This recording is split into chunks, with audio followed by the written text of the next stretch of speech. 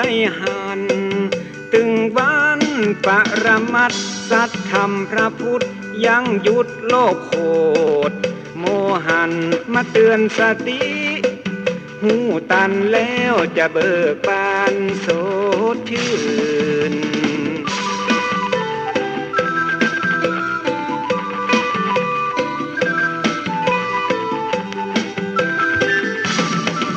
คนดีมีศีลธรรมเหมือนมีเงินปัน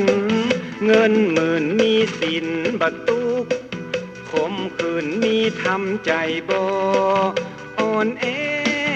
ขาดศีลเหมือนปลานินติดเบ็ดขาดธรรมเหมือนปลาเสด็จติดแห่ฟังธรรมเอาธรรมะดูแลถือศีลเอาศีลยึดเหนี่ยว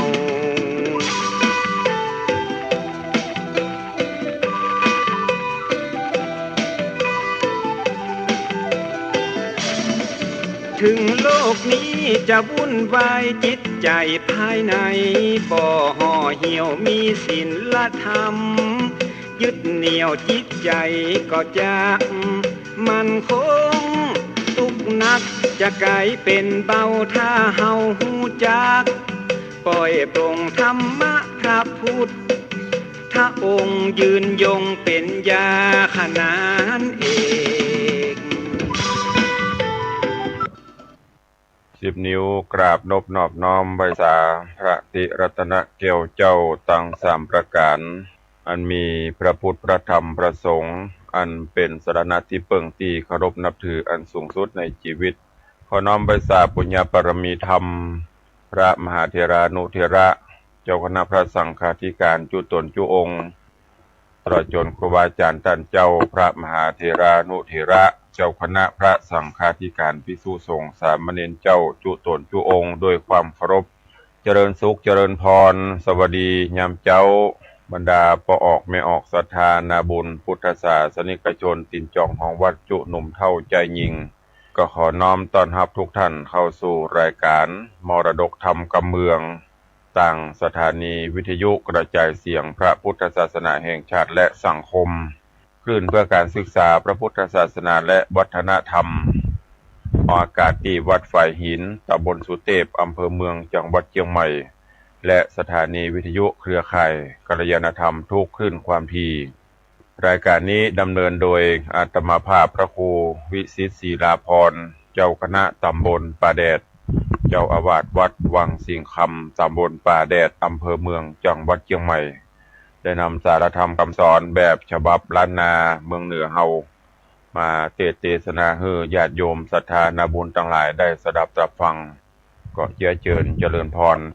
ญาติโยมท่านทั้งหลายได้ตั้งอกตั้งใจสดับรับฟังณโอกาสบัดนี้นะโมตัสสะภะคะวันโตอะระหะโต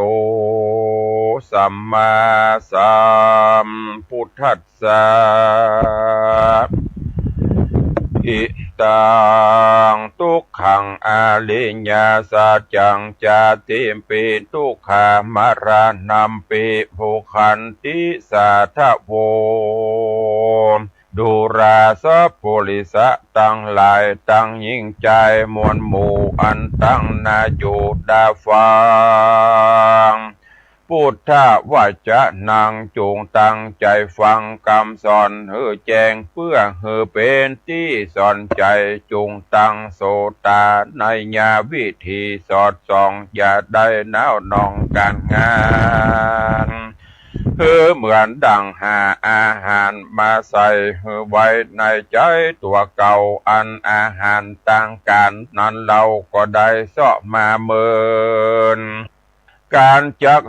จำเลินศีลพระเจ้าเวก็มีเวลาแต่เล่าว่าอย่า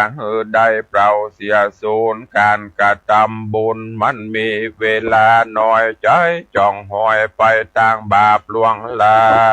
ยกำหนดหมายแจ้งทีอันโลกนี้บ่เป็นสัจจังตามดังพระพุทธังกล่าวไว้ว่าโลกลุ่มไตมีทุกข์นักหนา เป็นตุกโดยจะลาเท่าแก่เป็นตุกเมื่อพญาติแผ่เบียนโตนตุกเวียนวนตายตายเกิดบ่เป็นที่ประเสริฐสักประการเจ้ามีแต่พระนิพพานส่องแจ้งตามดังพระแสงเตสนาดังจากกิตนาไปนานี้แหละนาปาหูตุขายังกะโยอันว่าความทุกข์ตั้งหลายในโลกแสนทุกข์โศกเวทนาก็เพื่อกิเลสตัณหาตัวอวิชชาปาเฮือเกิดเป็นที่กำเนิดแก่ทุกข์ตั้งหลายมีมากมายหลายหมู่ตัณหามีอยู่3 ประการคือว่ากามตัณหาความปรารถนาใครได้หุ่มเอาใจไฟดีงามตัณหาตัวนี้ติดตามบ่หยุดหย่อนบ่หูจักผ่อนวันยามติดโดยรูปนามและปัญจขันธ์ตั้งหาลวดเป็นค่าแห่งตัณหาโถมแน่นหนาโดยกิเลสบ่มีเขตบางเบาเกิดความมัวเมาแสนสัมร้อนรายพร่ำนาตัณหาป้าเฮือกายลำบากตุกเลี้ยงคอและปากตุกยากเลี้ยงลูกเต่าและเมียตนตุกเวบนเมื่อกันยากันว่าทรัพย์สิ่งของมีมากก็หากมาเป็นตุกได้อยู่รักษาตุกด้วยการงานนาบ่มีหวังจ้องก็เพราะตัณหาหนองปาไปอันว่าตุกไปในและไปนอกฮ้อนหายปอกกาญาตุกเมื่อยามจะลาแก่เท่าลูกหน้าอ่างเต้าอิดอ่อนโรยแรงตุกโดยพญาอาจเฟื่อแฝงเมื่อยข้าไอพญาตบ่ไรมีหลวงลายมารานามปีทุกขังวิญญาณดังทุกเมื่อปัดพระวิญญาณได้ปัดพรากลูกหลานมากตังเข้าของแม่นจักเอาเงินมากองแลกไทยมันก็บ่ได้จักคืนมาก็ย้อนรูปกายญาอยู่บ่ได้ตกต่ำไตอนิจจังและนาภาวะตัณหาตัวทวนสองนี่นาแถมเล่าตุกไม่เอาตุกไม่เอาไปไหนโดยมีใจอะไรติดของในการในภาวะห้องเขตสงสารบ่พันเอานิพพานหวังรอดดับทุกจอดกังวลยังใครตายมาเกิดในเมืองคนลุ่มไตอันเต็มไปโดยความทุกข์ยากไร้บ่เป็นแก่นสารล้างพ้องกะตำบุญฮือตานยังบนบานหวังรอดจันฟ้ายอดไปบนผาถาดนาเป็นเทวบุตรเทวดาตนวิเศษดาบก็ยังบ่เสียงเขตแห่งตันหาถึงเสียงกำหนดมาเติงไว้กับเวทใดเกิดมากาเป้ได้มาเป็นคนก็เป็นทุกข์เมาบนกลับกายตะกับตายกับเกิดลางคาบก็ได้เกิดเป็นสัตตลิฉันมีทุกข์หาประมาณบ่ได้อยู่ในโลกไตเวโวนฮือพับเอาฮือพันเอาเมืองบนจันฟ้าดาบทุกตอดเกิดเนลาบานเตนา วิภาวะตัณหาทวนสามแถมเราเป็นตัณหาเอามกไม่เป็นที่กะที่ใครเป็นตัวของตัวเก่าบ่ฮือกลับกายใจมุ่งหมายมันเตี้ยงมันจะบิมันจ้างบิดเบียงเบียวเบียงตามโลกธรรมตั้งแปดอารมณ์แปดเป็นอิทธาและอนิธารมณ์ตกทางโถมเมื่ออารมณ์อันบอดดีได้มาถูกต้องใจจองก้องยินดีแต่โลกีโลกเฮานี้เข้าใจว่าความสุขมีเต้านี้ก็เพื่ออวิชชาโบกงามสุดาธรรมมังปัญญาบ่หันดวงธรรมอันผาเสดลางเตื้อตุกน้อยล้างเตื้อตุกน้อยน้อยเกิดก็ว่าตุกเน้นหนาซ้ำมาเป็นจมเป็นว่าตายเสียดีกว่าที่แต่โลกหน้าก็หักยังมีเข้าใจว่าตายเป็นผีดับวอดมวยเมียนจอดบอกรับเกิดไปโลนแม้เข้าใจว่าโลกสาบสูญเสียเปล่าวิภาวะตัณหานี้เล่าบ่ผิดแบบเบาอุเฉทาทิฏฐิโกตัณหาปะโลหือเกิดเป็นทุกข์เดือดตั้งมวลและนาเมื่อใดตัวตัณหาและอวิชชาบอกกลากาดบอกโพ้นจากบ่วงบาทแห่งโอคะวัตตะสงสารบ่หันทางนิพพานโดยง่ายย่อมเวียนเกิดเวียนตายสัพพุริสะต่างหลายเฮ้ยจะได้ละเลยประมาทจุงปากันหาโอกาสปั้มเพ่งบุญอันจักเป็นกูลไปนาฮือตั้งอยู่ในศีลห้าศีลแปดประการบริจาคทานไปอย่าขาดก็จากได้พ้นจากบ่วงบาทแห่งพญามารอันว่าทุกข์ในสงสารหาปะมานอันดับบอดใดทุกข์เลี้ยงคอเลี้ยงใส่จุวันยามทุกโดยตามสร้างก่อมาเลี้ยงหล่อรูปกายมาเตรียมตันขันตั้งหาบ่หูเป่งนากากายล้างเตื้อก็มาทุกใจด้วยเมียและลูกเต่าสุกทุกเล่าอยู่ตัวกันสมบัติบ่ตันบ่เต้าบ่ตันวิตขาดซ้ำมาทะลงพญาตเบียนตนทุกเมาวนกับโดยลูกหลานต้านลูกหลานตันเต่าบ่อยู่ตามแบบเบาที่สั่งสอนมาเป็นคนอันตะบาลาเก่งกาจ้างมาขายนาพี่น้องบุวงศาล้างเตื้อก่อมเป็นทุกขาบาปกรรมมาจองเว้นน้าวดองเกาะกลุ่มฟูงเจ้าจุมพี่น้องบอดตัดลงป้องเติงหาก็ย้อนสัมปัตตาของนานาอันตกมาจากพ่อและแม่มาตีแผ่แบ่งปันกันลางคนก็มาหันแต่ใดลางคนก็ช่างใจสืบไปนานมันเป็นของสาธารกับโลกบอกวันเอามาเป็นเครื่องเศร้าโศกผูกเวรกรรมเสียเงินเสียคำมันกระทำก็หิหาใดเสียน้ำอกน้ำใจมันหาบ่ได้ง่ายคืนมาเป็นทุกขเวทนาปุณดีโศกาโศกเศร้าเลี้ยงลูกเต่าแล้วบ่มีบ่เป็นกุลใจทารุณกระยาบบ่อยู่ตามสุภาพแห่งความดีมาเป็นกาลีว่ายากสอนยากบอกถึงพ่อแม่ทาลงลำบากใดหล่อเลี้ยงหากมานานตั้งแต่ป่าต้องมันถนอมกล่อมเกี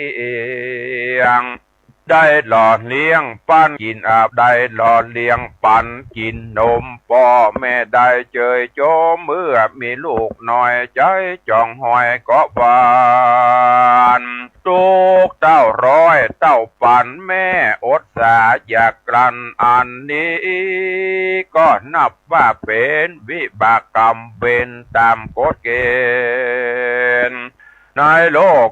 ก็คือทุกโศกในสงสารทุกเมื่อประมาณทุกเมื่อการมาเกิดทุกอันแสนล้ำเลิศเมื่อเลี้ยงลูกน้อยบ่หูกรรมโพนบ่จากดาถ้าลงโตนปอดใดเมื่อยามลูกเจ็บไข้เจ็บป่วยไข้พยาธิเบียนควีบ่ได้รับนอนดีเป็นห่วงอะไรกลัวมัดเมนไตและให้ตอมแม่ก็ทัดนอมบ่ขาดบ่ได้เว้นจากเสียสักวันยามและน้ำเป็นตกได้ปากจ๋าเมื่อลูกใหญ่อายุไฟเปิงเป่าพงเป็นสาวขึ้นหนุ่มอยู่ในวัยจุปูนแยงหวังจักได้กินแหงเมื่อใหญ่ป้อยบ่สมดังกำไฟพาทัดนาก็ซ้ำมาเป็นผียักษ์มันมาค่ำเข้าของเงินคำคานพ่อแม่กินแล้วแอวเว่บ่เอาการเหี้ยมาสวกกระหันจักฟันคาอันนี้ก็เป็นเหตุหือเปิ่นดายินละอายมีลูกใจบ่ได้เปิ้งบ่ได้ปิงมีลูกยิงก็มาเรือสอนเรือสั่งซ้ำเป็นตุกขังมาล้อมมีตุกมาตอมเมื่อเท่าหวังเปิ้งลูกเต่าเด็กขาก็ซ้ำมาได้กินเข้ากับน้ำตาเป็นตุกแน่นหนามาเต็งหนีบก็คาบเก้นจีบจุวันยามมาไล่ติดตามตัวไตมาไล่หือเท่ามาไล่เขาหือตายเป็นตุกด้วยก้าขายบางเตื้อกำให้บดีปูดขาดลางเตื้อก็ถูกลูกญาติโจรให้อาจยิงเอาถูกยองเบากลางคืนค่อนแจงเพื่อนมาแกล้งหือเสียเข้าของโพลีปองลวงไล่เอาของไปขายแล้วบ่ปิกปอกแต่บ่ปิกปอกแตนตื่นล้างเตื้อมายืมของไปใจคนถอยไล่ซ้ำเอาไปกินเป็นตุกมาเป็นตุกเมาวินบันบาตุกเป็นขี้ข้าก็ย้อนตันหานี่แหละนาสังสาโลโออ่านว่าสงสารเลยมันบอกเคยเป็นแก่แก้วบ่ฮือแล้วดังใจจงควันดีปงใจตอดเอาตัวเข้าจุจอดนี่ปันเตอนาลางคนมีพญาตันมีปัญญาอันใบบอดเขาว่าความสุขยอดคือเมืองโคนก็ปาเอาตัวโจโอมอยู่ในกิเลสบ่ได้สังเกตถึงปาปะกรรมมาโรกะลำดำจ้าเป็นขี้ข้าแห่งความม่วนงันเมาอยู่กับกันพระนันขันต่อจนไก่ล่อกัดปา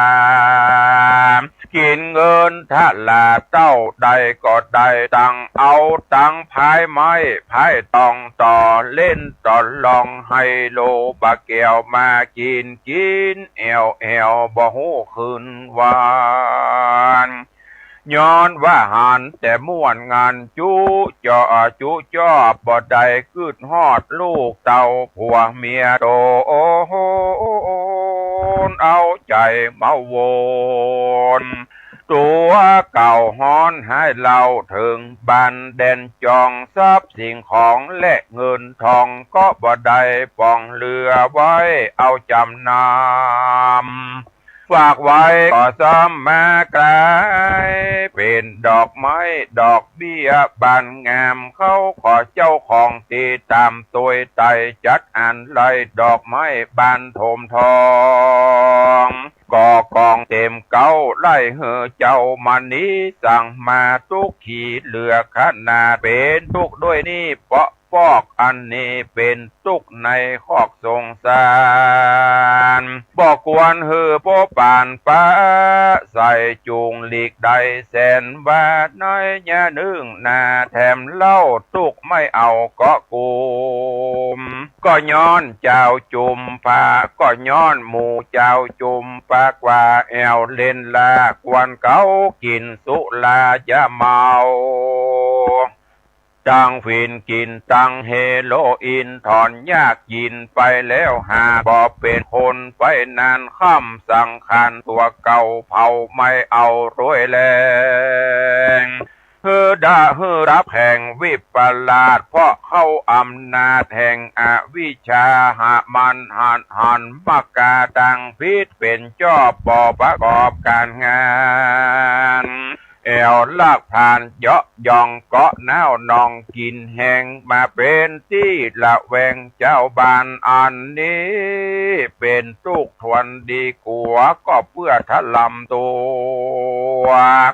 เข้าสู่กรรมวิบากย้อนหมู่มากลากไปอุปมาดังตกแดนไก่ดาวขอกวันรีบปาตัวออกพระเนเพราะมีคอกเป็นที่วังถูกกุมขังกามัดแขะมัดแข้งก็เพราะวิบากแสงอารมณ์จะขอถอนโดยยากมันก็ว่าตังนี้หากสุขใจจากอุปมาไปก็เหมือนตัวนอนใส่บอนขี่ว่าตัดที่นี่เป็นสวรรค์เป็นที่สุขสันต์แห่งมันดีที่แต่ตกอเวจีอุปาจิตวานิโรธชันติบ่เหลือแต่เงาดับมอดเตอสังขันก็ตอดปัทวีเดสังโวปัสสมโมสุโขความสุขเที่ยงแต่ดีลีคือพระนิพพานดีเวียงแก้วดับเสียงแล้วบ่เศษสะลอสังขารนี้นะนอแก่นไทยบ่ฮือได้บ่ฮือแล้วดังกำพาทนาผู้มีพระญากวนพิจารณาไปทีก็จักหันติสภาวะธรรมหันตัวกรรมและกิเลสมันสังเกตโดยภาวนาเอากรรมบัฐานมาเป็นที่จังเป็นที่จะเป็นที่ตั้งเป็นที่จังของอารมณ์ดวงหนึ่งดวงใดจักเป็นที่ระงับจิตใจคือสะอาดเป็นเบื้องโบเบนเบื้องต้นบาทแห่งวิปัสสนาถึงมรรคเตียวมาลอดสุขชั้นยอดคือนิพพานดับสังขารเสียงเขตเป็นสมุเฉดปะหานขันธสันดานผ่องแผ้วถึงสุขแล้วตั้งมวลบ่สงสัยแต่และนาสุจนาเลยจุงปากันจำหื้อแจงตามดังพระใดแสงไขจาฮือสะแหว่งหาต่างทุกต่างสุขใจเพราะมัจจุราชบ่เว้นใบแก่คนใดบอกว่าลูกเต่าลานไผ่มันจักเอาไปเลี้ยนเกียงเมื่อกำหมดเสียงแห่งไผ่มานอย่าเป็นคนตันปัญญาบอดเฮือใดคือจอดถึงตัวตนว่าเกิดเป็นคนมันแสนยากคนใบไร้พญาหักมีลายคนมีปัญญาภายหูรอดมีศีลธรรมจอดนั่นบางเบาคนเฮาสมัยนี้จังหลบลี้มัวเมากับด้วยเผากับด้วยเผากามตัณหา ตกเป็นข้าหูตากามกันของกับของมาใหม่ใหม่ซื้อมาย่องมาใส่เลือลายตกแต่งกายคาบเน่ามีตังของเก่าและใหม่ปันกันมีตังของเก่าและใหม่ปนกันฮิหาเงินคำบ่ดันก็ดีพันหาตังออกกันบ่ได้ตังจุหลอกก็เอาตังลวงของพระตังปวงในโลกไตมีบอดไล่นักหนามีหน้าตาผิดแผกซื้อขายใจแลกตามใจพระรุ่งขัวใบลายหากล้อมมีพร่ำพร้อมลายสีกาละสมัยนี้นากันว่าไปตามมีใจตามมีกวนเฮาป้ากันหนีจากศาสนาพระเจ้าบอดไตเข้าสู่อารามบอดที่ตามคนโบราณก่อนเก่าอันพ่อแม่เกเท่าสืบสายมาล้างโคนไปวัดป่าบอดย่างบอกหูว่าจักไปนั่งสันใดก็ย้อนเครื่องนุ่งสมัยปาหืดนั่งบอดใดลวดขาบไว้บ่เป็นเพราะขาเอ็นขาเอวเอ็นมันเคร่งจีบกาบเกณฑ์เพื่อเครื่องยองขัวใบว่าตามสมัยหือแจงบ่ใจแสงไข่จามันมีมาอย่างนี้จงได้ยิ่งได้จี้ฮือฟังจุงแปรกันระวังกิเลสปันแห่มันทอมทาอาพร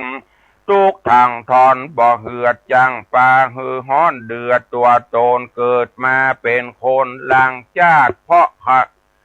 ล้างญาติควรขัดสีหื้อสะอาดโดยศีลธรรมอย่าเอากิเลสมานำตัวเก่าจักเป็นค่าแห่งอารมณ์ใจเมามนโดยกิเลสจักเป็นเหตุหือของขายในสงสารสะคอนลางคนหัวปอคอนปอสันเตียวสัดสันโซเซใจยังบ่เหปิกปอกยังจมอยู่ในคอกสงสารการจำศีลกินตันไว้พระเจ้าทุกคำเจ้าบ่ทำหาเปิ้นจวนไป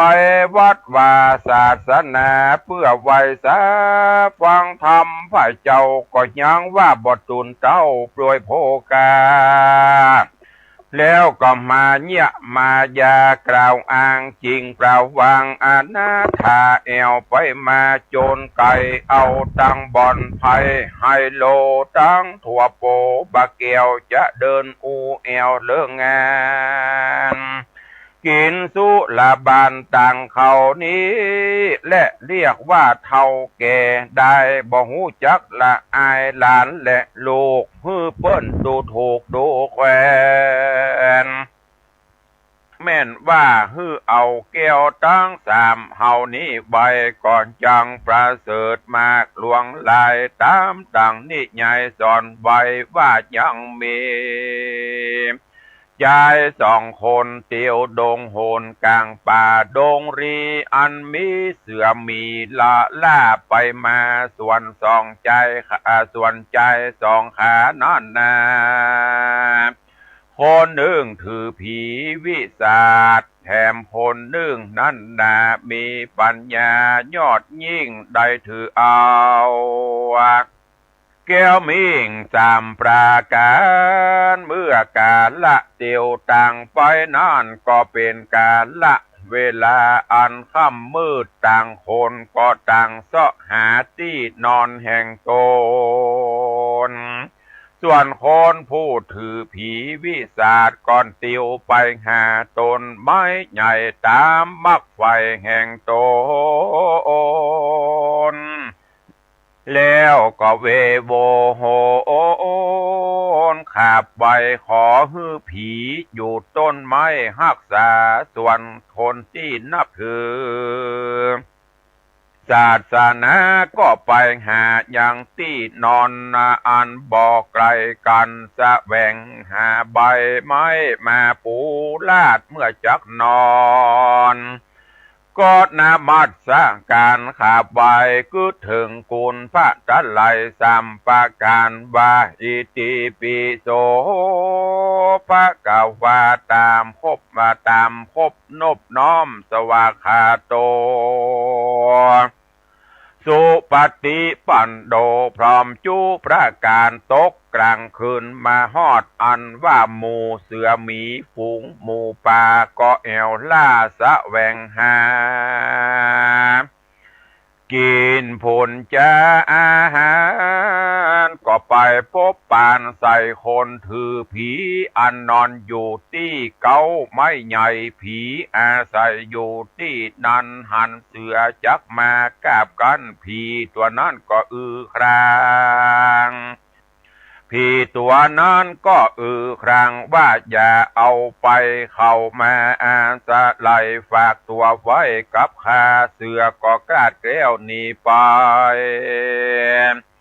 จำมาพบใส่คนถือรัตนาตะไหลสามสิ่งเสือก็เกิดว่าจักกินเป็นอาหารล้อมยิ่งเสือก็เข้าไปใกล้ก็บังเกิดความสงสารลวดยังอยู่หันใจห้อนบะวูตั้งตัวมีใจกลัวลำยิ่งก็กลับหลังวิ่งเวโวนไปหาคนที่ถือผีแถมเล่าผีก็ว่าดังเก่าเหมือนลางเสือก็เป๊ปังนี่บอกไกลจริงปิกไว้ไปสู่หายังคนที่ถือรัตนไตรแถมเล่าเสือเท่าก็มีความสงสารโจรปอเดิกมานานก็อย่าจริงยิ่งซ้ำไปหายังต้นลูกขาต้นไม้ผีอยู่ปะผียังต้นลูกขาต้นไม้ผีอยู่ก็ไปยุกยูยังใจผู้นอนบ่อาบอนฮอนรีบผีมันก็งีบหลับไปเสือบอดใดกันเสือกอดใดกันกาบเอาใจผู้นั้นผีเอาใจผู้ถือผีวิสาดไปกินเสียที่บนดอยลูกใหญ่ผีนั่นตื่นขึ้นมาก็เลยไล่บอดตันเสือก็ลวดกินอิ่มใสก็เพราะใจนั่นบ่นับถือเกี่ยวตังสามไว้ก็ลวดตายไปส่วนใจผู้ถือรัตนตรัยนานก็หลับอยู่ขนคะคูสบายโตนก็เพราะกุศลเกี่ยวเจ้าตังสามสิ่งชีวิตจริงสบายเหตุนั้นเฮาตั้งหลายอย่าได้ประมาทเฮอปากันเชื่อพุทธโอวาทอย่าถือผีวิสาจักเสียตีแห่งเฮาฟังเป่าตามดังนิยายเราสอนมาจุงปากันจุงปากันนับถือเกี้ยวทั้งสามที่นี้อันเป็นดีนักหนาคือได้เชื่อมันในศาสนามีศรัทธามันแก่นมีปัญญาแล่นในธรรมเชื่อกรรมแล้วเป็นใหญ่บอกมากไว้ในผีปฏิบัติตามวิธีกรรมสอนแห่งผู้ทอนพระพุทธเจ้าโอวาทนั้นเรามีสามประการกล่าวแต่บทประธานตัวใหญ่อันได้แก่สัพพะปาปัสสะอาการนังกุศลสุปะสัมปตาสจิตตะปริโยทะปันนังเอตังพุทธานะสาสนังดังนี้ห้ามว่าบ่ฮือกระทำบาปฮือกระทำบุญฮือรักษาจิตโต นฮือสะอาดสามอันนี้เป็นโอวาทคำสอนพระพุทธเจ้าบทเก่าว่าบ่ฮื้อกระทำบาปคือบ่ฮื้อกระทำความชั่วต่างหลายอันเป็นการกระทำให้แก่ตัวเก่าจักเป็นทุกข์เล่านามันหากเกิดโดยกายว่าจะจัญญาผู้กระทำบาปก็นับว่าหาของนับตามกถาบทบาทสองว่าฮือกระทำบุญกุศลเต้านั้นตัวกุศลได้แก่ปัญญาดีหูวิธีบุญและบาปมีใจฉลาดต่างดีบุญด้านได้แก่ใจขาวใสสะอาดบุญเป็นธรรมชาติบ่มีตัวกายมีแต่ชื่อบ่ได้เต้าอันคนใดกระทำโพนั่นก็ได้บุญนั่นอยู่ภายในการบุญมีที่ภัยก็มีหน้าตาใสโจมชื่นถึงรับตื่นมาใหม่ก็ยังดูผ่องใสเพราะบุญอาศัยตั้งอยู่เวลาอูฟูม่วนหวานหุมกระตำตาลบอกขาดตามธรรมชาติเข้าของตนมีตามบาลีบอกไว้ว่ารักษาใจฮื้อข่าวอย่าฮื้อเฟื่อนไปต่างบาปเพราะใจเป็นธรรมชาติลงลายจะเตรียมไปเหมือนวอกมันจ้างหลอกลงไหลต้านตามต้านบอกไว้เอาสติมัดจิตใจผูกโดยสมาธิแถมมีปัญญาแอมดังกล่าวใจจริงบอกเง่ามัวพันเพราะใจสำคัญตั้งอยู่จักจะอู้ฟู่กับไผ่ก็เพราะหัวใจน้ำส่งกันใจข่าวสะอาดลงก็ถูกดีตามบาลีใครว่าใจเป็นใหญ่ในกายกันใจตายไปจากเหลือแต่คราบรูปกายคนตั้งหลายก็หูว่าผีตายเป็นหมู่เพราะใจบ่ตั้งอยู่ในกายส่วนว่าบ้านห่างหลังนี้อันมีเฮือนเป่า6 หลังนั้นมีนายโจร6 คนหากได้เป็นผู้รักษาการเข้าหันผู้ใดมาเขาก็จักโห่ร้องแล้วจักเอาไฟจูดเผาแล้วเขาก็จักตีและฆ่ามึงเสียว่าอ่าน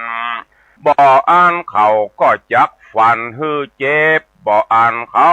ก็จักเอาไปฆ่าดีหลีพิว่าคนต่างหลายพูดได้เข้ามาสู่เฮือนหลังนี้โจรก็กระทำสันนิเสมอกันคนฝูงมีฝูงมีถุงเงินถุงคำก็ซัดเสียแล้วก็รีบแล่นหนีไปได้มึงจุงรีบไปเสียเตอะกันว่าโจรมันได้ยินแล้วก็รีบแล่นหนีไปถึงแม่น้ำใหญ่อันมีกระแสน้ำสีสายมีเกาะกว้าง3 อันโจรก็หันฝั่งเบื้องหน้าอันเป็น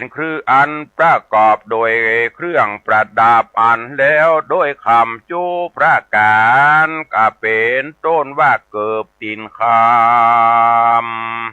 ข้าจมหัวคำมีใส่ซ้อยพับจุประการทัดนั่นไปนายังมีเมืองอันหนึ่งประกอบโดยหอเฮือนและผาศาสตร์ประดับโดยแก้ว7 ประการ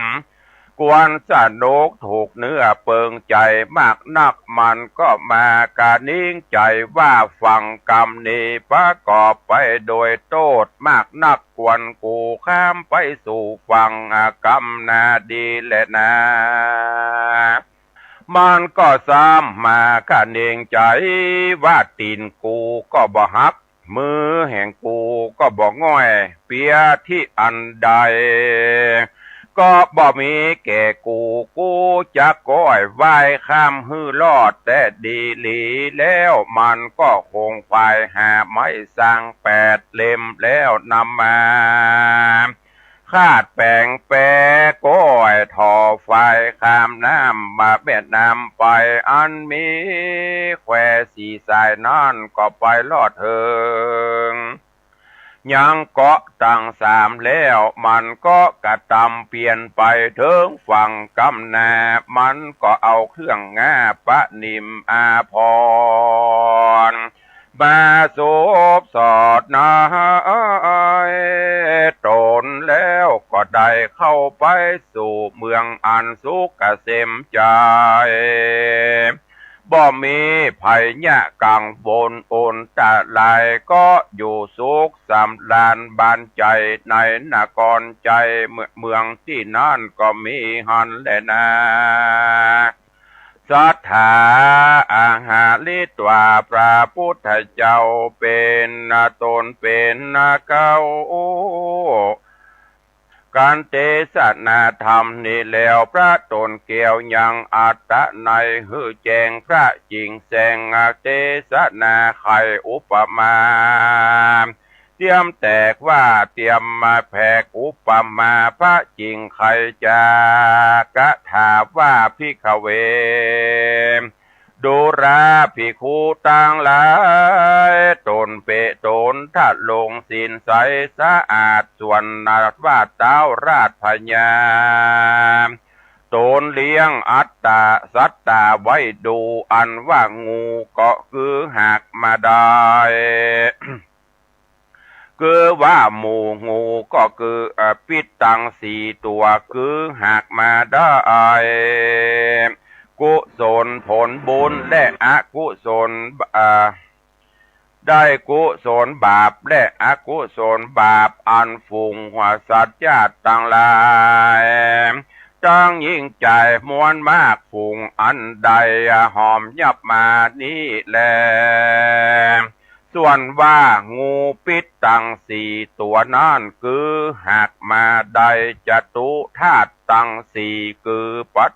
ทวีธาตุได้แก่งูปิดตัวชื่อว่ากัทธมุขาอาโปธาตุคือว่าหากได้งูปิดตัวชื่อว่าปูติมุขาเตโจธาตุคือหากได้งูปิดชื่อว่าอคิมุขาวามุขว่าวาโยธาตุคือหากได้งูปิดตัวชื่อว่าอัตติมุขะนั่นแลส่วนอันว่าคนผู้เป็นโจรนั้นคือหากมาได้อัตตาภาวะเนื้อตัวตนแห่งสัตว์และคนยิ่งใจของเฮานี่แหละนะพวกหมู่คาคนตั้งหลายนั่นคือหากมาได้ขันธะตังหาคือรูปประขันเวทนาขันสัญญาขันสังขารละขันวิญญาณขันนั่นแหละส่วนจ้างฆ่าตัดหัวคนและเป็นคนหักเนื้อเชื่อใจแห่งโจรนั้นก็คือหากมาได้นันทิราคะตัณหาอันมีปกติยินดีในปัญจกามกุลตังหาเหตุดังรือและว่าอันนั้นจาเพราะว่าตัณหานี้เป็นดังจ้างตัดหัวคนเพื่ออันแลอันว่านายโจร6 คนนั่นคือเพียบมาได้ดังอายตนะตัง6คือจักขุยตนะก็คือว่าดวงตาโสตายตนะก็คือหูคานยตนะก็คือจมูกหรือหูดังจิวหายตนะคือลิ้นกายายตนะคือตัวตนมโนยตนะก็คือจิตใจ ส่วนอ่านว่าไม้นิโครธนั่นก็คือหากมาคือต้นไม้อันมีห่มกว้างใบหนาเป็นที่สุขา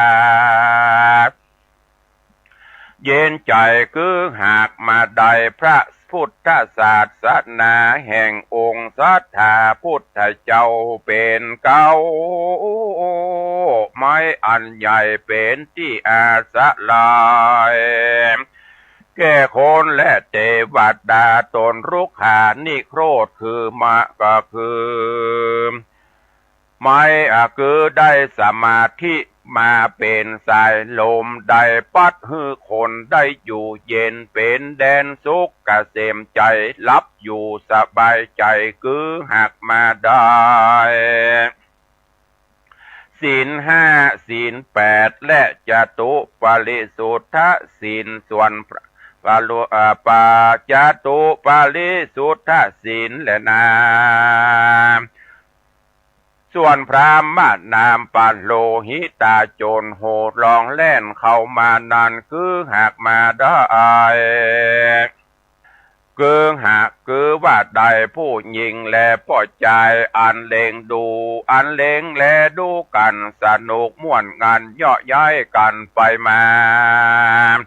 โดยปุริสมายาและอิทธิมายานั้นแต่อ่านว่าโจโหนผู้ถือเอาอย่างไม้ใต้ไฟมาเจาะเผานานคือหากมาได้ลาคักขิเกิดมาเป็นไฟคือเกิดเป็นไฟลาคะตัณหาและอันมีกติยินดีซึ่งกันไปมาหักไม่เอาอัตตาตนแห่งสัตว์และคนตั้งหลายโดยกำลังนันทิราคะส่วนหานันเราส่วนว่านายโจรขาฮือตายนั่นคือหากมาได้คนยิงใจอันใดเสพกาเมสุมิจฉาจารกับด้วยผัวและเมียแห่งต้านกันตายไปก็ตกนรกนั่นแลอันว่านายโจรฝันฮือเจ็บบาดบอดตันนาบ่ได้ตันค่าฮือตายนั่นคือหากมาได้ภิกขุตนใดล่วงสิกขาบทได้เถิงอาบัติสังฆาทิเศษเป็นดังคฤหัสถ์เต้าบ่ได้สู่มักกันเต้าได้กอดกลุ่มกันนั่นแลอ่านว่าโจรอันเข่ากลุ่มผูกมัดเอาไปขาฮือตายนั่นคือว่าได้แก่แม่หญิงพ่อใจอันเคยได้อยู่ห่วมกันแล้วได้เป็นข้าแก่นันทิราคะตัณหามีอันตาอันกติยินดีซึ่งกันใจกันไปมาโดยป่าปะธรรมหือเป็นนั่นแลส่วนว่าพรามนาปโลหิตได้กล่าวว่าโจรไล่ฆ่าถอดธงคำเสียนานคือได้แก่ภิกขุตนประกอบโดยกามตัณหา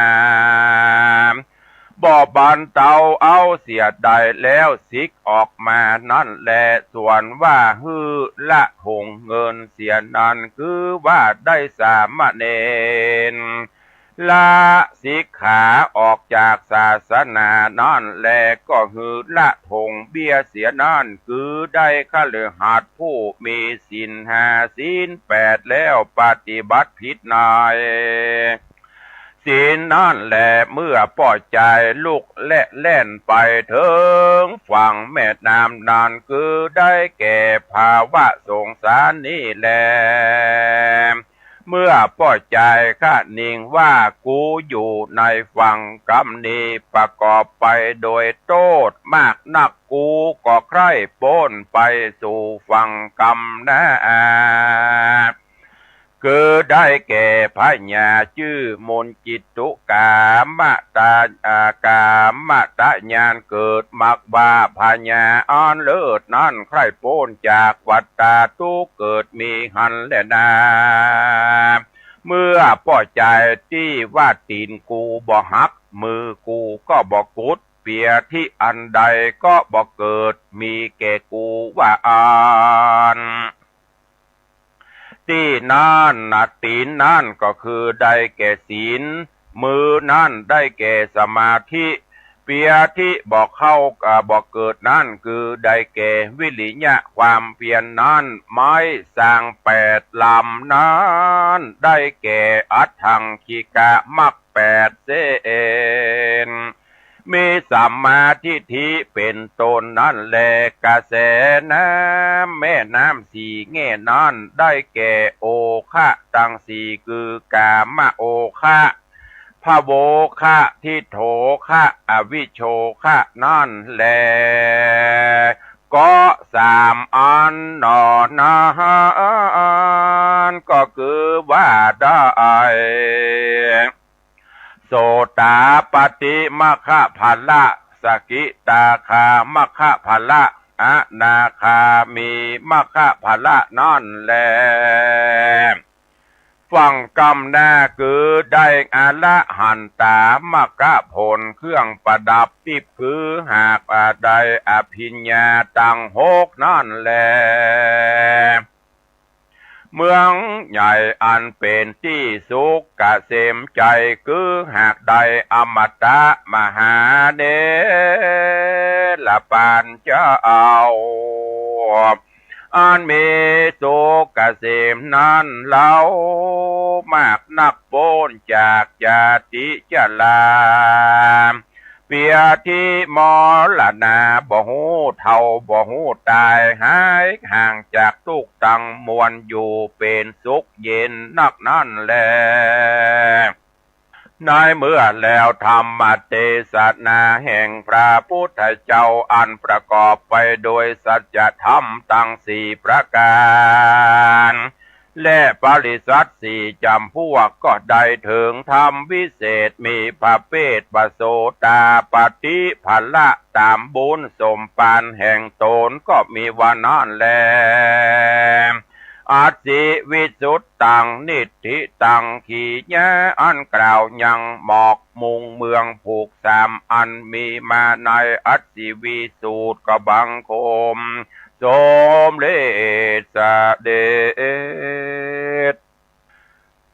พระธรรมเทศนาธรรมเทศนาเรื่องนี้ส่วนมากก็จะเป็นเกี่ยวกับอัตตาตัวเฮานี่นะกว้างศอกยาวาหนาคืบที่เปิ้นเตือนสติเฮาอยู่เสมอกล่าวถึงความยากลำบากของมนุษย์คนเฮานับตั้งแต่การจะเกิดมาเป็นมนุษย์เกิดมาแล้วจะรักษาชีวิตให้ยืนยาวหรือการจะได้ฟังธรรมพระพุทธเจ้าการจะได้มาพบพระพุทธเจ้าพบพระพุทธศาสนาเป็นสิ่งที่ยากยิ่งเมื่อเกิดมาพบปะแล้วก็ได้ตั้งจิตตั้งใจน้อมเอาศีลเอาธรรมมาเป็นข้อวัดปฏิบัติสุดท้ายมาก็ได้สรุปในเกี่ยวกับเรื่องราวอย่างที่เพิ่นว่ามามีหัวใจคนหนึ่งตูดโจร4 คนก็อย่างมื้อเนี้ยตอนสุดท้ายเพิ่นก็ได้สรุปออกมาให้เฮาท่านทั้งหลายหลังจากที่พระพุทธเจ้าเทศนาจบเพิ่นก็มายกอุปมาอุปไมยเปรียบเทียบให้เฮาท่านทั้งหลายได้ฮู้ได้ทราบนับตั้งแต่พญาที่เลี้ยงงูไว้ก็คือได้กุศลบุญและอกุศลบุญแล้วก็อกุศลบาปตลอดจนงูปิดถึง4ตัวนั้นก็คือได้แก่ธาตุทั้ง4ก็คือปฐวีธาตุคือธาตุดินแล้วก็อาโปธาตุปฐวีธาตุคือธาตุดินเตโชธาตุวายโยธาตุเตโชธาตุก็คือธาตุไฟวายโยธาตุก็คือธาตุลมซึ่งธาตุทั้ง4ดินน้ำลมไฟที่มันผสมจุ่มนุมกันเนี่ยสร้างเป็นตนเป็นตัวเข้ามาวันใดถ้า งูปิด4ตัวเนี่ยมันผูกปิดออกมาก็ต้องมีอย่างใดอย่างหนึ่งบาดเจ็บหัวเมาหัวกินข้าวบะลำนอนบะลับอย่างพวกเนี้ยเพราะธาตุทั้งสี่มันแปรปรวนอันนี้ในธรรมอาตมาได้เทศนาไปเป็นวรรคเป็นตอนคือญาติโยมทั้งหลายได้รับฟังแล้วก็หวังว่าคงจะบ่ต้องสรุปนักเนาะคงจะเข้าใจกันทั้งหมดอย่างที่ว่าโจร6 คนก็ได้แก่จักขุโสตคานะชิวหาหมดเนี่ยลิ้นกาย ลิ้นกายใจอายตนะคือร่างกายของเฮาเนี่ยถึงวันเปิ้นฮือเฮาพยายามทำจิตใจฮือเบิกบานแจ่มใสฮือมันเอาถุงเงินถุงคำไว้จะไปละถุงเงินถุงคำก็คือแก้วเจ้าทั้ง3ประการตลอดโจรมักที่เพิ่นบอกฮือเอาไม้สร้าง8 เล่มมาแปรก็ไม้8 เล่มก็คือมักมีองค์8ที่เฮาท่านทั้งหลายกำลังเวียนว่ายอยู่ธรรมเทศนาเรื่องนี้ก็ขอฝากฝังไว้กับญาติโยมท่านทั้งหลายเนอะคือนำไปคิดพิจารณาศีลธรรมกรรมฐานที่เฮาได้เกิดมาพบมาปาที่พระพุทธองค์ได้ชี้แนะชี้นำไว้ก็ขอได้น้อมนำไปประพฤติปฏิบัติเพื่อความสุขสำราญบานใจสุขเกษมสำราญจะบังเกิดขึ้นกับตัวของญาติโยมและประเทศชาติบ้านเมืองเป็นลำดับไปวันนี้ขอความสุขสวัสดีจุงบังเกิดมีกับญาติโยมท่านสาธุชนทั้งหลายอยู่เย็นเป็นสุขจุ่มเนื้อเย็นใจเพื่อมีสุขภาพพระนามัยสมบูรณ์แข็งแรงเหมือนกันจุตนจุองค์จุผู้จุคนเนอร์ยัตตาโรธรรมาวัตันติอายุวโนสุขังปะลัง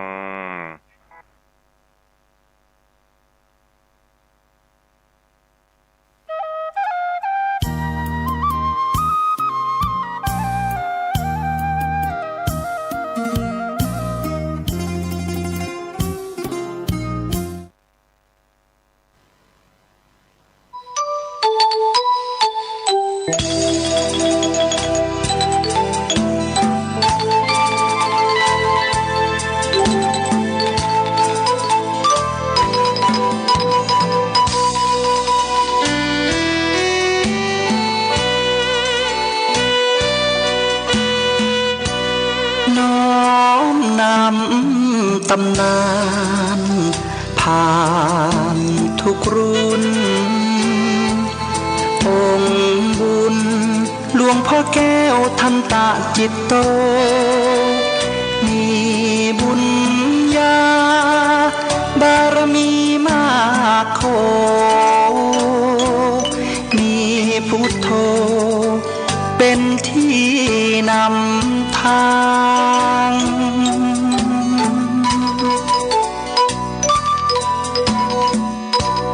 แคว้นแดนกำเนิดเกิดมาบ้านสันป่าคาอำเภอแม่อายตำบลแม่สาวของเมืองเชียงใหม่แดนในถิ่นเหนือลานนาจิตใจผ่องใสเป็นทุนมีการุณมีจิตเมตตาใฝ่หาธรรมะน้อมนำ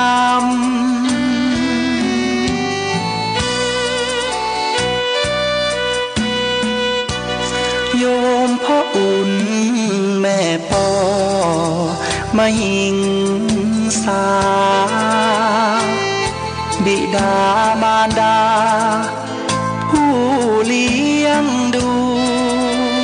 เส้นทางธรรมน้อมนำคำชูเดินสู่เส้นทางของผ้าเหลือง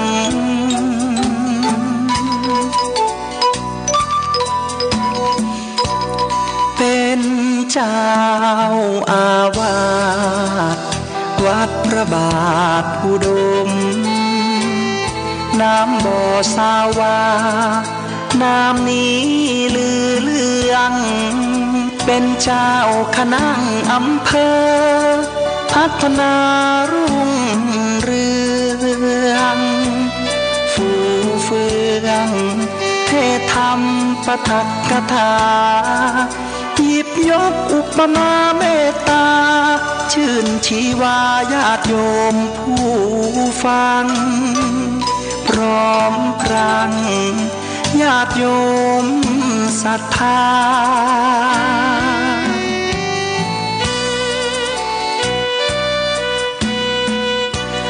หลวงพ่อแก้วได้รับพระราชทานสมณศักดิ์เป็นพระครูสุจิตานุรักษ์นามผู้พิทักษ์รักษาจิตด้วยความดีแห่งนี้เป็นพระนักปกครอง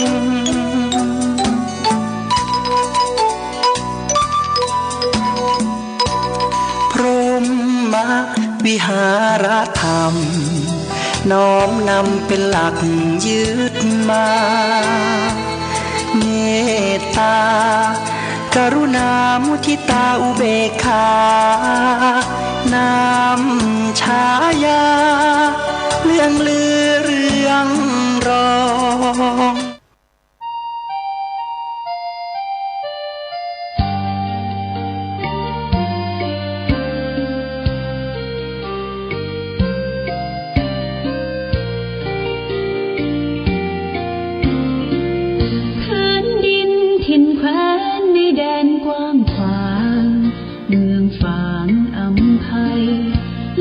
หลังวิไลชวนให้ไปหาทุ่งเขาเนาไพรหากใครได้มาม่วนใจนักหนาได้มาแอวเมืองฟ้าชุ่มเย็นช่ำล้ำเที่ยวทำตักเต่าแดนเก่าโบราณ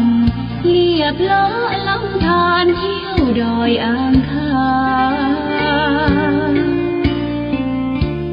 เขื่อนน้ำแม่นางเยี่ยมชาวบ้านยางป่าคาดอยลางกลางถ้ำผาพึ่งพนาป่าสวยน้ำใส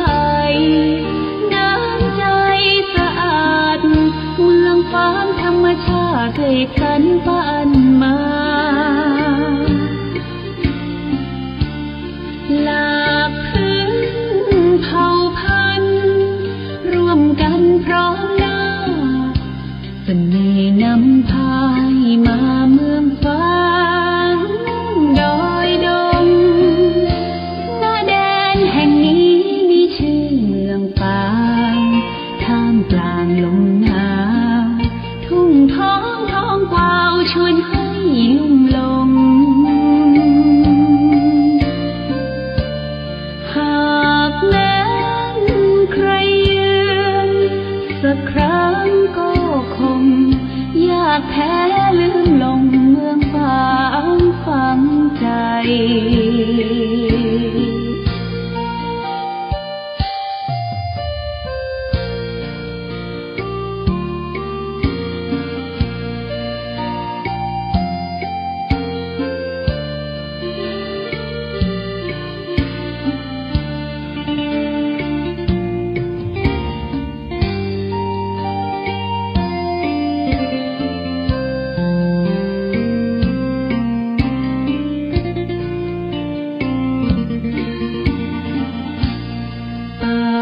สวยน้ำใสน้ำใจสะอาดเมืองฟ้าธรรมชาติเสกสรรปันมาหลากพื้นเผ่าพันธุ์ร่วมกันพร้อมหน้าเสน่ห์นำพายมาเมือง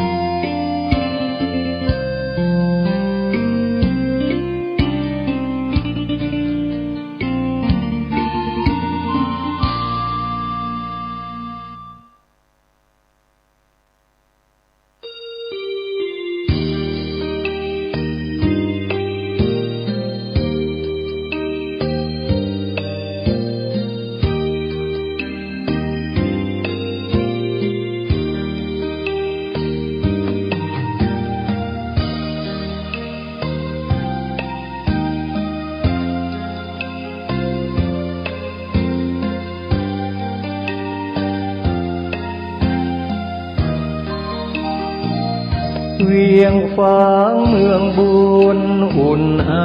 ถึงชัยประการน้ำกกแม่อายไหลผ่านสองฝั่งสายทานอุดมสมบูรณ์เมืองไม้งามอารามเอื้องหลวงดอกคูณชูช่อรอแสงอรุณเหมือนบุญหนุนนำให้มาแม่อายยามนี้ไม่มีเสียงใครสะอื้นสวยสดผู้สาวงามชื่นยามยิ้มละรื่นชื่นในอุราช่างงามพร้อมผุดผ่องผิวพรรณจัญญาช้างเผือกในภูมิพัฒนาเพียงพบศพตาพาใจอาวรณ์พระเจ้าพรหมสร้างสมเวียงชัยประการสืบลูกสืบหลานเป็นตำนานเหมือนดังละครเหนื่อยยากเพียงใดทรงใส่ใจข้าราษฎรเชียงแสนแม่อายท่าตอนทรงขวาตอนร่วมเป็นธานีควรจงภูมิใจเทิดไว้เหนือกล้าวเกศาพระคุณมากล้นพันละนาสร้างเมืองมานับกว่าพันปีกอบกู้เวียงร้างสร้างวัดวิหารเจดีย์เรามีสุขทุกวันนี้เพราะพระบารมีของพระเจ้าพรหม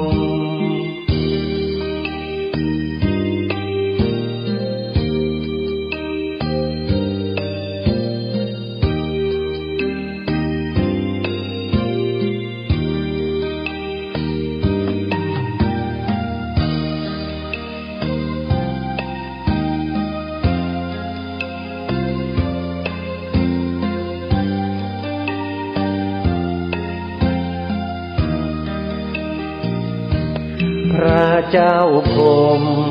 สร้างสมเวียงชัยประการสืบลูกสืบหลานเป็นตำนานเหมือนดังละครเหนื่อยยากเพียงใดทรงใส่ใจข้าราษฎรเชียงแสนแม่อายท่าตอนทรงขวาตอนร่วมเป็นธานีควรจงภูมิใจเทิดไว้เหนือกล้าวเกศาพระคุณมากล้นพันละนาสร้างเมืองมานับกว่าพันปีกอบกู้เวียงร้างสร้างวัดวิหารเจดีย์เรามีสุขทุกวันนี้เพราะพระบารมีของพระเจ้าพรหม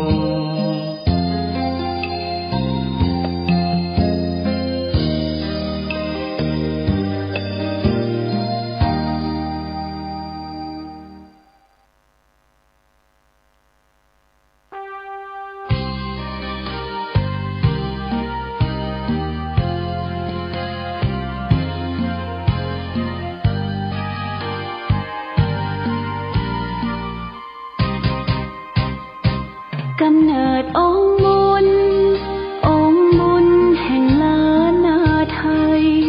ครูบาเจ้าศรีวิชัยผู้มีจิตใจเปี่ยมล้นคุณธรรมสร้างสมบารมีของดีงดงามเลิศล้ำเพื่อหวังโมกกระทำและปรารถนาพุทธภูมิมาขออหิงสาเป็นหลักธรรม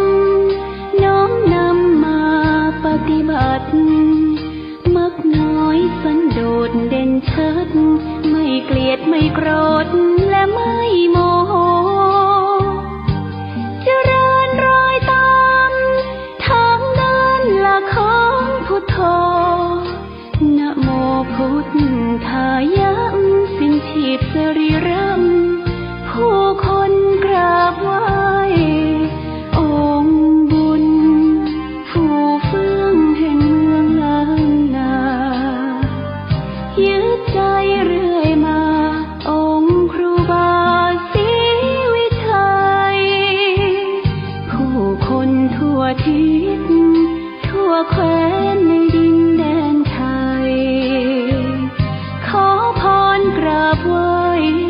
พึ่งใจพึ่งบารมีอนุสาวรีย์แห่งนี้ครูบาสูงใหญ่ให้คนบูชาน้อมไหว้สำนักวิปัสสนานะโมสวาแห่งนี้วัดพระบาทอุดมให้ท่านชื่นชมพึ่งบารมีเชิญชวนญาติโยมน้องพี่ไหว้บารมีขององค์ครูบา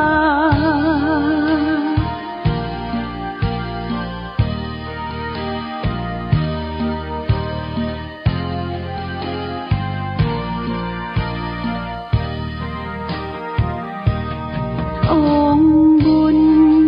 ผู้เฟื่องแห่งเมืองล้านนายึดใจเรื่อยมาองค์ครูบาศรีวิชัยผู้คนทั่วทิศทั่วแคว้นในดินแดนไทยขอพรกราบไหว้พึ่งใจพึ่งบารมีอนุสาวรีย์แห่งนี้ครูบาสูงใหญ่ให้คนบูชาน้อมไหว้สำนักวิปัสสนานะโมสวาแห่งนี้วัดพระบาทอุดมให้ท่านชื่นชมพึ่งบารมีเชิญชวนญาติโยมน้องพี่ไหว้บารมีขององค์ครูบา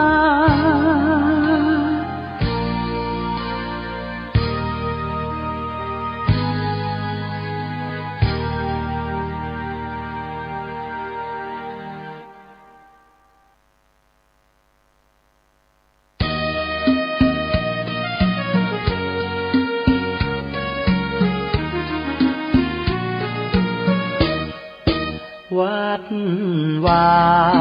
อารามเป็นแหล่งธรรมะเขตขามล้อมจิตใจงดงามให้ผู้คนในสยามอารามบุญนุ่นอุ่นไอวัดเป็นที่พึ่งทางใจผู้คนเลื่อมใสใบบุญเกื้อหนุนคำจุนศรัทธาพระธรรมนั้นเป็นคำสอนศาสดาชี้แนะบุญกรรมนำพาให้เดินหน้าถูกทางพระเป็นองค์บุญคอยชี้ทางเพิ่มพูนให้เกิดคุณทางใจเป็นร่มโพร่มใสแผ่ไปทั่วสารพางว วัดเป็นที่ยึดเหนี่ยวใจให้คนใฝ่สานความดีชี้แนะพระธรรมสองทางสังคมไม่มีแตกร้าวอับปางมีรักผูกพันสรรสร้างไม่อ้างว้างเดียวดายไปวัดทำบุญสุนทานสดใสชื่นบานร่มเย็นร่มใจให้เราผ่อนคลายมีคุณธรรมน้อมนำจิตคนมากมายสังคมสดใสเลี้ยวไปแห่งใดรอยยิ้มมากมี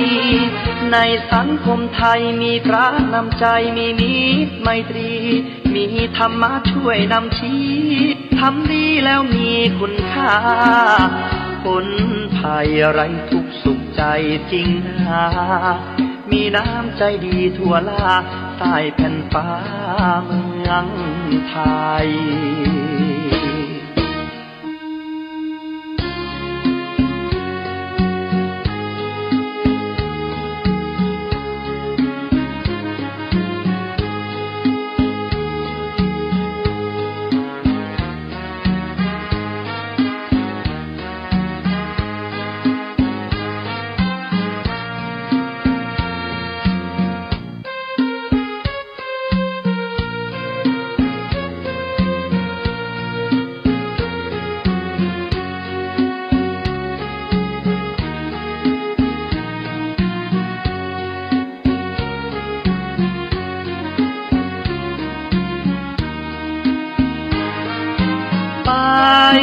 วัดทำบุญสุน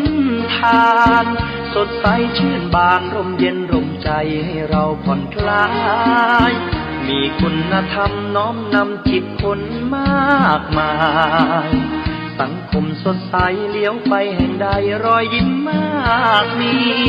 ในสังคมไทยมีพระนำใจมีมิตรไมตรีมีธรรมะช่วยนำชี้ทำดีแล้วมีคุณค่าคนภัยไร้ทุกข์สุขใจจริงนะมีน้ำใจดีทั่วลาใต้แผ่นฟ้าเมืองไทย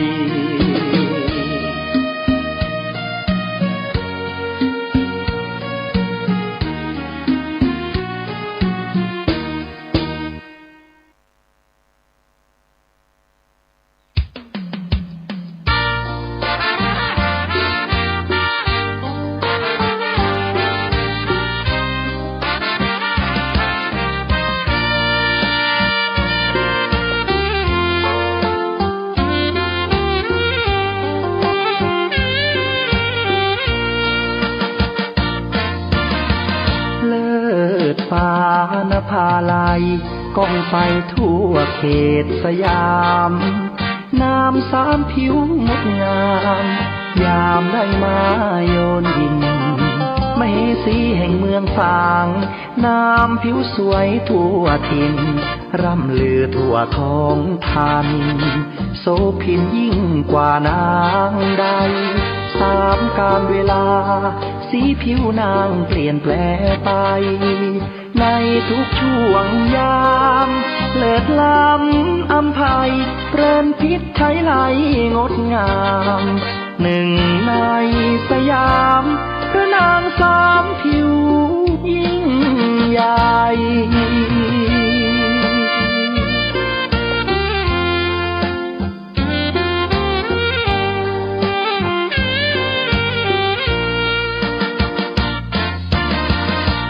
ช่วงเช้า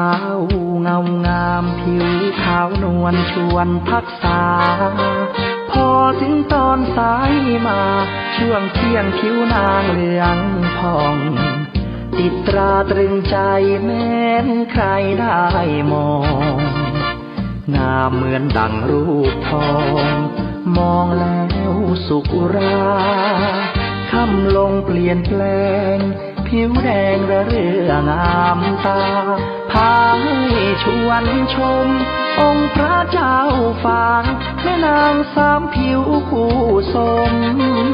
ผู้คนนิยมสมบารมีสีล้านนา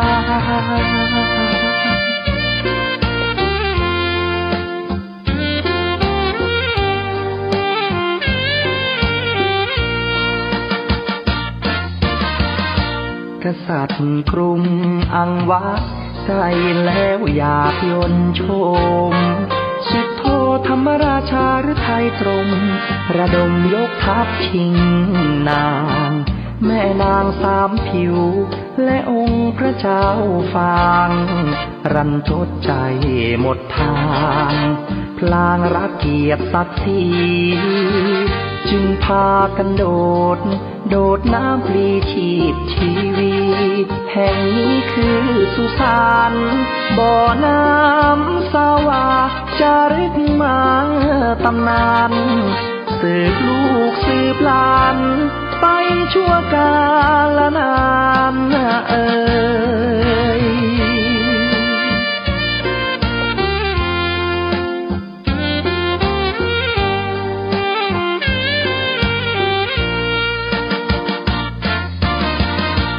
กษัตริย์กรุงอังวะใส่แล้วอยากยนโชมสุดโทธรรมราชาหรือไทยตรงระดมยกทัพชิงนางแม่นางสามผิวและองค์พระเจ้าฟางรันทดใจหมดทางพลางรักเกียรติศักดิ์ศรีจึงพากันโดดน้ำปลีชีพชีวิตแห่งนี้คือสุสานบ่อน้ำสวาจารึกมาตำนานสืบลูกสืบหลานไปชั่วกาลนาน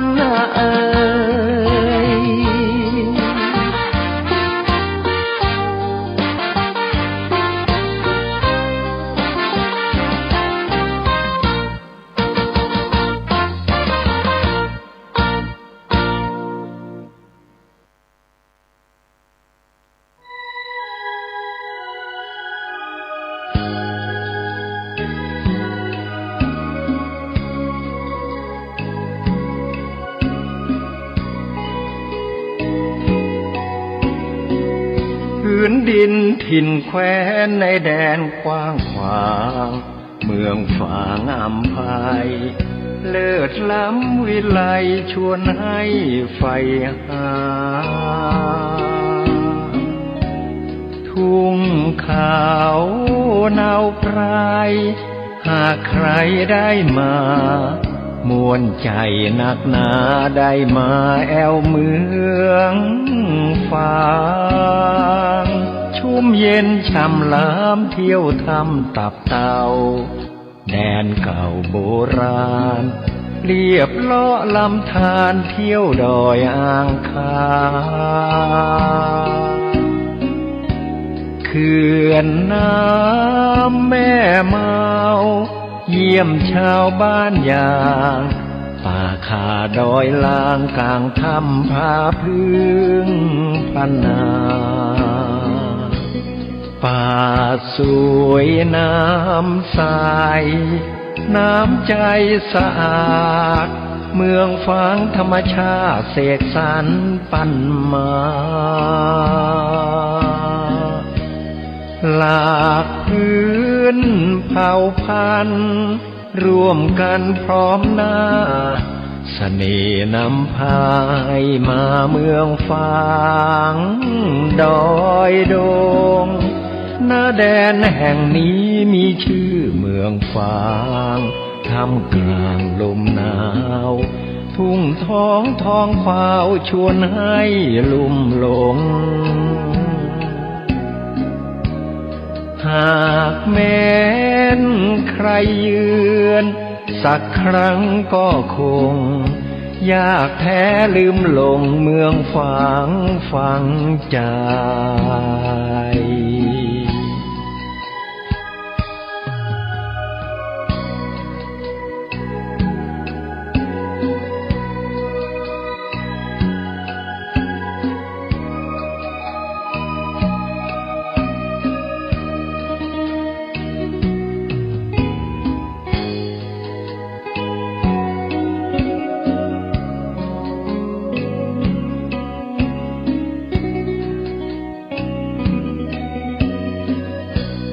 ป่าส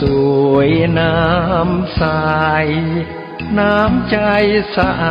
าดเมืองฟางธรรมชาติเสกสรรปั้นมาหลากพื้นเผ่าพันธุ์ร่วมกันพร้อมหน้าเสน่ห์นำพายมาเมืองฟางดอยดงหน้าแดนแห่งนี้มีชื่อเมืองฟางท่ามกลางลมหนาวทุ่งท้องท้องเปล่าชวนให้ลุ่มหลงหากแม้นใครเยือนสักครั้งก็คง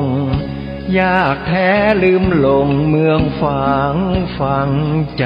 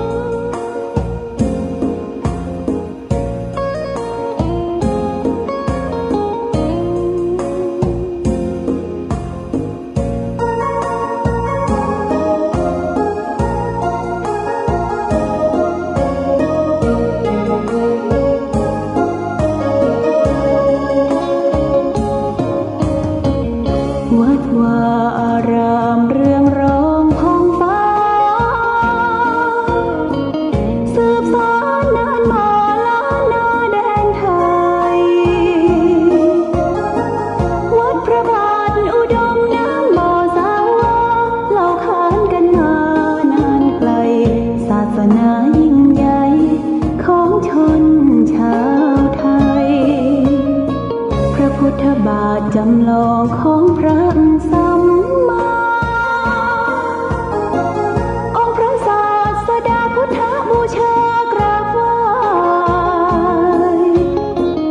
องค์พระเจ้าฝางอุดมศิลป์ผู้สร้างสรรค์มานานไกลนามอุดมก้องไปสมในฉายาก่อนเป็นวัดร้างโบราณสืบสาน2524พระมหาราชครูเกษราปัญญาปรมาติกาจารย์จากวัดดับภัยเชียงใหม่สืบสานเวลาผ่าน131 ปีนานไกลวัดพระบาทอุดมรุ่งเรืองงามตาเจ้าน้อยบุญธาวงศาคาหลวงปวงเชียงใหม่ปกครองหัวเมืองฟ้าทุ่มเทแรงกายแรงใจทุกชาติพันธุ์รวมใจรักษามัคคี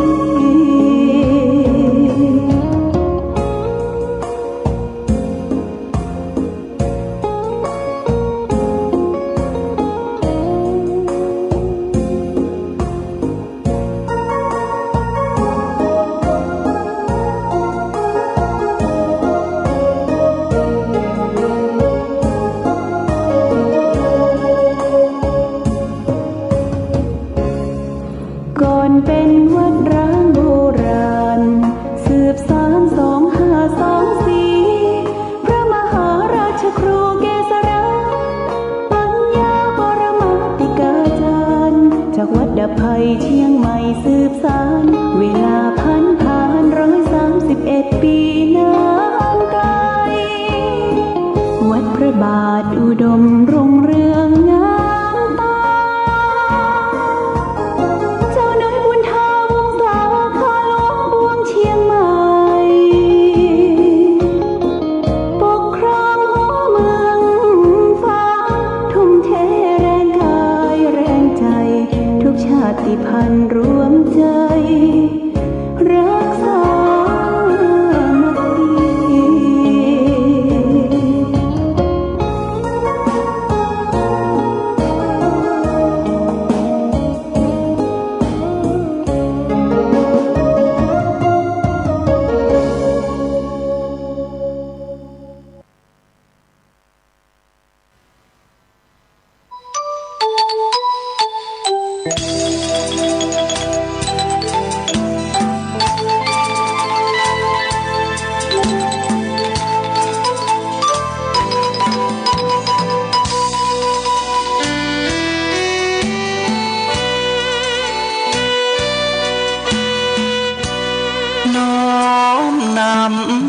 ตำนา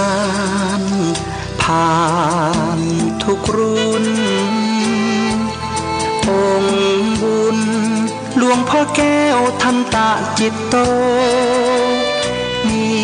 บุญญาบารมีมากโคมีพุทโธเป็นที่นำทาง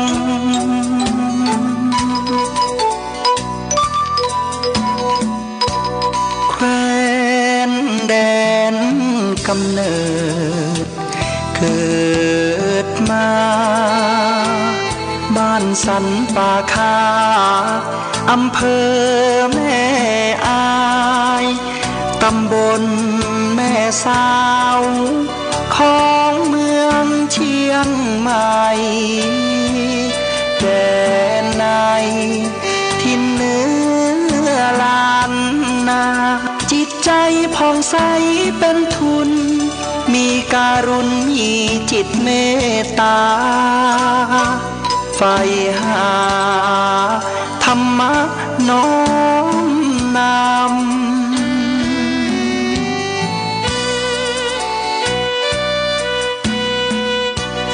โยมพ่ออุ่น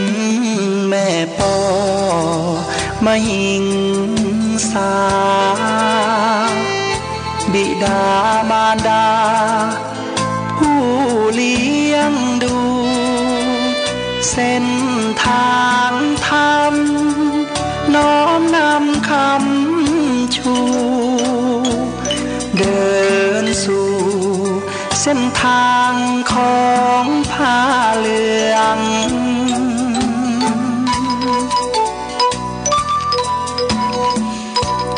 เป็นเจ้าอาวาสวัดพระบาทอุดม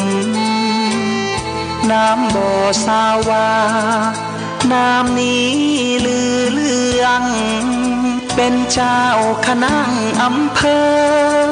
พัฒนารุ่งเรืองฟูเฟืองเทศธรรมปฐกถาหยิบยกอุปมาเมตตาชื่นชีวาญาติโยมผู้ฟังพร้อมพรังญาติโยมศรัทธา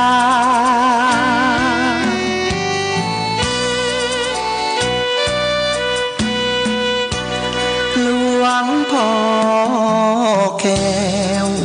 ได้รับพระราชทานสมณศักดิ์เป็นพระครูสุจิตานุรักษ์นามผู้พิทักษ์รักษาจิตด้วยความดีแห่งนี้เป็นพระนักปกครอง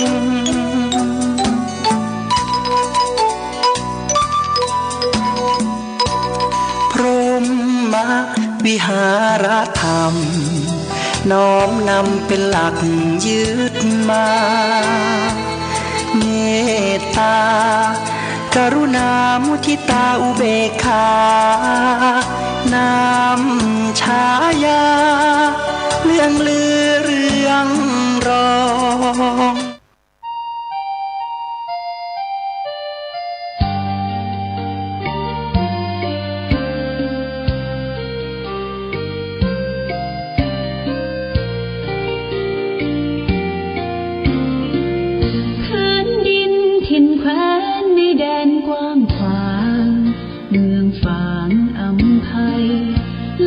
ล้ำวิไลชวนให้ไปหาทุ่งเขาเนาไพรหากใครได้มาม่วนใจนักหนาได้มาแอวเมืองฟ้าชุ่มเย็นช่ำล้ำเที่ยวทำตักเต่าแดนเก่าโบราณเรียบล้อลำธารเที่ยวดอยอ่างขางเขื่อนน้ำแม่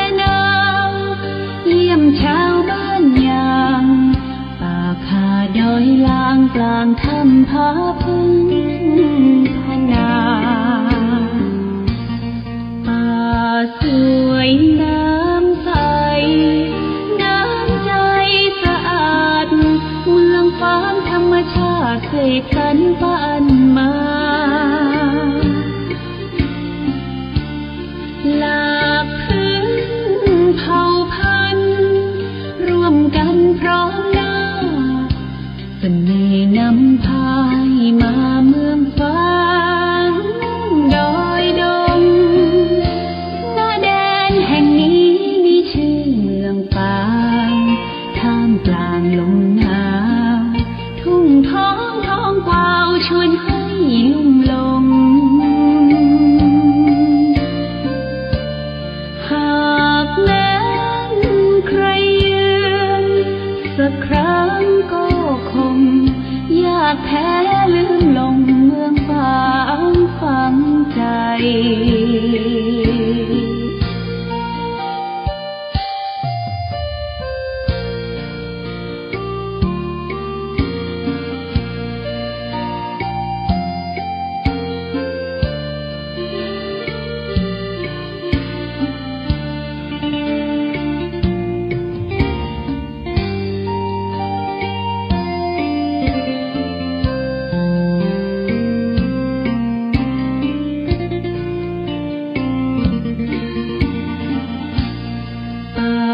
สวยน้ำใสน้ำใจสะอาดเมืองฟ้าธรรมชาติเคยกันบ้านมาหลากพื้นเผ่าพันธุ์ร่วมกันพร้อมหน้าเสน่ห์นำพายมาเมืองฟ้าดอยดงแห่งนี้มีชื่อเมืองปางท่ามกลางลมหนาวทุ่งท้องกวาวชวนให้ลุ่มหลงหากแม้นใครยืนสักครั้งก็คงยากแท้ลืมลงเมืองฝางฝังใจ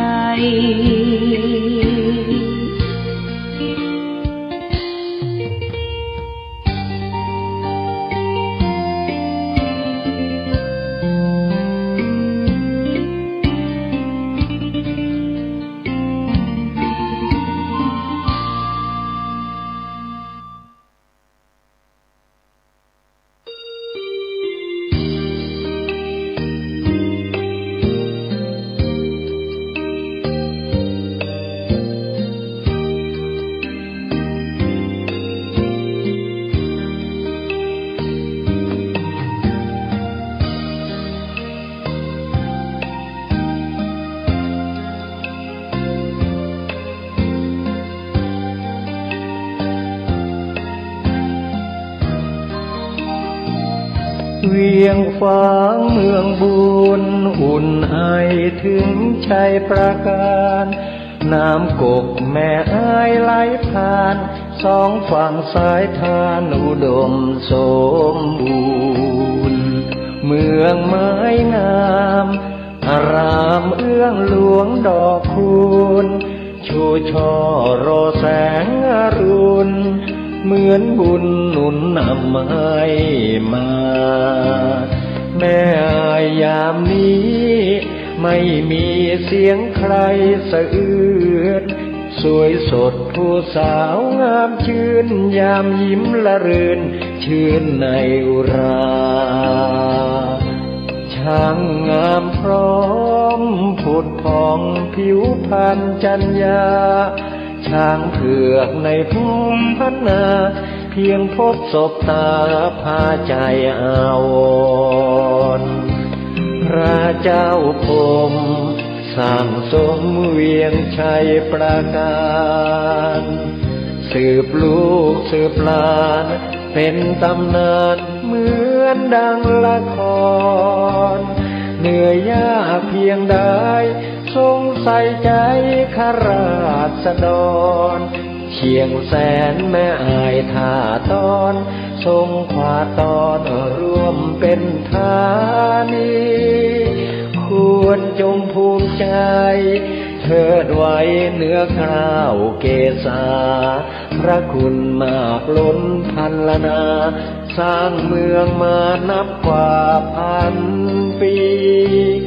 กอบกู้เวียงร้างสร้างวัดวิหารเจดีย์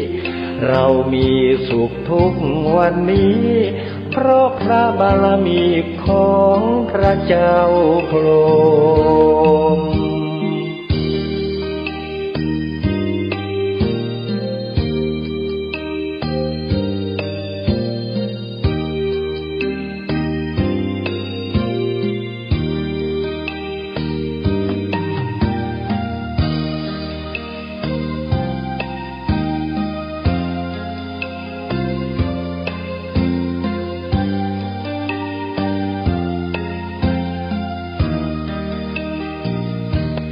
พระเจ้าพรหม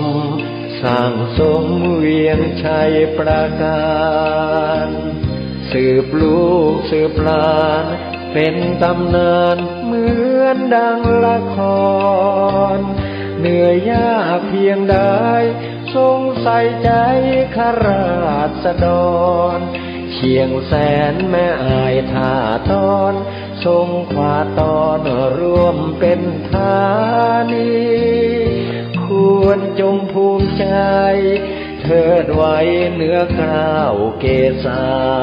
พระคุณมากล้นพันละนาสร้างเมืองมานับกว่าพันปีกอบกู้เวียงร้างสร้างวัดวิหารเจดีย์เรามีสุขทุกวันนี้เพราะพระบารมีของพระเจ้าพรหม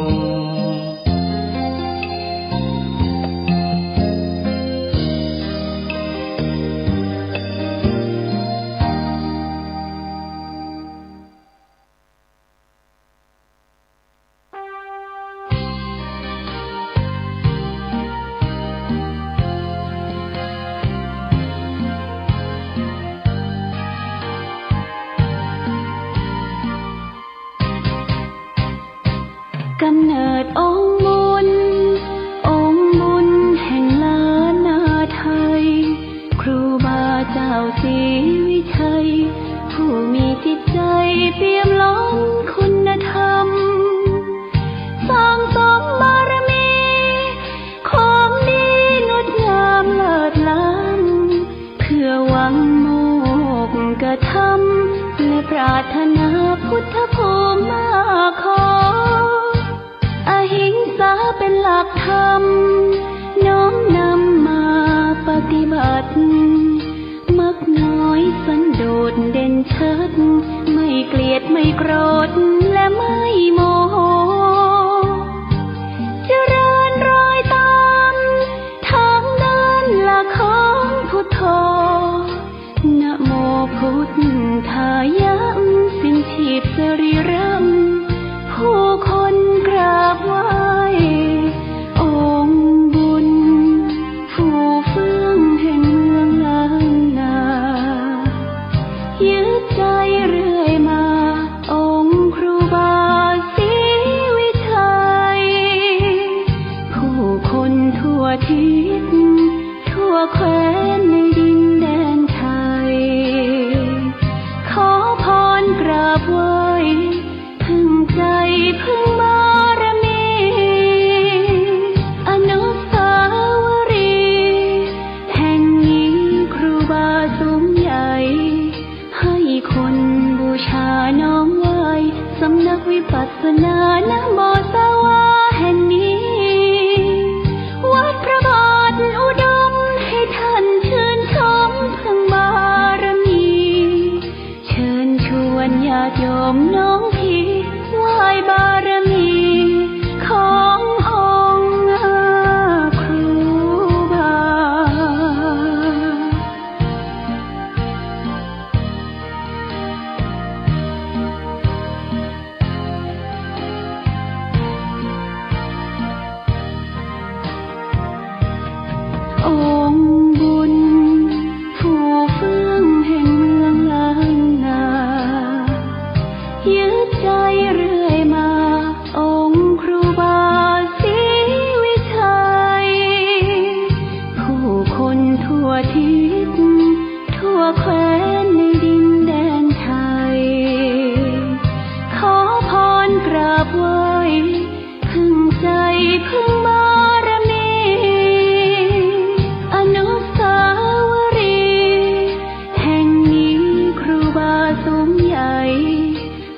คนบูชาน้อมไหว้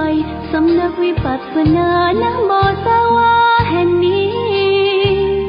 วัดพระบาทอุดมให้ท่านชื่นชมพึ่งบารมีเชิญชวนญาติโยมน้องพี่ไหว้บารมีขององค์ครูบา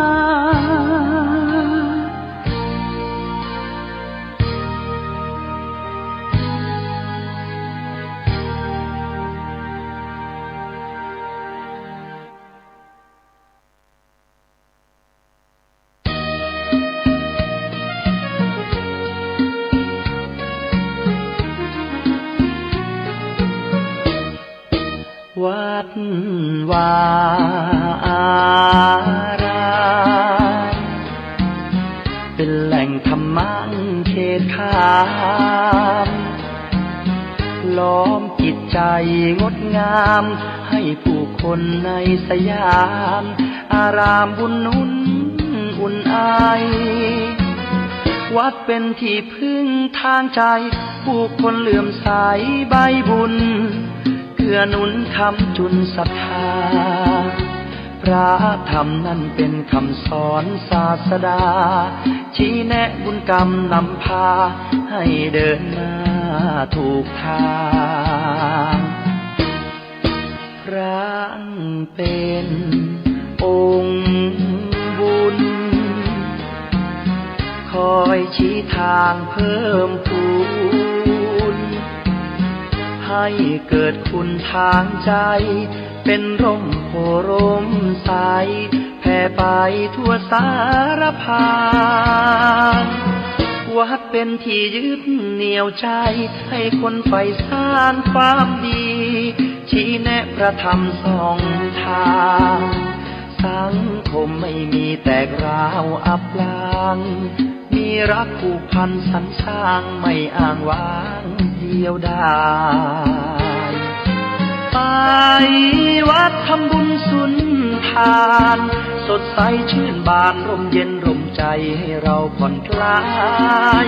มีคุณธรรมน้อมนำจิตคนมากมายสังคมสดใสเลี้ยวไปแห่งใดรอยยิ้มมากมีในสังคมไทยมีพระนำใจมีมิตรไมตรีมีธรรมะช่วยนำชี้ทำดีแล้วมีคุณค่าผลภัยไร้ทุกข์สุขใจจริงนามีน้ำใจดีทั่วลาใต้แผ่นฟ้าเมืองไทย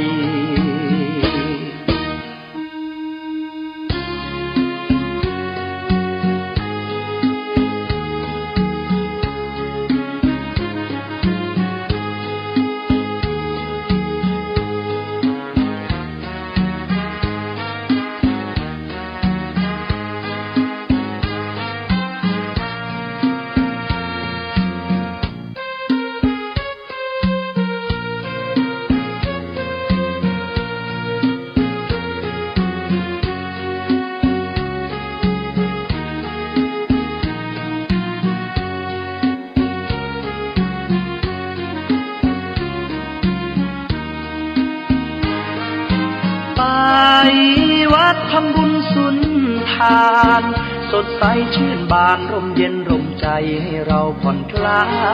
ยมีคุณธรรมน้อมนำจิตคนมากมายสังคมสดใสเลี้ยวไปแห่งใดรอยยิ้มมากมี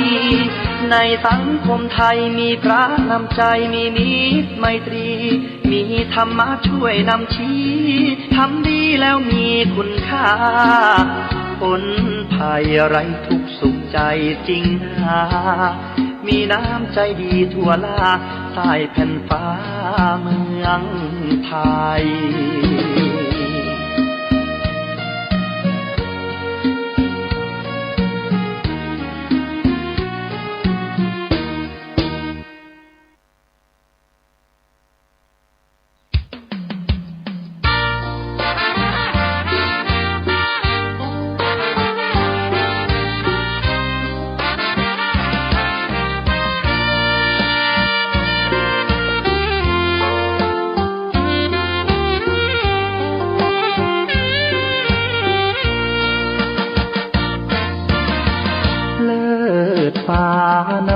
ลัย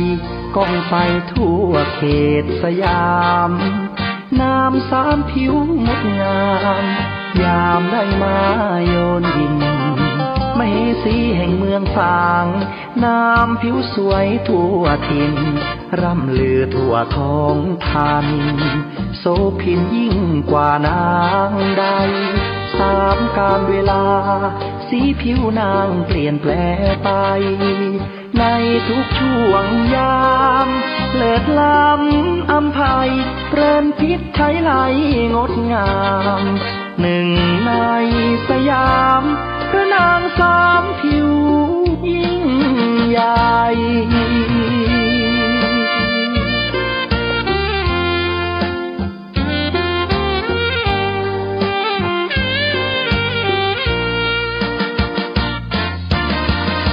ช่วงเช้าเงางามผิวขาวนวลชวนพักษาพอถึงตอนสายมาช่วงเที่ยงผิวนางเหลืองผ่องติดตราตรึงใจแม้นใครได้มองงามเหมือนดังรูปทองมองแล้วสุขอุราค่ำลงเปลี่ยนแปลงผิวแดงระเรื่องามตาพาให้ชวนชมองค์พระเจ้าฝางแม่นางสามผิวผู้สมผู้คนนิยมสมบารมีสีล้านนา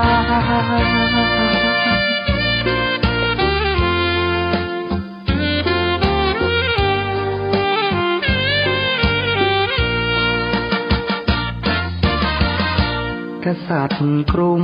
อังวะใส่แล้วอยากยนชมสุดโทธรรมราชาหรือไทยตรง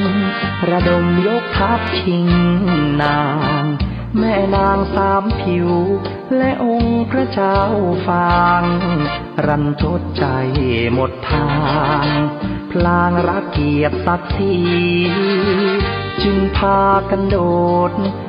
น้ำพลีชีพชีวีแห่งนี้คือสุสานบ่อน้ำสาวาจารึกมาตำนานสืบลูกสืบหลาน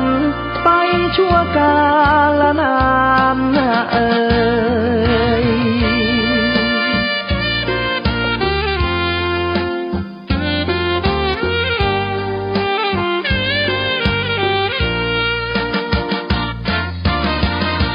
กษัตริย์กรุงอังวะใส่แล้วอยากยนชมสุดโทธรรมราชาหรือไทยตรงระดมยกทัพชิงนางแม่นางสามผิวและองค์พระเจ้าฟางรันทดใจหมดทางพลางรักเกียรติศักดิ์ศรีจึงพากันโดดน้ำพลีชีพชีวีแห่งนี้คือสุสานบ่อน้ำสาวาจารึกมาตำนานสืบลูกสืบหลานไปชั่วกาลนาน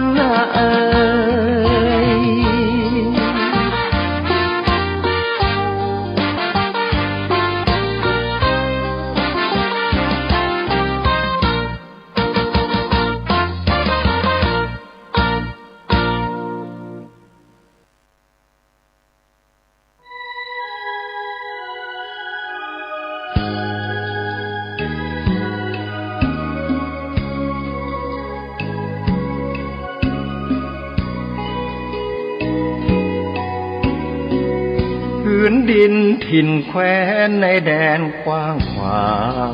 เมืองฝางอำไพเลิศล้ำวิไลชวนให้ใฝ่หาทุ่งขาวเนาไพรหากใครได้มามวลใจนักหนาได้มาแอวเมืองฝางชุ่มเย็นช่ำล้ำเที่ยวทำตับเต่าแดนเก่าโบราณ เรียบเลาะลำธารเที่ยวดอยอ่างขางเขื่อนน้ำแม่เมาเยี่ยมชาวบ้านอย่างป่าคาดอยลางกลางถ้ำผาพึ่งพันนาป่าสวยน้ำ ธงชาติและเพลงชาติไทยเป็นสัญลักษณ์ของความเป็นไทยเราจงร่วมใจยืนตรงเคารพธงชาติด้วยความภาคภูมิใจในเอกราชและความเสียสละของบรรพบุรุษไทย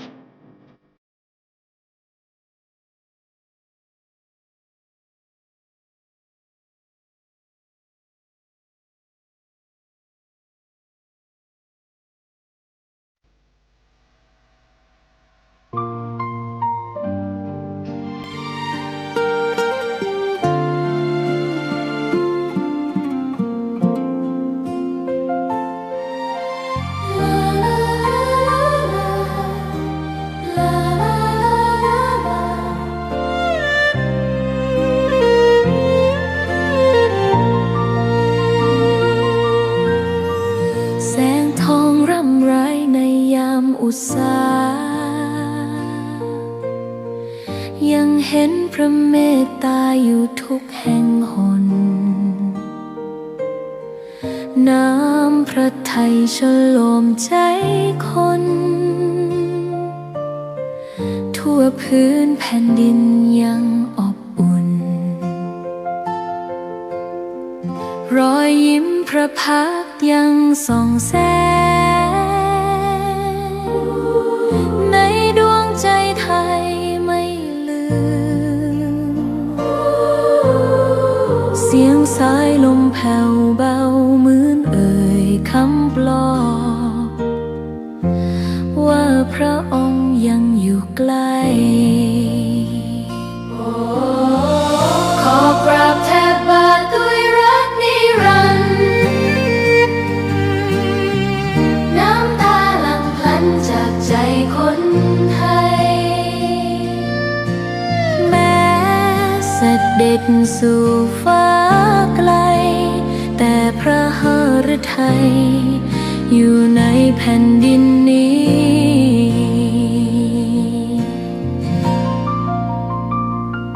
สวนดอกไม้ยังบานดังวันเก่าราวกับเจ้าดอกไม้รู้ว่าพระองค์จากไปแต่กลิ่นหอมยังพัดผ่านใจให้ระลึกถึงพระเมตตาแผ่นดินนี้ยังส่องสว่างด้วยพระคุณอันยิ่งใหญ่ขอเดินตามรอยเท้าแห่งพระแม่ไปด้วยศรัทธาไม่เสื่อมคลายขอกราบแทบบาทด้วยรักนิรันดร์น้ำตาหลั่งพลันจากใจคนไทยแม้เสด็จสู่ฟ้าไกลแต่พระหฤทัยอยู่ในแผ่นดินนี้ดวงใจไทยทุกดวงขอพักดีขอถวายรักนี้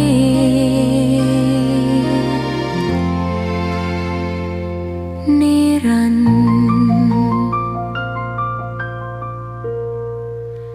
แด่พระพันปีหลวง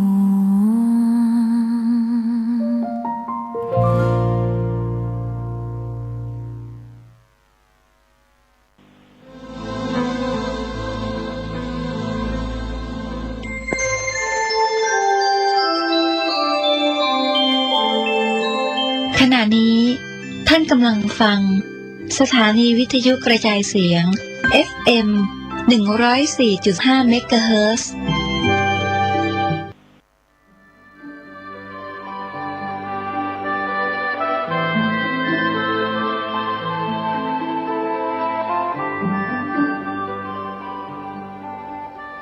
ในยุคโลกกำมือเดียว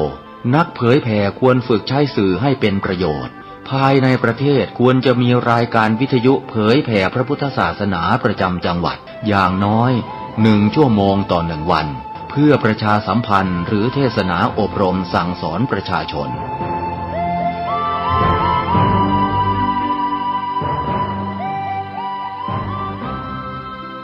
การใช้สื่อวิทยุจะเข้าไปถึงครัวเรือนได้โดยพระสงฆ์ไม่ต้องเดินทางเข้าบ้านการใช้สื่อคือการทำงานเชิงรุกที่ดีที่สุดการรอให้คนเข้าวัดแล้วจึงแสดงธรรมเหมือนแต่ก่อนนั้นอาจจะสายเกินไป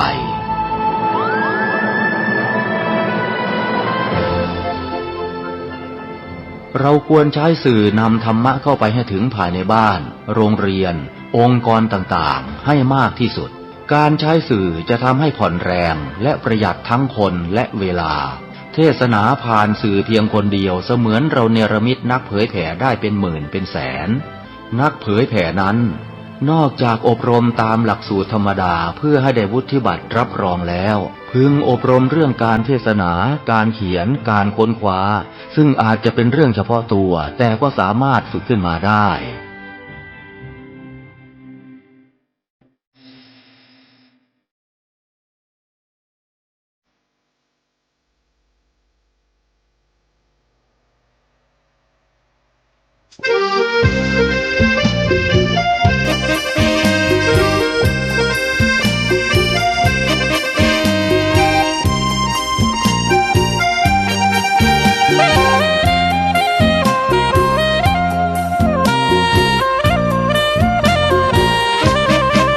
สถานีพระพุทธศาสนาฝากเสียงลอยมาบอกบรรดาญาติโย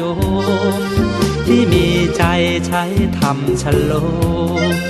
ที่มีใจใช้เพลงฉโลมบอกบรรดาญาติโยมให้ฟังคลื่นนี้สถานีตั้งไม่ไกลไม่ไกลตั้งอยู่ทั่วเมืองไทยชวนคนไปทำดีเชิญฟังกันทั้งวันดีเจสร้างสรรค์พากันสุขีใครอยากฟังธรรมเชิญทางนี้ใครอยากฟังธรรมเชิญทางนี้หรืออยากฟังเพลงดีๆเปิดคืนนี้นะคุณสถานีพระพุทธศาสนาฝากเพลงลอยมาย้ำชาวพุทธสร้างบุญธรรมะจะติดตามตัวคุณธรรมะจะชี้นำใจคุณพิสุสงฆ์ท่านหนุนไว้ให้คุณมาสานสถานีที่ล้ำค่าชี้นำธรรมะเพิ่มปัญญาแตกฉานสอบถามธรรมะข้อใดเชิญลองถามไทยเรื่องที่อยากถามมีธรรมสลับกับเพลงเพราะมีธรรมสลับกับเพลงเพราะและดีเจชอละไว้เป็นเพื่อนคุณ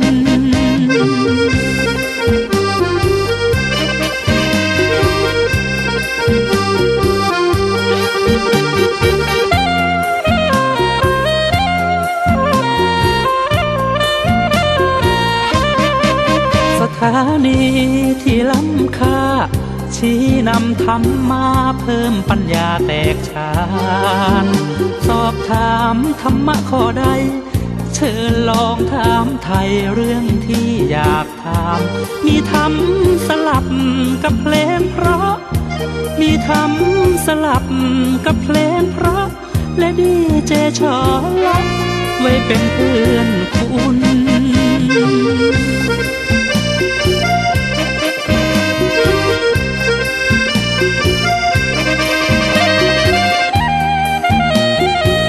ส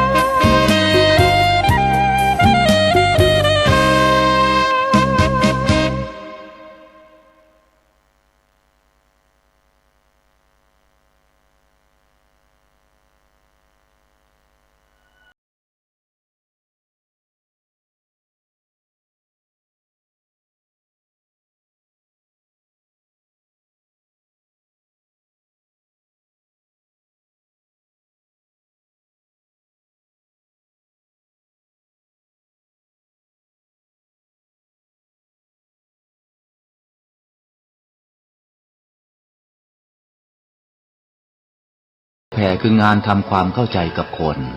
การทำความเข้าใจคือการศึกษาเรียนรู้คนอื่นและให้คนอื่นศึกษาเรียนรู้เราด้วยพระสงฆ์อยู่ได้เพราะศรัทธาจากศาสนิกและศาสนิกอยู่ได้เพราะปัญญาจากพระสงฆ์หน้าที่หลักของพระสงฆ์คือการทำงานเผยแผ่ชี้ทางสวรรค์คือทำให้คนที่ยังไม่เข้าใจมีความเข้าใจถูกต้องแม้ในสิ่งเล็กน้อยก็ตาม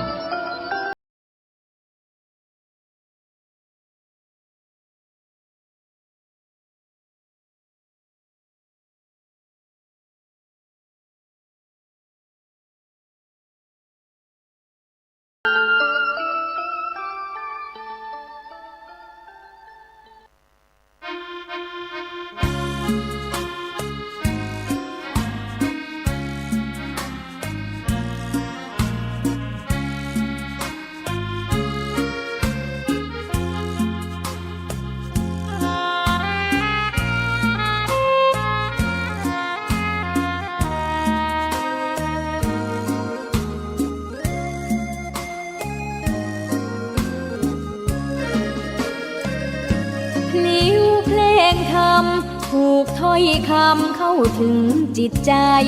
ฟังรายการวิทยุเสียงใสส่งถึงใจไปสู่ปลายนาสารธรรมน้อมนำมองพระศาสดาบอกผู้คนทั่วลาหันมาเข้าวัดฟังธรรมคลื่นเสียงนี้เป็นคลื่นธรรมะจากใจส่งถึงบ้านไกลบ้านไกลฟังได้สุขใจล้ำยามดึกดื่นค่อนคืนมีงานต้องทำเป็นคลื่นสารธรรมเน้นย้ำธรรมะเพื่อนใจเสียงคลื่นธรรมบอกหลักธรรมให้คลายความเหงาฟังเสียงธรรมะเบาเบาบอกเล่าถึงคนบ้านไกลสื่อธรรมะบอกลดละละวางด้วยใจสื่อไปถึงสวงในเข้าใจหลักธรรมหลักดีพลิ้วเพลงธรรมผูกสัมพันธ์จิตใจร่าเริงฟังสาระธรรมะบันเทิงรื่นเริงในชีวิตยามวันว่างเดินทางไปเยี่ยมสถานีนัดพบกันน้องพี่วันนี้วันดีวันเสาร์สวดมนต์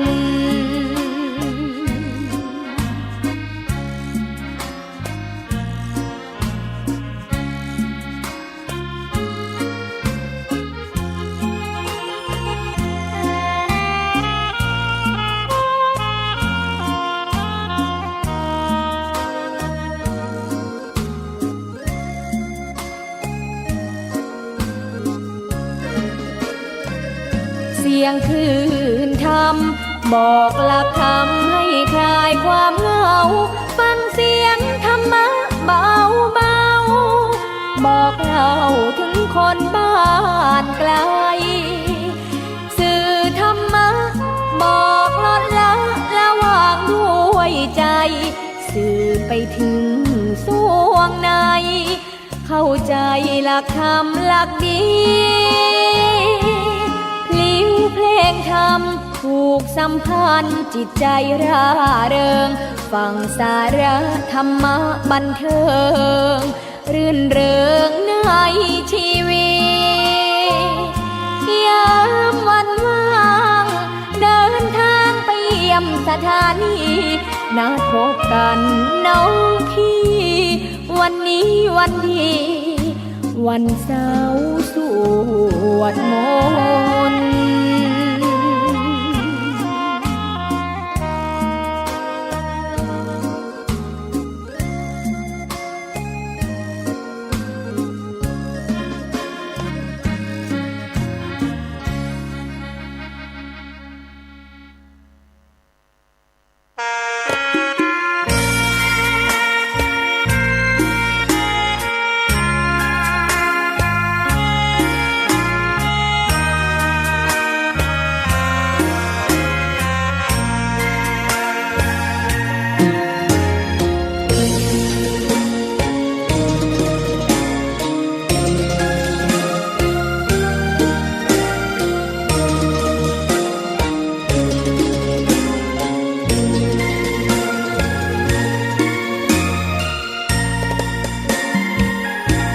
อกบัวดอกหนึ่ง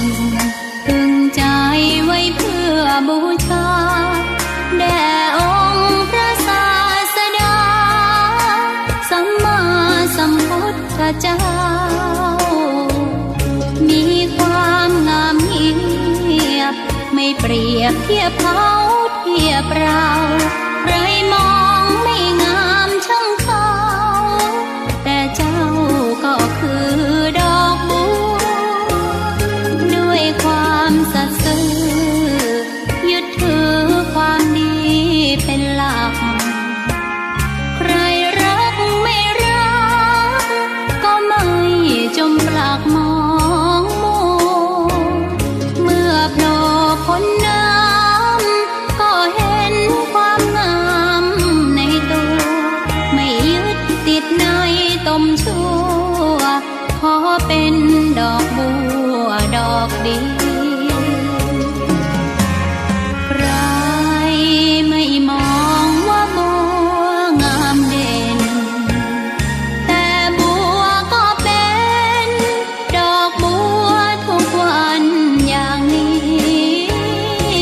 ไม่อยากเด่นดังแต่มุ่งหวังในทางเด่นดีเกิดมาเพื่อสร้างบารมี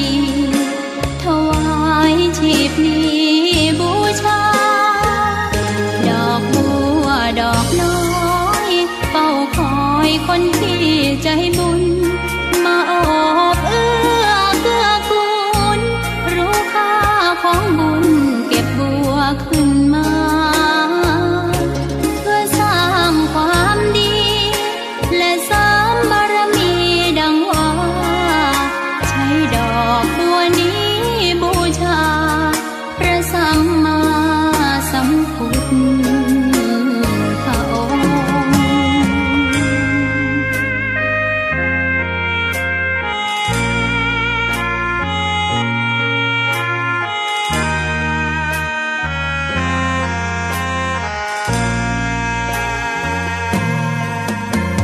ใครไม่มองว่าบัวงามเด่นแต่บัวก็เป็นดอกบัวทุกวันอย่างนี้ไม่อยากเด่นดังแต่มุ่งหวังในทางเด่นดีเกิดมาเพื่อสร้างบารมีถวายชีพนี้บูชาดอกบัวดอกน้อยเฝ้าคอยคนที่ใจบุญมาโอบเอื้อเกื้อกูลรู้ค่าของบุญเก็บบัวขึ้นมาเพื่อสร้างความดีและเสริมบารมีดังว่าใช้ดอกบัวนี้บูชาพระสัมมาสัมพุทธองค์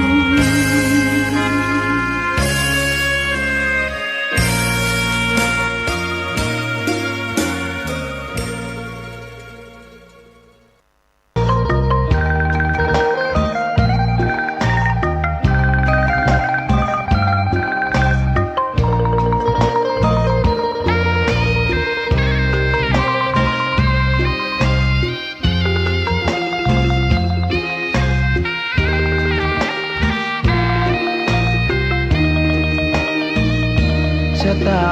ฟ้าหรือบารมีชักนำถึงอยู่แสนไกลล้ำพระธรรมไม่มีมองไม่ฟ้าเพียงดินยังทวินฝันไฟเข้าดงขมิ้นเมื่อใดอิ่มอกอิ่มใจเสมอสายทางคนดีใจน้อมอธิษฐานบารมี สิ่งดีที่ได้พบเจอ เห็นชายผ้าเหลืองทุกวันฝันเพ้ออยากบวชจริงละเมอเข้าวัดบ้านคงเป็นบุญที่เคยเป็นทุนสร้างมา รักผ้าเหลืองดังว่าปรารถนายึดมันอยากบวชทุกทีผ้าเหลืองผืนนี้ผูกพันอยู่ในใจทุกวันใฝ่ฝันถึงผ้าเหลืองกายวาจาใจสัญญาว่าไม่เสื่อมคลายหัวใจมุ่งหมายเนืองๆไม่มีอะไรมากั้นให้คุณเคืองศรัทธาผ้าเหลืองบวชเป็นเรื่องใหญ่เราวันรอคอยเข้าโบสถ์ได้บวชเสียทีเป็นคนสุขเต็มที่ตามรอยความดีพระพุทธเจ้าไม่ลืมบุญคุณพ่อแม่การุณเลี้ยงเราผ้าเหลืองห่มกายคลายเศร้าพ่อเราแม่เราศรัทธาสุขใจจริงๆเป็นชายแต่หัวใจสิงพูดจริงทำจริงทุกราทุกคืนทุกวันผ้าเหลืองพันผูกกายาโอ้น้อวาสนาพระธรรมนำพาชีวิต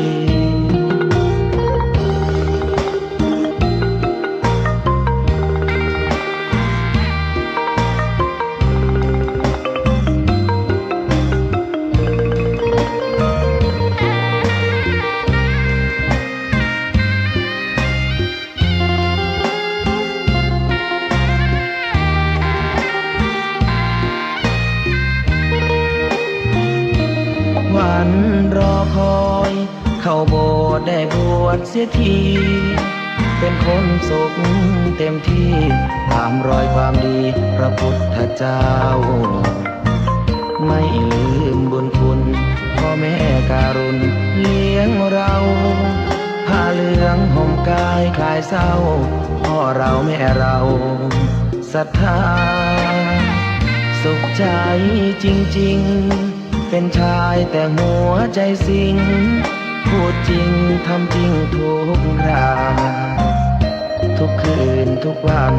ผ้าเหลืองพันผูกกายาโอ้น้อวาสนาพระธรรมนำพาชีวิต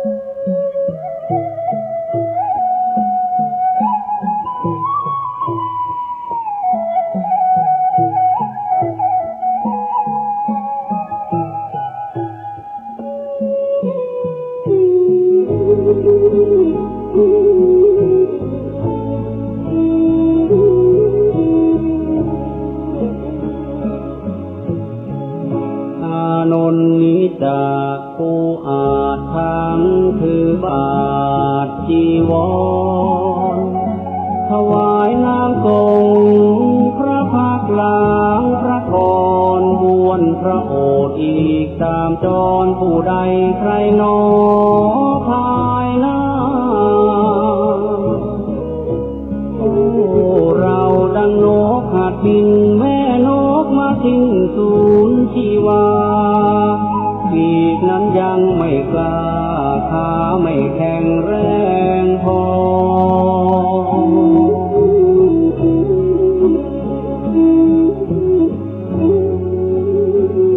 ยังบินทลาต้องระวังรังรออีกแม่แค่คอยบินคลอได้พอหล่อเลี้ยงชีวาน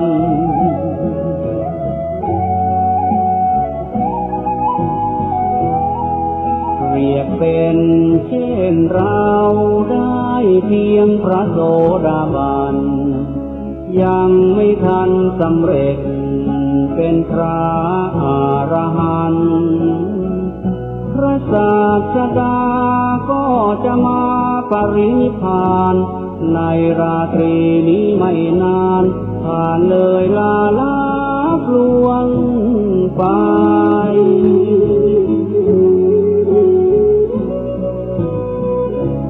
โอ้เราทำชันใดเมื่อสิ้นแล้วพระผู้ทรงชัยพระอานนท์กำสดน้ำตานองหยดรินไหลด้วยสุดจะฝืนกระอื้นยืนรำไห้โศกาอาลัยน้ำตาหลั่งไหลนองน้ำ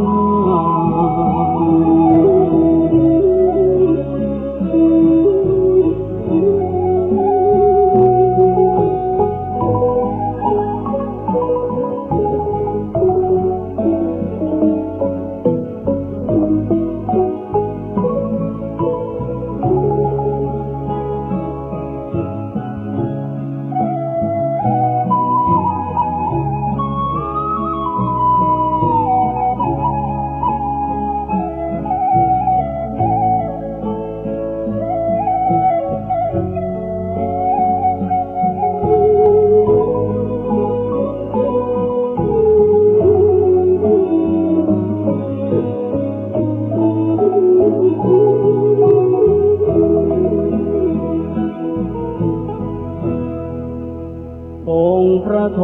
ศพลไม่เห็นอานนท์อยู่ในนั้นจึงตรัสถามว่าอานนท์ไปไหนกันพระภิกษุผู้รู้เหตุการณ์กราบทูลถวายไปว่าท่านพระอานนท์ไปแอบยืนรำให้ผู้ฝ่ายน้ำตาเศร้าระทมมองไม่อกใจนั้นให้เววา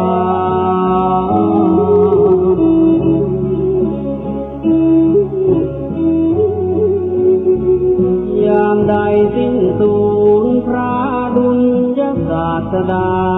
ก็ดังชีวาพระอานนท์นั้นสิ้นไป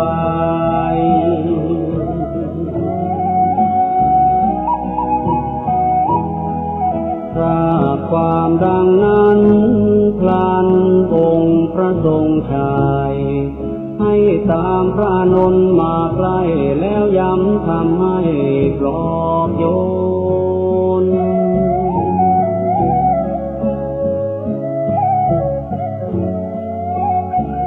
ลดความเศร้าหมอ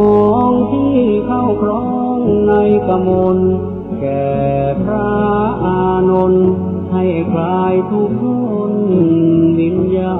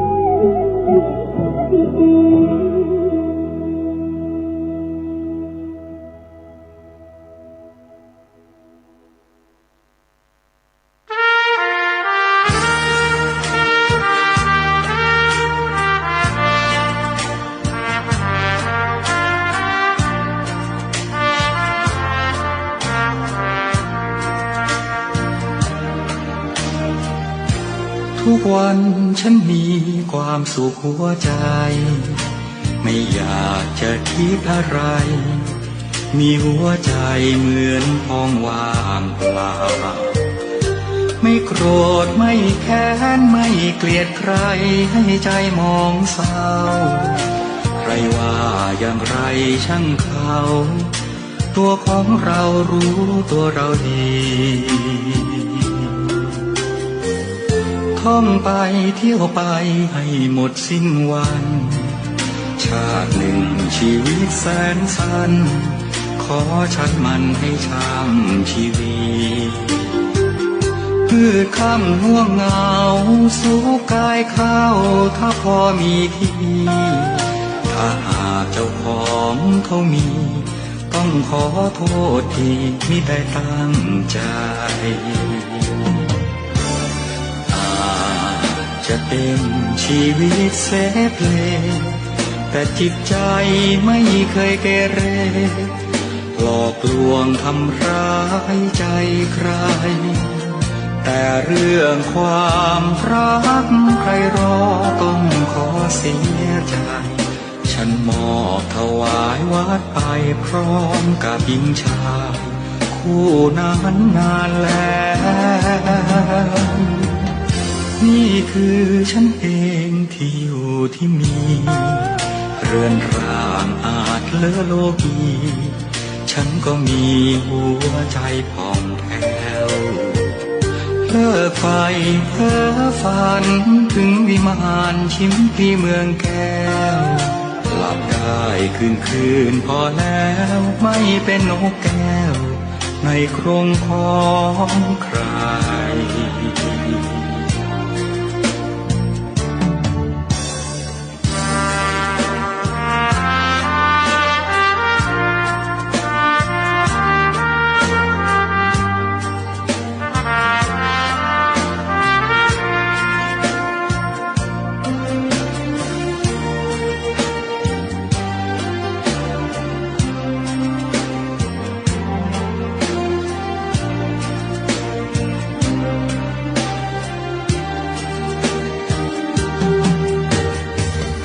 นี่คือฉันเองที่อยู่ที่มีเรือนร่างอาจเลอะโลกีฉันก็มีหัวใจผ่องแผ้วเลิกไฟเพ้อฝันถึงวิมานชิมพีเมืองแก้วหลับได้คืนพอแล้วไม่เป็นนกแก้วในกรงของใคร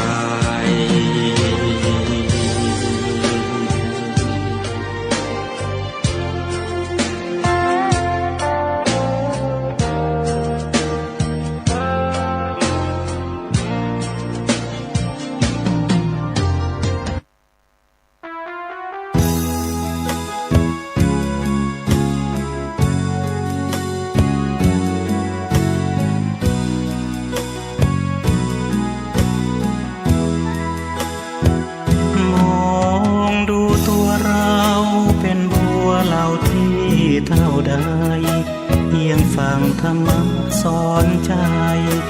ก็ได้ดวงตาเห็นธรรมพระพุทธองค์ทรงตรัสเป็นบัวพ้นน้ำพร่ำสอนเพียงไม่กี่คำรสพระธรรมซาบซึ้งถึงใจบัวปริ่มริมน้ำรอแสงพระธรรมคำจุนนับว่ามีบุญปางก่อนเป็นทุนสร้างไว้ฝักใฝ่ธรรมะรักษาพระรัตนตรัยแสงทองส่องย้ำกลีบใบเบ่งบานขึ้นในพริบตาบัวกลางบึงกว่าครึ่งบนโลกใบนี้กว่าจะโชคดีเปล่งกลีบสีต้องใช้เวลาอธิบายยกสายแม่น้ำทั้งห้าเหยียบย่างสู่วัยชรา เห็นศรัทธาก็เกือบจะสาย วิตน่าเศร้าตัวเราอยู่ใต้โคลนตมมืดบอดระทมดิ่งจมห่วงเหวอามายไม่เห็นธรรมะพระพร่ำสอนให้เปลืองน้ำลายย่อมเป็นอาหารเต่าไปเวียนว่ายนายอเวจี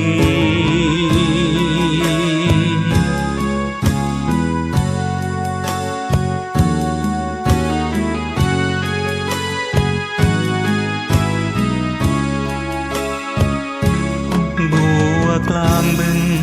กว่าครึ่งบนโลกใบนี้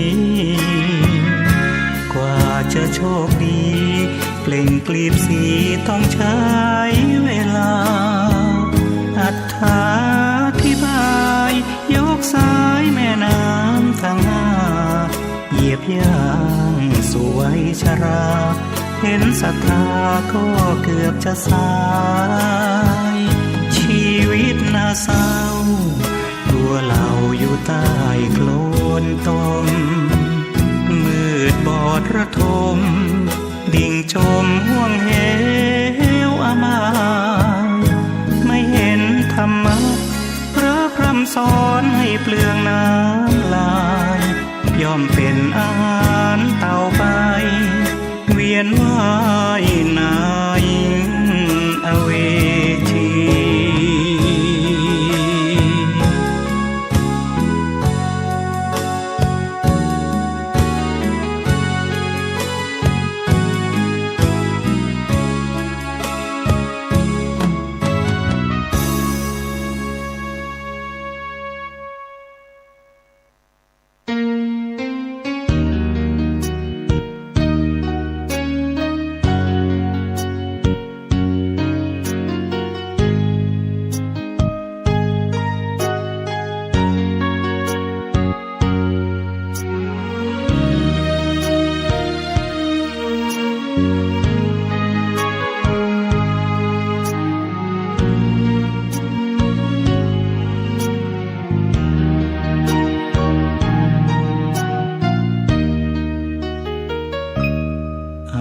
นิจจัง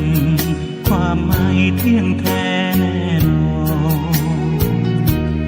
บั่นทอนกับความรู้สึกผิดหวังตั้งใจไหมสิ่งใดไม่สมใจดังทุกขังตั้งอยู่ไม่ได้ดับไป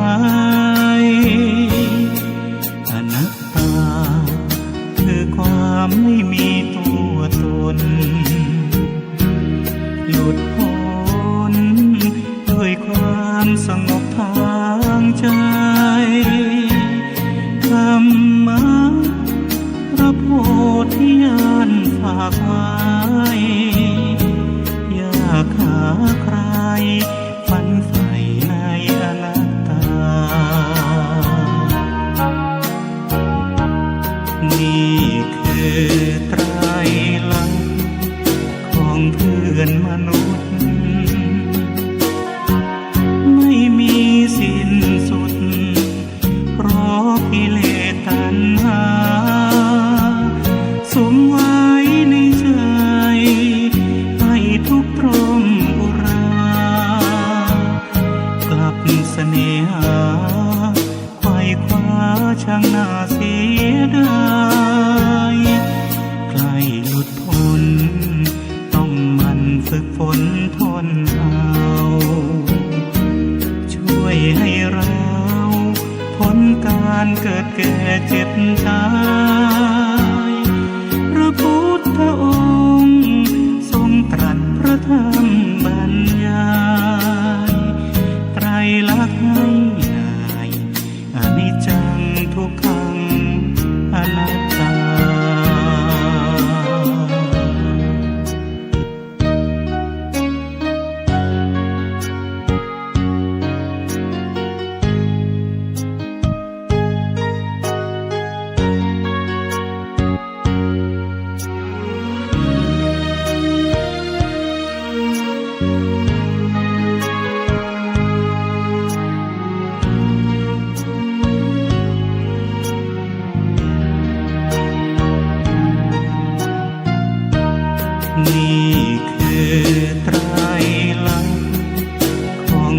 อนมนุษย์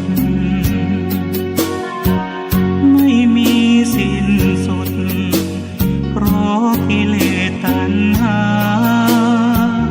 สุมไว้ในใจให้ทุกข์ทรมอุรากลับเสน่หาไขว่คว้าช่างน่าเสียดายใกล้หลุดพ้นต้องมันฝึกฝนทนเอาช่วยให้เราพ้นการเกิดแก่เจ็บตายพระพุทธองค์ทรงตรัสพระธรรมบรรยายไตรลักษณ์ให้ได้อนิจจังทุกขังอนัตตา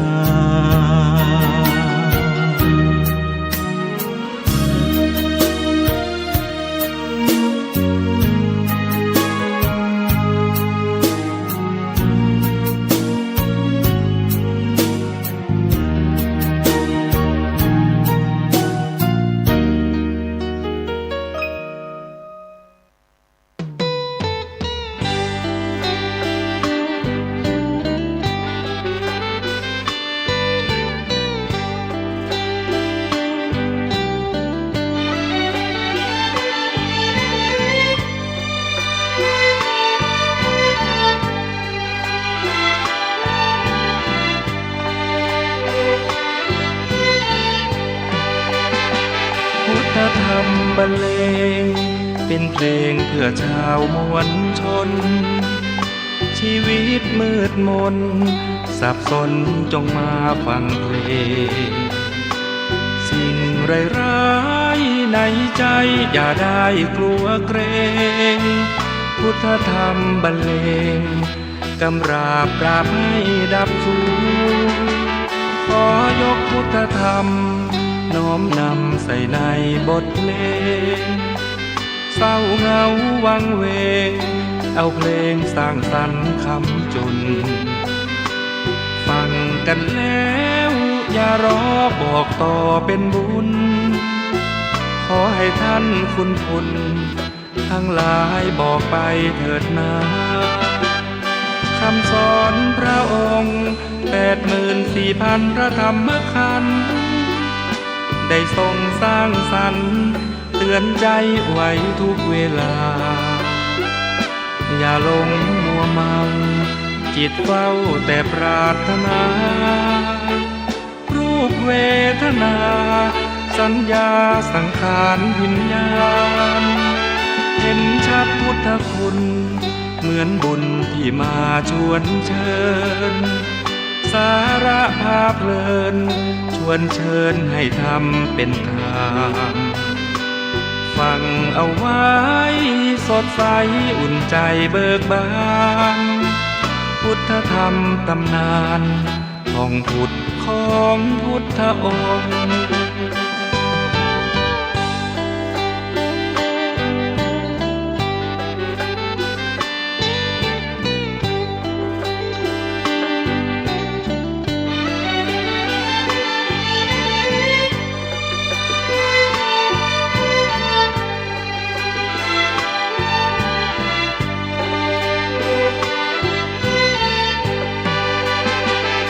คำสอนพระองค์84,000 พระธรรมขันธ์ได้ทรงสร้างสรรค์เตือนใจไว้ทุกเวลาอย่าหลงมัวเมาจิตเฝ้าแต่ปรารถนารูปเวทนาสัญญาสังขารวิญญาณเห็นชัดพุทธคุณเหมือนบุญที่มาชวนเชิญสาระพาเพลินชวนเชิญให้ทำเป็นทางฟังเอาไว้สดใสอุ่นใจเบิกบานพุทธธรรมตำนานของพุทธนำพุทธชน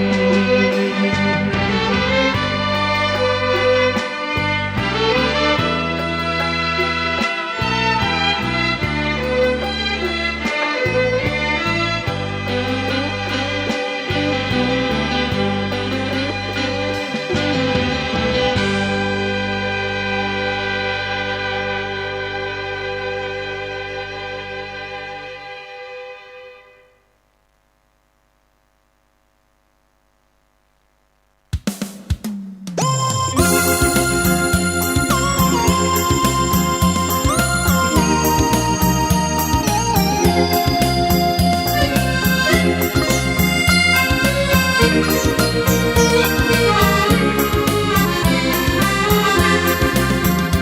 ระกุมารมีชันษาได้5 วัน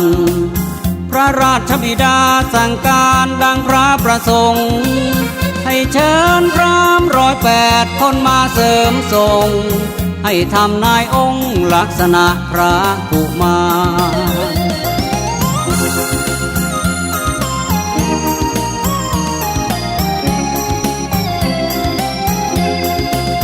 คัดเลือกหาพราหมณ์ลือนามเพียง8 คนที่เลิศล้นวิชาอย่างเชี่ยวชาญ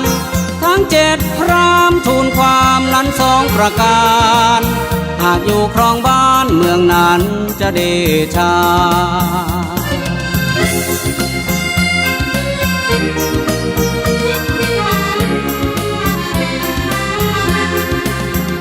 จะได้เป็นพระเจ้าจักรพรรดิรุ่งเรืองอำนาจราชทรัพย์นับขนาดถ้าออกบวชเพียรบำเพ็ญภาวนาจะตรัสรู้เป็นพระสัมมาสัมโพธิญาณ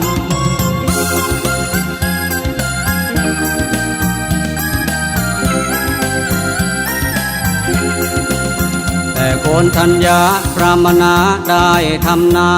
ยเป็นคนสุดท้ายทำนายพระกุมารจะต้องไปออกบวชเพศพรหมจรรย์อย่างเดียวเท่านั้นนิพพานเป็นอื่นไป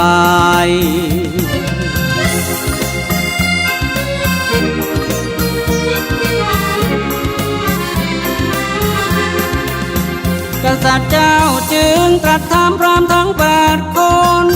พระโอรสตนบรรพชาสาเหตุใดเห็น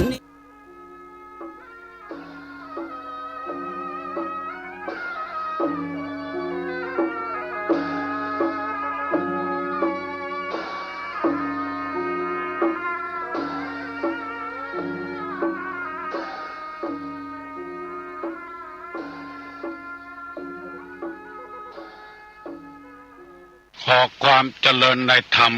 และความผาสุกทางใจ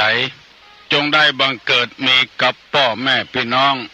ท่านสาธุชนคนดี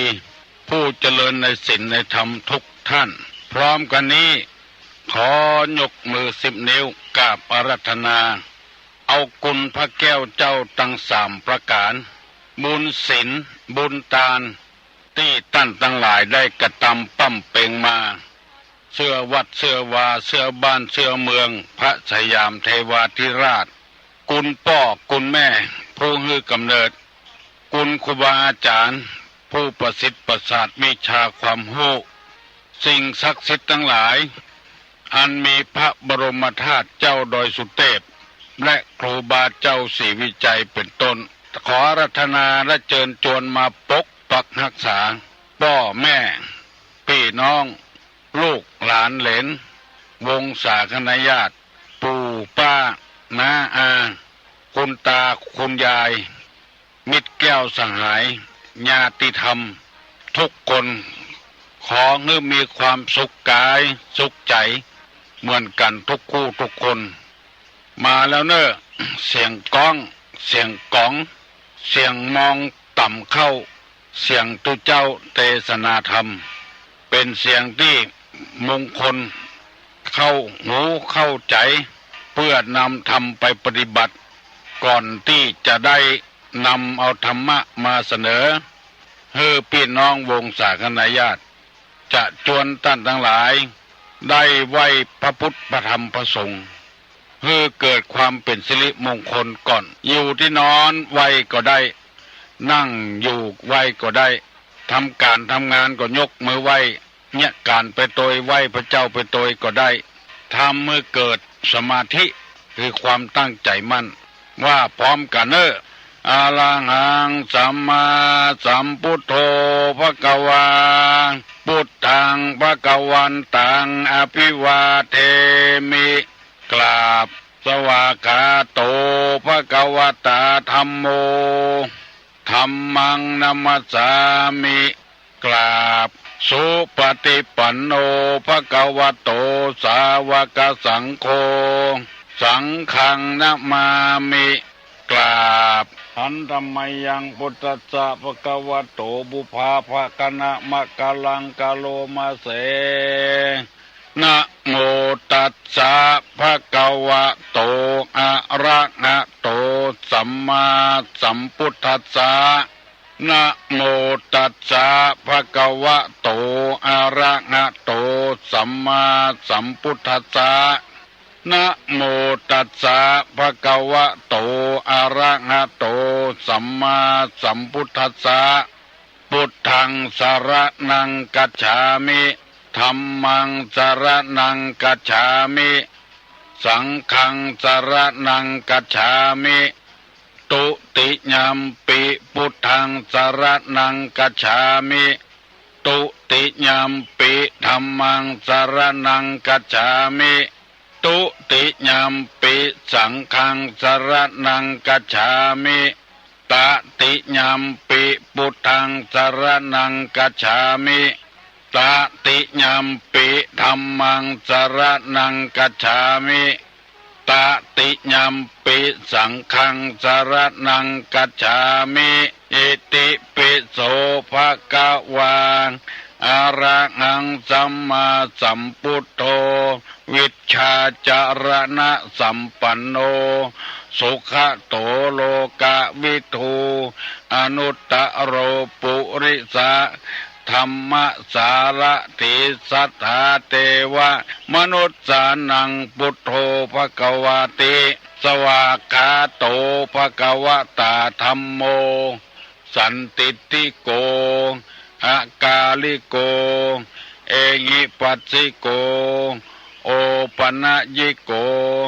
ปัจจัตตังเวทิตโพวินยูหิติสุปฏิปันโนภควโตสาวกสังโฆอุจุปฏิปันโนภควโตสาวกสังโฆญาญาปฏิปันโนภควโตสาวกสังโฆ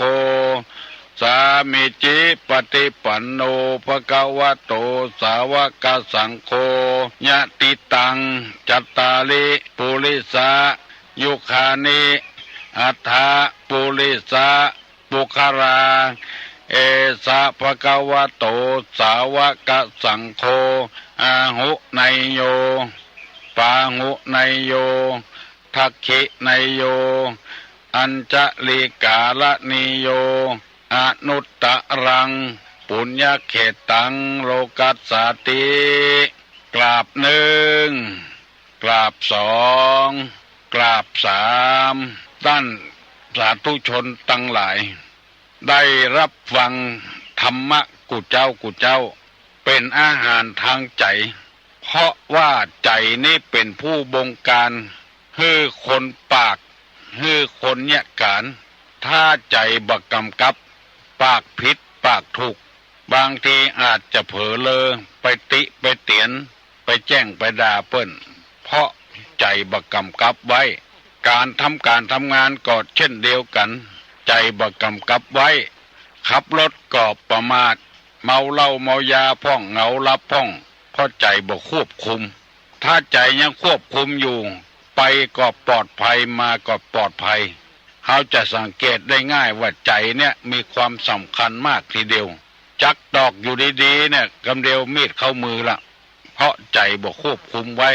ในทางพระพุทธศาสนาจึงถือว่าใจเนี่ยสำคัญมโนบุพังกมะธรรมามโนเศรษฐามโนมายา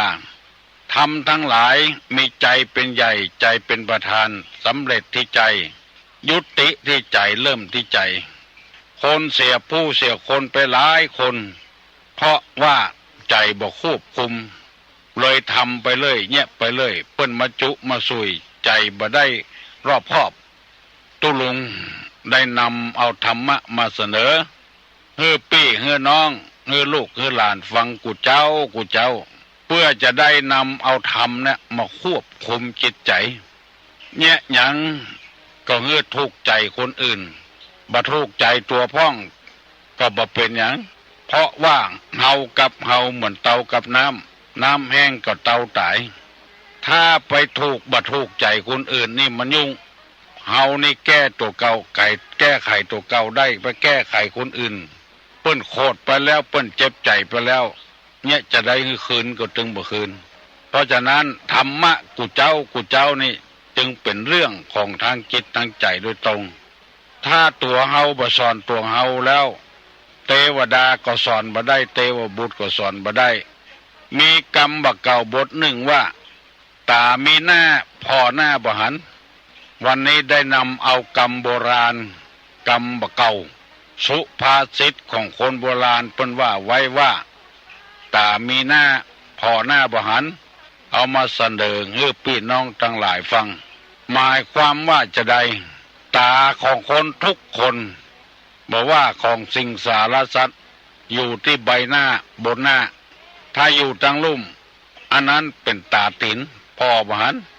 ตาที่พอได้มองได้เห็นได้หันได้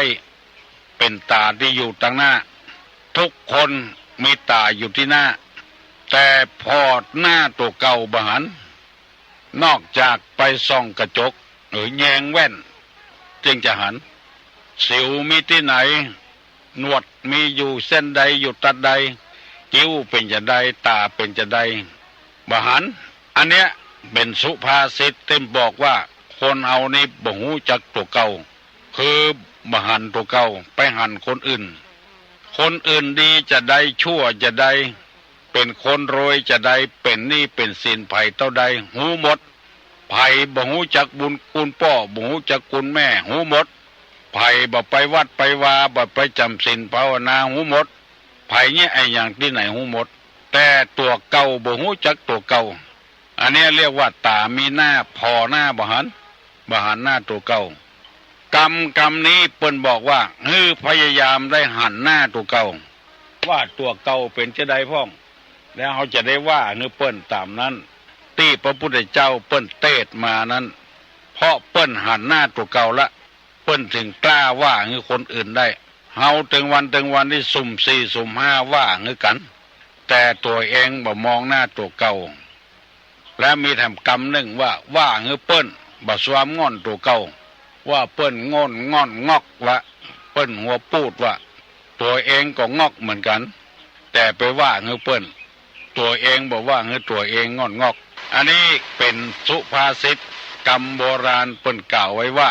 ตามีหน้าแท้พอหน้าตัวเก่าบ่หันอันนี้ก็ควรจะพยายามหันหน้าตัวเก่าพอหน้าตัวเก่านักพระพุทธเจ้ากล้าเทศกล้าแสดงธรรมเพราะเหตุว่าพระองค์เห็นหน้าตัวเองมองอยู่ทุกวันพ่อก็ดีแม่ก็ดีอยู่กับลูกกับเต้าว่าลูกขี้ค้านว่าลูกขวายว่าลูกบัตรการบ้านการเมืองตัวเองดันละกามันละกาขยันละกาแล้วเขาเจนจะว่าลูกตายได้หมู่นี้เป็นต้นที่เขาฟังธรรมฟังกันถึงวันฟังกุฏิกุฏางนิมนต์ตัวเจ้าประเทศบ้านก็ดีประเทศที่ไหนก็ดีไปฟังธรรมโดยเปิ้นไปไหนไปฟังธรรมแล้วเอาบ่ฮู้เรื่องเอาบ่สนใจเพราะอันหยังเพราะว่ากรรมเทศนั้นมันรุนแรงลำไปเพราะตัวเจ้าบ่พอหน้าตัวเก่าแล้วเอาว่าคนอื่นได้หมู่นี้เป็นต้นอันนี้นำมาเสนอพี่น้องทั้งหลายได้ฟังกูเจ้าไผไปฟังเบื่อฟังก้ายฟังนายเถอะเนอยิ่งฟังเท่าใดยิ่งมีความสุขเท่านั้นในธรรมนี้เพิ่นบอกว่าอธิกัลยาณังมัชเชกัลยาณังปริโยสานะกัลยาณังไพเราะตึงเบื้องต้นตึงท่ามกลางและตึงที่สุดปริโยสานะกัลยาณังงามถึงเบื้องต้นในท่ามกลางที่สุดธรรมะนี่บ่ใช่ว่าเมื่อหนุ่มงามเมื่อเฒ่าบ่งามบ่ใช่อย่างนั้นแต่ธรรมะนี่งามไพเราะเบื้องต้นท่ามกลางและที่สุดม่วนไปตึงวันที่ตุรงกล่าวมาอย่างนี้เพราะเหตุว่ามีคนเข้าใจเรื่องธรรมะแล้วโทรมาหาตุลุงว่ายิ่งฟังก็ยิ่งมีความเข้าใจตุลุงก็อนุโมทนาตัวคนที่ฟังตัวเข้าใจตัวอย่างน้อยที่สุดวันนี้เขาก็หูตัวเขาแล้วว่าตามีที่หน้าเขาแล้วเขาพอหน้าตัวเก่าบ่หันแล้วเขาจึงว่าออกไปว่าแล้วก็พิษกันเถียงกัน วันนี้จะได้นำเอาธรรมะมาเสนอพี่น้องทั้งหลายที่ค้างไว้ตะวาทำ4 ข้อลักษณะของคนที่บ่เป็นที่ฮักที่ตุลุงนำไปเสนอตะวา8 ข้อและอธิบายไปละ4 ข้อยังถึง4 ข้อวันนี้ขอลืมทันไว้ว่า1คนชอบสรรเสริญคนที่บ่มีไผฮักอวดคนที่บ่มีไผชอบเปิ้นจังเสียงเดิมบ้านถึงจองมันก็ยังมาอวดอยู่คนใดอู้อย่างนี้ออกมาแล้วก็บ่เป็นที่ฮักดิแปลงของคนทั้งหลาย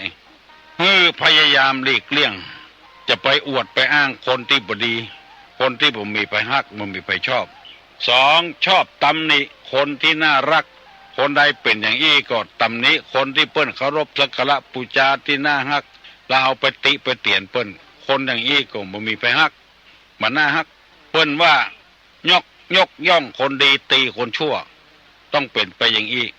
คนใดดีก็ยกย่องกันคนใดบ่ดีก็บ่ท่าสรรเสริญคนใดยกย่องคนชั่วและตีคนดีนี่คนนั้นบ่มีไผฮักเพราะเหตุว่าไปทำลายคนดีข้อที่3ว่ามุ่งลาภมุ่งประโยชน์ส่วนตัวนักลำไปเกินน้ำไปฮือหูฮือหันเนี่ยอย่างน้อยก็จะเอาเงินเอาทองเอาสตางค์บ่ฟรีพ่องค้าขายลายล่องก็เหมือนกันเอากำไรนักเกินไปผู้ที่เอากำไรน้อยๆนี่เปิ้นมีลูกค้านักเอากำไรนักลำไปกินกำเดียวลำไปก็มันมีไผฮักอู้ซื่อๆอันนี้เรียกว่ามุ่งหาลาภข้อ4มุ่งสักการะเพื่อเปิ้นมาดำหัวดำเก้าตัวเก่าเพื่อเปิ้นได้มายกย่องตัวเก่ามุ่งสักการะเพื่อเปิ้นเคารพสักการะตัวเก่าเองเพราะตัวเองตามีหน้าพอหน้าบ่หันอยู่แล้วอันนี้ก็บ่มีไผฮักไปแปลงตัวใดต่อไปนี้จะได้อธิบายถึง4 ข้อที่5ว่าไม่มีความละอายทำบาปหน้าซื่อโกงหน้าซื่อจะเสียชื่อเสียเสียงเสียความรู้สึกของคนนี่มันมีความละอายต่อสิ่งเหล่านั้นทำได้ทำไปบอกคือเปิ้นไปอย่างพฤติกรรมไปทำอย่างกำปากไปทำอย่าง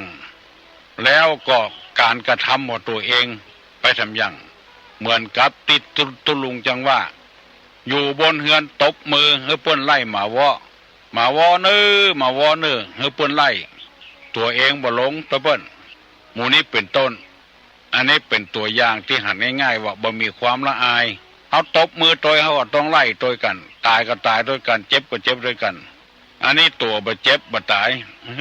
หมาวอคบคนอื่นจำเปิ้นเนี้ยแล้วตัวบ่เนี้ยบ่มีความละอายตัวเก่าพอรู้ว่าตัวเป็นเจ้าคนนายคนแล้วแต่งตัวเสียบ่าเนี้ยการด้วยกันหมู่นี้เป็นต้นคนเขาจะต้องมีความละอายแก่ใจคนที่มุ่งบ่มีความละอายนี่บ่เป็นที่ฮักของคนว่าไปอย่างนั้นน่ะตัวเองก็ขี้เต็มเตียวว่าเฮาเปิ้นได้อันนี้บ่มีความอายอย่างนี้ก็บ่เป็นที่ฮักเนี่ยอย่างเงี้ยไปเลยละอายต่อแก่จิตแก่ใจตัวเองแต่เนี่ยไอ้อย่างล้ำหน้าล้ำตาคนอื่นนึกหาความรู้ของเฮานึกถึงฐานะความเป็นอยู่ของเฮาคนที่บ่มีความละอายเนี่ยคนนั้นน่ะจังตกกล่มตกจมหันเปิ้นขี่รถเครื่องก็ใครขี่รถเครื่องตัวเปิ้นบ่มีเงินซื้อเป็นลักของเปิ้นอันเนี้ยบ่มีความละอายจะติดคอกติดขังก็จะเสียเงินเสียทองก็บ่มีความละอายแก่ใจเฮาบ่มีเฮาก็บ่ใจเฮามีเมื่อใดเฮาก็ใจเมื่ออัน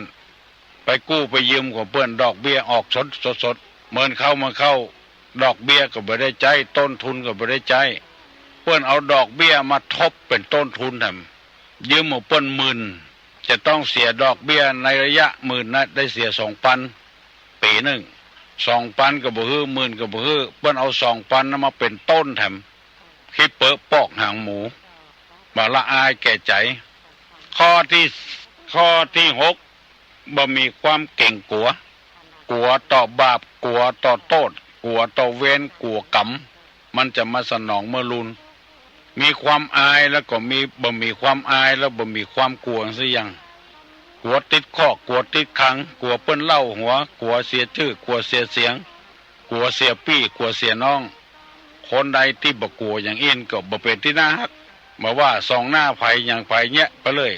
ที่คนจังวิพากษ์วิจารณ์กัน เพราะว่าบ่มีความกลัวนั่นเองกำลังสวดมนต์อยู่จักเอามือถือเข้ามาอะโหลอะโหลอันเนี้ยบ่มีความกลัวบ่มีความอายให้พี่น้องสิบสาวชาวบ้านกำลังจะทำมงคลอยู่สวดมนต์ให้เปิ้นหลายอย่างด้วยกันเคยมีชาวบ้านมาเอามาเล่าให้ฟังวิพากษ์วิจารณ์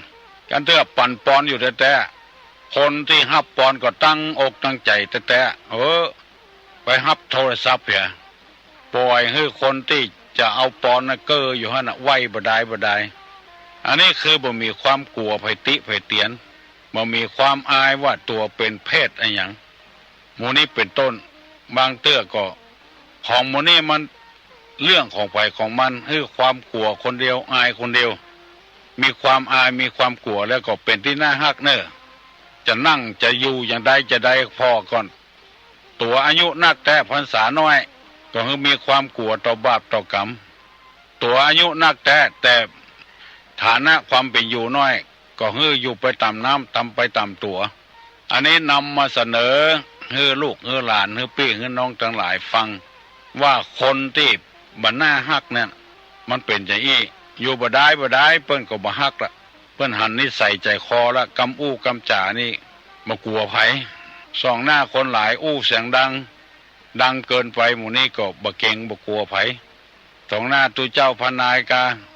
คนแต่คนว่าเพิ่นมากาหมู่เนี้ยคือมีนิสัยบ่ดัดนิสัยตัวเก่าบ่น่าฮักเป็นพ่อค้านาขายเป็นข้าราชการบ้านเมืองเป็นตุเจ้าพนายเป็นพ่อเป็นแม่ก็ตามจะต้องมีความละอายตัวเก่าลูกขวายหัวลูกจะลูกขวายตัวก็พยายามลูกเจ้าลูกจะบ่ได้เห็นแบบพ่อแม่คิจิประหยัดทำเมื่อลูกเมื่อเต้าได้หันเนี่ยการเนี่ยงานก็ทำเมื่อลูกเมื่อเต้าได้หันสอนลูกไปในตัวคนนี่มันสอนง่ายมันพัฒนาสมองมาขึ้นแถมมาเหมือนกับอย่างอื่นเขาเอาละครลิงมาเล่นสอนมันจะได้มันก็ได้แต่อันน่ะมันไม่ได้แม่ไปแถมคนที่บักอายบักกลัวนี่บ่เป็นหน้าที่น่าฮักเป็นข้อที่5ที่6ข้อที่7มีความปรารถนาชั่วช้ามีความต้องการมีความปรารถนาได้ต่างที่ชั่วช้าลามกจดเป็ดในต่างที่บดีบดักที่เปิ้นว่ามองคนในแง่ร้ายว่าอีเถอะเพื่อเปิ้นอ้วยอย่างมาขี้อย่างหมู่เนี้ยมองคนในแง่ร้ายบ่น่าฮักคนอย่างนี้น่าจังขี้อย่างสู้ของข้าบ่ได้อวดตัวเก่ามีความปรารถนาในทางชั่วช้าทำลายคนอื่นและยกย่องตัวเก่าขึ้นสู้ของข้าบ่ได้หมู่เนี้ยขอฝากขอฝังไว้กับลูกกับหลานกับพี่กับน้องผู้รับฟังรายการกูเจ้าแล้วเขาจะได้แก้ไขนิสัยและอุปนิสัยของเขาที่นอนเนื่องอยู่ในจิตในใจนอนในอ่องอย่าไปหันปากสวกอย่าไปอวดตัวดีอย่าไปคุยเจ้าหมู่อย่าไปอยู่บ่ได้อย่าไปขายของฝากหมู่นี้เป็นกรรมโบราณหมดมีแถมข้อนึงเป็นข้อสุดท้ายมีความเห็นผิดหันในอย่างบ่ถูกต้องสักอย่างนอกจากมีความปรารถนาที่ชั่วช้าแล้วก็มีความหันผิดมาหันถูกต้องโดยเปิ้นจะเนี่ยไอ้อย่างทำไอ้อย่างแกล้งเปิ้นอันนี้ก็บ่น่าฮักสิ่งที่ยังบ่มาเตื้อเอาอ้างอย่างก่อนแล้วยังบ่ได้ทำเตื้ออ้างอย่างก่อนแล้วหันผิดอย่าง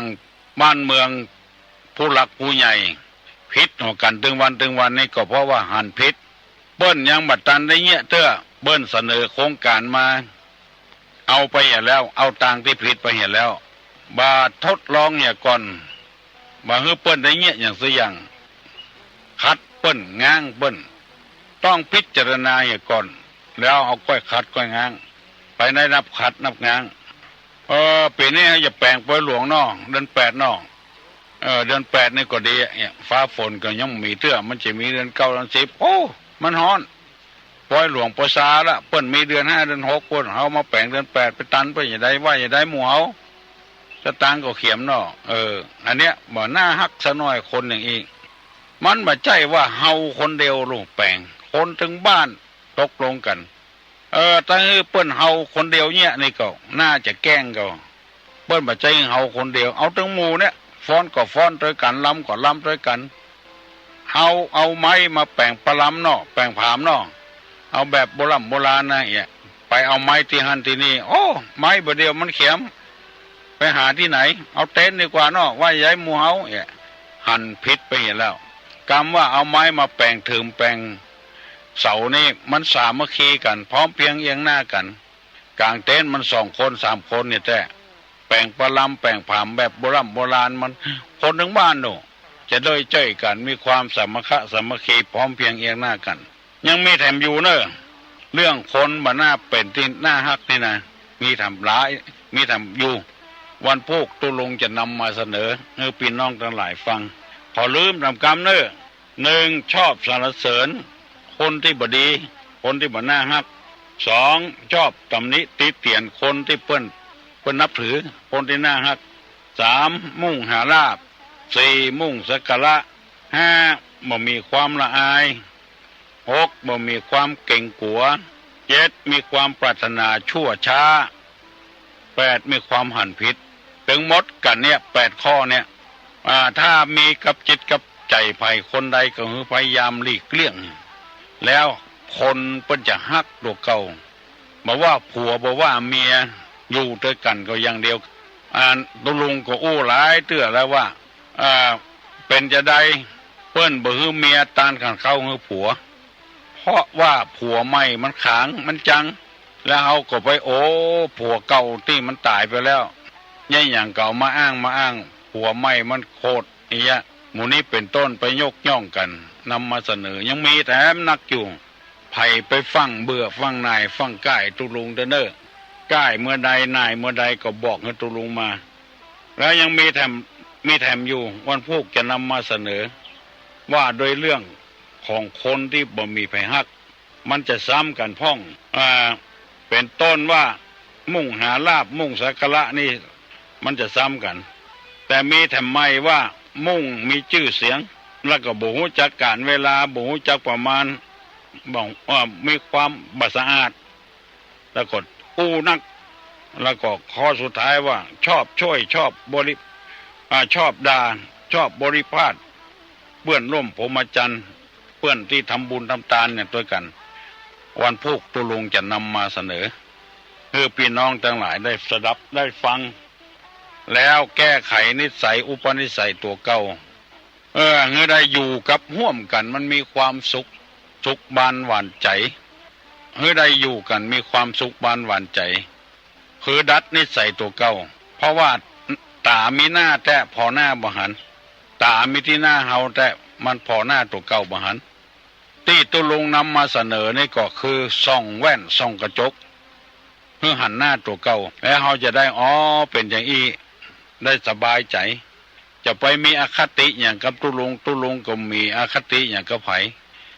นำมาเสนอพระธรรมพระวินัยคำสอนในทางพุทธศาสนาเพื่อเขาได้ปรับปรุงแก้ไขให้มันเหมือนกันเดินไปทางทิศเดียวกันไปคนนำทางเป็นชั่วโมงก็ตาม2 ชั่วโมงก็ตามเฮาอธิบายให้กันฟรีเนี่ยบ่ได้มีไผบังคับบ่ได้มีไผมาจ้างมาอย่างออกประกาศให้ฟังฟรีทุกวันถ้าไผบ่โทรมาหาตุลุงจะถามเนอะ4 ตีนเกาะข้างฝาอ้าปากกินคนอะไรอย่าง4 ตีนเกาะข้างฝาอ้าปากกินคนอะไรอย่างฮัลโหลไอ้จ่าเจ้าตุลุงเจ้าอะไรอย่างฮะไอ้จ่าเจ้าอะไรอย่างสุดจ่าตุลุงเนาะสุดแต่ลุงนะฟังเสียงน้องตึงวันแล้วจำเสียงน้องเหมือนได้อยู่อะไปลุงน้องลุงของน้องพี่ถามว่าฟังตุลุงทองก่อนมันบอกว่าน้าเปิดให้ฟังตึงวันน่ะจำเสียงน้องได้ก็ไม่ได้ลุงเหลิมลุงเฉลิมจำเสียงน้องมาได้แต่ว่ามันนั่งอู้กันอยู่คนอื่นไม่จำเนอะคนอื่นไม่จำเนาะคนอื่นไม่จำลุงจำเสียงมาได้สุดเนาะ วัสดีเจ้าเจริญพรเจริญพรเนอะกำนี้ตุลุงบอกว่าละฟังเบื่อฟังใกล้ตุลุงนะแม่แก้วมาเตือนสติดีแล้วไอ้ยังทำหายกตีนข้ามหัวเอาตัวรอดได้ไอ้ยังไอ้ยังยกตีนข้ามหัวเอาตัวรอดได้ไอ้ยังลูกหลานตุลุงไปไหนหมดหาน้องอามน้องป๊อบน้องพิมพ์น้องบิวดักปิ้งเนอะวันนี้นะให้ปลากันเล่นน้ำอ่อนน้ำวันนี้ผมมีละแต่ว่ายังมีอยู่พ่องอยู่ยกตีนข้ามหัวเอาตัวรอดได้ไอ้อย่าง053112158ฮัลโหลครับสุดครับสุดเนาะสองกำเหมือนกันหมดตึงสุดตึงกันมุ้งถูกต้องแล้วเนอะสุดฮัลโหลลุงเหรอตัวลุงเฮ้ยใครถามว่าวันพูดเขาอย่างมาตั้นกับข้าวน่ะวันพูดเขาถือว่าตั้นกับข้าวมันอย่างไรตัวลุงนั่นมันจัดการเนอะมันใจร้ายละหายที่ไหนอ่ะตั้งบ้านเฮาตั้งบ้านเฮานะไปเป็นอย่างอันนี้มันที่ถามมานี่นะฮัลโหลที่ถามมานี่นะมันเป็นอันนี้มันเปิดเป็นทรงเจ้าเขาว่าวันพูดผีบักกินน่ากะเป็นทรงเจ้าเข้าผีน่ากะวันพูดเป็นบักผีบักกินไปเชื่อเนอะนมัสการนะครับจะไปเชื่อเนอะฮัลโหลผมครับสวัสดีครับไปเชื่อก็ไปเชื่อแล้วครับจะไปเชื่อเนอะครับทำบุญทำทานนี่ทำเป็นไรใดก็ได้วันใดก็ได้เมื่อใดก็ได้ขอมันถูกกะละเวลาเนี่ยเนาะครับผมถ้าบัดใจกะละเวลาจะไปทำอย่างต้านกระถินเนี่ยตั้งแต่ออกกว่า3มาจนถึงนี่เป่งถ้าเหลือนั้นบัดใจกระถินละวันไหนอย่างก็ได้ครับผมเพราะนั้นมันเป็นเรื่องของศาสนาพราหมณ์ผีบักกินเข้าไว้นะครับครับนมัสการนะครับบรรทัดว่าผีคนวัดวันหนึ่งก็หิวตายละเนาะครับตานเถอะครับผมครับนมัสการนะครับครับเจริญพรวันอย่างก็ตานเด้อเนอะบ่เป็นหยังคะแนนเชื่ออย่าคนเด้อวันพุธผีบ่กินข้าวบ่โตผีซ้ำให้กะหิวมาไปเข้าคนสปะสปืนจะไปเชื่ออย่างผีเบานะบ่ออกไม่ออกเฮามันเป็นชาวพุทธแล้วไปฟังกำใต้กำเหนือสปะสปืนมันหูเบานะคนทางเหนืออันนี้เปิ้นมาปอบมาโยนง่ายปีใหม่ปีนี้ล่นโดยคนไทยไปหลายคนละหมู่เป็นสาวแล้วก็เดือดร้อนนั่นเดือดร้อนแล้วละพ่อละแม่อยู่ด้านหลังโดยประบ่าวบนพ่อหูเบานั่นเองถอยหลังเหมือนกุ้งมือกระทุ้งตาแลไอ้อย่างถอยไปถอยหลังเหมือนกุ้งมือกระทุ้งตาพ่อไปได้ต่อมาเนอะไอ้อย่างถอยหลังเหมือนกุ้งมือกระทุ้งตาแล053121058ดักปิ้งเฮ้ยมันกึดบัดตันนะเนาะกึดตันแล้วเฮ้ยฮัลโหลครับไผ่ฮะสถาบันปากแก้ละเจ้าบันปากแกเปิ้นปลูกเข่าแมนก่อเปิ้นปลูกนาเนาะเจ้าเปิ้นปลูกหน้าปลูกเข่านะเนาะมันถอยหลังนะถอยหลังนะเนาะไผ่สอนน่ะมีไผ่สอนกันฮะเจ๊ป้าอุ้ยไม่อุ้ยสอนเจ้าเจ้าก็ไม่ใช่ได้ปลูกก็เปิ้นนะเจ้าเขาหันเนาะประหารเจ้าตีตาประหารนะตีตาประหารเจ้าคนว่าอ่านเจ้าข้าเจ้าก็ลอ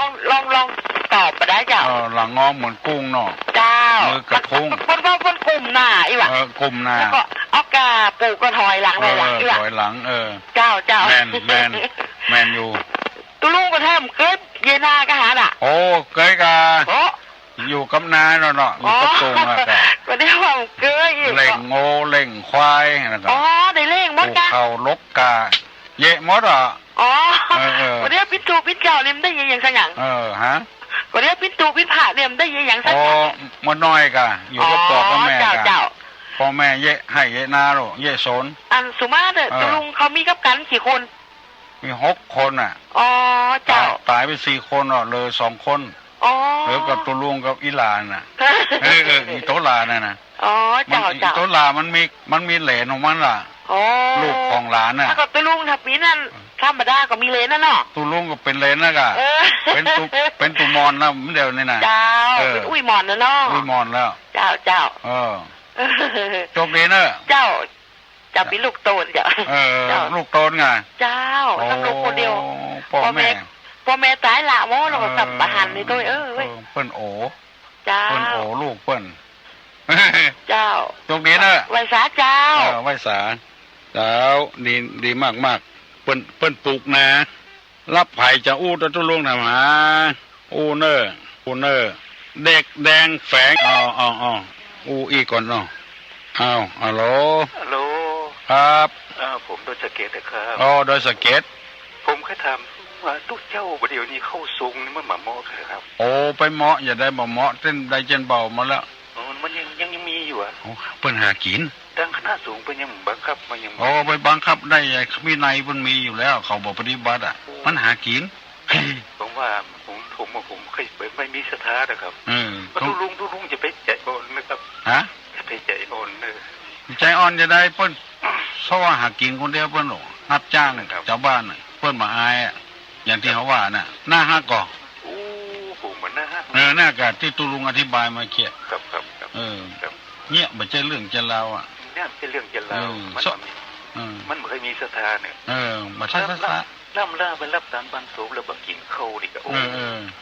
พิษคูอยู่เนาะครับมีจะหลายตนเนาะมันนั่นแหละครับตุลุงก็ได้ยินวินัยมันมีอยู่แล้วเขาปฏิบัติตามอ่ะมันเคยดีเนาะครับให้เลือกกินได้เนอะให้เลือกใจได้นะไอ้เนอะครับจะถ้าว่าอย่างเขาอะตกมโนหกกับพวกเขาตกคนเดียวเขาก็หูอยู่ลูกครับวินัยมันมีอยู่แล้วศาสนาเขานี่มันเหมือนกับเมืองตะกศิลาชอบเอาคนเดียวไผ่หูที่ไหนกับปฏิบัติที่หั่นหูแล้วแปลงมาหูนี่ก็ตกมโนหกคนเดียวก็มีตุลุงก็หันละได้ยินละเนี่ยสปะสปืนนะรับจ้างเจ้าบ้านหน้าซื่อวะหน้าตื้อทุกเจ้าเจ้าบ้านเนี่ยมารับจ้างทุกเจ้าอ่ะมาบริการเนื้อไฟเอามีกะทรงเจ้าเข้าผีอนุโมทนาตัวเนอะเพื่อเลือกเอาเถอะคนนมัสการนะครับอันได้บดีกินกับพระกินแล้วติ้งเขาว่าตะกี้ถูกต้องแล้วมันมีความละอายมีความกลัวบ่อายต่อพระธรรมวินัยบ่มีความกลัวต่อบาปต่อกรรมมันสักอย่างเงียบไปเลยมันถูกต้องละทรงเจ้าเข้าผีมันเป็นหน้าที่ของเจ้าบ้านตู้ลุงก็กลัวเป็นพิษเป็นภัยกับตัวเองก่อนนะว่าบดีอย่างนี้เนี่ยจะได้ดีฮะภัยมีอย่างจะถามตู้ลุงถามมาเถอะก็เฮาก็อายุนักแล้วว่าอยู่ตามศีลตามธรรมว่าตามศีลตามธรรมเนี่ยอายุก็นักละจะว่ากลัวเปิ้นว่าคือก็บ่กลัวละสวัสดีค่ะตู้ลุงค่ะดีครับน้องโก้นะครับน้องโก้ครับผมบ้านอย่างหาวัดเสาหินเสาหินเนาะผมขอให้ปัญหาครับถามปัญหาครับอันลูกอะไรสีส้มๆแกะออกมาเป็นกี่กลีบมันง่ายลงไปว่ะ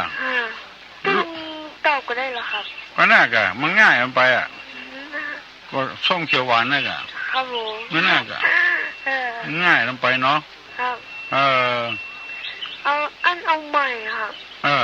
เอาถามว่าใหญ่เดี๋ยวกันนะครับน้องโก้เนาะครับก็ขอไปโรงเรียนแล้วคองอไปไหนครับก็ขอไปโรงเรียนละอย่างไรมั้งคองอไปไหนคองอไปไหนครับผมคองอไปไหนคองอก็อยู่กับบ้านนั่นกันคอมันงอก็งองอ่ะใช่เหรอใช่ครับใช่เหรอครับผมนี่อย่างไรคอก็งอนี่อย่างผมนี่ครับต้องตอบก็ได้เหรอครับได้นะคือขายตอบก็ได้เหรอครับน้องครับผมแต่ลืมไปเฮานึกว่าถามตู้ลุงคนเดียวอันเดียวถามคนอื่นเนาะครับผมคอกับงอไปที่ไหนเนาะครับคองอครับครับนกอันพ่อเฮยเนี่ยอยู่ที่ไหนอ่ะหมูครับใช่กะครับได้ยินเสียงนกฮ้องอ่ะอยู่บนต้นไม้ค่ะอยู่บ้า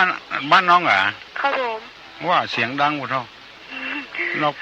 อย่างเพื่อนห้องนกอย่างเหรอนกก็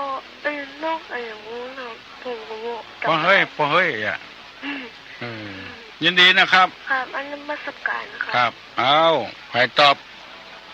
อบได้ลองตอบมาลองตอบน้องโก้อะคอกำงอไปที่ไหนวะคนนมัสการเจ้าน้องพิมพ์น้องป๊อบเหรอ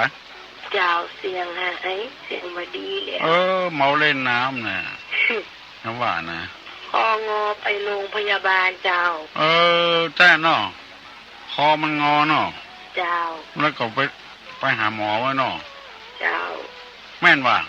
แม่นคุณเจ้าเนาะคองอไปโรงพยาบาล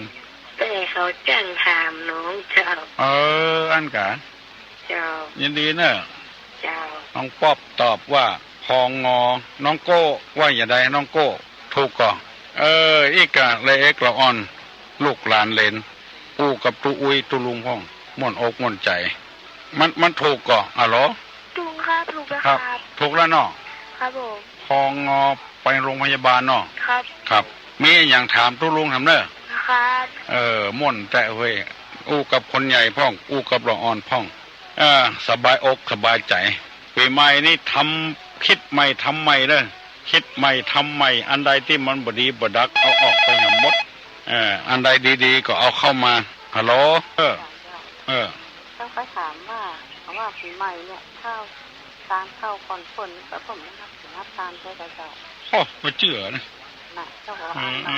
เท่าตานก่อนซ้ำดีกะยังไม่ได้สูนเพื่อนเนี่ยคนมาฮับตานคนมาแล้วไม่ได้ฮับเนาะเขาอีกเจ้าว่าตานก่อนนี่ดีของผมไม่ได้กว้างเนาะตกก่อนเป็นขุนตกลุ้นเป็นไพ่มันว่าถ้าทำดีกะว่ามาเต็มใจเราไปถามว่าหมอคนว่ามาได้ผีการมาฮับมาได้เจ้าว่าคิดไปแล้วเปรียบไปยังไปเขียนจดหมายหาการเขียนเวลาใดก็ได้มันได้ถึงมดเนาะถึงได้กะชื่อไปอยู่มันถูกต้องเนาะซ้ำดีกะตัดตานแล้วเขาก็ได้บรรยากาศบ้านโบยมีตายไปตานสุ่นกันให้กันเดียวโคตรด้วยกันนะมันใช่โคตรนะว่านะถ้าว่าตานก่อนมันนี่นะวันนั้นมันใช่อย่างที่2ปีอ่ะเป็นคนดีคนช้างมาตานมาได้ถ้าว่าตานเนี่ยก็ได้ใจเนาะได้กะเพิ่นมาได้เฮาก็ได้เอาได้เต็มใจเขาได้ตานน่ะหมู่นี่มันทำใจทำไมเด้อเนอะบัดถ้าฟังคำไผ่อะอย่างตะเกียวันพุธผีบ่กินข้าวโคนเขายังกินถึงวันผีบ่กินฮะบ่ได้กินนะสันยงอันนี้เอาหื้อแล้วบ่กินได้คิดผิดนะเนาะผิดก็ผิดว่าก็ผิดถ้าว่าข้าวตาเวลาใดก็ได้ไปร้านใดก็ได้เขียนจดหมายไปเมืองนอกเมืองนาเขียนไปเถอะชื่อไปอยู่ถูกต้องถึงได้ครับแม่เนาะเจ้าของอีก็ได้มาเต็มใจมันหมู่นี่มันซ้ำว่าไปเลยนะซ้ำไม่อันน่ะอย่างเปิ้นงงป่าน่ะสกรรมก็ได้สกรรมก็บ่ได้เนาะเอาของแท้ๆดีกว่าเถอะแล้วส่งใจเจ้าส่งใจได้โล่งใจเนาะทานเถอะเวลาใดก็ได้ก่อนก็ได้ลุนก็ได้ใครมีปัญหาอย่างเงี้ยนะนักตุลุงจะได้แก้ให้คนมาถามคนเดียวมันหู้คนเดียวอ่ะถ้าถามอย่างมันหู้นักหูข่อยบ้านข่อยเมืองอย่าไปเชื่อกรรมง่ายๆนะหูเบาลงไปเปิ้นว่าจุอย่างก็เอาเปิ้นตกทองก็เสียทองเปิ้นมาจุหัวกันเนี้ยไปเลยอ๋อสวัสดีเจ้าคุณหนูประเด็นนี้เจ้าจะทำบุญต่อเจ้าจะตานั้นถังน้ำวัดมันดงจะดีเจ้าถังน้ำถังยังได้ฮะโอ้ซ้ำดีกะเจ้ามีอย่างของเจ้าสิจะสังฆทานเขาชื่อสังฆทานเอาค่ะเจ้าสังฆทานจะต้านถังน้ำที่เสียบปลั๊กเสียบไฟฟ้าน่ะตึงน้ำเย็นน้ำอุ่นนะโอ้ดีทุกเจ้าประจำเป็นต้องต้มน้ำละสบายละเสียบปลั๊กของทุลุงก็มีแล้วเพื่อนมาตานะดีเนอะเจ้าทุกเจ้ากี่ตนวันนี้เจ้าจะตานั้นพวกคนจะมีพ่อหลวงเจ้าจะมีพ่อหลวงที่30เจ้าจะตาที่30เจ้าตานเนี่ยก่อนเจ้าเพราะคนจะแจ้ต้องการแจ้ทางนั้นถูกละดีกว่าเจ้าดีกะดีหมดของใจไม่สอยนี่ตานที่ถูกต้องละยินดีตัวเนอะบางวัดเปิ่นเขาได้ไม่ตายมีไปตานเปิ่นถ้าวัดมันโดนปุ่นเจ้า เปิ้นบ่มีคำดีอันดงได้เลยนี่มันดงเนี่ยมันดงน้ำล้อมน้ำเหลิมเนี่ยจ้ะต้องน้ำล้อมเนี่ยจ้ะอำเภอหยังต้องน้ำล้อมเจแลเนี่ยจ้ะอันนี้กะเจ้าเจ้าแลแม่แต่งไงนะเจ้าบันดงนี่เจ้าตานเตอะเนอะยินดีตัวอนุโมทนาตัวที่จะตามเหมือนที่แม่ตามเป็นหน้าอันนี่แหละเจ้าดีคือแม่อันตานไปเสวยไปหน้าอันจะตามป่ออันป่อก็ได้แม่ก็ได้เฮาก็ได้รู้ทำบุญไปเตอะเป็นการเสียสละที่งั้นเจ้ามาถามป่นว่าป่อมันเกาะนี่จะเอากุยหาบเอาเอื้อจะเรียกก็ได้จ้ะนั่นโกยหาบนั่นมันสมัยตะก้อนนั่นเนาะนั่นมันวู้ซื่อๆนะมันบ่ค่อยได้ใจของหมู่น่ะเอาของที่เขาใจได้นี่เถอะเพิ่นกินน้ำเย็นเมื่อใดก็นึกถึงเฮากินน้ำร้อนเอากับยุกับยาก็นึกถึงเฮาโกยมันก็ดิ้งก่อนนะเอาว่าถ้าเฮาพอใจก็ดิ้งเจ้าขวดกวนเมื่อเอามาหุกวันในวัดในวายแม่นอ่ะจะว่า6ก็6นะแกเอาบ่กล้าว่าเนาะเอาสังฆทานก็ได้นะคุณลุงเอาสังฆทานก็ได้เอามันตานตัวน้ำเย็นน่ะตานโดยน้ำเย็นน้ำร้อนเอาสังฆทานก็ได้ตากุยก็ได้ถึง2อย่างตัวนี้นะคุณลุงบุญรักษาเด้อยินดีตัวแต่วัดจะได้กินน้ำเย็นน้ำร้อนตัวมาจะ7 โมงแล้วเนอะยินดีกับกูคนฮัลโหลอันพอดีจะถามตะลุงสักน้อยนะจ๊ะถามมาเลยอันสมมติว่าอย่างเฮาไหว้พระนี่นะเจ้าไหว้พระเขาสมมติเฮาไหว้ที่นอนเฮาเนี่ยเจ้ามันเฮาจะไหว้ได้กับเจ้าหรือว่าเฮาต้องไหว้ตรงหน้าพระเจ้าไหว้ตรงหน้าม้าหมูเจ้าไหว้พระไม่แรงมันได้ถึง2 ที่นะถ้าใครฮือดีแถมน้อยอย่างเงี้ยเนาะเจ้าก็ไหว้ส่งม้าหมูนั่นเนาะเพราะเฮามีพระเจ้าอยู่หั่นละเจ้าตัวหน้าม้าหมูนะเจ้าเนาะประดับประดาว่าหั่นละเจ้าไหว้ที่เฮานอนนี่มันบ่ให้เปิงนะบ่ให้เปิงนอนหั่นสุมาเตื้อก็เหี่ยวหั่นขี้เนาะเนาะเจ้าเฮาก็ไปไหว้ที่เฮาหิ้งพระเฮาเนาะเจ้าเนาะหิ้งพระน่ะเจ้าไล่จุดธูปจุดเทียนระวังบ่เน้อจุดธูปนะจุดเทียนนะระวังบ่เน้อแรงนี่เฮาว่าอย่างตุลุงว่าไม่เจ้าไหว้ไม่เจ้าใดนะเจ้าเนาะใช่เจ้าก็ว่าเหมือนตุลุงว่าน่ะปู่เจ้าตั้งต้นด้วยอรหังสัมมานะสัมมาแล้วก็นะโมตัสสะนะแล้วก็พุทธังสรณังเจ้าตติยัมเนี่ยนะเจ้าเนาะตติยัมปิสังฆังแล้วก็อิติปิโสเจ้าภะคะวาแต่ก็ที่ตุลุงก็ว่าได้พ่องจะเพราะว่าเจ้าไปทำวัดเนาะก็เลยว่าตัวพ่องตะกอนที่ว่าบ่ได้เจ้าเท่าว่าอาศัยเขาไปทำวัดเขาฟังบ่อยก็เลยว่ากับเตือนตุลุงว่าไม่เจ้าก็ว่าไปตัวได้ดีจะเขาบ่ต้องพอหนังสือเลยเจ้ามีหลายคนว่าโดยตุลุงเจ้าลูกนึงเข้ากับตุลุงว่าก็บางครั้งว่าตันได้ไหวตัวก็ฟังไปตัวแล้วก็ว่าไปตัวเจ้าใจนะจะนำตุลุงได้กันเจ้าได้เขาทำความดีได้หมดนะเจ้าเนาะเจ้าไว้สายเจ้าลุงสวัสดีเอาแถมสาย7 โมงละฮัลโหลไว้สายเจ้าทุกพ่อเจ้า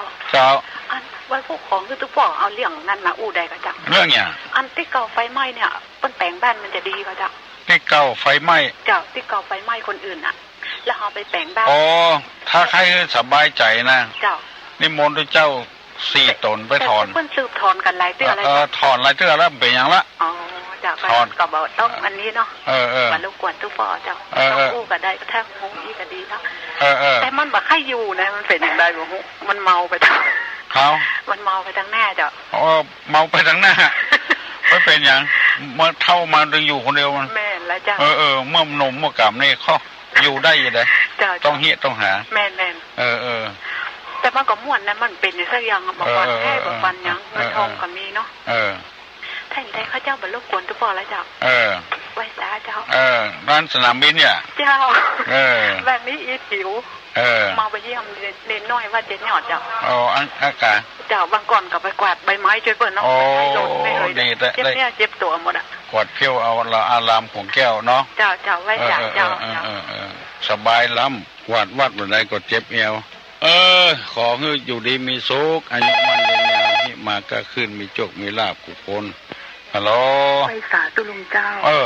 แต่ว่าที่อันปัญถามเรื่องอันพระเจ้าขึ้นเต้าตั้งสี่นะเจ้าพอดีข้าเจ้ามีตำหาบะเก่าเจ้าอันกะที่เปิ้นอูวัดขุนเต้าเนี่ยเปิ้นยังขาดชัดเจ้าจ้องเนาะเปิ้นยังขาดจ้องมีจ่อแล้วมีจ้องแม่น่ะกะเจ้าถ้าใครก็ได้นะเจ้าโทรมาถามเจ้าก็ได้ชัดไอ้เนาะเจ้าเปิ้นห้องชัดถ้ากลางนี่พญาอินอยู่ตรงบนถ้าคนที่เปิ้นก็ได้ที่เปิ้นถามตุลุงนะเจ้าให้โทรมาหาเจ้าจะบอกเปิ้นก็ได้เบอร์หย่ำโห053เจ้าเดี๋ยวเขียนไว้กันเนาะเจ้า053เจ้า053 868เจ้า053 868 248เจ้า248เจ้าครูตุเจ้าครูตุเนาะเจ้าบ้านสันต้นเตานี่เจ้าก็ให้เปิ้นทำที่ถูกกับเจ้าเจ้านมัสการขอบคุณเจริญพรเนอะอาจารย์เนอะอาจารย์ตุถ้าไผ่สงสัยเรื่องเต้าทั้งสี่นั่นก็คือโทรไปหา053-868-248โทรไปหาครูตุที่บ้านสันต้นเปาอำเภอสันทรายมาเดี๋ยวนี้7 โมงป่ายแล้วจะได้เก็บเนื้อเก็บตัวไปวัดแม่ริมปลาศรัทธาเอาลงทานไปตัวเอาไปเลี้ยงข้าวเลี้ยงน้ำพี่น้องที่เพิ่นจะมาเอาถามนมัสการเจ้ายังไงตัวไปกี่โมงเจ้าไม่รัวเจ้าไม่ลาวันจะไปก่อน9 โมงนี่ไปบ้านแม่ริมเจ้าวันนี้ได้หมูแผ่นฝากท่านอาเบะไปฮะก็ว่าถ้าเข้าไปวาดมันจะขวายต้องไปป้าละวันจะไปกะไปไม่เจ้าไปเจ้าหลายคนเนาะเจ้าเอารถใครไปเจ้ารถวัดไงกะรถวัดเนาะไปขึ้นวัดบนเนาะเจ้าขึ้นวัดเลยเจ้าก็ขวนน้อยเดียวเจ้าจบดีนะเจ้าปีใหม่ปีนี้ก็ขอเฮือรับจกรับลาบกุคนเอาใจกันคนใครอู้กันฮัลโหลนักศึกษาครับข้อถามปัญหานะทำปัญหาแหละก็รู้ว่าอย่างเหรอฟาน3 ตัวขึ้นโดย3 ม่อนขึ้นก่อนลงลุนกา3 ตัวฟานไม่ใช่ฟานกา3 ตัวหมอเพิ่นปีตายแล้วครับเพิ่นว่ากา3 ตัวมันดำโลกฟานมันแดงอย่างขึ้นโดย3 ม่อนแม่นก่อนลงลุนนะตัวขึ้นก่อนลงลุนเนาะครับกา3 ตัวนั่นเป็นคนเศร้ากา3 ตัวนั่นเป็นนั่นนี่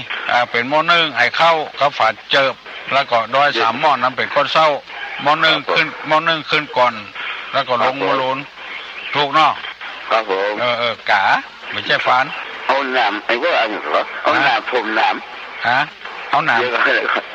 ไอ้ยังจำมาได้เนาะไม่แจ่มมั้งน่ะไม่แจ่มเหรอโทรมาจากไม่แจ่มเหรอน้ำผมน้ำยังละโอ้บ่ได้เนอะน้ำผมน้ำหมูเนอะน้ำผมน้ำน้ำจะมากกินน้ำน้ำผมน้ำเดี๋ยวกันน้ำผมน้ำน้ำกินน้ำน้ำผมน้ำจะไม่กินน้ำน้ำผมน้ำจะไม่กินน้ำมาใหม่อย่างเดี๋ยวเขาเขียนเรื่องผมมาถามตัวจริงนะนั่นกะครับผมอันนี้ฮึบเป็นอย่างก็เป็นเด้อบ่ได้นะเฮ้ยเป็นบ่ได้น้ำผมน้ำจะไม่กินน้ำนี่แหละนะครับตามครับมันตอบว่าครับมีคำตอบว่าแย่เม่นว่ะโอ้แต่ว่าไงน้ำทมน้ำเป็นเม่นครับจะมากินน้ำว่ะเป็นเม่นว่ะเม่นกินปีอ่ะปีเป็นน้ำว่ะน้ำทมน้ำทำจะมากินน้ำว่ะว่าเม่นว่ะมันใจคนละเรื่องอ่ะคนละเรื่องโลกเม่นมันกินปีอ่ะครับไม่กินน้ำอะไรปลาอะไรมีเนื้อ7 ชนิดว่ะปลา7 สีนะกะใช่กะปลา7 สีนะกะปลาอะไรมีเนื้อ7 ชนิดว่ะมีอย่างมีกินอ่ะมีเนื้อครับหาวันนี้เนื้อปลาอะไรมีเนื้อ7 ชนิด ครับผมป่าฝาถูกก็ครับผมถูกต้องครับครับขอบคุณนะครับโทรมาจากที่ไหนนี่หางดงครับหางดงครับก็เดี๋ยวไม่แจมอีกมีเข้าไงก็ว่าหาแบบว่าผมไปผู้ใหญ่ผมเป้าไอ้ก็เอาขาครับแล้วเขานี้เขามาถามทุลุงอีกครับผมได้แล้วเนี่ยอันเม่นในปัจจัยเรื่องเนาะ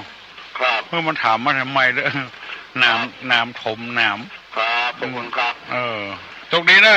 ครับผมครับสวัสดีครับเอายกมือไหว้เนอะปั่นปอนนะละอ่อนจบได้อะสัพปีติโยวิวัจจันตุสัพพะโรโควินัสสตุมาเตภวะตนตรายโยสุขีติคายุโกภวะอภิวาทาสีริสานิจังวุธาปจายโนจัตตาโลธรรมาวัฏันติอายุวันโนสุขังปลัง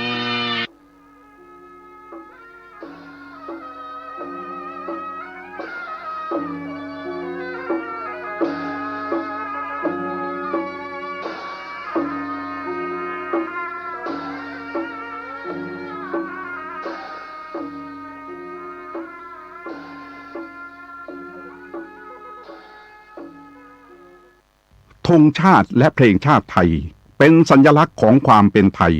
เราจงร่วมใจยืนตรงเคารพธงชาติด้วยความภาคภูมิใจในเอกราชและความเสียสละของบรรพบุรุษไทย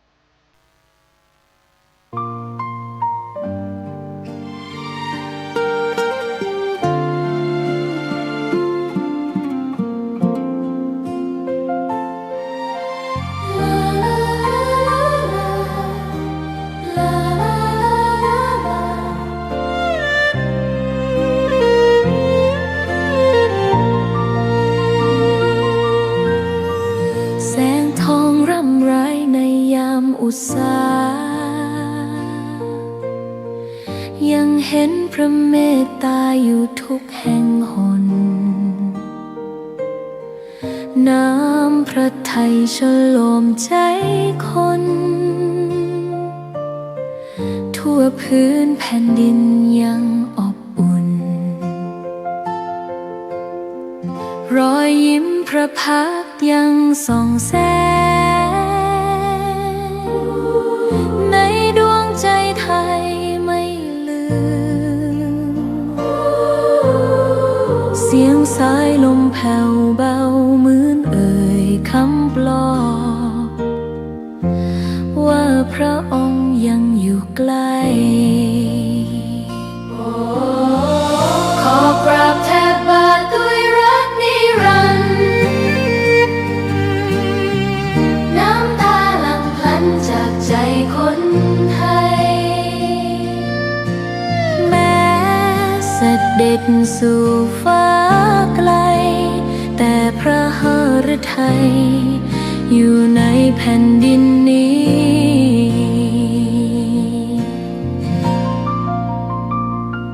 สวนดอกไม้ยังบานดังวันเก่าราวกับเจ้าดอกไม้รู้ว่าพระองค์จากไปแต่กลิ่นหอมยังพัดผ่านใจให้ระลึกถึงพระเมตตาแผ่นดินนี้ยังส่องสว่างด้วยพระคุณอันยิ่งใหญ่ขอเดินตามรอยเท้าแห่งพระแม่ไป ด้วยศรัทธาไม่เสื่อมคลายขอกราบแทบบาทด้วยรักนิรันดร์น้ำตาหลั่งพลันจากใจคนไทยแม้เสด็จสู่ฟ้าไกลแต่พระหฤทัยอยู่ในแผ่นดินนี้ดวงใจไทยทุกดวงขอพักดีขอถวายรักนี้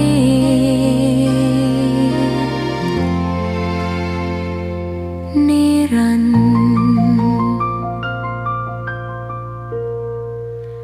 แด่พระพันปีหลวง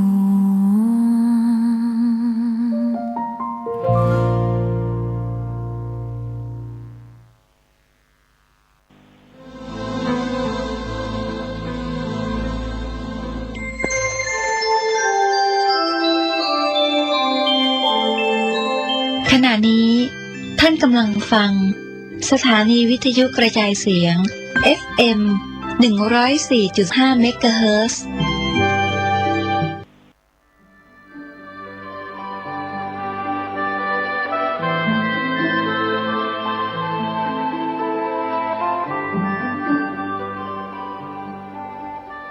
ในยุคโลกกำมือเดียวนักเผยแผ่ควรฝึกใช้สื่อให้เป็นประโยชน์ภายในประเทศควรจะมีรายการวิทยุเผยแผ่พระพุทธศาสนาประจำจังหวัดอย่างน้อย1 ชั่วโมงต่อ1 วันเพื่อประชาสัมพันธ์หรือเทศนาอบรมสั่งสอนประชาชน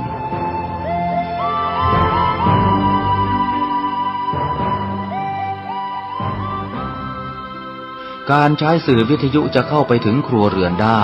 โดยพระสงฆ์ไม่ต้องเดินทางเข้าบ้านการใช้สื่อคือการทำงานเชิงรุกที่ดีที่สุดการรอให้คนเข้าวัดแล้วจึงแสดงธรรมเหมือนแต่ก่อนนั้นอาจจะสายเกินไป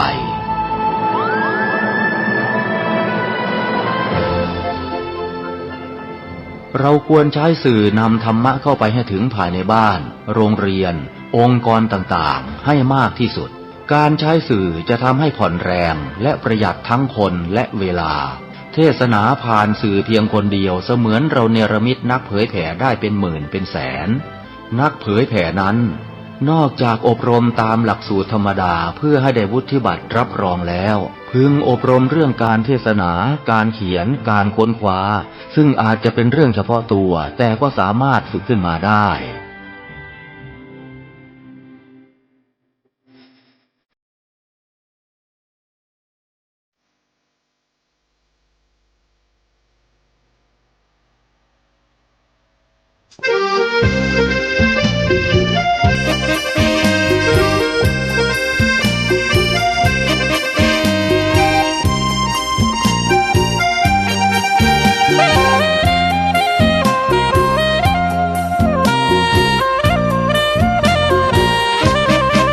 สถานีพระพุทธศาสนาฝากเสียงลอยมาบอกบรรดาญาติโยมที่มีใจใช้ธรรมฉโลมที่มีใจใช้เพลงฉโลมบอกบรรดาญาติโยมให้ฟังคลื่นนี้สถานีตั้งไม่ไกลไม่ไกลตั้งอยู่ทั่วเมืองไทยชวนคนไปทำดีเชิญฟังกันทั้งวันดีเจสร้างสรรค์พากันสุขีใครอยากฟังธรรมเชิญทางนี้ใครอยากฟังธรรมเชิญทางนี้หรืออยากฟังเพลงดีๆเปิดคืนนี้นะคุณสถานีพระพุทธศาสนาฝากเพลงลอยมาย้ำชาวพุทธสร้างบุญธรรมะจะติดตามตัวคุณธรรมะจะชี้นำใจคุณที่สุทรงท่านหนุนไว้ให้คุณมาสานสถานีที่ล้ำค่า ชี้นำธรรมะเพิ่มปัญญาแตกฉานสอบถามธรรมะข้อใดเชิญลองถามไทยเรื่องที่อยากถามมีธรรมสลับกับเพลงเพราะมีธรรมสลับกับเพลงเพราะและดีเจชอละไว้เป็นเพื่อนคุณ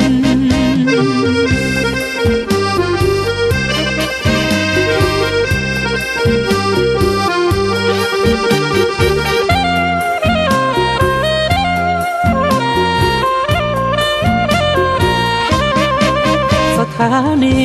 ที่ล้ำค่าชี้นำธรรมะเพิ่มปัญญาแตกฉานสอบถามธรรมะข้อใดเชิญลองถามไทยเรื่องที่อยากถามมีธรรมสลับกับเพลงเพราะมีธรรมสลับกับเพลงเพราะและดีเจชอละไว้เป็นเพื่อนคุณ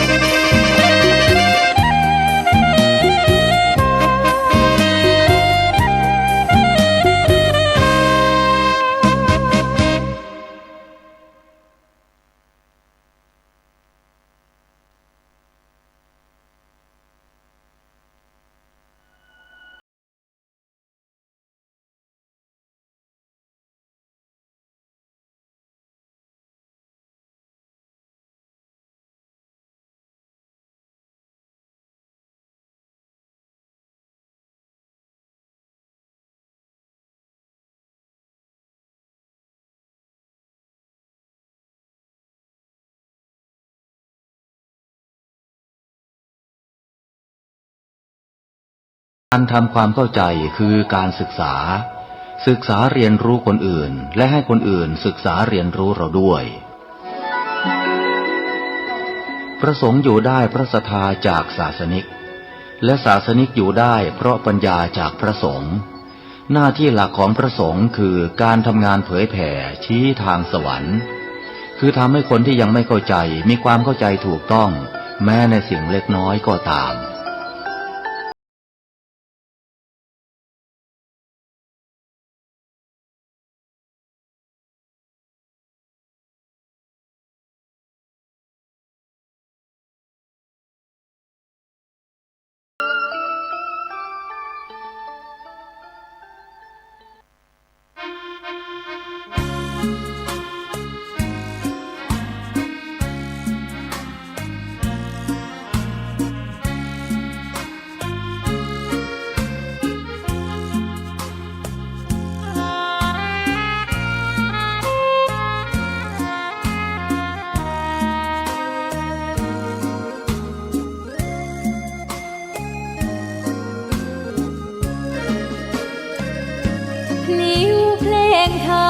ถูกถ้อยคำเข้าถึงจิตใจ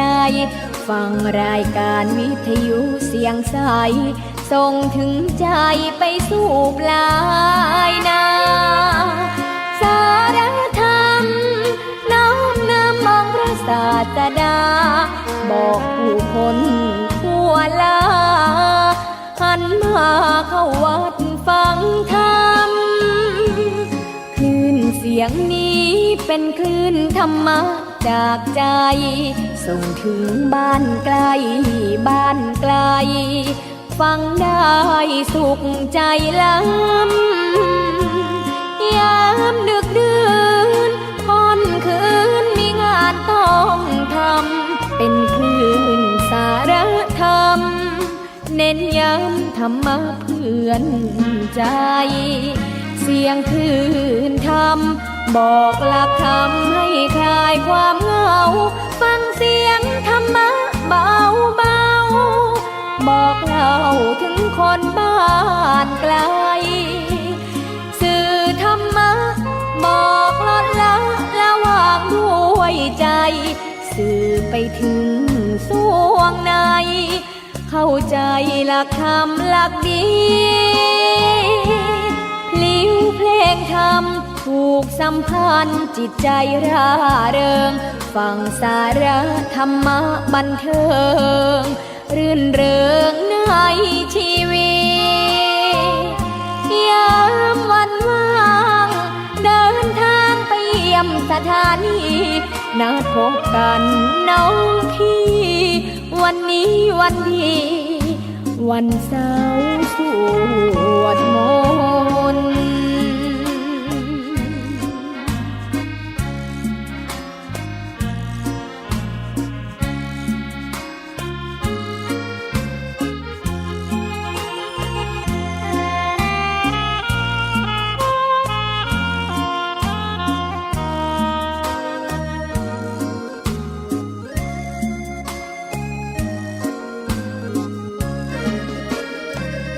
เสียงคลื่นธรรมบอกหลักธรรมให้คลายความเหงาฟังเสียงธรรมะเบาเบาบอกเล่าถึงคนบ้านไกล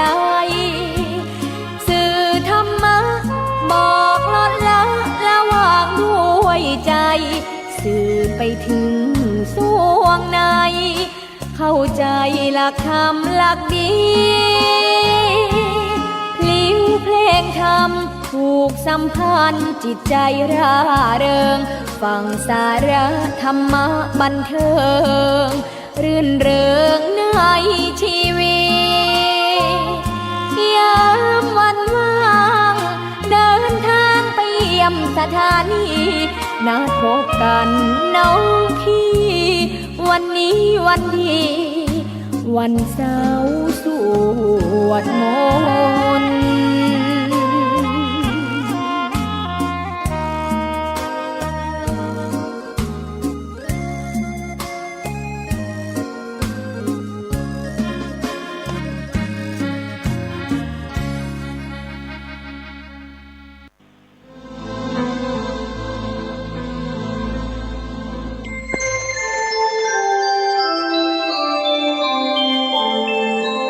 ขณะนี้ท่านกำลังฟังสถานีวิทยุกระจายเสียง FM 104.5 เมกะเฮิรตซ์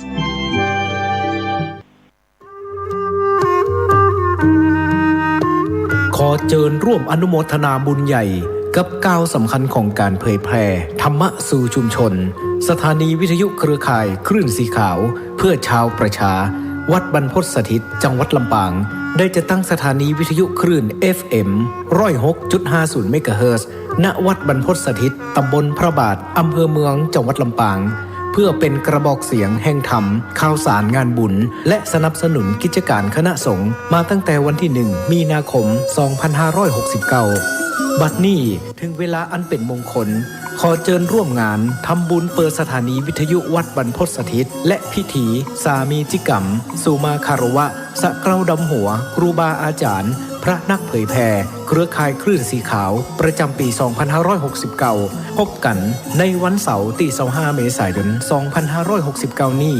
เวลา 8 นาฬิกาประกอบพิธีสวดถอนตามโบราณประเพณี 9 นาฬิกา 30 นาทีร่วมฟังเวทีเสวนาธรรมพระสงฆ์กับการสื่อสารเล่าขานวิทยุท้องถิ่น 10 นาฬิกา 30 นาทีพิธีเจริญพระพุทธมนต์สืบชะตาเพื่อความเป็นสิริมงคล 11 นาฬิกา 29 นาทีพิธีเปิดป้ายสถานีวัดบรรพตสถิตอย่างเป็นทางการ 12 นาฬิกาอิ่มบุญอิ่มต้องกับโรงทานอาหารเลิศรสจากญาติธรรม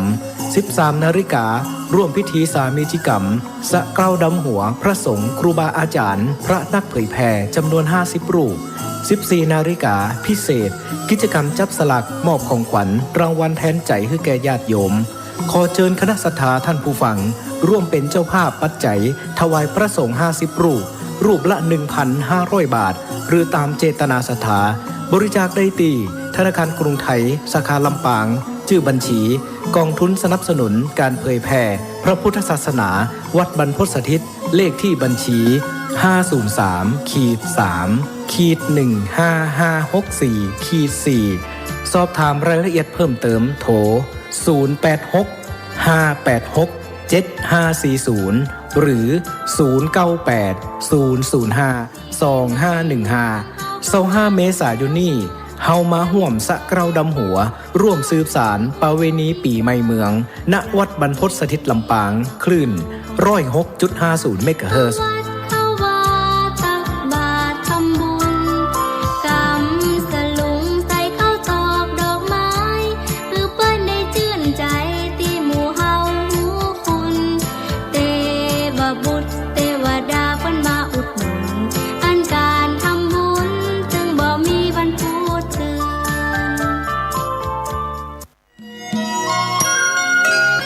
ข่าวสารประการประชาสัมพันธ์ขอเชิญร่วมงานบุญมุทิตาจิตอา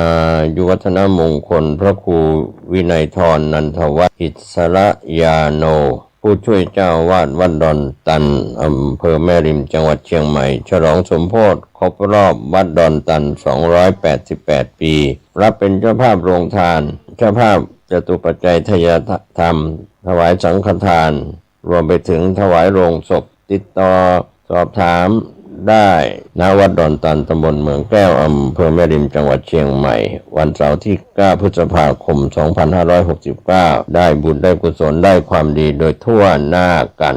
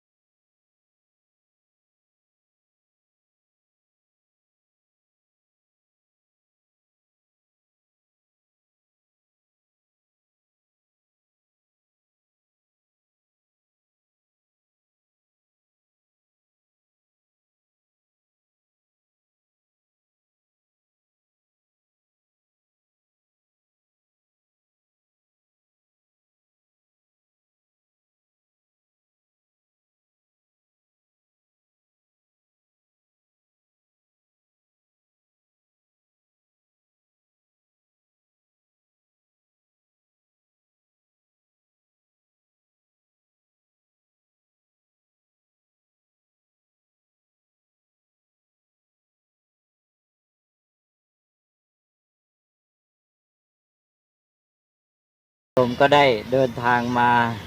เข้าสู่ประเทศอินเดียแล้วก็เราก็เดินทางมาได้เป็นระยะทางพอสมควรได้มาถึงดินแดนที่เรียกได้ว่าเป็นดินแดนพุทธศาสนาแล้วก็เป็นจุดสำคัญแห่งหนึ่งในสถานที่นี้ก็ดังที่ท่านพระมหาบุญธรรมท่านได้แนะนำโยมแล้วคือที่ตั้งของวัดอโศการามซึ่งเป็นวัดที่พระเจ้าอโศกมหาราชได้ทรงตั้งสร้างขึ้นแล้วก็มีความสำคัญก็คือว่าเป็นที่ทำสังฆายนาครั้งที่3ร้อยกรองพระธรรมวินัยเมื่อพุทธศักราชประมาณ234หรือ235ปีแต่ตัวเลขนี้ก็อาจจะมีการถกเถียงกันอยู่บ้างแต่โดยทั่วไปก็ถือยุติกันประมาณนี้แต่ว่าข้อสำคัญก็คืออยากจะพูดถึงเรื่องทั่วไปเกี่ยวกับดินแดนพุทธศาสนาเพราะว่าเท่ากับว่าวันนี้เรามาถึงอโศการามแล้วก็เมืองปัตตนะนี้เป็นจุดแรกในการเดินทางของเราเพราะฉะนั้นควรจะถือโอกาสนี้พูดถึงดินแดนพุทธศาสนาให้ได้ภาพรวมกว้างๆก่อนแต่ว่าจุดนี้ที่มีความสำคัญอีกอย่างหนึ่งก็คือว่าเมื่อเป็นที่ทำสังฆายนาครั้งที่3แล้วเมื่อได้มีการร้อยกรองพระธรรมวินัยเรียบร้อยแล้วถือว่าพระศาสนามีความมั่นคงพระเจ้าอโศกมหาราชก็ได้ทรงดำเนินงานก้าวหน้าไปอีกขั้นหนึ่งก็คือการส่งพระศาสนทูตไปประกาศพระศาสนาในดินแดนต่างๆซึ่งเราได้รับทราบกันมาตามตำนานว่ามี9สายด้วยกันในบรรดา9สายนั้นสายหนึ่งก็ไปยังสุวรรณภูมิซึ่งถือว่าเป็นดินแดนแถบประเทศไทยของเราก็ทางประเทศไทยเราก็เชื่อว่าพระโสนอุตระนี่ไปขึ้นที่เมืองนครปฐมในสมัยที่ยังเป็นอาณาจักรทวาราวดีส่วนพม่าก็บอกว่าไปขึ้นที่เมืองสะเทิมในดินแดนของพม่า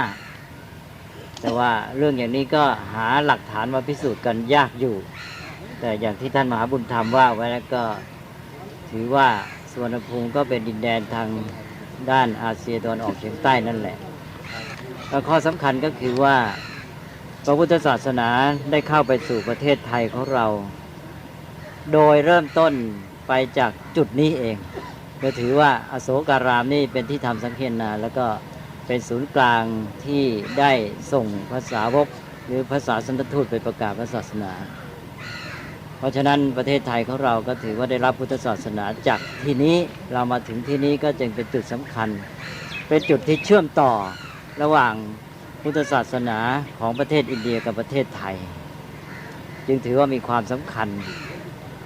เพราะฉะนั้นการที่เรามาเริ่มต้นที่นี่มองในแง่หนึ่งก็เป็นสิ่งที่ดีเพราะว่ามาถึงจุดที่เป็นแหล่งเผยแพร่ของพุทธศาสนาไปสู่ประเทศไทยนะจากจุดนี้เราก็โยงเข้ามาหาประเทศอินเดียอีกทีนึงเมื่อโยมมีความเข้าใจอันนี้แล้วทีนี้ก็มามองดูภาพรวมของประเทศอินเดียหรืออาณาจักรชมพูทวีปเป็นอีกครั้งหนึ่งประเทศอินเดียหรือชมพูทวีปนี้เราก็เรียนถึงประวัติโดยสัมพันธ์กับพุทธประวัติคือประวัติของพระพุทธเจ้าแล้วก็จึงค่อยๆดำเนินตามความเป็นมาจากพุทธกาลนั้นเรื่อยมาถ้าหากว่าเรามาพูดถึงพระเจ้าอโศกเราก็ยังไม่ถึงพุทธกาลพระเจ้าอโศกมหาราชนี่ก็เป็นเพียงว่าเป็นผู้ประถมพระพุทธศาสนาซึ่งเกิดหลังพุทธกาลไปแล้วตั้ง200กว่าปียุคสมัยของพระเจ้าอโศกนั้นก็ถือว่าประมาณ218ปีหลังพุทธกาลนั้นเราจะถึงพระพุทธเจ้าจริงเราต้องย้อนไปอีกอาณาจักรแห่งนี้มารุ่งเรืองสมัยหลังพุทธกาล210กว่าปีเราย้อนกลับไปสมัยพุทธกาล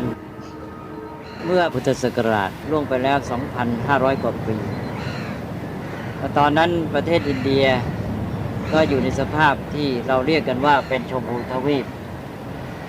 ชมพูทวีปนี้เป็นดินแดนที่กว้างใหญ่ไพศาลในสมัยก่อนพุทธกาลและถึงพุทธกาลนั้นถือว่ามีอาณาจักรแว่นแคว้นหรือประเทศต่างๆนี้มากมายถือกันว่ามีทั้งหมด16ประเทศด้วยกันหรือ16แว่นแคว้นใช้คำในภาษาบาลีว่ามหาชนบทมีมหาชนบททั้งหมด16ด้วยกันคำว่าชนบทนั้นในภาษาบาลีไม่ได้หมายถึงบ้านนอกแต่คล้ายๆกับคำว่า country ในภาษาอังกฤษเราจะเห็นว่าคำว่า country ในภาษาอังกฤษนี้ใช้ได้2ความหมายใช้เป็นความหมายทั่วไป country ก็คือประเทศและ the country ก็เป็นชนบทใช้ได้2อย่างคำว่าชนบทในภาษาบาลีก็คล้ายกันคือใช้ทั่วไปแปลว่าถิ่นที่อยู่ของมนุษย์ก็คือประเทศแล้วก็ใช้ในความหมายบางอย่างก็เป็นชนบทคือบ้านนอกคล้ายๆอย่างนั้นคล้ายๆภาษาอังกฤษ country นั่นแหละทีนี้ในสมัยพุทธกาลและก่อนนั้นก็ถือว่าอินเดียนี้หรือชมพูทวีปนี้มีดินแดนแว่นแคว้นใหญ่ๆอยู่16มหาชนบทด้วยกันก็ตามตำนานอย่างในพระไตรปิฎกก็จะบอกไว้ก็มีอังคะมคธกาสีโกศลวัชชีมัลละเจตีวังสะปุรุปัญจาละมัชฉะสุรเสนะอัสสกะอวันตีคันธาระและกัมโพชะนี่คือชื่อดินแดนหรือมหาประเทศหรือประเทศทั้งหมด16ประเทศด้วยกันนี่แว่นแคว้นดินแดนเหล่านี้นั้นกล่าวได้ว่าเรียงจากตะวันออกไปตะวันตกอังคะนั้นก็เริ่มต้นตั้งแต่ดินแดนที่ปัจจุบันนี้เป็นบังคลาเทศบังคลาเทศนี่แหละคือแถบของแคว้นอังคะแล้วก็ไล่มาอย่างการกาตานี่ก็เข้าใจว่าคร่าวๆก็อยู่ในแคว้นอังคะนี้ด้วยเป็นแคว้นที่1แล้วก็ไปมคธเนี่ยตอนนี้เรามาอยู่ในแคว้นมคธแล้วก็ไปกาสีอย่างเมืองพาราณสีนี่ก็อยู่ในกาสีโกศลสาวัตถีก็อยู่ในแคว้นโกศลแล้วก็ไปวัดชีเราไม่ได้เข้าไปโดยตรงมัลละเจตีว่าเรื่อยไปกุรุนะไปอยู่แถวเมืองเดลีแล้วปัญจาละอัสสกะอวันตีคันธาระกัมโพชะไปถึงกันธาระกัมโพชะก็โน่นแถวปากีสถานนั่นแหละเนี่ยแล้วก็อัฟกานิสถานก็ไล่ไปตั้งแต่ตะวันออกจนกระทั่งตะวันตก อันนี้ก็คืออินเดียในสมัยโบราณแล้วพอมาถึงยุคพุทธกาลนั้น16แว่นแคว้นนั้นก็เป็นธรรมดาของเรื่องของการเมืองก็จะต้องมีการแข่งขันแย่งชิงอำนาจซึ่งกันและกันประเทศที่มีอำนาจมากกว่าก็รบราทำสงครามกันจนกระทั่งว่าบางประเทศก็จะหมดอำนาจไปหรือถูกยุบรวมเข้าในสมัยพุทธกาลนั้นก็ปรากฏว่าใน16แว่นแคว้นนั้นก็เหลือประเทศที่ใหญ่โตอยู่จริงๆเนี่ยประมาณสัก 4-5 ประเทศเท่านั้นเองก็อย่างอังคะที่ว่าแถวบังคลาเทศนี่ก็เข้าไปอยู่ใต้อำนาจของแคว้นมคธไปแล้วมคธนี่ก็เป็นแคว้นที่ยิ่งใหญ่แล้วก็กาสีมีเมืองพาราณสีที่เราจะไปนี่ก็ไปอยู่ใต้อำนาจของแคว้นโกศลไปแล้วกาสีนี่มีเรื่องในชาดกมากเหลือเกินอตีเตพาราณสียังพรหมทัตเตบอกเมื่อครั้งพระเจ้าพรหมทัตครองราชสมบัติในพาราณสีในแคว้นกาสีแต่ว่าพอถึงสมัยพุทธกาลนี่กาสีไปอยู่ใต้อำนาจแคว้นโกศลที่เมืองสาวัตถีแล้วก็วัดชีก็เป็นแคว้นที่ใหญ่มากมีอำนาจมากในสมัยพุทธกาลแล้วก็ไปแคว้นวังสะวังสะนี่จะได้ยินชื่อมากในเรื่องวาสิทธีหรือกามนิตวังสะในเมืองหลวงชื่อว่าโกสัมพีก็พอออกชื่อเมืองโกสัมพีโยมที่เรียนสมัยก่อนก็นึกออกแล้วก็ไปมีอีกแคว้นหนึ่งก็แคว้นอวันตีเมืองอุเชนีเป็นเมืองหลวงแล้วก็ถิ่นของพวกกามนิตวาสิทธีนี่แหละนี่ก็เป็นแคว้นมหาอำนาจในตอนนั้นกล่าวได้ว่าก็มีพวกนี้มีมคธมีวัดชีมีโกศล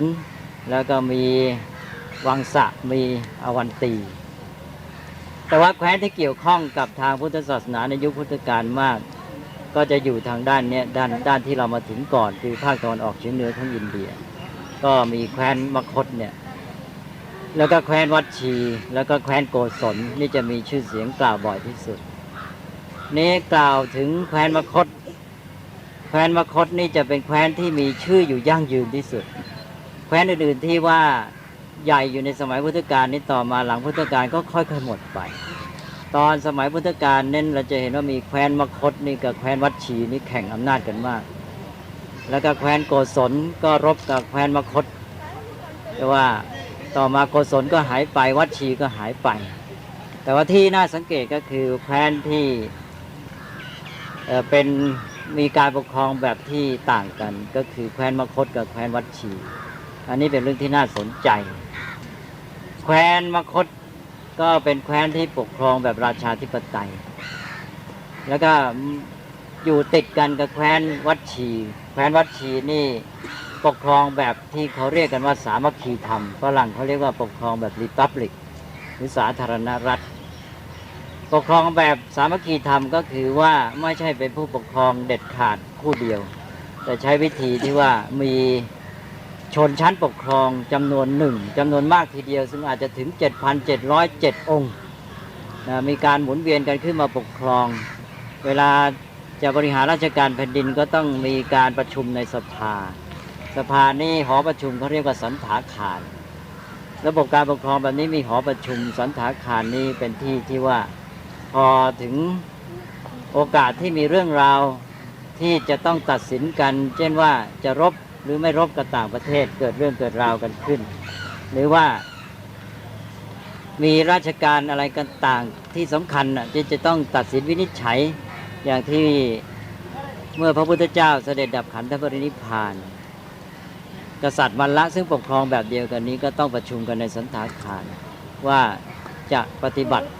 ต่องานปลงพระสรีระของพระพุทธเจ้าอย่างไรอย่างนี้เป็นต้นกษัตริย์พวกนี้ก็เป็นการปกครองแบบสามัคคีธรรมต้องประชุมกันในสันถาคารพวกกษัตริย์วัดชีที่มีชื่อเรียกกันว่ากษัตริย์ฤชวีถ้าเป็นนักเรียนสมัยก่อนนี่ก็จะได้ยินเรื่องในสามัคคีเพศคำฉันกษัตริย์ฤชวีนี่ก็อยู่ในแคว้นวัดชีเนี่ยที่จริงในวัดชีนี่ยังมีกษัตริย์พวกอื่นอีกเช่นวิเทหาเป็นต้นแต่ว่าที่มีชื่อมากมาปลายพุทธกาลก็มีฤชวีนี่แหละที่สำคัญพวกนี้ก็เป็นผู้ที่เข้มแข็งมาก มีการปกครองแบบเก่าที่ใช้การปกครองแบบสามัคคีธรรมร่วมกันปกครองนี่ก็แข่งอำนาจกันกับแคว้นมคธนี่อย่างยิ่งทีเดียวแต่ว่าหลังจากพุทธกาลไม่นานก็ปรากฏว่าวัดชีนี้ได้สูญเสียอำนาจแก่แคว้นมคธแคว้นมคธสมัยนั้นก็มีพระเจ้าแผ่นดินชื่อว่าพระเจ้าพิมพิสารในสมัยปลายพุทธกาลก็ตอนหลังก็ได้ส่งอำมาตย์ชื่อว่าวัสการพราหมณ์เข้าไปแล้ววัสการพราหมณ์นี่ก็ได้เข้าไปยุแย่จนกระทั่งกษัตริย์ฤชวีที่ครองแคว้นวัดชีนั้นแตกสามัคคีกันหมดเมื่อพระเจ้าอาชาติศัตรูยกทัพไปก็เลยพวกกษัตริย์วัดชีคือเจ้าฤชวีทั้งหลายก็มีความอ่อนแอไม่พร้อมกันที่จะรบก็เลยพ่ายแพ้อาณาจักรของวัดชีก็พินาศลงก็สูญสิ้นอำนาจและตกเป็นเมืองขึ้นของแคว้นมคธสืบมานั่นก็เป็นเหตุการณ์ที่หลังจากพุทธกาลไม่นานอันนี้ก็มคธนี่จะเป็นแคว้นที่ยิ่งใหญ่มาแคว้นโกศลเองก็ได้สูญเสียอำนาจไปแล้วก็มคธก็เหลืออยู่แคว้นเดียวจนกระทั่งว่ามาถึงยุคพระเจ้าอโศกซึ่งเป็นเวลานานตั้งเป็น200กว่าปีเนี่ยมคธก็เหลือแคว้นเดียวที่ยิ่งใหญ่ที่สุดมาสมัยพระเจ้าอโศกมหาราชอาณาจักรมคธของพระเจ้าอโศกนี่ใหญ่กว้างยิ่งกว่าประเทศอินเดียปัจจุบันเขาบอกว่าเป็นอินเดียยุคที่มีดินแดนกว้างใหญ่ที่สุดในประวัติศาสตร์ของประเทศเลยแต่ว่าออกไปทาง2ปีกเนี่ยมากไปทางตะวันตกเฉียงเหนือออกไปทางปากีสถานอัฟกานิสถานแต่ใต้นี่ไม่หมดเพราะพระเจ้าอโศกไปหยุดต่อที่ทำสงครามรบชนะแคว้นกลิงคะที่ท่านมหาบอกแล้วว่าทางปัจจุบันก็เรียกว่าแคว้นโอริสาแล้วก็หยุดอยู่แค่นั้นเพราะว่าได้เปลี่ยนมานับถือพุทธศาสนาแล้วก็เปลี่ยนนโยบายใหม่จากสังฆามวิชัยที่รบชนะเอาชนะด้วยสงครามมาเป็นชนะด้วยธรรมะอันนี้ก็เป็นเรื่องที่พูดกันคร่าวๆแต่ว่าอาตมาอยากจะให้ข้อสังเกตอีกนิดหน่อยคือความเจริญของเรื่องของแคว้นมคธเนี่ยที่เกี่ยวข้องกับแคว้นวัดชีเพราะว่ามีความสัมพันธ์กับเรื่องเมืองที่เราอยู่ปัจจุบันคือเมืองปัตตนะเมืองปัตตนะนี่ชื่อเดิมก็คือชื่อว่าเมืองปาตลีบุตรเมืองปาตลีบุตรนี่ได้มาเป็นเมืองหลวงของพระเจ้าอโศกมหาราชแล้วก็เป็นที่ตั้งของวัดอโศการามที่เรานั่งอยู่ซึ่งเป็นที่ทำสังฆทานครั้งที่3ดังกล่าวมาแล้วแต่เมืองปาตลีบุตรนั้นในสมัยพุทธกาลเป็นอย่างไรเป็นเรื่องที่น่าสนใจเพื่อเชื่อมโยงกันนิดหน่อยในสมัยพุทธกาลนั้นเมืองปาตลีบุตรยังไม่ได้เป็นเมืองเพิ่งเริ่มก่อสร้างอาณาจักรมคธในสมัยพุทธกาลนั้นมีเมืองหลวงชื่อว่าเมืองราชคฤห์ซึ่งเราจะไปในวัน2วันนี้เองนั่นแหละเราจะกำลังจะไปสู่เมืองหลวงเดิมของแคว้นมคธในสมัยที่พระพุทธเจ้าประทับอยู่และพระพุทธเจ้าก็ทรงประดิษฐานพระพุทธศาสนาที่เมืองราชคฤห์นั่นแหละซึ่งเป็นเมืองหลวงของแคว้นมคธแล้วก็ราชคฤห์นี้ก็เป็นศูนย์กลางการเผยแผ่พุทธศาสนาเมื่อพระพุทธเจ้าปรินิพพานใหม่ๆเพราะเป็นที่ทำสังฆนาครั้งที่1สังฆนาครั้งที่1นั้นที่ราชคฤห์เมืองหลวงเก่าแล้วมาสังฆนาครั้งที่3ในปาตลีบุตรเมืองหลวงใหม่แห่งนี้ขอให้ลองเชื่อมโยงเรื่องราวดูนี่ก็เมืองราชคฤห์ก็เป็นเมืองหลวงของแคว้นมคธในสมัยพระพุทธกาลเริ่มพุทธกาลก็คือสมัยของพระเจ้าพิมพิสารโยมก็คงได้ยินชื่อพระเจ้าพิมพิสารแล้วรู้จักกันดีแล้วต่อมาพระราชโอรสของพระเจ้าพิมพิสารคือพระเจ้าอาชาติศัตรูได้ปลงพระชนพระราชบิดาแล้วก็ได้ขึ้นครองราชย์ก็ครองอยู่ที่เมืองราชคฤห์นั้นทีนี้มาถึงปลายพุทธกาลก็มีเรื่องราวของเมืองปาตลีบุตรนี้เกิดขึ้นมีเล่าไว้ในมหาปรินิพพานสูตรตอนนั้นพระพุทธเจ้าเสด็จพุทธดำเนินในหนทางที่จะไปสู่เมืองที่จะปรินิพพานคือเมืองกุสินาราและตอนนั้นก็มาผ่านที่นี่แหละเมืองปาตลีบุตรนี้ในสมัยพุทธกาลมีชื่อว่าปาตลิขามเท่านั้นเองปาตลิขามก็แปลว่าเป็นหมู่บ้านยังไม่ได้เป็นเมืองเป็นหมู่บ้านปาตลิแล้วตอนนั้นพระเจ้าชาติศัตรูนี่กำลังต้องการจะรุกรานแคว้นวัดชีเป็นอย่างมากแล้วก็มีปัญหากับแคว้นวัดชีเพราะฉะนั้นก็จะต้องสร้างความเข้มแข็งในชายแดนพระเจ้าชาติศัตรูก็เลยได้มาดำเนินการสร้างปาตลิขามหรือหมู่บ้านแห่งนี้ขึ้นเป็นเมืองป้อมเมืองหน้าด่านเพื่อจะสู้รบกับวัดชีนั่นเอง นั่นนี่คือกำเนิดของเมืองปาตาลีบุตรพระเจ้าชาติศัตรูก็มอบหมายให้มหาอมาตย์2 ท่านชื่อสุนีทะกับวัสการะนี่แหละสุนีทะคนหนึ่งและวัสการะพราหมณ์ตัวสำคัญให้มาสร้างเมืองนี้ตอนที่เขากำลังสร้างเมืองนี้อยู่พระพุทธเจ้าก็ได้เสด็จมาแล้วพระองค์ก็ได้เสด็จผ่านในสถานที่ต่างๆผ่านประตูเมืองเขาก็เรียกประตูนั้นว่าโคตมัทวางแล้วก็พระองค์เสด็จลงแม่น้ำที่ท่าน้ำใดเขาก็เรียกท่าน้ำนั้นว่าโคตมติถะพระพุทธเจ้าก็ได้ทรงทำนายไว้ว่าปาตาลีบุตรที่สร้างขึ้นใหม่เป็นเมืองหน้าด่านเนี่ยต่อไปจะเจริญรุ่งเรืองแต่ก็จะมีความพินาศด้วยภัย3 ประการอย่างที่ท่านมหาบุญธรรมท่านได้กล่าวแล้วก็คือภัยจากไฟจากน้ำและจากความแตกสามัคคีอันนี้เป็นเหตุการณ์ในพุทธกาลที่ต่อเนื่องซึ่งเราได้เห็นกำเนิดของเมืองปาตาลีบุตรทีเดียวทีนี้ว่าถึงการที่พระเจ้าอาชาตศัตรูแห่งแคว้นมคธต้องมาสร้างเมืองหน้าด่านนี้ขึ้นเพื่อมาสู้กับวัดชีเนี่ยเพราะจุดนี้เป็นจุดสำคัญอันนี้เมืองวัดชีหรือพวกกษัตริย์ลิชวีนี่ก็มีปัญหากับแคว้นมคธโดยเฉพาะพระเจ้าชาตศัตรูมาตลอดคือบนฝั่งแม่น้ำคงคาซึ่งยาวไปไกลก็มีดินแดนอยู่ส่วนหนึ่งที่เคยเป็นส่วนที่แบ่งกันระหว่างทางฝ่ายมคธกับฝ่ายวัดชีอันนี้ก็ที่ภูเขาหนึ่งที่อยู่ริมแม่น้ำเนี่ยก็ว่ามีพืชอะไรชนิดหนึ่งอาตมาก็ไม่ได้ดูรายละเอียดเลยนะว่ามันมีกลิ่นหอมมากแล้วก็ถึงวาระคงที่เวลาที่น้ำมันชะลงมาฝนลงมาแล้วก็พาวกลิ่นหอมของพืชนี้ลงไปในแม่น้ำก็เป็นที่ที่เรียกว่ามีชื่อเสียงอย่างมากทีนี้ครั้งหนึ่งพระเจ้าอาชาตศัตรูเตรียมยกพลกำลังมาเพื่อจะมาเอาพืชที่มีกลิ่นหอมนี้พวกวัดชีก็มาชิงตัดหน้าเอาไปพระเจ้าอาชาตศัตรูจะมาเอาทีไรพวกวัดชีก็มาตัดหน้าไปทุกทีอันนี้ก็เป็นเหตุหนึ่งที่ทำให้พระเจ้าชาตศัตรูโกรธแค้นมากเนี่ยความคิดที่จะห้ามหันกับพวกวัดชีนี่มีอยู่เรื่อยเลยแต่โดยเฉพาะก็คือการแย่งชิงอำนาจแล้วก็ความหวาดกลัวเพราะว่า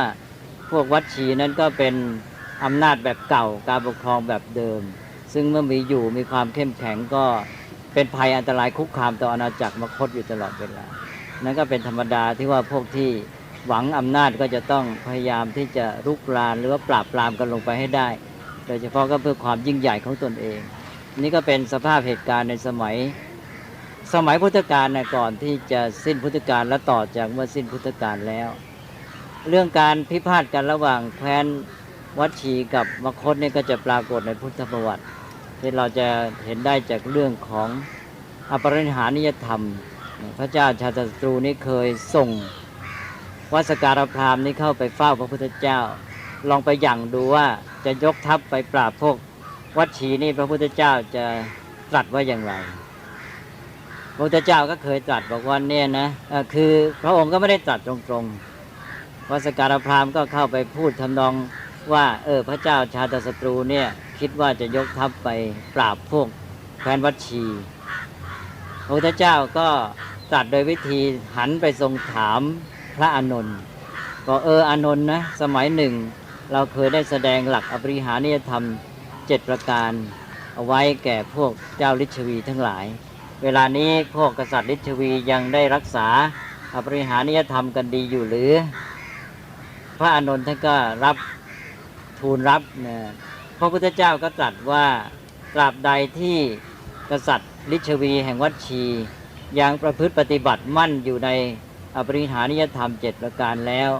จะไม่มีใครเอาชนะได้คล้ายๆว่าพระองค์ก็เท่ากับห้ามทัพไว้ก่อนเพราะถ้าขืนรบกันมันก็ต้องสูญเสียกันมากทั้ง2 ฝ่ายทำให้พระเจ้าชาตศัตรูก็ยังไม่กล้ายกทัพไปต่อมาพระเจ้าชาตศัตรูก็คงคิดใหม่คือก็คิดกันอยู่ตลอดจะทำไงจะเอาชนะเขาได้นะอันนี้ก็อยู่ที่ทั้ง2 ฝ่ายนี้จะปฏิบัติตัวอย่างไรก็ปรากฏว่าฝ่ายมคธนี่ก็ได้คิดแผนการอย่างที่ว่าวัสการพราหมณ์นี้ก็วางแผนการที่ว่าจะไปทำลายความสามัคคีของแคว้นวัดชีเสียก ก็ได้อาสาทำเป็นว่าถูกลงโทษถูกขับถูกเนรเทศออกจากแคว้นมคธไปแล้วก็ได้การที่เป็นผู้ที่หนีภัยหนีอันตรายไปเป็นผู้ที่มีความโกรธแค้นต่อกษัตริย์อาชาติศัตรูไปก็เลยไปรับอาสารับราชการแผ่นดินในวัดชีพวกวัดชีก็ไว้วางใจหลงกลแล้วต่อมาวัสการพราหมณ์ก็ใช้กลอุบายค่อยๆเกลี้ยกล่อมค่อยๆยุแย่จนกระทั่งฝ่ายกษัตริย์ลิชวีนี่แตกแยกกันหมดเลยอันนั้นก็นำมาซึ่งความอ่อนแอของฝ่ายกษัตริย์ลิชวีเองแต่ว่ายังมีเหตุอื่นอีกแม้แต่ในสมัยพุทธกาลพระพุทธเจ้าก็ตรัสเล่าคือพระพุทธเจ้าจะทรงเตือนไว้เสมอการที่ทรงแสดงอปริหานิยธรรมนี้ก็เป็นการเตือนชาววัดชีไปด้วยว่าเธอทั้งหลายจะต้องประพฤติปฏิบัติมั่นในหลักธรรมเหล่านี้นะถ้าหากว่าได้ประพฤติตามหลักธรรมเหล่านี้7ข้อญาติโยมอาจจะรู้บ้างไม่รู้บ้างอาตมาก็พูดไว้เป็นตัวอย่างอปริหานิยธรรมที่ว่าทำไม่เป็นที่ตั้งแห่งความเสื่อมเช่นว่า 1. หมั่นประชุมกันเนืองนิด 2. เมื่อประชุมก็พร้อมเพรียงกันประชุมเลิกประชุมก็พร้อมเพรียงกันเลิกนะแล้วก็เมื่อมีกิจสิ่งใดที่เป็นของส่วนรวมเกิดขึ้นก็ต้องลุกขึ้นมาช่วยกันจัดกันทำอะไรต่างๆเป็นต้นเหล่านี้ตลอดจนกระทั่งมีการให้ความเคารพนับถือสักการะอนุสาวรีย์ปูชนียสถานซึ่งเป็นหลักใจของบ้านของเมืองของสังคมของตนพระพุทธเจ้าก็ตรัสหลักการเหล่านี้ไว้ก็บอกว่าถ้าหากว่าชาววัดชีคือกษัตริย์ลิชวีและประชาชนนี้ประพฤติปฏิบัติมั่นอยู่ในหลักธรรมเหล่านี้แล้วก็จะไม่มีความเสื่อมมีแต่เจริญอย่างเดียวก็เท่ากับพระองค์เตือนอยู่เสมอว่าให้พยายามตั้งตนอยู่ในธรรมเหล่านี้แต่ว่าในที่สุดความเสื่อมก็มาก็เพราะว่ากษัตริย์ลิชวีไม่ได้ปฏิบัติตามนี้แล้วนอกจากนั้นพระองค์ยังตรัสเรื่องในโอกาสอื่นอีกซึ่งการที่ตรัสถึงว่าสมัยก่อนนี้กษัตริย์ลิชวีนั้นเป็นผู้ที่มีความแข็งแกร่งมีความหมั่นขยันในการฝึกฝนตนเอง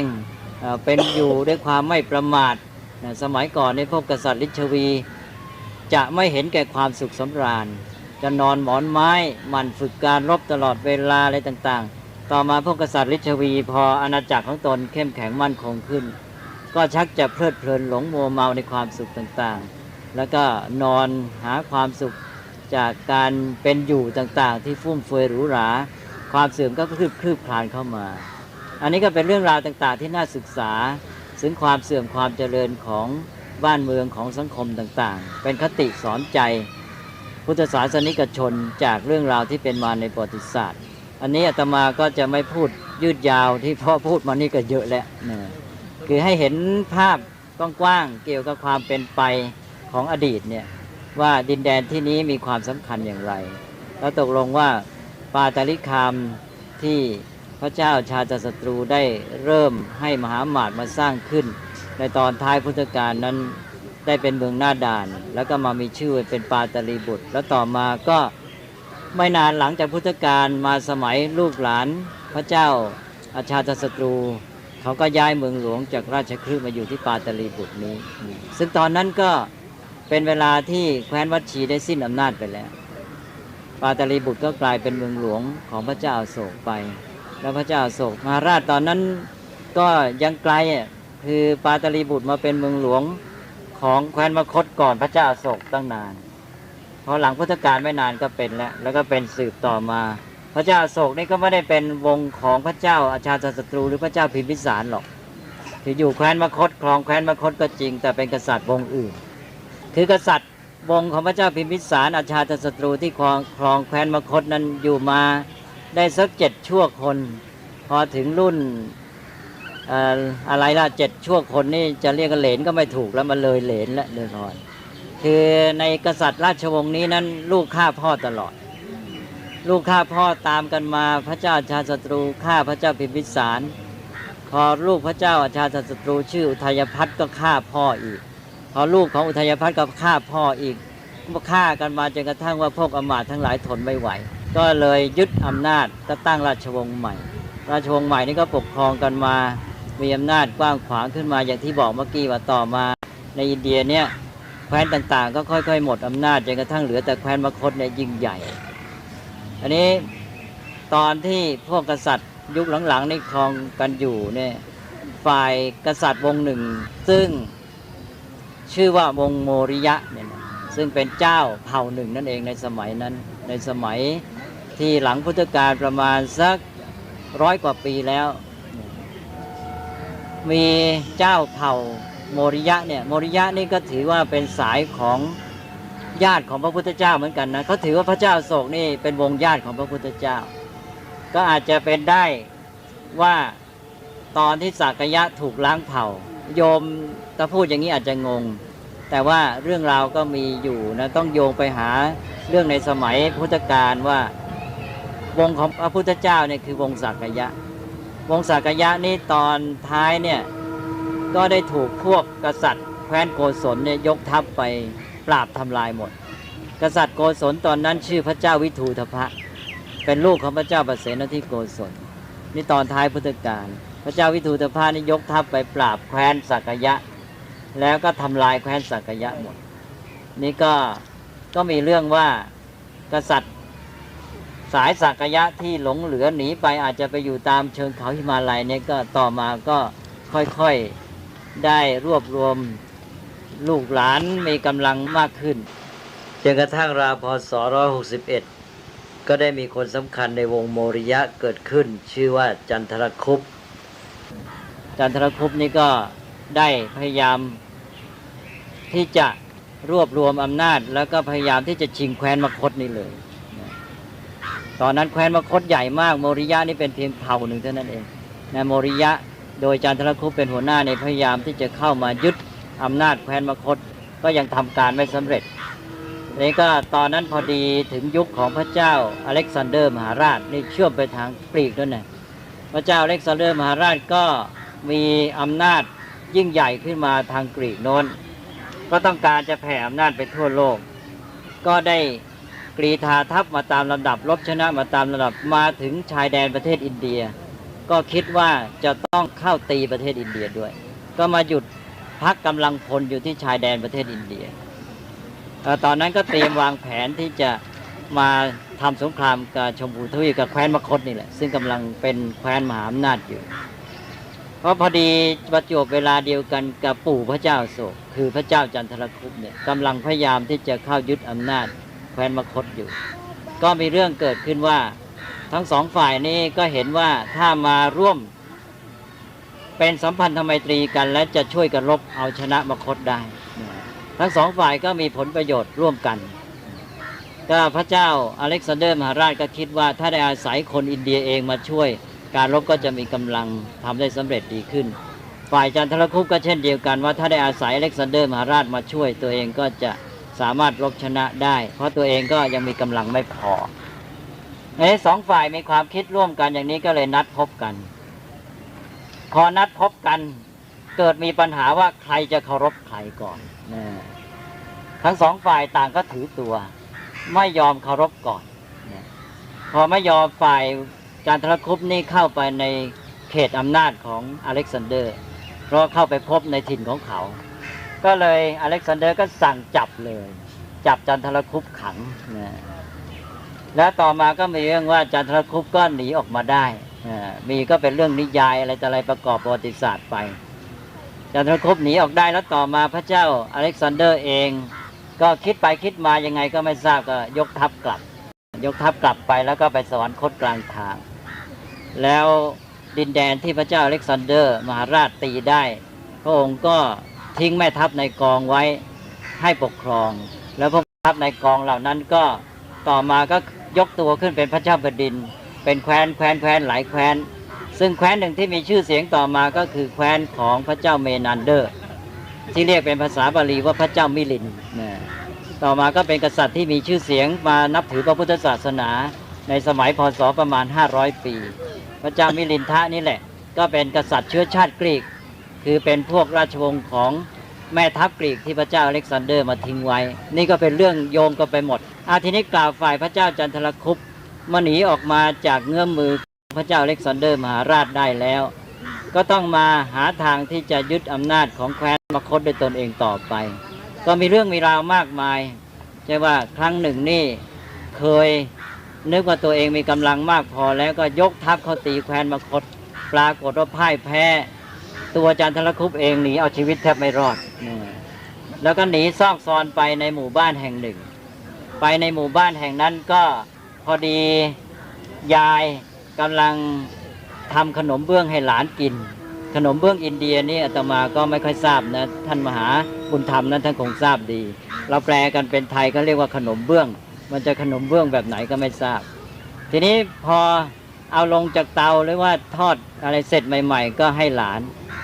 นั้นกำลังร้อนๆก็กัดกล้วมกินเข้าไปตรงกลางก็ร้องเลยทีเดียวเพราะมันร้อนจัดมันลวกเอาปากลวกเอาลิ้นเข้าพอเด็กคนนี้ร้องขึ้นมายายก็ด่าบอกเองมันโง่เหมือนเจ้าจันทรคุปเนี่ยไปกัดกินได้ยังไงกองกลางกล้วมมันต้องกินมาจากข้างนอกก่อนนะกินมาจากขอบนะเพราะขอบมันบางมันก็เย็นกว่าพระเจ้าจันทรคุปนั้นกำลังหนีมาซอกซอนมาในชนบทนั้นพอดีได้ยินเสียงยายด่าหลานนี้ได้ความคิดขึ้นมาทันที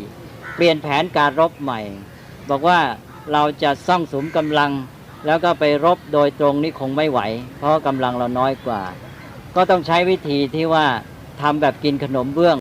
โดยเล็มจากขอบเข้ามานะก็ค่อยๆไป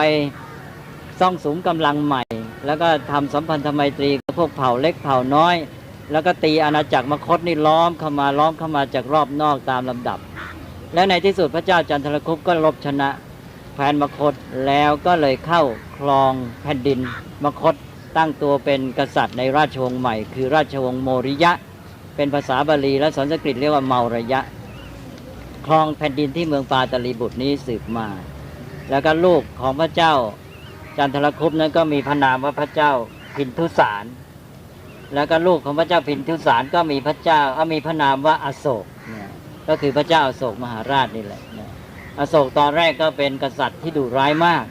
คือตอนเป็นเจ้าชายนี่ก็ไปเป็นอุปราชที่อยู่ที่เมืองอุเชนีที่บอกชื่อเมื่อกี้แล้วพอพระราชบิดาคือพระเจ้าพินทุสารสวรรคตเจ้าชายอโศกนี่ก็เป็นคนที่มีความดุร้ายมากได้ฆ่าพี่น้องหมดในราว100 คนเหลือไว้น้องร่วมมารดาคนเดียวนะด้วยความกระหายอำนาจแล้วก็ตั้งตัวเป็นกษัตริย์ผู้ยิ่งใหญ่ผู้เดียวพอขึ้นเป็นกษัตริย์ของแคว้นมคธได้แล้วก็ไม่พอไม่หยุดที่จะอยู่แค่นั้นก็คิดแสวงหาอำนาจต่อไปพอพร้อมแล้วก็ยกทัพไปรุกรานประเทศอื่นๆก็ไปตีดินแดนต่างๆออกไปเรื่อยไปรบชนะเรื่อยไปหวังจะเป็นกษัตริย์ผู้ยิ่งใหญ่ที่สุดในประวัติศาสตร์หรือผู้เดียวในชมพูทวีปก็ตีลงไปจนกระทั่งถึงแคว้นกาลิงคะแคว้นกาลิงคะนั้นเป็นแคว้นที่มีชื่อว่ามีนักรบที่เก่งกาจมีกองทัพมีกำลังสามารถเป็นอย่างยิ่งก็รบกันอยู่เป็นเวลานานเพราะนั้นก็เสียหายมากทั้งสองฝ่ายแต่ในที่สุดพระเจ้าอโศกก็ชนะแคว้นกาลิงคะก็แตกไปแต่ว่าในการที่จะชนะได้ครั้งนี้ทั้งสองฝ่ายสูญเสียมากตายกันเป็นแสนที่สูญหายตายเป็นแสนสูญหายเป็นแสนถูกจับเฉลยเป็นแสนแล้วก็ตอนนี้แหละที่พระเจ้าอโศกมหาราชได้ทรงสลดพระทัยแล้วก็หันมานับถือพระพุทธศาสนาอันนี้ก็เป็นเหตุการณ์ที่สำคัญมากซึ่งเปลี่ยนประวัติศาสตร์ทีเดียวเมื่อพระเจ้าอโศกมหาราชเปลี่ยนมานับถือพระพุทธศาสนาแล้ว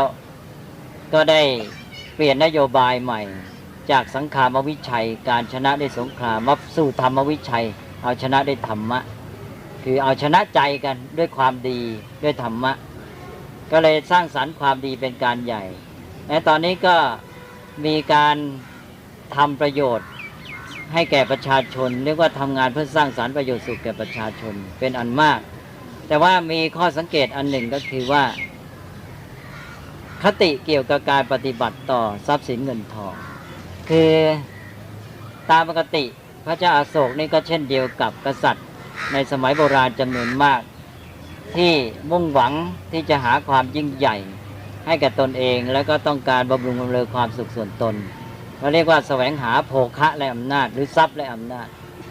แสวงหาโภคะทรัพย์และอำนาจความยิ่งใหญ่เพื่อตัวเองเพื่อบำรุงบำเรอตัวเองและเพื่อแสดงความยิ่งใหญ่ของตัวเองอันนี้ทรัพย์และอำนาจก็จะมีความหมายอย่างนี้โดยทั่วไป นี้เมื่อพระเจ้าอโศกมหาราชมานับถือพระพุทธศาสนาแล้วทางธรรมะนี่ก็จะสอนว่าทรัพย์สินเงินทองความยิ่งใหญ่ต่างๆล้วนแต่เป็นอนิจจังเป็นสิ่งที่ไม่เที่ยงเกิดขึ้นแล้วตั้งอยู่ก็ดับไปไม่มีสาระที่แท้จริงไม่ควรจะเอาชีวิตไปฝากไว้กับสิ่งเหล่านี้ไม่ควรจะหวังความสุขหรือความประเสริฐจากทรัพย์สินเงินทองและอำนาจดังนั้นทรัพย์สินเงินทองและอำนาจก็จะหมดความหมาย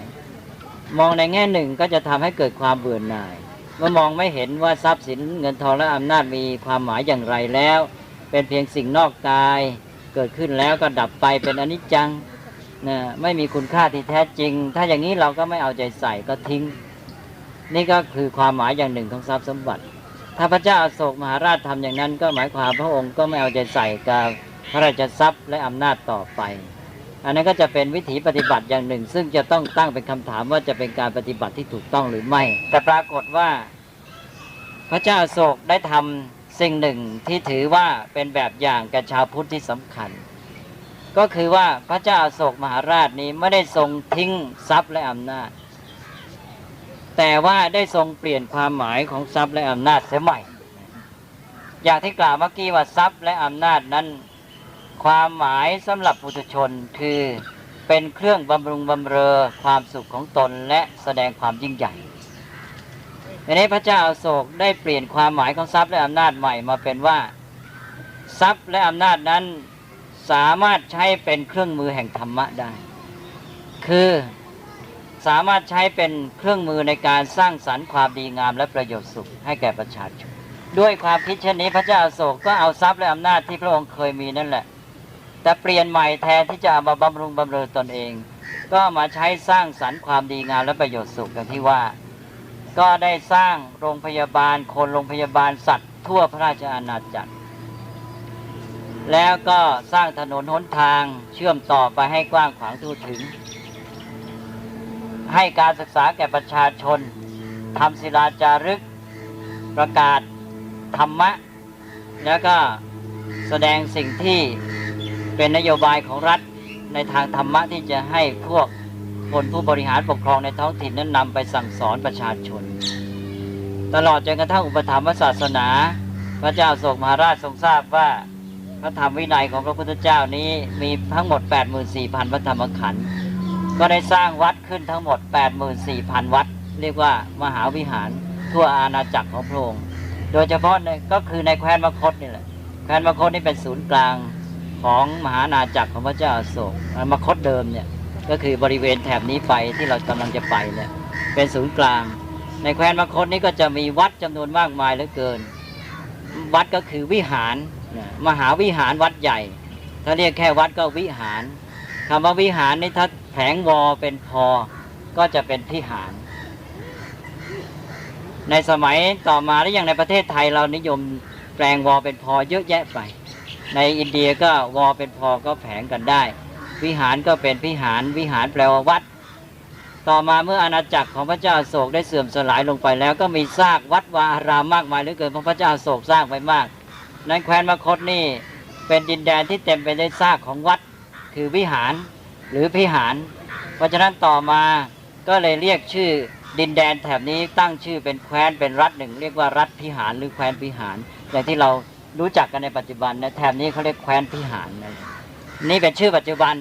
เนี่ยที่เป็นมาอย่างนี้ก็เพราะว่ามีวัดมากมายเหลือเกินซึ่งพระเจ้าอโศกสร้างไว้ซากมันคงอยู่พระเจ้าอโศกก็สร้างมหาวิหารในทั้งหมด 84,000 แห่งทั่วราชอาณาจักรแล้วก็วัดเหล่านั้นก็เป็นศูนย์กลางการศึกษาบางแห่งก็เจริญเติบโตต่อมาได้เป็นมหาวิทยาลัยอย่างแห่งหนึ่งที่เรากำลังจะไปก็คือนาลันทาก็เป็นวิหารหนึ่งแล้วได้เป็นมหาวิหารวัดใหญ่มหาวิหารเกิดจากวัดเล็กๆรวมกันตั้งหลายวัดแล้วก็เลยเป็นศูนย์กลางการศึกษาใหญ่พัฒนาขึ้นมาจนเป็นมหาวิทยาลัยนาลันทาซึ่งเราจะได้ไปเห็นความยิ่งใหญ่ของวัดที่เรียกว่ามหาวิทยาลัยนาลันทานี้ซึ่งชื่อในภาษาบาลีเรียกว่านาลันทามหาวิหารก็คือวัดใหญ่นั่นเองนี่แหละก็คือความเป็นมาในอดีตซึ่งเกี่ยวข้องกับดินแดนแห่งนี้ที่เรียกว่าปาตลีบุตรพระเจ้าอโศกมหาราชได้ทรงให้ความหมายใหม่แก่ทรัพย์และอำนาจ แล้วก็ทรงจารึกไว้ในหลักศิลาของพระองค์ศิลาจารึกของพระเจ้าอโศกแห่งหนึ่งก็จะบอกว่ายศของพระองค์นี้จะไม่มีความหมายเลยถ้าหากว่าจะไม่เป็นไปเพื่อช่วยให้ประชาชนได้ประพฤติธรรมก็หมายความว่าพระเจ้าอโศกนี้ใช้ทรัพย์และอำนาจมาเป็นเครื่องมือแห่งธรรมะเผยแพร่ธรรมะหรือสร้างสรรค์ธรรมะทำให้ความดีงามหรือธรรมะนี้แผ่ขยายไปในหมู่มนุษยสังคมเพื่อสร้างสรรค์ประโยชน์สุขแก่ประชาชนต่อไปอันนี้เป็นคติที่สำคัญมากคำว่ายศในภาษาบาลีนั้น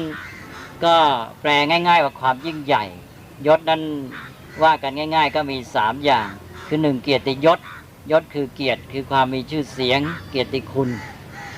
แล้วก็2อิสริยยศยศคือความยิ่งใหญ่แล้วก็3บริวารยศยศก็คือบริวารอันนี้คนที่มีความคิดดีๆมีเจตนาดีมีสติปัญญาดีแต่ถ้าไม่มีทรัพย์ไม่มีอำนาจไม่มียศแล้วเขาก็ไม่สามารถจะสร้างสรรค์ความดีงามหรือประโยชน์สุขได้มากเราคิดขึ้นมาแต่เราไม่มีเงินเราไม่มีบริวารเราไม่มีอำนาจเราจะทำอะไรได้แค่ไหนเราทำได้นิดเดียวก็จบแล้ว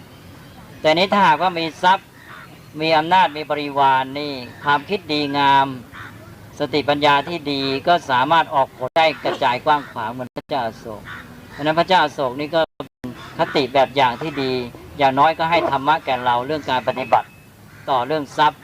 และอำนาจอย่างที่กล่าววันนี้ก็คือว่าชาวพุทธนี้มีคติว่าเมื่อเราได้เรียนรู้ธรรมะแล้วเราก็เห็นว่าทรัพย์สินเงินทองอำนาจนี้เป็นสิ่งนอกกายไม่ควรจะใช้มาเพื่อเป็นจุดหมายของชีวิตเพราะนั้นเราไม่ได้เห็นความหมายของทรัพย์และอำนาจในแง่นั้นในแง่ที่เป็นเรื่องของความเห็นแก่ตัวหรือเป็นประโยชน์ส่วนตนแต่ว่ามองแบบพระเจ้าอโศกอย่างที่ว่าไม่ใช่หมายความว่าเมื่อทรัพย์และอำนาจไม่มีความหมายเป็นอนิจจังทุกขังอนัตตาแล้วเราก็ทิ้งมันไปเลยไม่เอาใจใส่ไม่บริหารไม่ใช่อย่างนั้นเราก็ต้องรู้จักเอามาใช้เป็นเครื่องมือสร้างสรรค์สิ่งที่ดีงามและประโยชน์สุขอันนี้คือวิธีปฏิบัติที่ถูกต้องของชาวพุทธ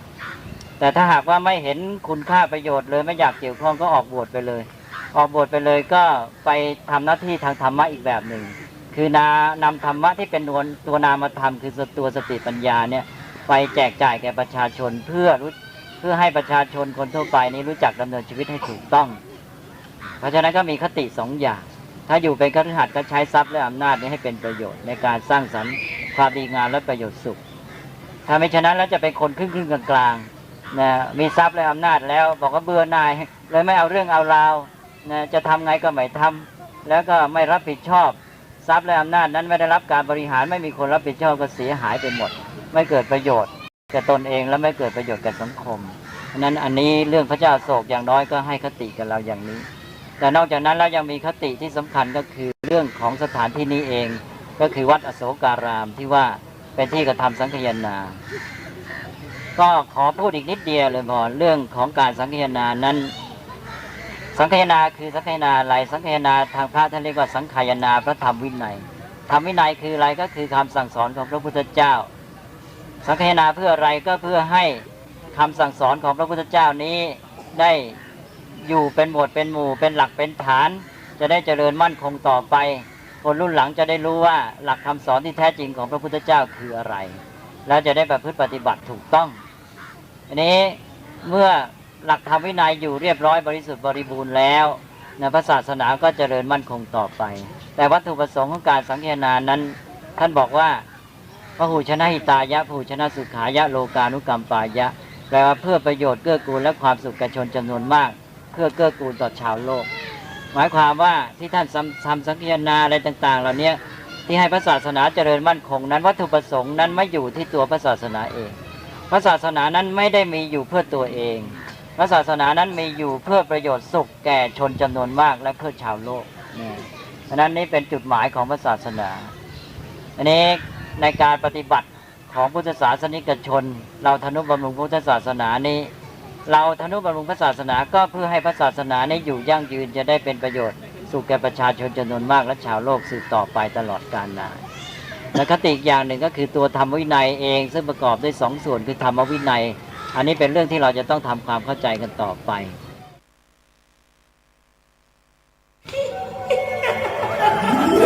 กระจกวิเศษ จงบอกข้าเถิดใครงามเลิศในปัทภี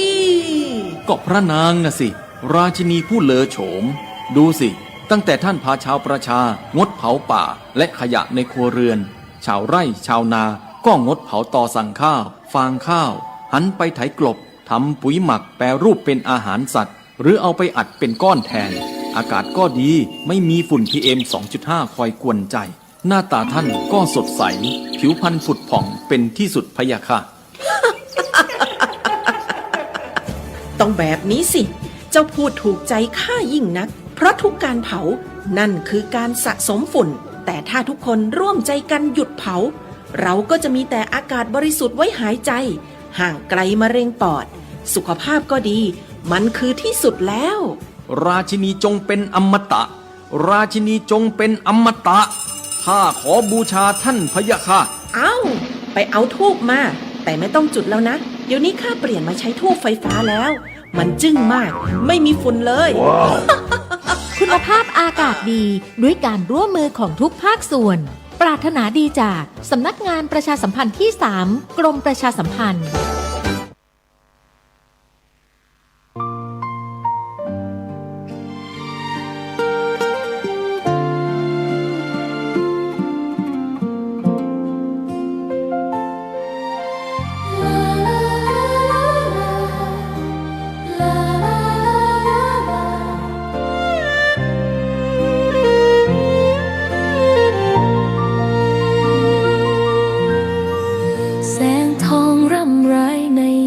อุษายังเห็นพระเมตตาอยู่ทุกแห่งหนน้ำพระทัยฉโลมใจคนทั่วพื้นแผ่นดินยังอบอุ่นรอยยิ้มพระพักตร์ยังส่องแสงในดวงใจไทยไม่ลืมเสียงสายลมแผ่วเบาเหมือนเอ่ยคำปลอบว่าพระองค์ยังอยู่ใกล้ขอกราบแทบบาทด้วยรักนิรันดร์น้ำตาหลั่งพลันจากใจคนไทย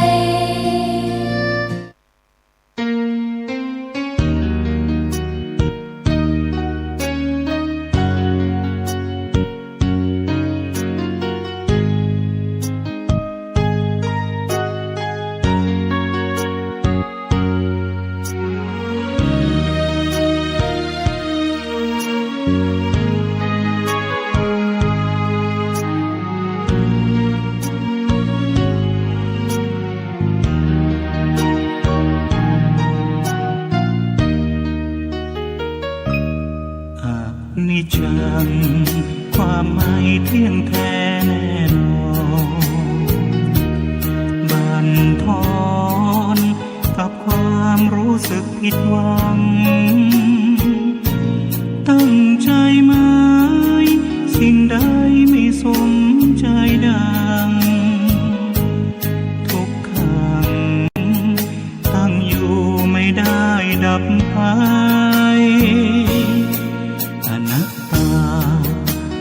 ความไม่มีตัวตนหลุดพ้นด้วยความสงบทางใจธรรมะพระโพธิญาณฝากไว้อยากหาใครฝันใฝ่ในอนัตตานี่คือไตรลักษณ์ของเพื่อนมนุษย์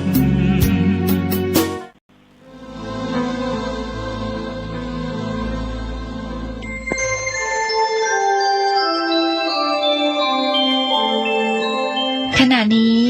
ท่านกำลังฟังสถานีวิทยุกระจายเสียง FM 104.5 เมกะเฮิรตซ์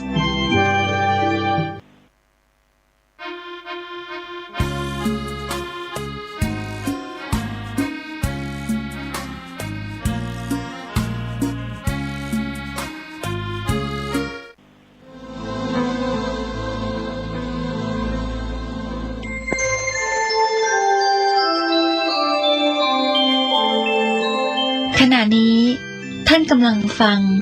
สถานีวิทยุกระจายเสียง FM 104.5 เมกะเฮิรตซ์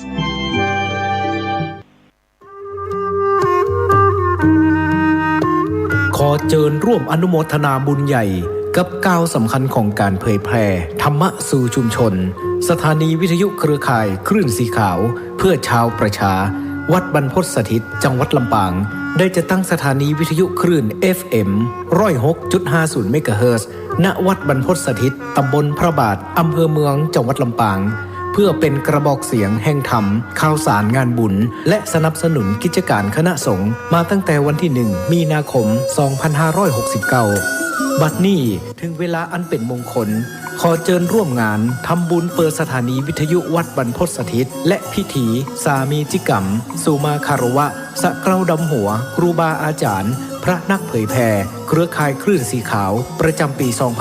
2569 พบกันในวันเสาร์ที่ 25 เมษายน 2569 นี้เวลา 8 นาฬิกาประกอบพิธีสวดถอนตามโบราณประเพณี 9 นาฬิกา 30 นาทีร่วมฟังเวทีเสวนาธรรมพระสงฆ์กับการสื่อสารเล่าขานวิทยุท้องถิ่น 10 นาฬิกา 30 นาทีพิธีจะ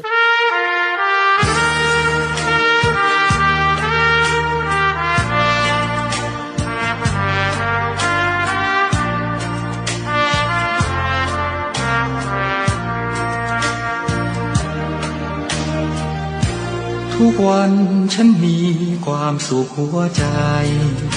ไม่อยากจะคิดอะไรมีหัวใจเหมือนท้องว่างเปล่าไม่โกรธไม่แค้นไม่เกลียดใครให้ใจมองเศร้าใครว่าอย่างไร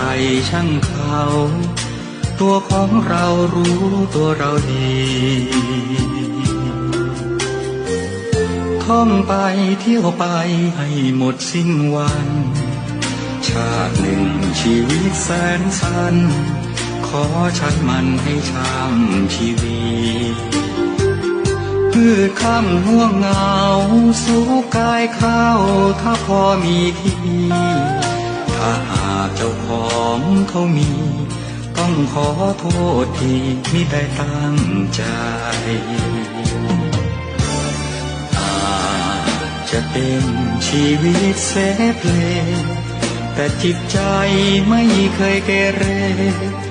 หลอกลวงทำร้ายใจใคร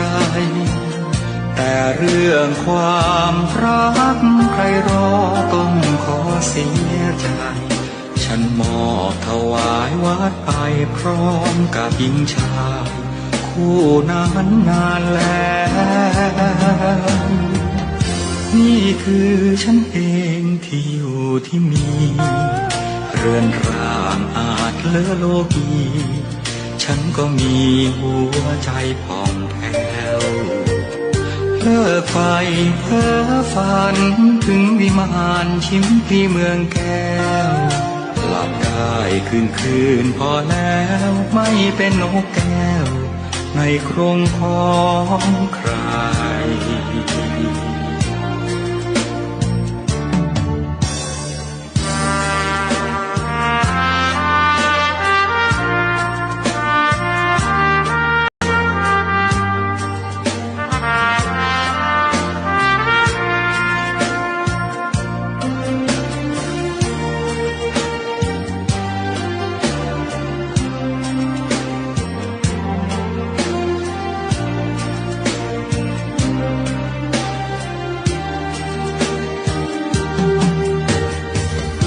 นี่คือฉันเองที่อยู่ที่มีเรือนร่างอาจเลอะโลกีฉันก็มีหัวใจผ่องแผ้วเลิกไฟเพ้อฝันถึงวิมานชิมพีเมืองแก้วหลับได้คืนพอแล้วไม่เป็นนกแก้วในโครงของใคร เ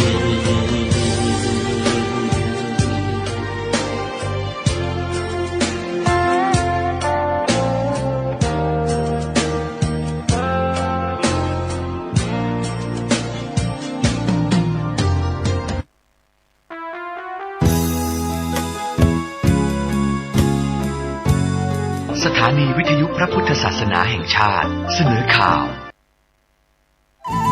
ที่จบไปแล้วนั้นเป็นรายการธรรมะสบายสไตล์ป้านิ่มดำเนินรายการโดยป้านิ่มที่จบไปแล้วนั้นเป็นรายการธรรมะเพื่อประชาชนเทพธรรมะตุ้ลุงทองที่จบไปแล้วนั้นเป็นรายการมรดกธรรมกำเมืองดำเนินรายการโดยพระครูวิสิทธิ์ศรีลาภรณ์ที่จบไปแล้วนั้นเป็นรายการธรรมะเพื่อประชาชนดำเนินรายการโดยพระครูธีระสุตพจน์ที่จบไปแล้วนั้นเป็นรายการเสียงจากชุมชนป่าแดงดำเนินรายการโดยพระครูสังฆบริหารธรรมนูญที่จบไปแล้วนั้นเป็นรายการคุยกับพระดำเนินรายการโดยพระมหาวุฒิธรรมที่จบไปแล้วนั้นเป็นรายการพระไตรปิฎกลอยฟ้าดำเนินรายการโดยพระครูปริยัติยานุศาสตร์ที่จบไปแล้วนั้นเป็นรายการตำรวจกับการพิทักษ์สันติราษฎร์ดำเนินรายการโดยดาบสมชายสมใจมากดีเจกุ้งที่จบไปแล้วนั้นเป็นรายการปรมัตถธรรมนำสุขดำเนินรายการโดยพระครูภาวนาวิรัติที่จบไปแล้วนั้นเป็นรายการคดีโลกคดีธรรมดำเนินรายการโดยพระครูปลัดนรงค์ฤทธิ์ที่จบไปแล้วนั้นเป็นรายการทนายความพบประชาชนดำเนินรายการโดยทนายสุรชัยอาจินวัตรที่จบไปแล้วนั้นเป็นรายการเรียนพระอภิธรรมดำเนินรายการโดยพระวัชรินทร์ปิยธรรมโมที่จบไปแล้วนั้นเป็นรายการเสียงธรรมสามเณรดำเนินรายการโดยสามเณรสมพงษ์ที่จบไปแล้วนั้นเป็นรายการทานธรรมทางสงบดำเนินรายการโดยพระวัชรินทร์พันเอกตนัทที่จบไปแล้วนั้นเป็นรายการทานธรรมทางสงบดำเนินรายการโดยพันเอกตนัทที่จบไปแล้วนั้นเป็นรายการเสียงธรรมจากวัดชัยสถานดำเนินรายการโดยพระครูประภัสชัยคุณที่จบไปแล้วนั้นเป็นรายการแสงธรรมนำทางดำเนินรายการโดยบุษราเรืองแสงที่จบไปแล้วนั้นเป็นรายการข้าวห้ำฮำเสียงเพลงดำเนินรายการโดยดีเจจิกุ่งที่จบไปแล้วนั้นเป็นรายการธุรธรรมนำผลดำเนินรายการโดยหยกธรรมที่จบไปแล้วนั้นเป็นรายการศึกษาพระพุทธศาสนาตามพระไตรปิฎกดำเนินรายการโดยพันเอกตนัทเดชะที่จบไปแล้วนั้นเป็นรายการศึกษาพระพุทธศาสนาตามพระไตรปิฎกที่จบไปแล้วนั้นเป็นรายการเสียงจากอุทยานธรรมวังวิโมกข์ดำเนินรายการโดยพระสอนเพชรจันทโชโต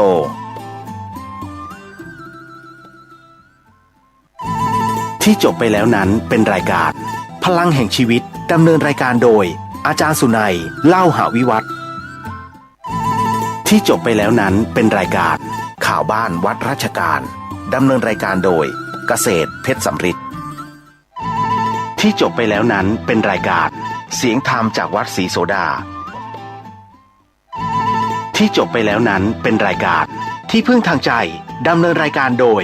อาจารย์สุทธิพรสามคำคุณรัชตะที่จบไปแล้วนั้นเป็นรายการที่พึ่งทางใจดำเนินรายการโดยร้อยตำรวจตรีอำนวยธีรวาทอาจารย์สุทธิพรสามคำคุณรัชตะที่จบไปแล้วนั้นเป็นรายการสนทนาธรรมดำเนินรายการโดยพระครูปลัดอุทัยรัตนปัญโยที่จบไปแล้วนั้นเป็นรายการธรรมะสาระหันษาดำเนินรายการโดยอาจารย์พรพนาชัยวงศ์ที่จบไปแล้วนั้นเป็นรายการเกษตรไทยดำเนินรายการโดยนายชินกฤษสุวรรณคีรีที่จบไปแล้วนั้นเป็นรายการพุทธรักษาบูชาพ่อดำเนินรายการโดยพระใบดีกาประสิทธิ์สิรินทโรที่จบไปแล้วนั้นเป็นรายการศึกษาธรรมนำสุขดำเนินรายการโดยพระวัชรินทร์พันเอกตนัทที่จบไปแล้วนั้นเป็นรายการศึกษาธรรมนำสุขดำเนินรายการโดยพันเอกตนัทเดชะที่จบไปแล้วนั้นเป็นรายการศึกษาธรรมนำสุขดำเนินรายการโดยพระวัชรินทร์ปิยธรรมโมพันเอกตนัทเดชะ ที่จบไปแล้วนั้นเป็นรายการเกษตรเพื่อชีวิตดำเนินรายการโดยอาจารย์พิชัยคงพิทักษ์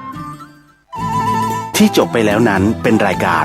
สัปปะพยาหมอยาคนเมืองดำเนินรายการโดยอาจารย์อภิวันและแม่ครูจัญญาที่จบไปแล้วนั้นเป็นรายการสารธรรมดำเนินรายการโดยพระครูสิริเจติยานุกูลที่จบไปแล้วนั้นเป็นรายการศึกษาพระพุทธศาสนาตามพระไตรปิฎกดำเนินรายการโดยพันเอกตนัสเดชะที่จบไปแล้วนั้นเป็นรายการสารธรรมคำเมือง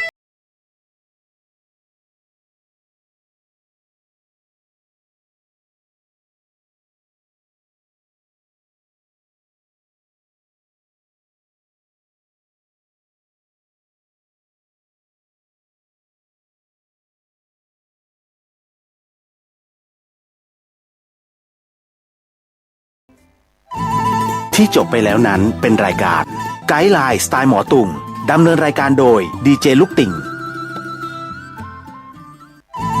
ที่จบไปแล้วนั้นเป็นรายการ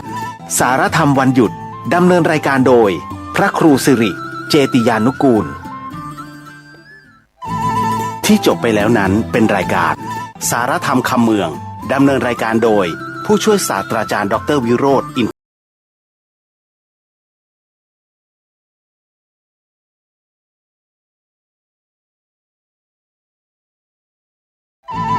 ที่จบไปแล้วนั้นเป็นรายการ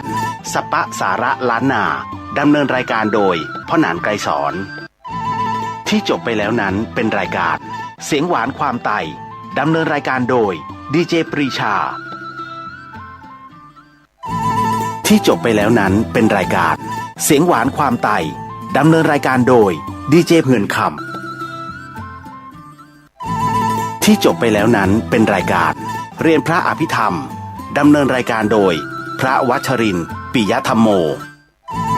ที่จบไปแล้วนั้นเป็นรายการเก็บธรรมดำเนินรายการโดยพระครูปริยัติกิจจาภิวัตรที่จบไปแล้วนั้นเป็นรายการธรรมะจากวัดโลกโมลีดำเนินรายการโดยพระปลัดดร.ดวงคำอภิวัฒโนที่จบไปแล้วนั้นเป็นรายการส่องธรรมดำเนินรายการโดยพระครูปลัดชรินทร์ที่จบไปแล้วนั้นเป็นรายการส่องธรรมที่จบไปแล้วนั้นเป็นรายการมหาวิทยาลัยลันทาพลเมืองดำเนินรายการโดยผู้ช่วยศาสตราจารย์รุ่งเรืองบุญโยรสที่จบไปแล้วนั้นเป็นรายการแวดวงสังคมไทยที่จบไปแล้วนั้นเป็นรายการตื่นเถิดชาวพุทธดำเนินรายการโดยพระมหาดร.โชทัศนีโยที่จบไปแล้วนั้นเป็นรายการมองโลกมองธรรมดำเนินรายการโดยพลตรีทองขาวที่จบไปแล้วนั้นเป็นรายการพลุพโผล่โลมาหลอนดำเนินรายการโดยดีเจเรียวและคณะธรรมสถานที่จบไปแล้วนั้นเป็นรายการศูนย์การเรียนรู้บ้านท่าร้องขี้ควายดำเนินรายการโดยพ่อหลวงสว่างธาตุอินจันทร์สถานีวิทยุพระพุทธศาสนาแห่งชาติเสนอข่าวที่จบไปแล้วนั้นเป็นรายการธรรมะสบายสไตล์ป้านิ่มดำเนินรายการโดยป้านิ่มที่จบไปแล้วนั้นเป็นรายการธรรมะเพื่อประชาชนเทพธรรมะตุลุงทองที่จบไปแล้วนั้นเป็นรายการมรดกธรรมกำเมืองดำเนินรายการโดยพระครูวิสิทธิ์ศรีลาภรณ์ที่จบไปแล้วนั้นเป็นรายการธรรมะเพื่อประชาชนดำเนินรายการโดยพระครูธีระสุตพจน์ที่จบไปแล้วนั้นเป็นรายการเสียงจากชุมชนป่าแดงดำเนินรายการโดยพระครูสังฆบริหารธรรมนูญที่จบไปแล้วนั้นเป็นรายการคุยกับพระดำเนินรายการโดยพระมหาวุฒิธรรมที่จบไปแล้วนั้นเป็นรายการพระไตรปิฎกลอยฟ้าดำเนินรายการโดยพระครูปริยัติยานุศาสตร์ที่จบไปแล้วนั้นเป็นรายการตำรวจกับการพิทักษ์สันติราษฎร์ดำเนินรายการโดยดาบสมชายสมใจมากดีเจกุ้งที่จบไปแล้วนั้นเป็นรายการ ปรมัตถธรรมนำสุขดำเนินรายการโดยพระครูภาวนาวิรัติที่จบไปแล้วนั้นเป็นรายการคดีโลกคดีธรรมดำเนินรายการโดยพระครูปลัดณรงค์ฤทธิ์ที่จบไปแล้วนั้นเป็นรายการทนายความพบประชาชนดำเนินรายการโดยทนายสุรชัยอาจินวัตรที่จบไปแล้วนั้นเป็นรายการเรียนพระอภิธรรมดำเนินรายการโดยพระวัชรินทร์ปิยธรรมโมที่จบไปแล้วนั้นเป็นรายการเสียงธรรมจากสามเณรดำเนินรายการโดยสามเณรสมพงษ์ที่จบไปแล้วนั้นเป็นรายการทานธรรมทางสงบดำเนินรายการโดยพระวัชรินทร์พันเอกตนะที่จบไปแล้วนั้นเป็นรายการทานธรรมทางสงบดำเนินรายการโดยพันเอกตนะที่จบไปแล้วนั้นเป็นรายการเสียงธรรมจากวัดชัยสถานดำเนินรายการโดยพระครูประภัสชัยคุณที่จบไปแล้วนั้นเป็นรายการแสงธรรมนำทางดำเนินรายการโดยบุษราเรืองแสงที่จบไปแล้วนั้นเป็นรายการข้าวห้ำฮัมเสียงเพลงดำเนินรายการโดยดีเจจิกุ่งที่จบไปแล้วนั้นเป็นรายการธุรธรรมนำผลดำเนินรายการโดยหยกธรรมที่จบไปแล้วนั้นเป็นรายการศึกษาพระพุทธศาสนาตามพระไตรปิฎกดำเนินรายการโดยพันเอกตนัสเดชะที่จบไปแล้วนั้นเป็นรายการศึกษาพระพุทธศาสนาตามพระไตรปิฎกที่จบไปแล้วนั้นเป็นรายการเสียงจากอุทยานธรรมวังวิโมกข์ดำเนินรายการโดยพระสอนเพชรจันทโชโต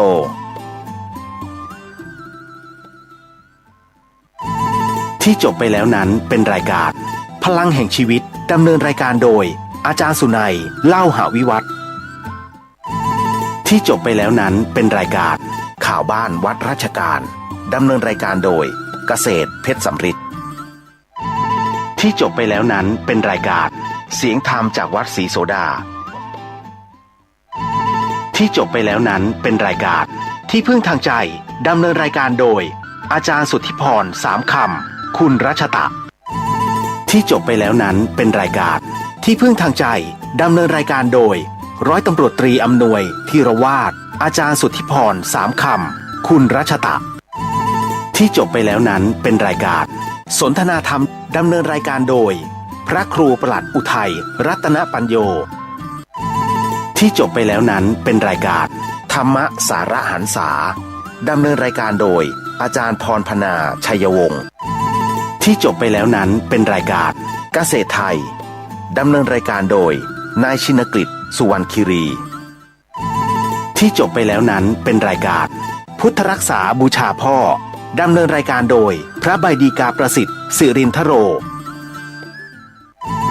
ที่จบไปแล้วนั้นเป็นรายการศึกษาธรรมนำสุขดำเนินรายการโดยพระวัชรินทร์พันเอกตนัสที่จบไปแล้วนั้นเป็นรายการศึกษาธรรมนำสุขดำเนินรายการโดยพันเอกตนัสเดชะที่จบไปแล้วนั้นเป็นรายการศึกษาธรรมนำสุขดำเนินรายการโดยพระวัชรินทร์ปิยธรรมโมพันเอกตนัสเดชะที่จบไปแล้วนั้นเป็นรายการเกษตรเพื่อชีวิตดำเนินรายการโดยอาจารย์พิชัยคงพิทักษ์ที่จบไปแล้วนั้นเป็นรายการสัปปะพยาหมอยาคนเมืองดำเนินรายการโดยอาจารย์อภิวันและแม่ครูจัญญาที่จบไปแล้วนั้นเป็นรายการสารธรรมดำเนินรายการโดยพระครูสิริเจติยานุกูลที่จบไปแล้วนั้นเป็นรายการศึกษาพระพุทธศาสนาตามพระไตรปิฎกดำเนินรายการโดยพันเอกตนัสเดชะที่จบไปแล้วนั้นเป็นรายการสารธรรมคำมือ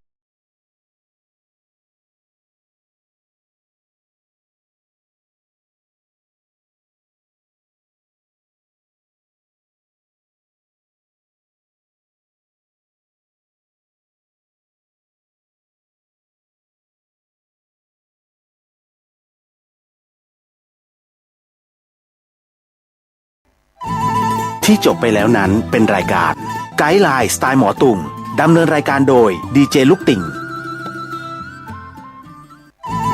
ที่จบไปแล้วนั้นเป็นรายการ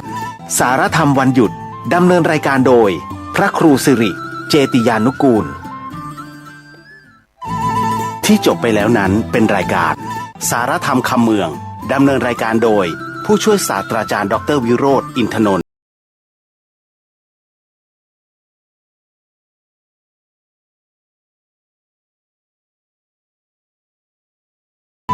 ที่จบไปแล้วนั้นเป็นรายการสปะสาระล้านนาดำเนินรายการโดยพ่อหนานไกรสอนที่จบไปแล้วนั้นเป็นรายการเสียงหวานความไต่ดำเนินรายการโดยดีเจปรีชา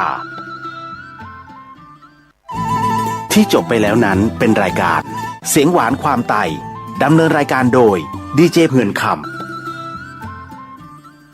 ำที่จบไปแล้วนั้นเป็นรายการเรียนพระอภิธรรมดำเนินรายการโดยพระวัชรินทร์ ปิยธรรมโมที่จบไปแล้วนั้นเป็นรายการเก็บธรรมดำเนินรายการโดยพระครูปริยัติกิจจาภิวัตรที่จบไปแล้วนั้นเป็นรายการธรรมะจากวัดโลกโมลีดำเนินรายการโดยพระปลัดดร.ดวงคำอภิวัฒโนที่จบไปแล้วนั้นเป็นรายการส่องธรรมดำเนินรายการโดยพระครูปลัดชรินทร์ที่จบไปแล้วนั้นเป็นรายการส่องธรรมที่จบไปแล้วนั้นเป็นรายการมหาวิทยาลัยลันทาพลเมืองดำเนินรายการโดยผู้ช่วยศาสตราจารย์รุ่งเรืองบุญโยรสที่จบไปแล้วนั้นเป็นรายการแวดวงสังคมไทยที่จบไปแล้วนั้นเป็นรายการตื่นเถิดชาวพุทธดำเนินรายการโดยพระมหาดร.โชทัศนีโยที่จบไปแล้วนั้นเป็นรายการมองโลกมองธรรมดำเนินรายการโดยพลตรีทองขาวที่จบไปแล้วนั้นเป็นรายการพลุโผล่โลมาหลอนดำเนินรายการโดยดีเจเรียวและคณะธรรมสถานที่จบไปแล้วนั้นเป็นรายการศูนย์การเรียนรู้บ้านท่าร้องขี้ควายดำเนินรายการโดยพ่อหลวงสว่างธาตุอินจันทร์สถานีวิทยุพระพุทธศาสนาแห่งชาติเสนอข่าวที่จบไปแล้วนั้นเป็นรายการธรรมะสบายสไตล์ป้านิ่มดำเนินรายการโดยป้านิ่มที่จบไปแล้วนั้นเป็นรายการธรรมะเพื่อประชาชนเทพธรรมะตุ้ลุงทองที่จบไปแล้วนั้นเป็นรายการมรดกธรรมกำเมืองดำเนินรายการโดยพระครูวิสิทธิ์ศรีลาภรณ์ที่จบไปแล้วนั้นเป็นรายการธรรมะเพื่อประชาชนดำเนินรายการโดยพระครูธีระสุตพจน์ที่จบไปแล้วนั้นเป็นรายการเสียงจากชุมชนป่าแดงดำเนินรายการโดยพระครูสังฆบริหารธรรมนูญที่จบไปแล้วนั้นเป็นรายการคุยกับพระดำเนินรายการโดยพระมหาวุฒิธรรมที่จบไปแล้วนั้นเป็นรายการพระไตรปิฎกลอยฟ้าดำเนินรายการโดยพระครูปริยัติยานุศาสตร์ที่จบไปแล้วนั้นเป็นรายการตำรวจกับการพิทักษ์สันติราษฎร์ดำเนินรายการโดยดาบสมชายสมใจมากดีเจกุ้งที่จบไปแล้วนั้นเป็นรายการปรมัตถธรรมนำสุขดำเนินรายการโดยพระครูภาวนาวิรัติที่จบไปแล้วนั้นเป็นรายการคดีโลกคดีธรรมดำเนินรายการโดยพระครูปลัดณรงค์ฤทธิ์ที่จบไปแล้วนั้นเป็นรายการทนายความพบประชาชนดำเนินรายการโดยทนายสุรชัยอาจินวัตรที่จบไปแล้วนั้นเป็นรายการเรียนพระอภิธรรมดำเนินรายการโดยพระวัชรินทร์ ปิยธรรมโมที่จบไปแล้วนั้นเป็นรายการเสียงธรรมจากสามเณรดำเนินรายการโดยสามเณรสมพงษ์ที่จบไปแล้วนั้นเป็นรายการทานธรรมทางสงบดำเนินรายการโดยพระวัชรินทร์ พันเอกตนัทที่จบไปแล้วนั้นเป็นรายการทานธรรมทางสงบดำเนินรายการโดยพันเอกตนัทที่จบไปแล้วนั้นเป็นรายการเสียงธรรมจากวัดชัยสถานดำเนินรายการโดยพระครูประภัสชัยคุณที่จบไปแล้วนั้นเป็นรายการแสงธรรมนำทางดำเนินรายการโดยบุษราเรืองแสงที่จบไปแล้วนั้นเป็นรายการ ข้าวห้ำฮัมเสียงเพลงดำเนินรายการโดยดีเจจิกุ่งที่จบไปแล้วนั้นเป็นรายการธุรธรรมนำผลดำเนินรายการโดยหยกธรรมที่จบไปแล้วนั้นเป็นรายการศึกษาพระพุทธศาสนาตามพระไตรปิฎกดำเนินรายการโดยพันเอกตนัสเดชะที่จบไปแล้วนั้นเป็นรายการศึกษาพระพุทธศาสนาตามพระไตรปิฎกที่จบไปแล้วนั้นเป็นรายการเสียงจากอุทยานธรรมวังวิโมกข์ดำเนินรายการโดยพระสอนเพชรจันทโชโต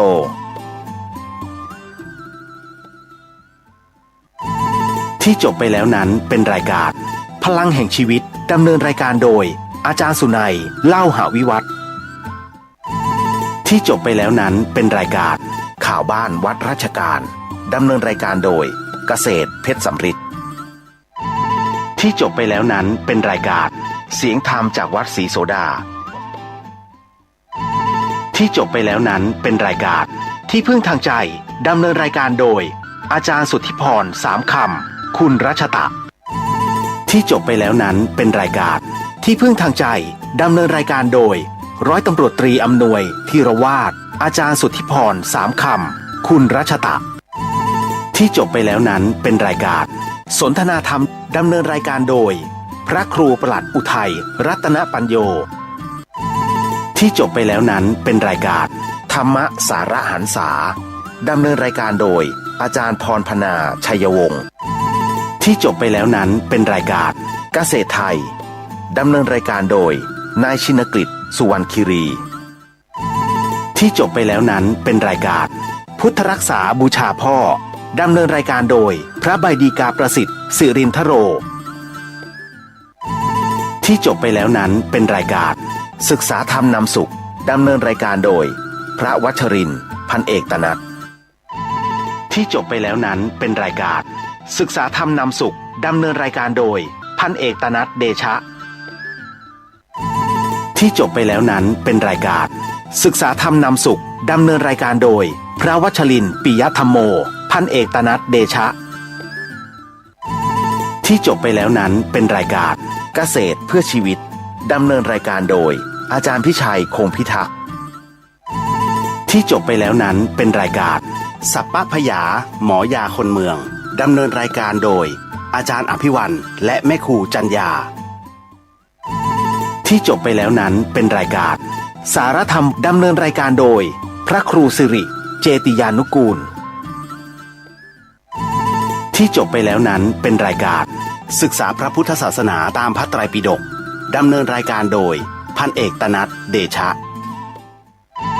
ที่จบไปแล้วนั้นเป็นรายการสารธรรมคำเมือง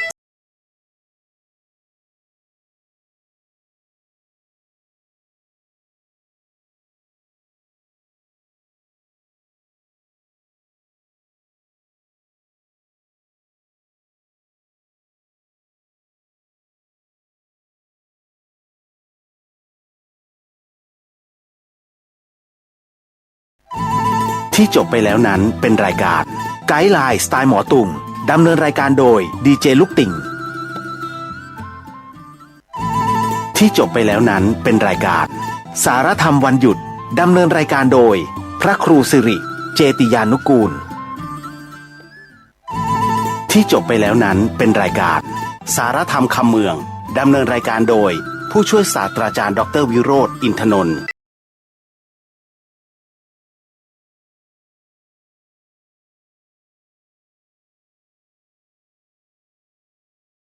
ที่จบไปแล้วนั้นเป็นรายการ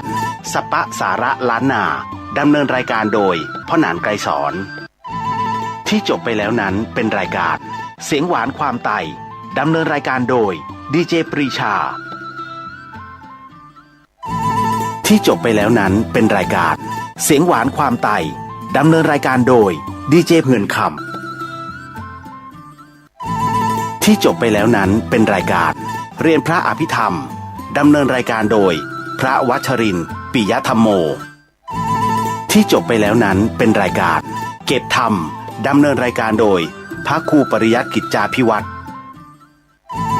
ที่จบไปแล้วนั้นเป็นรายการ ธรรมะจากวัดโลกโมลีดำเนินรายการโดยพระประหลัดดร.ดวงคำอภิวัฒโน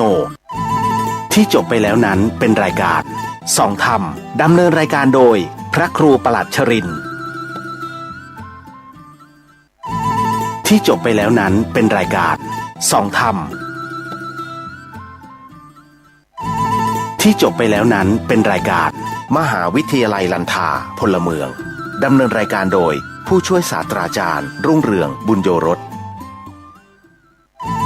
ที่จบไปแล้วนั้นเป็นรายการแวดวงสังคมไทยที่จบไปแล้วนั้นเป็นรายการตื่นเถิดชาวพุทธดำเนินรายการโดยพระมหาดร.โช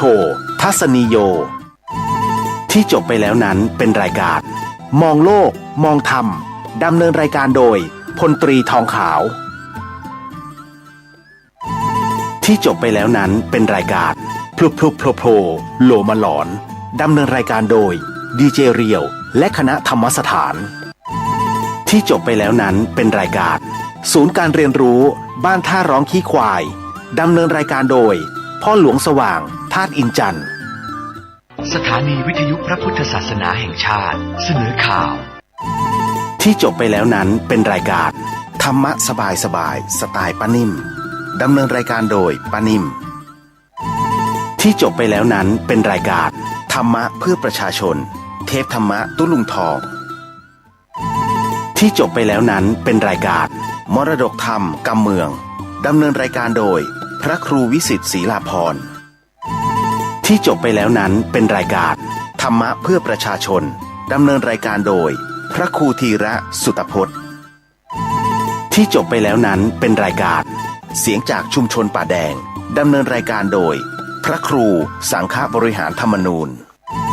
ที่จบไปแล้วนั้นเป็นรายการคุยกับพระดำเนินรายการโดยพระมหาวุฒิธรรม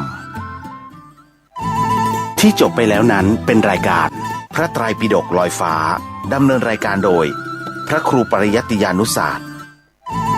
ที่จบไปแล้วนั้นเป็นรายการตำรวจกับการพิทักษ์สันติราษฎร์ดำเนินรายการโดยดาบสมชายสมใจมากดีเจกุ้งที่จบไปแล้วนั้นเป็นรายการปรมัตถธรรมนำสุขดำเนินรายการโดยพระครูภาวนาวิรัติที่จบไปแล้วนั้นเป็นรายการคดีโลกคดีธรรมดำเนินรายการโดยพระครูประหลัดณรงค์ฤทธิ์ที่จบไปแล้วนั้นเป็นรายการทนายความพบประชาชนดำเนินรายการโดยทนายสุรชัยอาจินวัตรที่จบไปแล้วนั้นเป็นรายการเรียนพระอภิธรรมดำเนินรายการโดยพระวัชรินทร์ปิยธรรมโมที่จบไปแล้วนั้นเป็นรายการเสียงธรรมจากสามเณรดำเนินรายการโดยสามเณรสมพงษ์ที่จบไปแล้วนั้นเป็นรายการทานธรรมทางสงบดำเนินรายการโดยพระวัชรินทร์พันเอกตนัทที่จบไปแล้วนั้นเป็นรายการทานธรรมทางสงบดำเนินรายการโดยพันเอกตนัทที่จบไปแล้วนั้นเป็นรายการเสียงธรรมจากวัดชัยสถานดำเนินรายการโดยพระครูประภัสชัยคุณที่จบไปแล้วนั้นเป็นรายการแสงธรรมนำทางดำเนินรายการโดยบุษราเรืองแสงที่จบไปแล้วนั้นเป็นรายการข้าวห้ำฮำเสียงเพลงดำเนินรายการโดยดีเจจิกุ่งที่จบไปแล้วนั้นเป็นรายการธุรธรรมนำผลดำเนินรายการโดยหยกธรรมที่จบไปแล้วนั้นเป็นรายการศึกษาพระพุทธศาสนาตามพระไตรปิฎกดำเนินรายการโดยพันเอกตนัทเดชะที่จบไปแล้วนั้นเป็นรายการศึกษาพระพุทธศาสนาตามพระไตรปิฎกที่จบไปแล้วนั้นเป็นรายการเสียงจากอุทยานธรรมวังวิโมกข์ดำเนินรายการโดยพระสอนเพชรจันทโชโต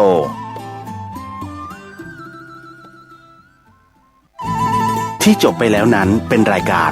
พลังแห่งชีวิตดำเนินรายการโดยอาจารย์สุนัยเล่าหาวิวัฒน์ที่จบไปแล้วนั้นเป็นรายการข่าวบ้านวัดราชการดำเนินรายการโดยเกษตรเพชรสำริดที่จบไปแล้วนั้นเป็นรายการเสียงธรรมจากวัดศรีโสดาที่จบไปแล้วนั้นเป็นรายการที่พึ่งทางใจดำเนินรายการโดย อาจารย์สุทธิพรสามคำคุณรัชตะที่จบไปแล้วนั้นเป็นรายการที่พึ่งทางใจดำเนินรายการโดยร้อยตำรวจตรีอำนวยธีรวาทอาจารย์สุทธิพรสามคำคุณรัชตะที่จบไปแล้วนั้นเป็นรายการสนทนาธรรมดำเนินรายการโดยพระครูประหลัดอุทัยรัตนปัญโยที่จบไปแล้วนั้นเป็นรายการธรรมะสาระหันษาดำเนินรายการโดยอาจารย์พรพนาชัยวงศ์ที่จบไปแล้วนั้นเป็นรายการเกษตรไทยดำเนินรายการโดยนายชินกฤษสุวรรณคีรีที่จบไปแล้วนั้นเป็นรายการ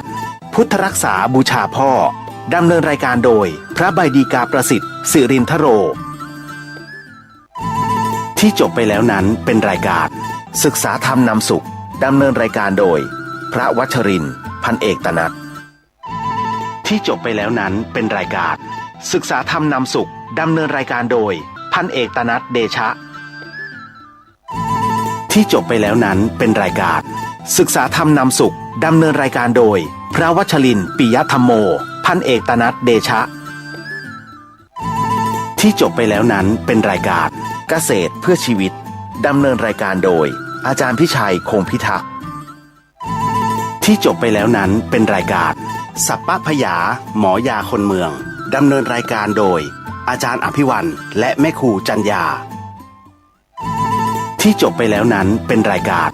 สารธรรมดำเนินรายการโดยพระครูสิริเจติยานุกูลที่จบไปแล้วนั้นเป็นรายการศึกษาพระพุทธศาสนาตามพระไตรปิฎกดำเนินรายการโดยพันเอกตนัทเดชะที่จบไปแล้วนั้นเป็นรายการสารธรรมคำ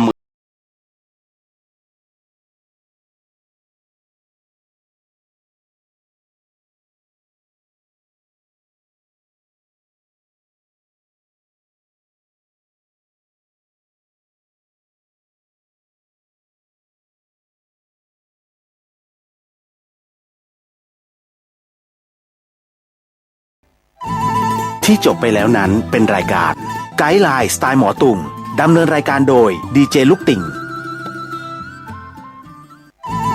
ที่จบไปแล้วนั้นเป็นรายการสารธรรมวันหยุดดำเนินรายการโดยพระครูสิริเจติยานุกูล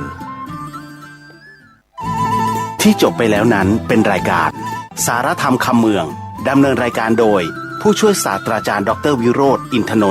นท์ที่จบไปแล้วนั้นเป็นรายการสัปปะสาระล้านนาดำเนินรายการโดยพ่อหนานไกรสอน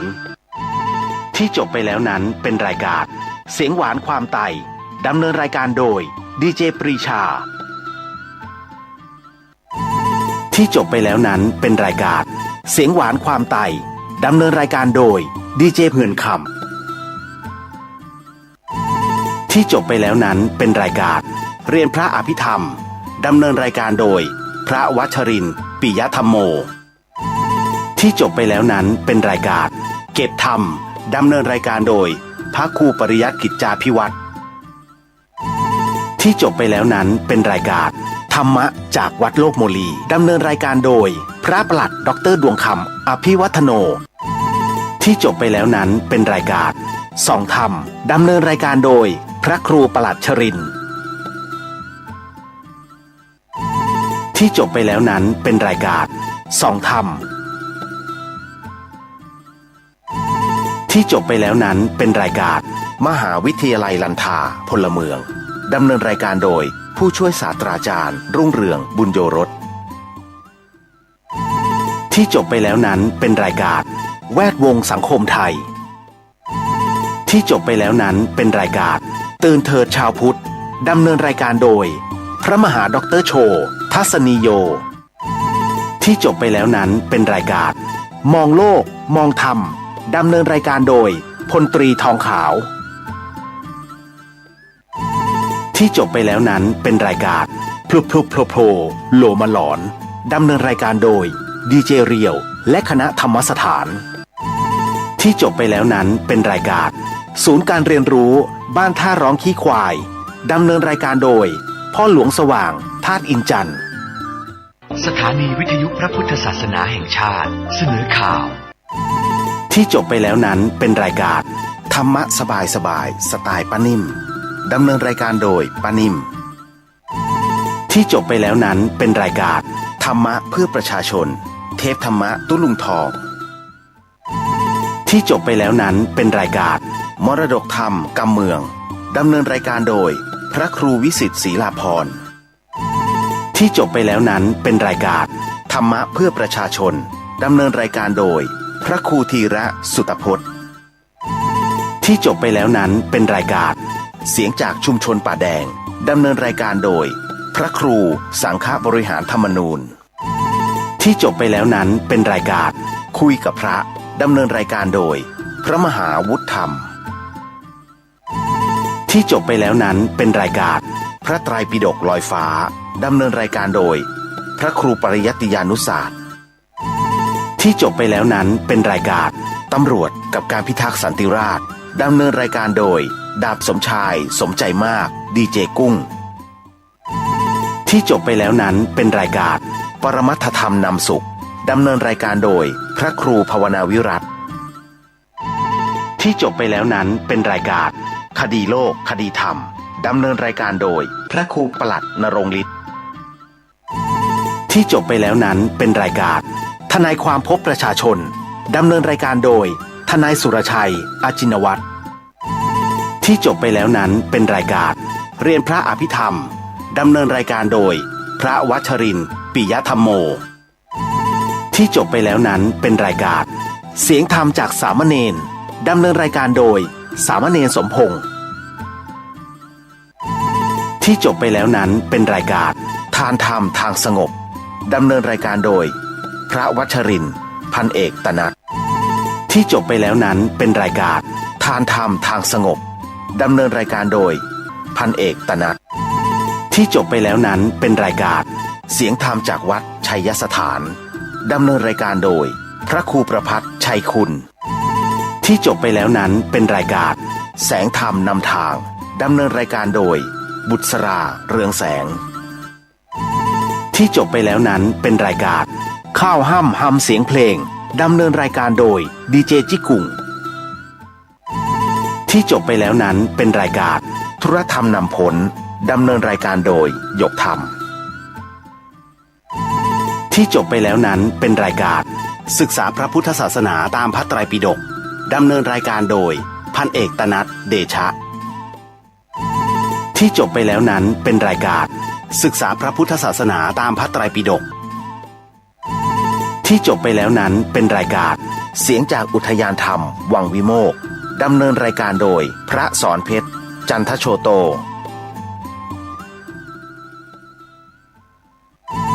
ที่จบไปแล้วนั้นเป็นรายการ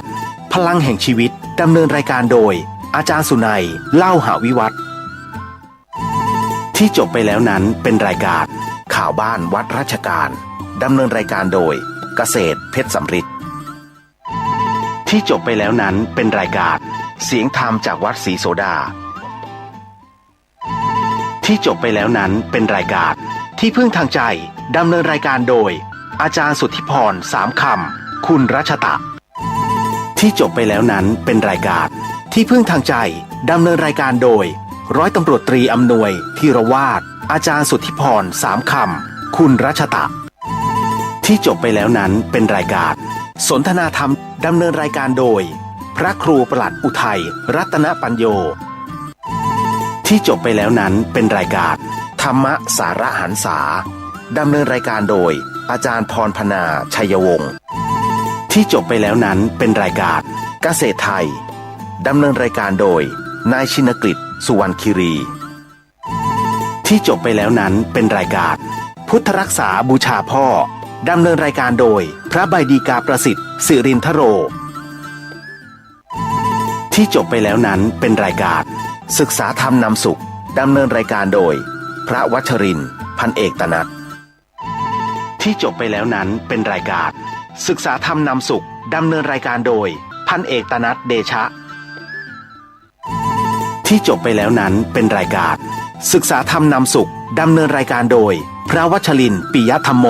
พ พันเอกตนัทเดชะที่จบไปแล้วนั้นเป็นรายการเกษตรเพื่อชีวิต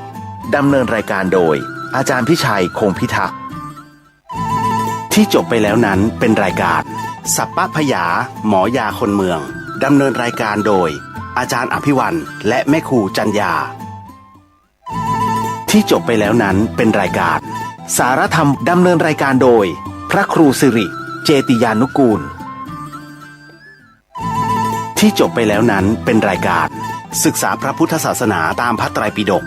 ดำเนินรายการโดยพันเอกตนัทเดชะที่จบไปแล้วนั้นเป็นรายการสารธรรมคำเมือง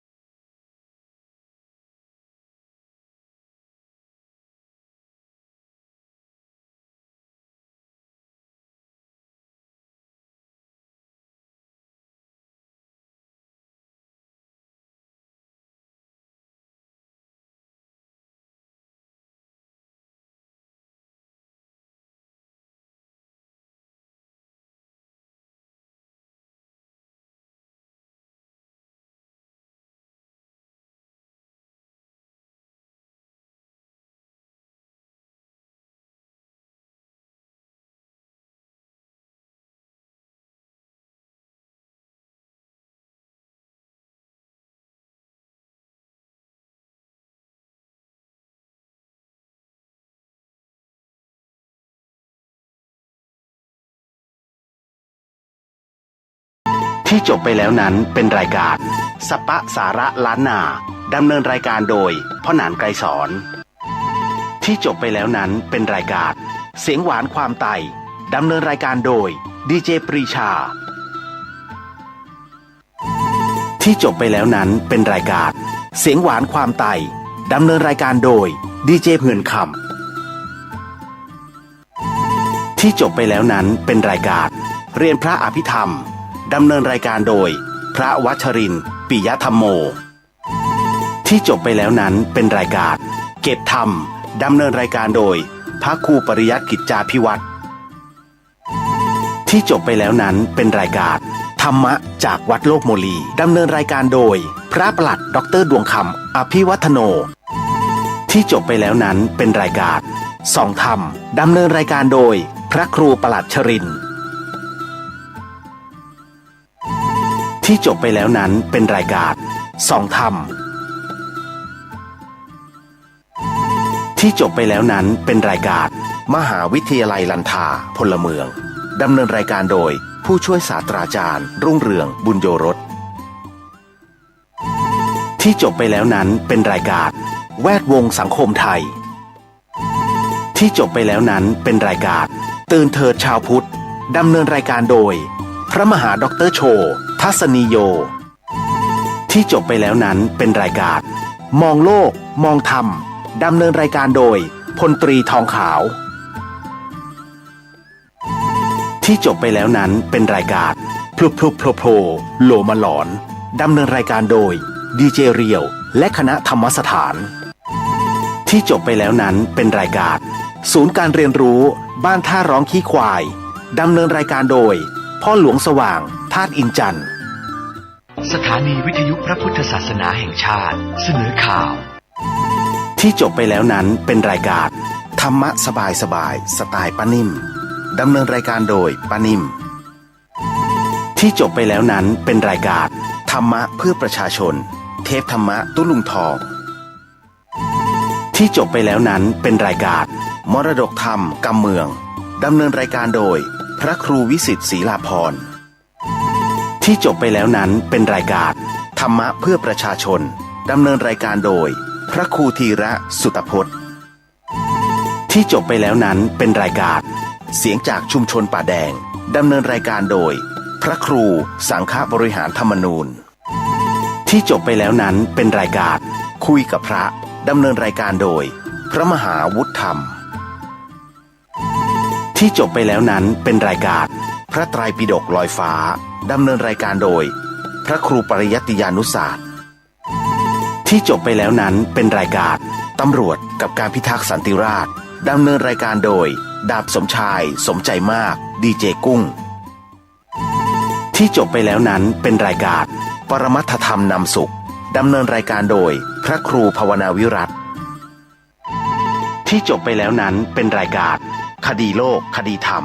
ดำเนินรายการโดยพระครูปลัดนรงค์ฤทธิ์ที่จบไปแล้วนั้นเป็นรายการทนายความพบประชาชนดำเนินรายการโดยทนายสุรชัยอาจินวัตรที่จบไปแล้วนั้นเป็นรายการเรียนพระอภิธรรมดำเนินรายการโดยพระวัชรินทร์ปิยธรรมโมที่จบไปแล้วนั้นเป็นรายการเสียงธรรมจากสามเณรดำเนินรายการโดยสามเณรสมพงษ์ที่จบไปแล้วนั้นเป็นรายการทานธรรมทางสงบ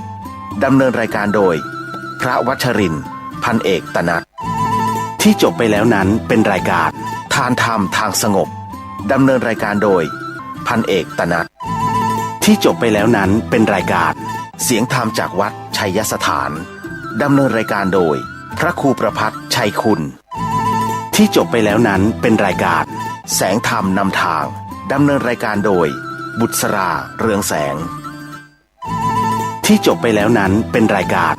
ข้าวห้ำฮัมเสียงเพลงดำเนินรายการโดยดีเจจิกุ่ง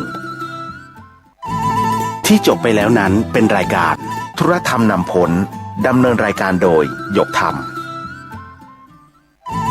ที่จบไปแล้วนั้นเป็นรายการศึกษาพระพุทธศาสนาตามพระไตรปิฎกดำเนินรายการโดยพันเอกตนัทเดชะที่จบไปแล้วนั้นเป็นรายการศึกษาพระพุทธศาสนาตามพระไตรปิฎก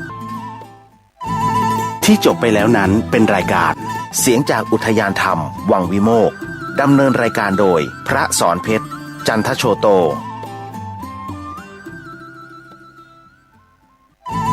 ที่จบไปแล้วนั้นเป็นรายการพลังแห่งชีวิตดำเนินรายการโดยอาจารย์สุนัยเล่าหาวิวัฒน์ที่จบไปแล้วนั้นเป็นรายการข่าวบ้านวัดราชการดำเนินรายการโดยเกษตรเพชรสำริดที่จบไปแล้วนั้นเป็นรายการเสียงธรรมจากวัดศรีโสดาที่จบไปแล้วนั้นเป็นรายการที่พึ่งทางใจดำเนินรายการโดยอาจารย์สุทธิพรสามคำคุณรัชตะที่จบไปแล้วนั้นเป็นรายการที่พึ่งทางใจดำเนินรายการโดยร้อยตำรวจตรีอำนวยธีรวาทอาจารย์สุทธิพรสามคำคุณรัชตะที่จบไปแล้วนั้นเป็นรายการสนทนาธรรมดำเนินรายการโดยพระครูปลัดอุทัยรัตนปัญโยที่จบไปแล้วนั้นเป็นรายการธรรมะสาระหันษาดำเนินรายการโดยอาจารย์พรพนาชัยวงศ์ที่จบไปแล้วนั้นเป็นรายการเกษตรไทยดำเนินรายการโดยนายชินกฤษสุวรรณคีรีที่จบไปแล้วนั้นเป็นรายการพุทธรักษาบูชาพ่อดำเนินรายการโดยพระใบดีกาประสิทธิ์สิรินทโรที่จบไปแล้วนั้นเป็นรายการศึกษาธรรมนำสุขดำเนินรายการโดยพระวัชรินทร์พันเอกตนัทที่จบไปแล้วนั้นเป็นรายการศึกษาธรรมนำสุขดำเนินรายการโดยพันเอกตนัทเดชะที่จบไปแล้วนั้นเป็นรายการศึกษาธรรมนำสุขดำเนินรายการโดยพระวัชรินทร์ปิยธรรมโมพันเอกตนัทเดชะที่จบไปแล้วนั้นเป็นรายการเกษตรเพื่อชีวิตดำเนินรายการโดยอาจารย์พิชัยคงพิทักษ์ที่จบไปแล้วนั้นเป็นรายการสัปปะพยาหมอยาคนเมืองดำเนินรายการโดยอาจารย์อภิวันและแม่ครูจันยาที่จบไปแล้วนั้นเป็นรายการสารธรรมดำเนินรายการโดยพระครูสิริเจติยานุกูลที่จบไปแล้วนั้นเป็นรายการศึกษาพระพุทธศาสนาตามพระไตรปิฎกดำเนินรายการโดยพันเอกตนัทเดชะที่จบไปแล้วนั้นเป็นรายการสารธรรมคำ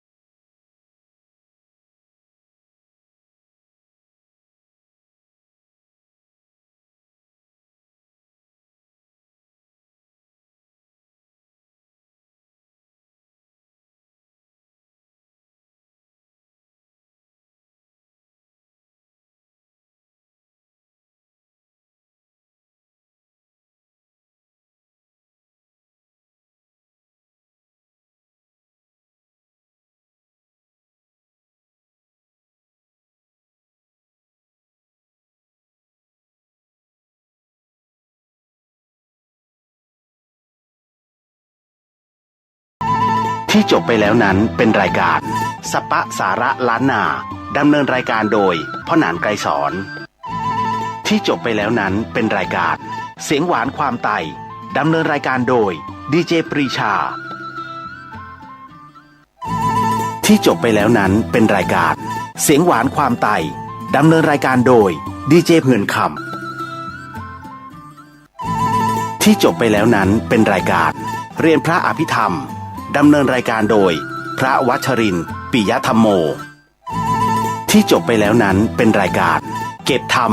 ดำเนินรายการโดยพระครูปริยัติกิจจาภิวัตร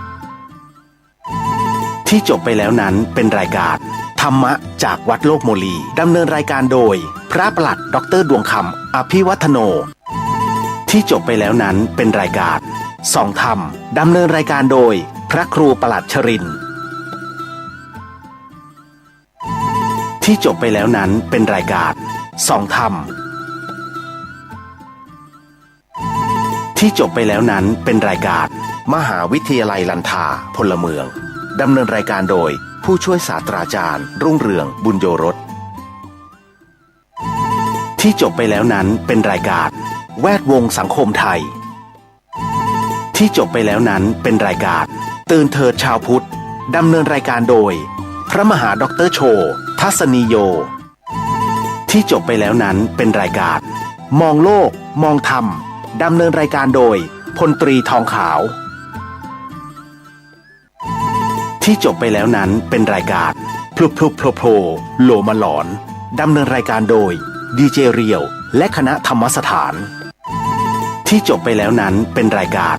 ศูนย์การเรียนรู้บ้านท่าร้องขี้ควายดำเนินรายการโดยพ่อหลวงสว่างธาตุอินจันทร์ สถานีวิทยุพระพุทธศาสนาแห่งชาติเสนอข่าวที่จบไปแล้วนั้นเป็นรายการธรรมะสบายสบายสไตล์ป้านิ่มดำเนินรายการโดยป้านิ่ม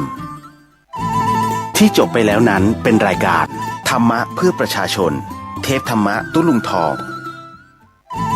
ที่จบไปแล้วนั้นเป็นรายการมรดกธรรมกำเมือง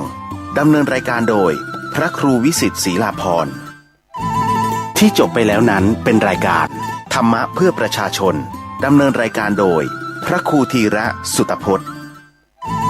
ที่จบไปแล้วนั้นเป็นรายการ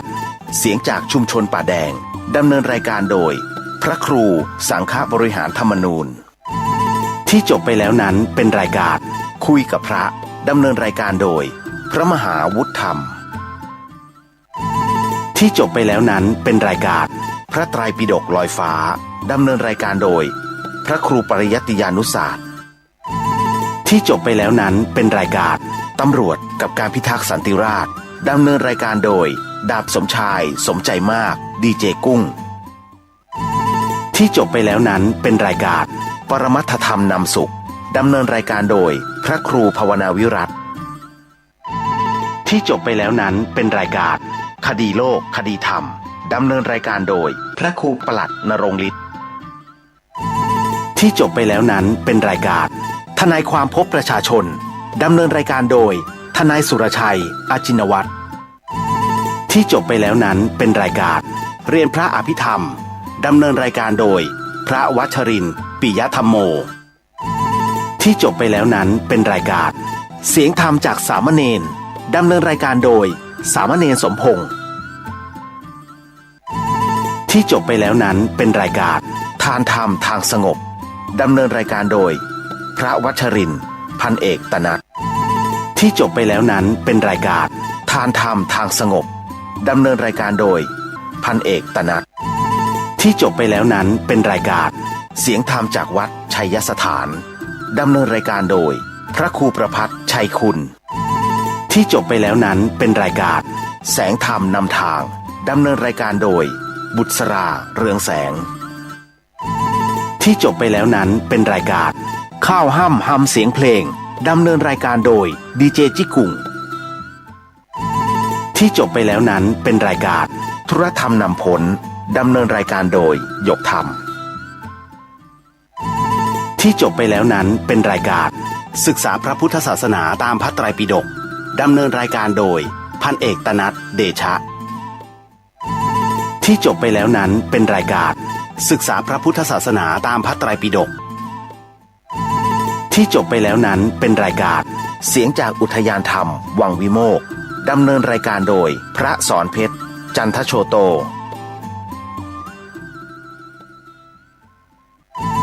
ที่จบไปแล้วนั้นเป็นรายการพลังแห่งชีวิตดำเนินรายการโดยอาจารย์สุนัยเล่าหาวิวัฒน์ที่จบไปแล้วนั้นเป็นรายการข่าวบ้านวัดราชการดำเนินรายการโดยเกษตรเพชรสำริดที่จบไปแล้วนั้นเป็นรายการเสียงธรรมจากวัดศรีโสดาที่จบไปแล้วนั้นเป็นรายการที่พึ่งทางใจดำเนินรายการโดยอาจารย์สุทธิพรสามคำคุณรัชตะที่จบไปแล้วนั้นเป็นรายการที่พึ่งทางใจดำเนินรายการโดยร้อยตำรวจตรีอำนวยธีรวาทอาจารย์สุทธิพรสามคำคุณรัชตะที่จบไปแล้วนั้นเป็นรายการสนทนาธรรมดำเนินรายการโดยพระครูประหลัดอุทัยรัตนปัญโยที่จบไปแล้วนั้นเป็นรายการธรรมะสาระหันษาดำเนินรายการโดยอาจารย์พรพนาชัยวงศ์ที่จบไปแล้วนั้นเป็นรายการเกษตรไทยดำเนินรายการโดยนายชินกฤษสุวรรณคีรีที่จบไปแล้วนั้นเป็นรายการพุทธรักษาบูชาพ่อดำเนินรายการโดยพระใบดีกาประสิทธิ์สิรินทโรที่จบไปแล้วนั้นเป็นรายการศึกษาธรรมนำสุขดำเนินรายการโดยพระวัชรินทร์พันเอกตนัทที่จบไปแล้วนั้นเป็นรายการศึกษาธรรมนำสุขดำเนินรายการโดยพันเอกตนัทเดชะที่จบไปแล้วนั้นเป็นรายการศึกษาธรรมนำสุขดำเนินรายการโดยพระวัชรินทร์ปิยธรรมโมพันเอกตนัทไปรษณีย์50200หมายเลขโทรศัพท์0818815690 052000636-7เจริญสุขญาติโยมท่านผู้ฟังทั้งหลายทุกท่านทุกคน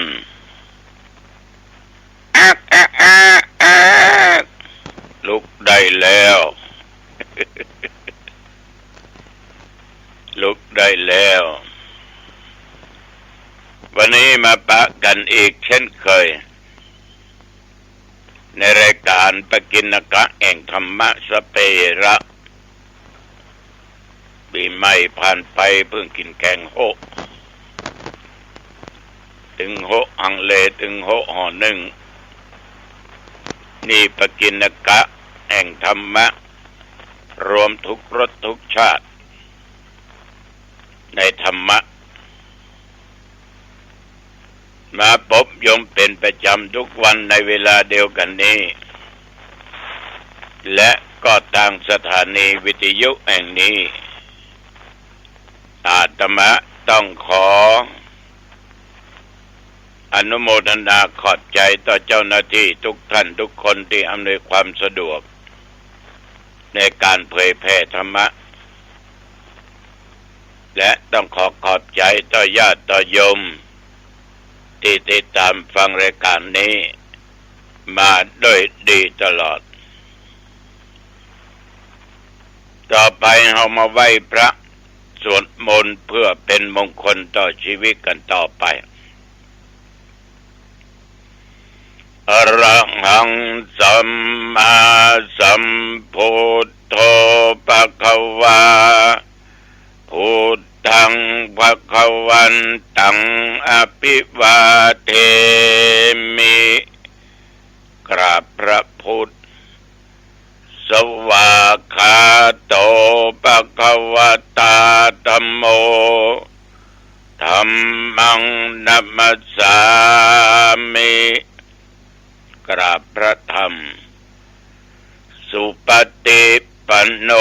ภะคะวะโตสาวกสังโฆสังฆังนะมามิกราบพระสงฆ์นะโมตัสสะภะคะวะโต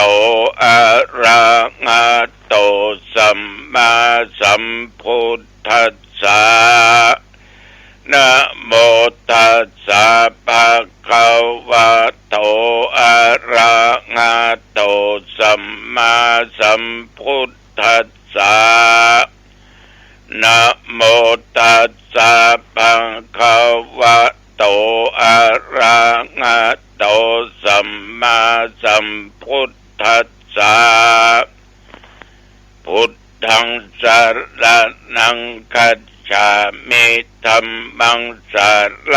ณังคัจฉามิสังฆังสรณังคัจฉามิตุติยัมปิพุทธังสรณังคัจฉามิตติยัมตุติยัมปิธัมมังสรณังคัจฉามิตุติยัมปิสังฆังสรณังคัจฉามิตติยัมปิพุทธังสรณังคัจฉามิตติยัมปิธัมมังสรณังคัจฉามิตติยัมปิสังฆังสรณังคัจฉามินะโมตัสสะภะคะวะโตอะระหะโตสัมมาสัมพุทธัสสะ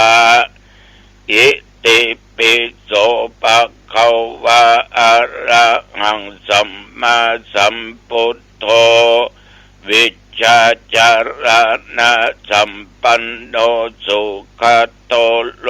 กวิทูอนุตตโรปุริสธัมมัสสารถิสัทธาเทวมนุษย์สานังพุทโธภควาติยันตุนิมิตตังอะวะมังคลัญญาโยจะมานาโปสกุนัสสะสัทโธปะปะคะโหโตโสปินังอากันตังธัมมานุภาเวนะวินาสเมนตุนะโมตัสสะภะคะวะโตอะระหะโตสัมมาสัมพุทธัสสะสวากขาโตภะคะวะตาธัมโมสันติติโกอากาลิโกเอยิปัสสิโกโอปันนายิโกปัจจัตตังเวทิตาโพวินยูอิติยันตุนิมิตตังอะวะมังคลัญญาโยจะมานาโพสกุนัสสะสัทโธปะปะคะโหโตโสปินังอากันตังธัมมานุภาเวนะวินาสเมนตุนะโมตัสสะภะคะวะโตอะระหะโตสัมมาสัมพุทธัสสะสุปฏิปันโนภะคะวะโตสาวกสังโฆอุชุปฏิปันโนภะคะวะโตสาวกสังโฆยายะปฏิปันโนภะคะวะโตสาวกสังโฆสามิจิปฏิปันโนภะคะวะโตสาวกสังโฆยะติตังจัตตาริปุริสยุคคเนอัตถปุริสปุคลาเอสะปังคะวะโตสาวกสังโฆอาอุนายโยปาอุนายโยทักขินายโยอัญชลิกะระนิโยอนุตตะลังปุญญาเขตังโลกัสสาติยันตุนิมิตตังอวะ มังคลัญจาโยจะมานาโปสกุณอัสสะสัทโธปาปะกะโอโทสุปินังอากันตังสังฆานุภาเวนะวินาสเมนตุสักกัตตัวพุทธรัตนังโอสัตตังอุตตมังวะลังหิตังเตวมนุสสานังพุทธเตเชนะโสตินานัสสันตุปัตถวาสัพเพทุกขาวุปัสสะเมนตุเตสักกัตตัวธรรมรัตนังโอสัตถังอุตตมังวะลังปะลิลาหูปัสสะมัน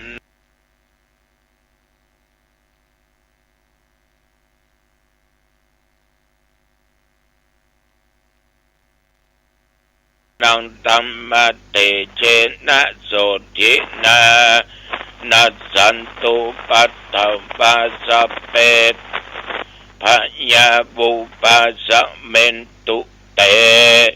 สักกัตตัวสังฆรัตนังโอสัตตังอุตตมังวะรังอาอุนัยยังปะอุนัยยังสังฆเตเชนะโสตินานัสสันตุปัตถวาสัพเพโรกาวุปัสสะเมนตุเตนัตติเมสะละนังอัญญังพุทโธเมสรนังวะรังเอเตนะสัจจวัจเจนะโหตุเตชัยยะมังคะลังนัตติเมสระนังอัญญังธัมโมเมสระนังวะรังเอเตนะสัจจวัจเจนะโหตุเตชัยยะมังคะลังนัตติเมสระนังอัญญังสังโฆเมสระนังวะรังเอเตนะสัจจวัจเจนะ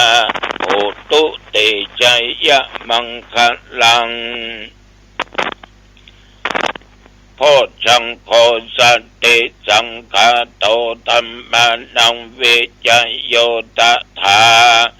วิริยัมปิติปัสสติโพชังคาจัตตถาภเรสัมมาตุเตกะโพชังคาสัตเตเตสัพพทักษินามุนีนาสัมมาทักกะตาภาวิตาภาอุลิกะตาสังวัตตันติอภิญญายานิพพานายาจะโพธิยาเอเตนะสัจจวัจเจนะโสติเตโอตุสัพพทาเอกัสสะมิงสัมมะเยนะโทมุขันลานัญญากัสสะปังคิลาเนตุคิเตติสวะโพชังเคสัตตะเทสัญเยติจะตังอภินันติโตวาโรคามุตกิงสุตังคะเนเอเตนะสัจจวัจเจนะโสติเตโอตุสัพพทาเอกทาธัมมราชาปิเทลัญเยนะปิปิริโตจุนทัตเถเลนะตัญเยนะปะนาเปตตวานาสาทะลังสัมโมติตวาจะอาภาธาตัมอาพุทธาสิธานะโสเอเตนะสัจจวัจเจนะโสติเตโอตุสัพพทาปะหินาติจะอาภาธาตินันนัมปิมะเยสินังมัคคะอัตตะกิเลสาวะปัตตานุปติธัมมะตังเอเตนะสัจจวัจเจนะโหตุเตชัยยะมังคลังอัต ธิอุณอัสสะวิจัยโยธัมโมโลเกอนุตตโรสัพพสัตตาอิตัตถายะตังตวังคันหาอิเทวะเตปัลลิวัชเชละจะตันเตอะมโนเสหิปาวะเกพยะเกนาเควิเศปุเตอะกัลละมัลละเนนะวาสัพพสัมมามัลละนะมุตโตตะเปโตกาละมัลลิตังตัสเสวะอนุภาเวนะโหตุเทโวสุขิสัทธาสุตตะสีลังสัมมาดายะธัมมังสุจาริตังจะเลตัสเสวะอนุภาเวนะโหตุเทโวสุขิสัทธาลิขิตังจินติตังปูชังทาระนังวะจะนังครุงเทสะนังปะเลสังเทสะนังสุตตวาตัสสะอายุปวัตติติภวตุสัพพะมังคลังรักขันตุสัพพเทวตาสัพพะพุทธานุภาเวนะสัทธาสุทิภวันตุเตภวตุสัพพะมังคลังรักขันตุสัพพเทวตาสัพพะธัมมานุภาเวนะสัทธาสุทิภวันตุเตภวตุสัพพะมังคลังรักขันตุสัพพเทวตาสัพพะสังฆานุภาเวนะสัทธาสุทิภวันตุเต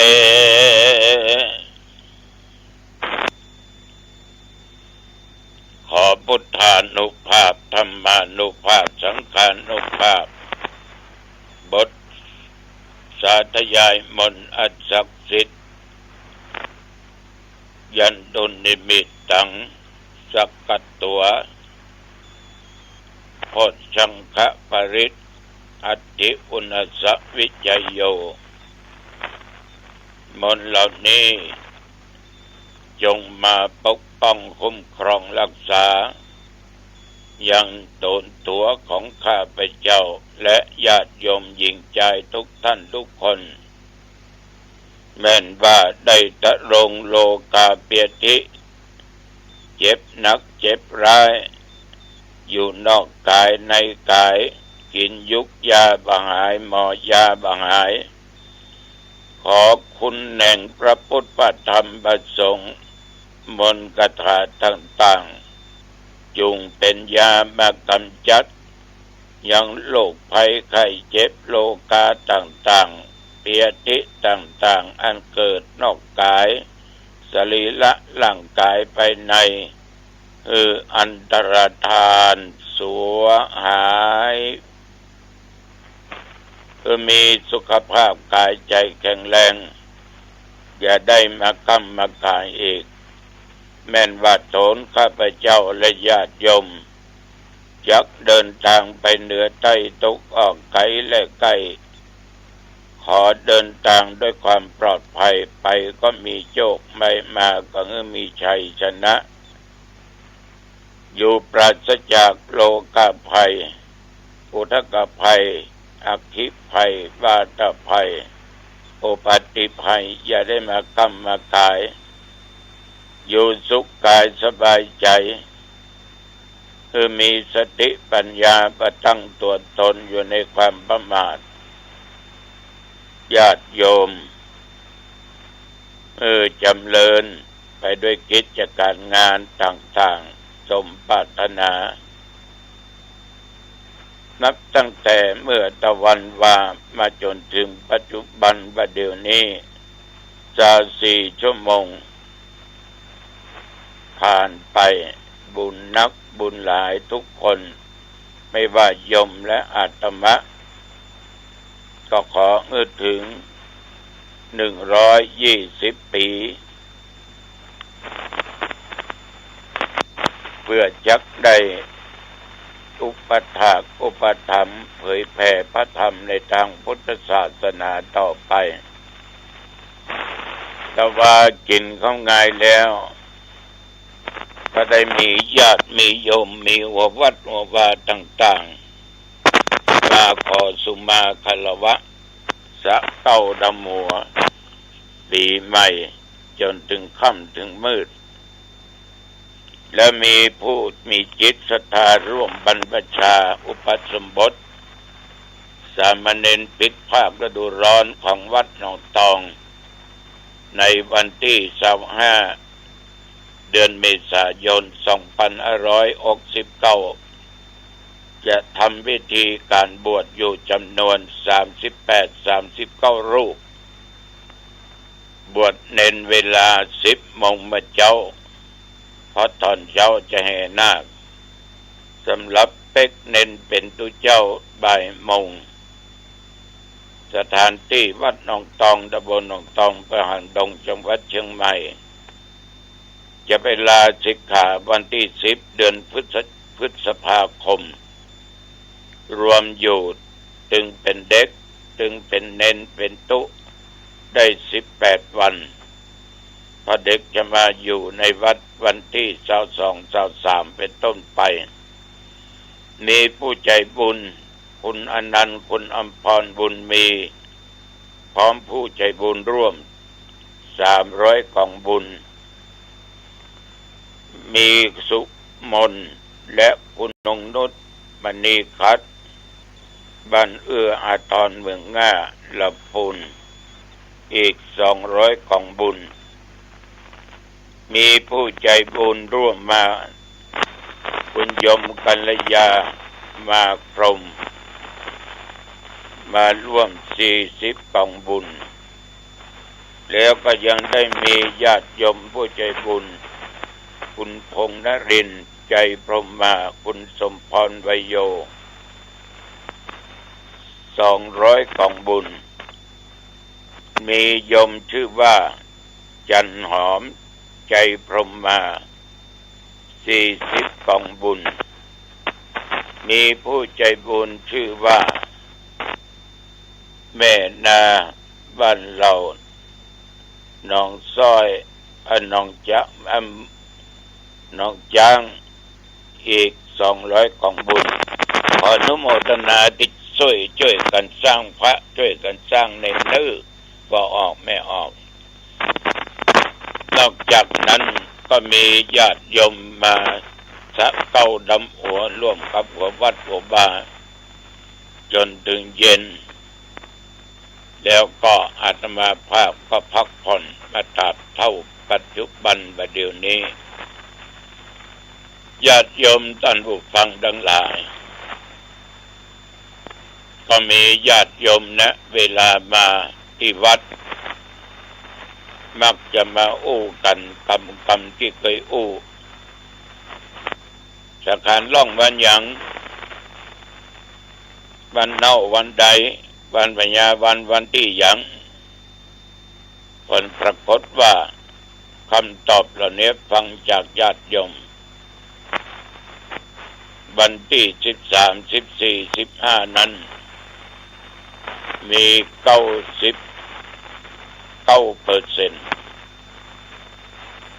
อีก 1% นั้นวันที่14 15 16ก็เคยอู้เคยจ่าไว้ว่าก็บ่ต้องไปโจทนากันว่าไผผิดไผถูกมันก็ถูกเหมือนกันถึง2เพราะเขาทำถูกตัวนั้นก็คือทำดีเหมือนตุ๊กตาญาติโยม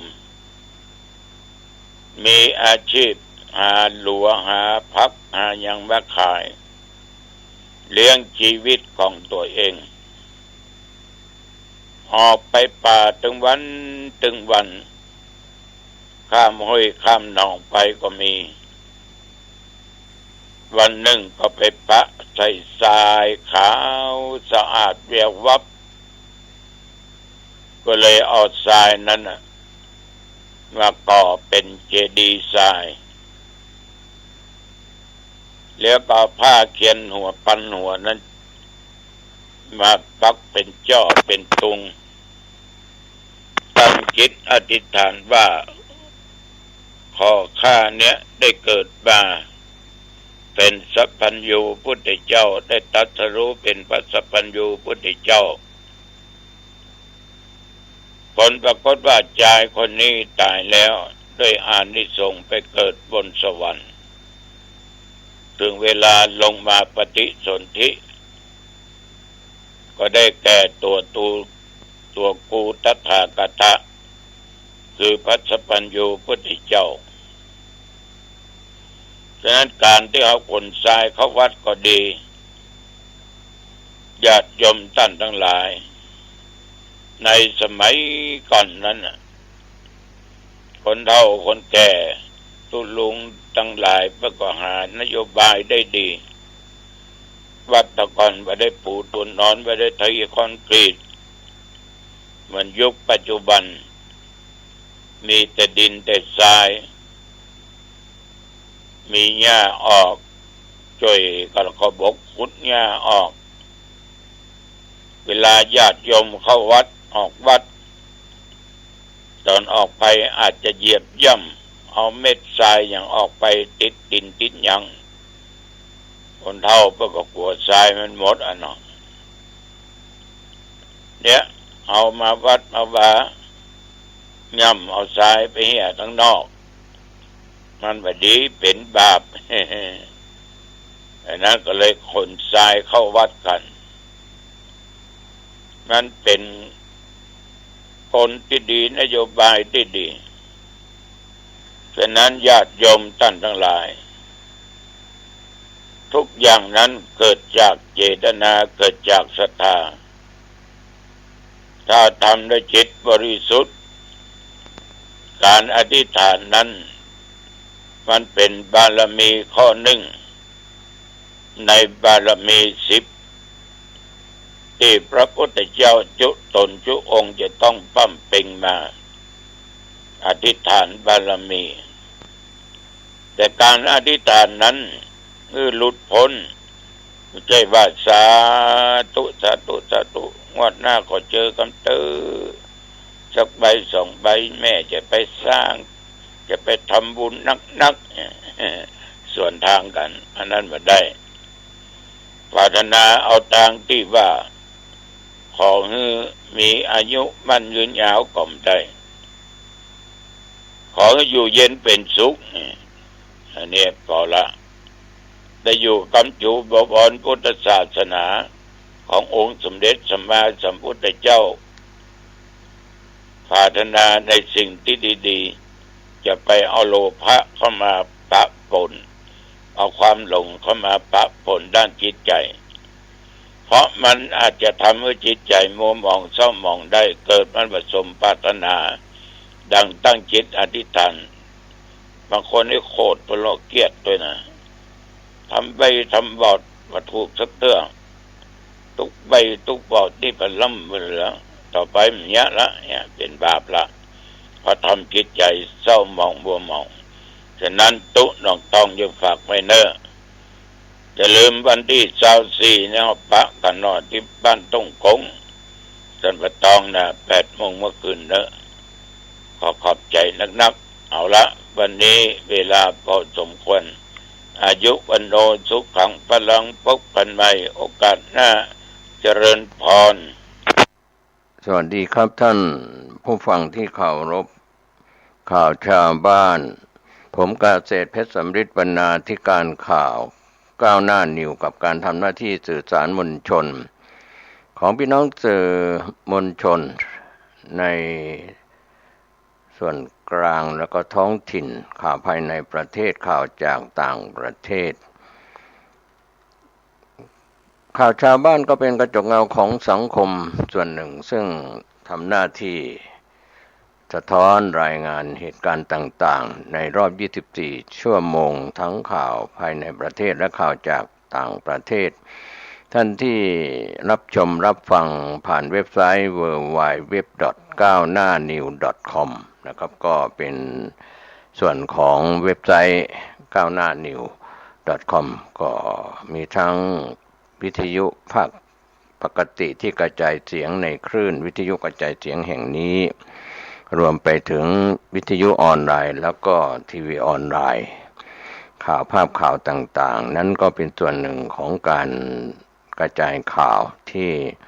หลายคนหลายท่านรับรู้รับทราบกันข้อคิดเตือนจิตเตือนใจของท่านติดตามข่าวชาวบ้านก็เป็นเรื่องที่เราเห็น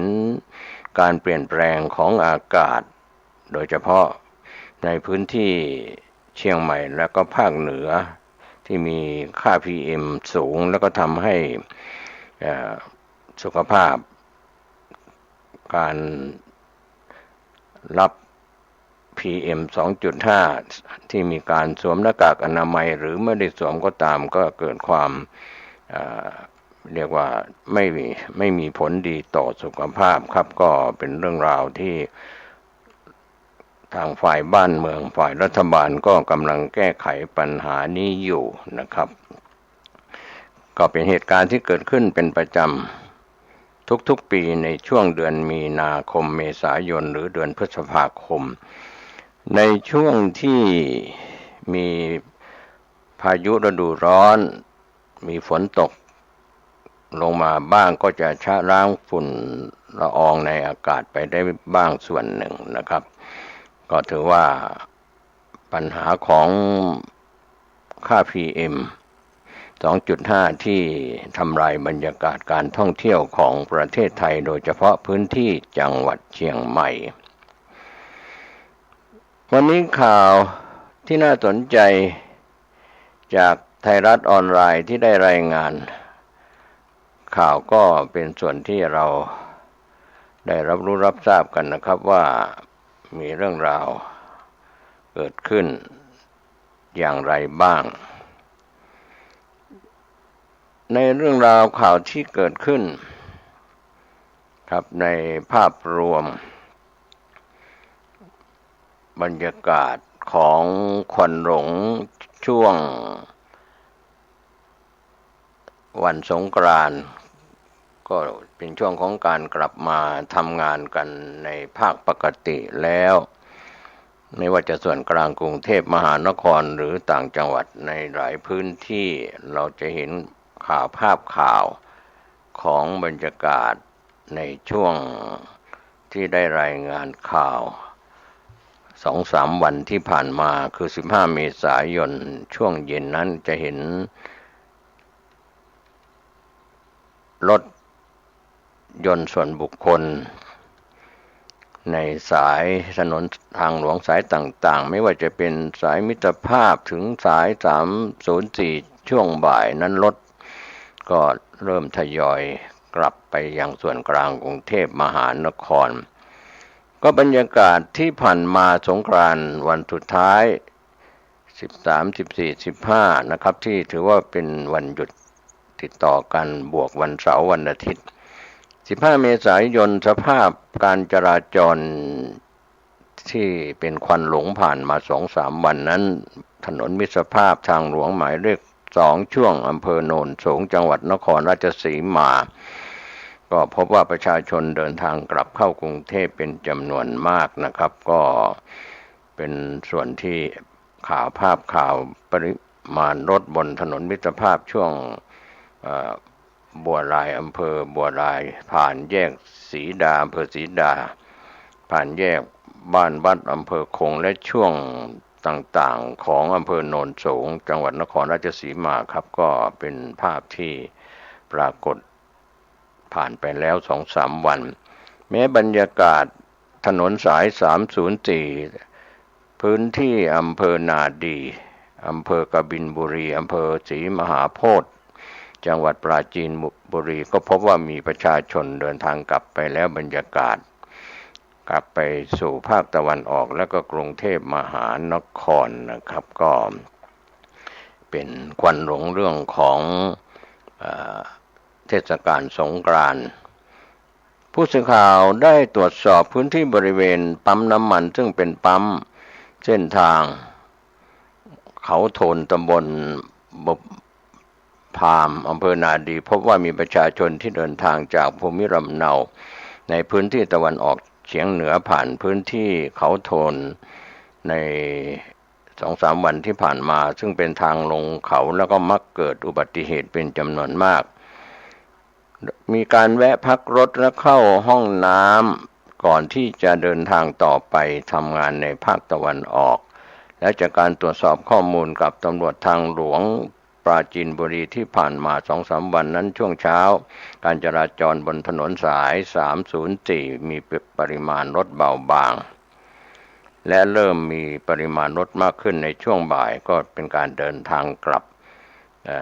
จากภาคอีสานและเดินทางเข้าพื้นที่จังหวัดปราจีนบุรีในช่วงค่ำจนถึงเช้าวันใหม่ก็เป็นภาพข่าวนะครับควันหลงในเรื่องของเดินทางกลับจากเทศกาลสงกรานต์นะครับก็ช่วงนี้เราได้รายงานข่าวถ้ามียอดสรุปเกี่ยวกับปิดฉาก7 วันที่เกี่ยวข้องกับเทศกาลสงกรานต์นั้นเราก็คงจะมีข่าวรายงานว่า7 วันอันตรายช่วงนั้นที่ผ่านมาว่ามีอะไรคืบหน้าย้อนกลับไปปิดฉาก7 วันอันตรายสงกรานต์ปีนี้ดับ242 ศพขับรถเร็วสาเหตุหลักก็เป็นข้อมูลที่ได้รายงานจากศูนย์อำนวยการป้องกันและลดอุบัติเหตุทางถนนสปท.สรุปสถิติ7 วันอันตรายช่วงเทศกาลสงกรานต์2569ก็ถือว่าหลายท่านได้รับทราบข้อมูลเป็นข่าวรายวันไปแล้วแต่ว่าข้อสรุปจากข่าวชาวบ้านวันนี้เราย้อนหลังกลับไปหลายท่านที่ได้รับทราบข้อมูลข่าวสารแล้วก็เป็นเรื่องข่าวอัปเดตไปหลายท่านยังไม่ทราบก็รายงานเพิ่มเติมในข่าวชาวบ้านวันนี้ว่า7 วันอันตรายช่วงเทศกาลสงกรานต์นั้นยอดเสียชีวิต242 รายเกิดอุบัติเหตุรวม 1,242 ครั้งขับรถเร็วและรถจักรยานยนต์ยังคงเป็นปัจจัยเสี่ยงสูงสุดแม้ภาพรวมอุบัติเหตุจะลดลงจากค่าเฉลี่ย3 ปีย้อนหลังในทุกมิติด้านกระทรวงคมนาคมเร่งคุมเข้มความปลอดภัยพร้อมรับประชาชนเดินทางกลับเข้ากรุงเทพจนถึงวันทำงานที่ผ่านมาสรุปยอด7 วันอันตรายตั้งแต่17 เมษายน 2569ที่ผ่านมาเมื่อวานนี้นายพดุงศักดิ์สรุจิกำจรวัฒนาผู้ตรวจราชการกระทรวงคมนาคมได้แถลงผลการดำเนินงานของศูนย์อำนวยการป้องกันและลดอุบัติเหตุทางถนนช่วงเทศกาลสงกรานต์พุทธศักราช 2569 สปท.โดยสรุปสถิติอุบัติเหตุทางถนนสะสม7 วันของสงกรานต์ขับขี่ปลอดภัยลดความเร็วลดอุบัติเหตุระหว่างวันที่10 ถึง 16 เมษายน 2569 ก็พบว่ามีการเกิดอุบัติเหตุรวม 1,242 ครั้งมีผู้บาดเจ็บ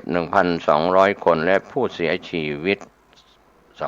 242 รายถ้าพิจารณารายจังหวัดก็พบว่าจังหวัดแพร่มีสถิติการเกิดอุบัติเหตุและผู้บาดเจ็บสะสมสูงสุด50 รายขณะที่กรุงเทพมหานครนั้นมีผู้เสียชีวิตสะสมสูงสุด21 รายก็ยังมี10 จังหวัดที่สามารถรักษาสถิติตายเป็นศูนย์ได้แก่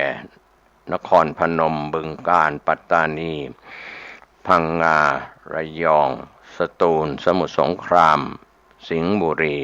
หนองบัวลำพูและแม่ฮ่องสอนนะครับสถิติเป็นศูนย์ผลการดำเนินงานในภาพรวมถือว่าดีขึ้นเมื่อเทียบกับสถิติช่วงสงกรานต์เฉลี่ย3 ปีย้อนหลังโดยจำนวนครั้งการเกิดอุบัติเหตุลดลง 35.59% จำนวนผู้บาดเจ็บลดลง 37.53% และผู้เสียชีวิตลดลง 9.72% เปิดสถิติวันสุดท้ายขับเร็วมอเตอร์ไซค์ครองแชมป์ปัจจัยเสี่ยงสำหรับสถิติเฉพาะวันที่ 16 เมษายน 2569 ที่ผ่านมาซึ่งเป็นวันสุดท้ายของการรณรงค์เกิดอุบัติเหตุ 123 ครั้งผู้บาดเจ็บ 123 คนและเสียชีวิต 17 รายโดยสาเหตุหลักที่ทำให้เกิดอุบัติเหตุสูงสุดก็ยังคงเป็นพฤติกรรมขับขี่ได้แก่ขับรถเร็วเกินกำหนด 40.65% ตัดหน้ากระชั้นชิด 25.20%ยานพาหนะที่เกิดอุบัติเหตุสูงสุดก็คือรถจักรยานยนต์ 64.55%โดยลักษณะการเกิดเหตุส่วนใหญ่อยู่บนเส้นทางตรง 87.80% และมักเกิดบนถนนกรมทางหลวง 44.72%ตามด้วยถนนในอบต.หมู่บ้าน 27.64%ช่วงเวลาที่มีความเสี่ยงสูงสุด 9 นาฬิกา 1 นาทีถึง 12 นาฬิกาและ 15 นาฬิกา 1 นาทีถึง 18 นาฬิกานอกจากนี้ก็ยังพบว่ากลุ่มอายุ 20 ถึง 29 ปีเป็นกลุ่มที่มีผู้บาดเจ็บและเสียชีวิตสูงสุด 22.14%คมนาคมเข้มงวดกฎหมายรับคนเดินทางกลับกรุงเทพที่ผ่านมาแล้วโดยนายพดุงศักดิ์กล่าวย้ำว่าแม้จะสิ้นสุดช่วง 7 วันอันตรายแต่ยังมีประชาชนและนักท่องเที่ยวบางส่วนตกค้างในพื้นที่ก็ได้กำชับให้หน่วยงานที่เกี่ยวข้องดูแลความปลอดภัยอย่างต่อเนื่องพร้อมเน้นย้ำการบังคับใช้กฎหมายอย่างเข้มงวดโดยเฉพาะพระราชบัญญัติคุ้มครองผู้ประสบภัยจากรถจากการตรวจสอบใบอนุญาตขับรถตลอดจนการคุมเข้มรถสาธารณะรถบรรทุกทั้งเรื่องชั่วโมงการขับขี่การจำกัดผู้โดยสารและการตรวจหาสารเสพติดเพื่อเป็นการอำนวยความสะดวกในการเดินทางขากลับของกระทรวงคมนาคมที่ผ่านมาช่วงเทศกาลสงกรานต์7 วันอันตรายก็ร่วมทำงานกับหน่วยงานที่เกี่ยวข้องเตรียมระบบขนส่งสาธารณะให้เพียงพอเพื่อป้องกันปัญหาผู้โดยสารตกค้างภายใต้แนวคิดออกเวลาไหนก็ถึงบ้านเหมือนกันเพื่อให้ประชาชนเดินทางถึงจุดหมายปลายทางได้อย่างสวัสดิภาพครับก็เป็นเรื่องข่าวสรุปเรื่องของ7 วันอันตรายสปท.สรุปอุบัติเหตุช่วงสงกรานต์ปี 2569 6 วันตายพุ่ง216 ศพก็ถือว่าเป็นเรื่องที่เป็นข้อมูลสรุปนะครับในเรื่องของ7 วันอันตรายนอกจากนั้นในส่วนของจังหวัดเชียงใหม่ก็ยังครองแชมป์เมาแล้วขับนะครับก็เป็นข่าวในภูมิภาคท้องถิ่นของเชียงใหม่จากไทยรัฐออนไลน์ก็รายงานเรื่องเชียงใหม่ยังครองแชมป์คดีเมาแล้วขับช่วงเทศกาลสงกรานต์ 2569 ที่ผ่านมาตามด้วยนนทบุรีสมุทรปราการเรื่องนี้ทางอธิบดีกรมคุมประพฤติเผยตัวเลขคุมประพฤติวันที่ 3 ช่วงเทศกาลสงกรานต์ปีนี้พบคดีเมาแล้วขับยอดสะสม 1,613 คดีขณะที่เชียงใหม่นนทบุรีสมุทรปราการยังครองสถิติสูงสุด3 อันดับแรกก็เป็นข้อมูลจาก 13 เมษายน 2569 ร้อยตำรวจเอกปิยะรักษกุลอธิบดีกรมคุมประพฤติเผยสถิติคดีที่ศาลสั่งคุมความประพฤติ 12 เมษายนว่าเนื่องจากศาลปิดทำการในหลายพื้นที่จึงมีคดีเข้าสู่กระบวนการคุมความประพฤติเพียง140 คดีแบ่งเป็นคดีขับรถในขณะเมาสุรา133 คดีคิดเป็น95%และคดีขับเสพ7 คดีคิดเป็น5%มีสถิติสะสมช่วง3 วันระหว่าง10 ถึง 12 เมษายนที่ผ่านมา 1,750 คดีแบ่งเป็นคดีขับรถขณะเมาสุรา 1,619 คดีคิดเป็น92.2% คดีขับเสพ คดีขับเสพ134คดีคิดเป็นร้อยละ 7.6 และคดีขับรถประมาท3คดีคิดเป็นร้อยละ 0.2 สำหรับจังหวัดที่มีสถิติคดีขับรถขณะเมาสุราสูงสุด3อันดับแรกยังคงเดิมเช่นเชียงใหม่246คดีนนทบุรี147คดีและสมุทรปราการ145คดีเรื่องนี้ทางอธิบดีกรมคุมประพฤติกำชับมาตรการเข้มข้นคุมประพฤติห่วงใยร่วมสร้างสังคมปลอดภัยลดอุบัติเหตุทางถนนพร้อมติดตามสถานการณ์อย่างต่อเนื่องเพื่อป้องกันและลดความสูญเสียช่วงเทศกาลสงกรานต์ปี2569ก็กำชับให้สำนักงานคุมประพฤติทั่วประเทศทำงานร่วมมือกับภาคีเครือข่ายทุกภาคส่วนผ่านการมีส่วนร่วมของอาสาสมัครคุมประพฤตินำผู้ถูกคุมประพฤติทำงานบริการสังคมร่วมสนับสนุนปฏิบัติงานของเจ้าหน้าที่จุดบริการประชาชน35จุดผู้เข้าร่วมกิจกรรม663รายปรับภูมิทัศน์บริเวณจุดที่เกิดอุบัติเหตุบ่อยครั้งจำนวน1ครั้งผู้เข้าร่วม17รายอบรมให้ความรู้เกี่ยวกับกฎหมายจราจรและโทษภัยของแอลกอฮอล์1ครั้งมีผู้เข้าร่วม214รายการนำผู้ถูกคุมประพฤติเฝ้าสังเกตพฤติกรรมขับขี่ผ่านกล้องวงจรปิดแบบเรียลไทม์มีผู้เข้าร่วม10รายกิจกรรมดังกล่าวสะท้อนความมุ่งมั่นของกรมคุมประพฤติในการป้องกันและลดอุบัติเหตุทางถนนควบคู่กับการบังคับใช้มาตรการทางกฎหมายและสร้างจิตสำนึกความรับผิดชอบดื่มไม่ขับเพื่อลดพฤติกรรมเสี่ยงในการเกิดอุบัติเหตุให้กับพี่น้องประชาชนทั่วประเทศได้ร่วมกันเฉลิมฉลองเทศกาลสงกรานต์ที่ผ่านมาก็มีเหตุการณ์ต่างๆมากมายประสบทั้งความสุขและก็ความเดือดร้อนจากอุบัติเหตุก็พยายามให้ลดอุบัติเหตุให้เกิดความสุขและความปลอดภัยของภาคประชาชนนะครับก็เป็นส่วนที่สำนักคุมประพฤติได้ชี้แจงในเรื่องข้อมูลข่าวสารที่เกิดขึ้นในช่วง7วันอันตรายในถนนสายหลักสายรองในพื้นที่จังหวัดต่างๆนะครับท่านผู้ฟังอันนี้ก็เป็นเรื่องราวควันหลงของเทศกาลสงกรานต์ปี2569ก็ข้อมูลนั้นส่วนใหญ่พี่น้องสื่อสารทุกแขนงสาขาที่อัปเดตรายวันก็จะรายงานข่าวไปแล้วส่วนใหญ่ครับข่าวชาวบ้านในช่วงนี้ก็ย้อนข่าวบางข่าวที่ยังไม่ได้รายงานก็เป็นเรื่องราวที่เกิดขึ้นในรอบวันรอบสัปดาห์นะครับที่ท่านควรจะได้รับทราบเรื่องราวข่าวต่าง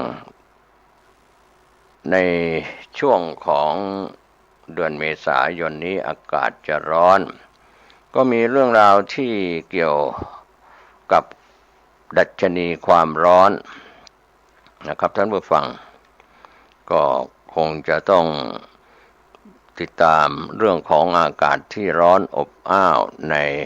พื้นที่ของแต่ละจังหวัดนะครับที่พบในของความร้อนสูงสุดในช่วงแต่ละรอบวันครับติดจัดรายการข่าวอยู่ครับครับติดจัดรายการข่าวอยู่ที่สถานีครับผมเดี๋ยวเสร็จจัดรายการแล้วจะโทรกลับครับท่านครับสวัสดีครับครับก็เป็นส่วนหนึ่งนะครับที่เราได้รายงานข่าวข้อมูลต่างๆช่วงอากาศที่ร้อนอบอ้าวในแต่ละจังหวัดนั้น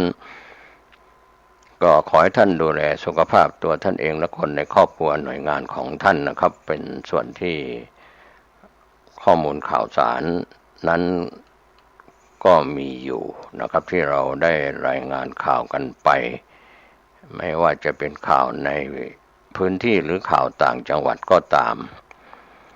ก็มีเรื่องราวข่าวอื่นๆในช่วงนี้ไปดูเรื่องของน้ำมันนะครับจากไทยรัฐออนไลน์ได้ให้ข้อมูลเรื่องของเปิดเผยถึงแผนรับมือจากปตท.เกี่ยวกับน้ำมันเป็นอย่างไรข่าวคืบหน้าจากไทยรัฐออนไลน์ได้รายงานว่าเปิดรับมือปตท.ฝ่าวิกฤตตะวันออกกลางการันตีคนไทยมีน้ำมันก๊าซใช้ 100% แม้ปิดช่องแคบฮอร์มุซจากสถานการณ์ข่าวต่างประเทศที่มีความขัดแย้งระหว่างอิหร่านและสหรัฐอเมริกาก็มีความตึงเครียดส่งผลให้เกิดความไม่แน่นอนในการเปิดปิดช่องแคบฮอร์มุซเส้นทางขนส่งน้ำมันที่สำคัญที่สุดแห่งหนึ่งของโลกนั้นวิกฤตครั้งนี้สร้างความกังวลใจให้กับผู้ใช้น้ำมันและคนไทยไม่น้อยเพราะปัจจุบันปตท.มีการนำเข้าน้ำมันดิบจากตะวันออกกลางสูงถึง 70% คำถามที่ตามมาก็คือประเทศไทยจะเผชิญภาวะขาดแคลนพลังงานหรือไม่ทางทีมข่าวไทยรัฐออนไลน์ได้รายงานข่าวคืบหน้าว่าปตท.แจ้งมาว่าไม่ต้องกังวลปตท.มีพลังงานสำรองเพียงพอต่อความต้องการอย่างแน่นอนเบื้องหลังความมั่นใจนี้มาจากไหนพาไปเจาะลึกตั้งรับวิกฤตของปตท.ที่เตรียมระบบหลังบ้านไว้รับมือทุกสถานการณ์แล้วแม้ตะวันออกกลางจะเป็นแหล่งหลักแต่ปัจจุบันทางปตท.ไม่ได้พึ่งพาแหล่งพลังงานเพียงแหล่งเดียวเบื้องหลังความมั่นคงก็มาจากหน่วยธุรกิจการค้าระหว่างประเทศที่คอยติดตามการเปลี่ยนแปลงของสถานการณ์และราคาน้ำมันผ่านเครือข่ายการค้าทั่วโลกอย่างใกล้ชิดพร้อมทำสัญญาซื้อขายล่วงหน้าเพื่อบริหารความเสี่ยงโดยทางปตท.มีพันธมิตรและคู่ค้ากว่า 1,600 รายจาก 80 ประเทศทั่วโลกทำให้สามารถจัดหาน้ำมันดิบจากแหล่งอื่นมาแทนได้ทันทีหากเกิดเหตุฉุกเฉินเพื่อป้องกันปัญหาด้านการขนส่งทางปตท.ก็ได้เตรียมเส้นทางเดินเรือสำรองไว้เรียบร้อยแล้วเช่นการรับน้ำมันจากท่าเรือยานบุของซาอุดิอาระเบียและท่าเรือฟูไจราของสหรัฐอาหรับเอมิเรตส์จึงมั่นใจได้ว่าแม้น่านน้ำบางแห่งจะถูกปิดแต่น้ำมันดิบก็จะยังถูกส่งออกมาได้ตามแผนที่วางไว้แผนการนำเข้าน้ำมันดิบในปี 2026 ปีนี้ยังถูกวางกลยุทธ์ไว้อย่างยืดหยุ่นในสภาวะปกติปตท.จะนำเข้าจากตะวันออกกลางประมาณ 70% แต่หากสถานการณ์ยกระดับสู่ภาวะสงครามปตท.พร้อมปรับลดสัดส่วนจากตะวันออกกลางเหลือเพียง 30% ทันที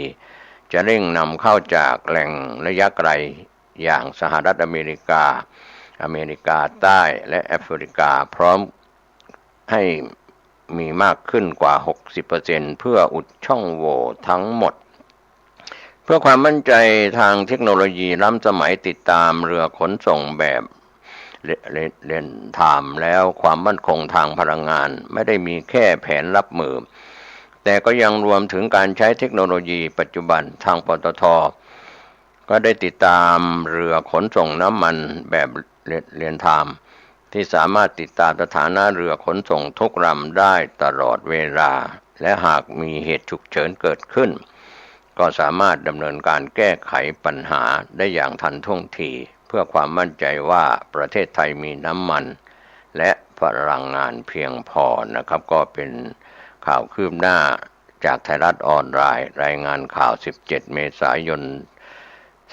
2569 เวลา 15 นาฬิกาหัวข้อข่าว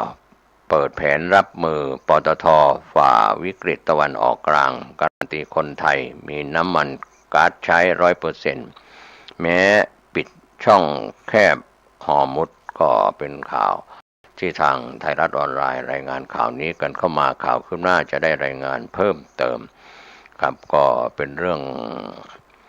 ราวของ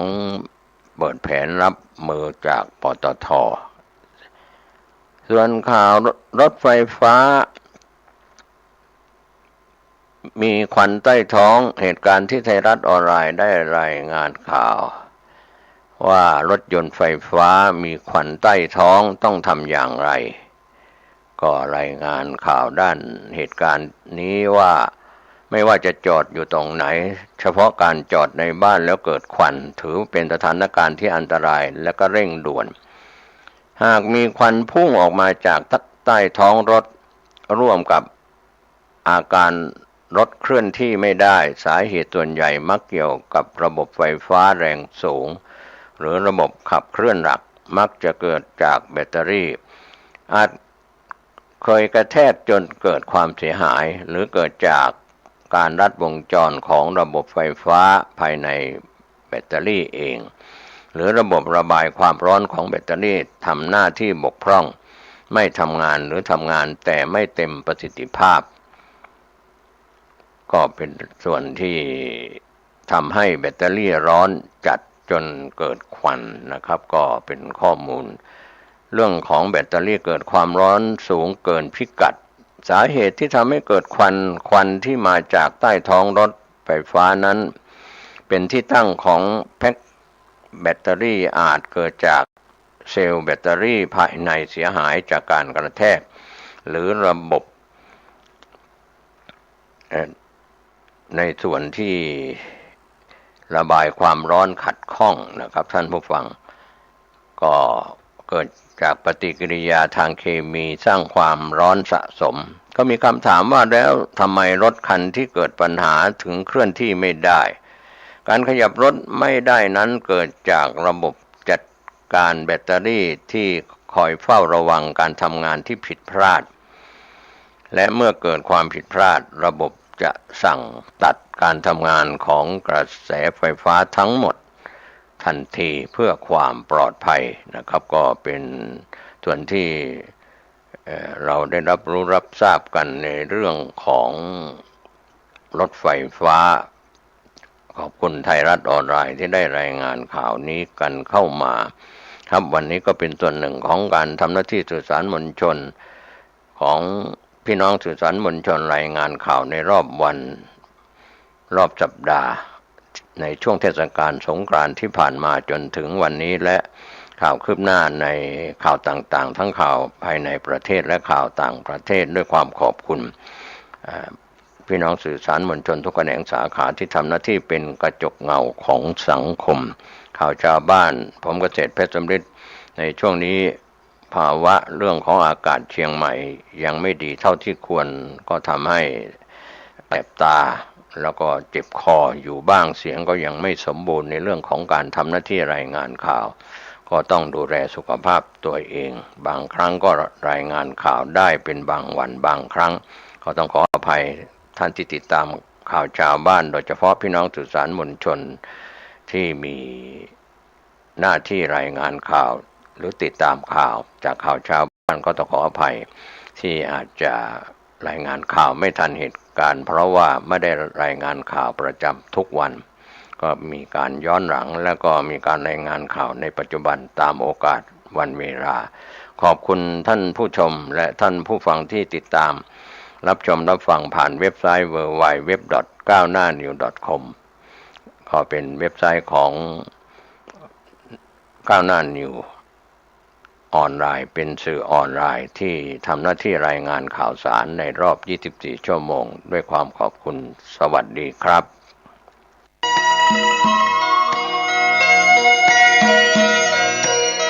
สารเพื่อการประชาสัมพันธ์โครงการปรับภูมิทัศน์และพัฒนาปรับพื้นที่รอบโบสถ์วัดป่าแดงมหาวิหารมติคณะกรรมการบริหารวัดป่าแดงมหาวิหารครั้งที่ 4/2567 ได้เห็นชอบและอนุมัติให้ดำเนินโครงการใช้เงินบริจาคและเงินสะสมของวัดเพื่อพัฒนาปรับพื้นที่ของวัดป่าแดงมหาวิหารจึงขอเชิญชวนผู้มีจิตศรัทธาร่วมพัฒนา เพื่อถวายเป็นพระราชกุศลถวายพระเจ้าสามฝั่งแกนและพระเทวีพระเจ้าติโลกราชพระเมืองแก้วและอดีตเจ้าอาวาสวัดป่าแดงมหาวิหารมีพระญาณคัมภีร์พระมหาสวามีโพธินันทะครูบาเจ้าศรีวิชัยพระอธิการอินแก้วอรินทโรครูบาอ่องขอเชิญชวนผู้มีจิตศรัทธามีเจตนาร่วมในข่าวครั้งนี้โอนเงินผ่านธนาคารกรุงไทยสาขาสุเทพชื่อบัญชีวัดป่าแดงมหาวิหารเลขที่บัญชี521064750สอบถามรายละเอียดเพื่อร่วมทำบุญได้ที่0818815690ก็เป็นโครงการปรับภูมิทัศน์และพัฒนาปรับพื้นที่รอบอุโบสถวัดป่าแดงมหาวิหารตำบลสุเทพอำเภอเมืองเชียงใหม่จังหวัดเชียงใหม่โครงการนี้เริ่มดำเนินการท่านที่จะร่วมบุญร่วมกุศลร่วมอนุโมทนาได้บุญได้กุศลได้ความดีโดยทั่วหน้ากัน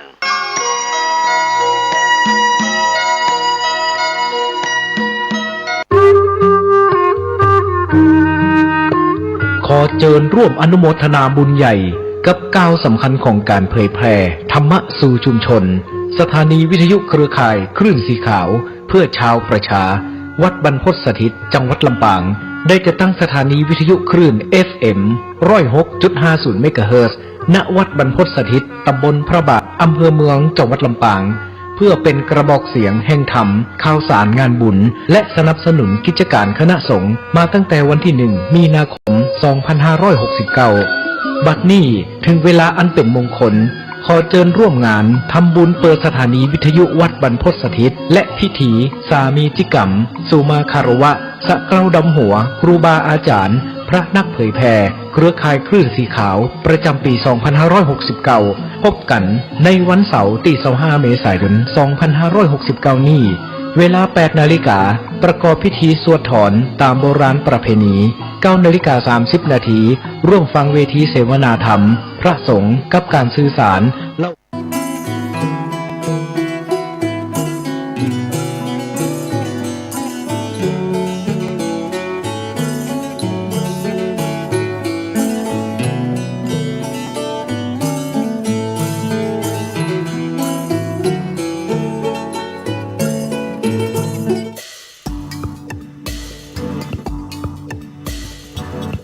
ท่านกำลังรับฟัง CM77 วิทยุอินเทอร์เน็ตล้านนา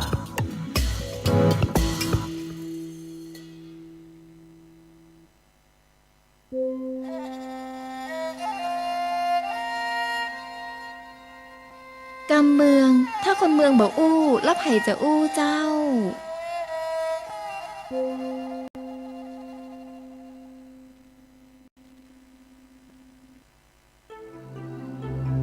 CM77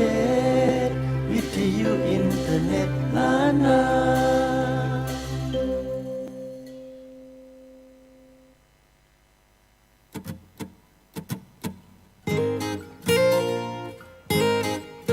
สวัสดีครับสวัสดีเจ้าหมู่เฮาเป็นเจ้าล้านนาเจิญครับเจิญเจ้าเจิญมา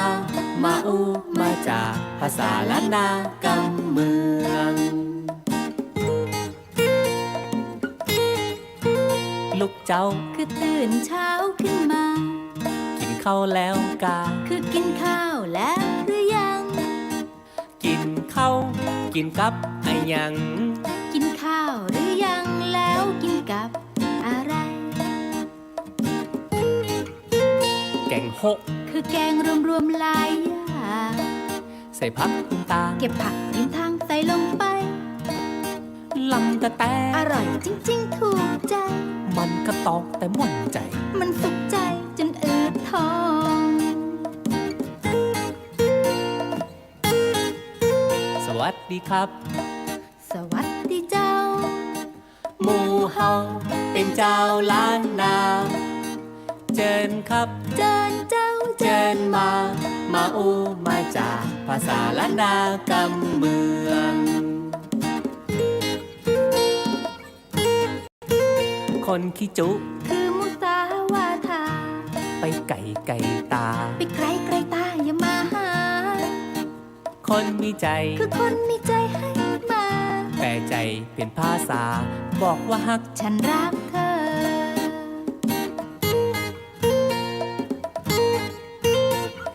คนเมืองเกิดเป็นคนเมืองเฮาต้องอู้กำเมืองฝรั่งจีนไทยยังใครอู้กำเมืองเฮาภูมิใจคนเมืองบางคนสันลิดบะอู้กำเมืองหน้าบะอายเสียดายได้เกิดเป็นคนเมืองเป็นคนเมืองและยังบะอู้กำเมือง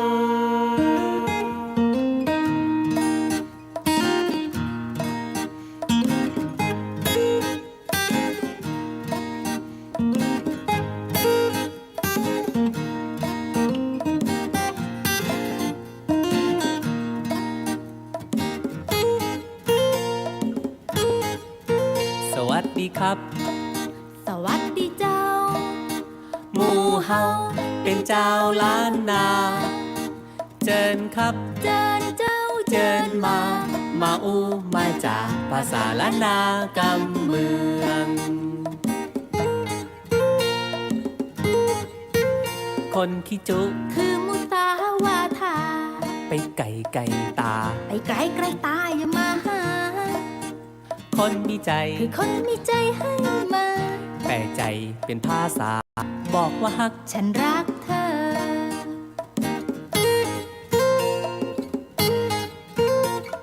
คนเมืองเกิดเป็นคนเมืองเฮาต้องอู้กำเมืองฝรั่งจีนไทยยังใครอู้กำเมืองเฮาภูมิใจ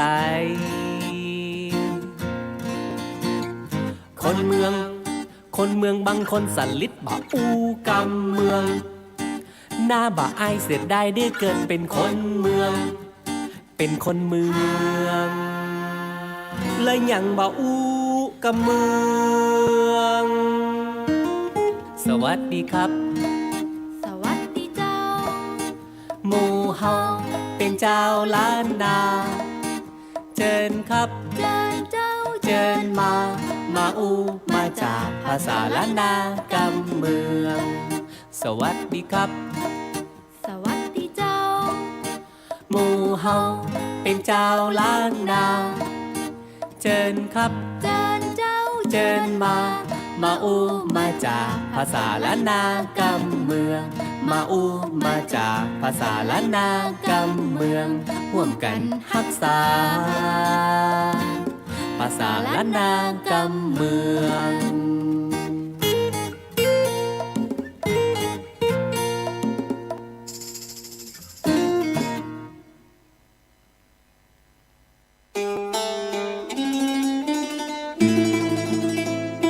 สวัสดีครับท่านผู้ฟังที่ฮักทั้งหลายครับมาปากับรายการบ้านเฮามันเน็ตกับ cm77.com ทาง FM 104.50 เมกะเฮิรตซ์วิทยุส่งเสริมพุทธศาสนาและวัฒนธรรมวัดฝ่ายหินแล้วก็ตั้ง cm77 วิทยุอินเทอร์เน็ตล้านนาครับ www.cm77.com แล้วก็ตั้ง Facebook ตั้งYouTube วัดไฟหินตัวเนอร์วันนี้ผมก็ทำน้อยนะอยู่ที่นี่ครับเวลาบ่ายโมงจนถึงบ่าย2 โมงของวันศุกร์เสาร์อาทิตย์กับพระกันนะครับวันนี้พระกันในวันเสาร์ที่18เดือนเมษายน2569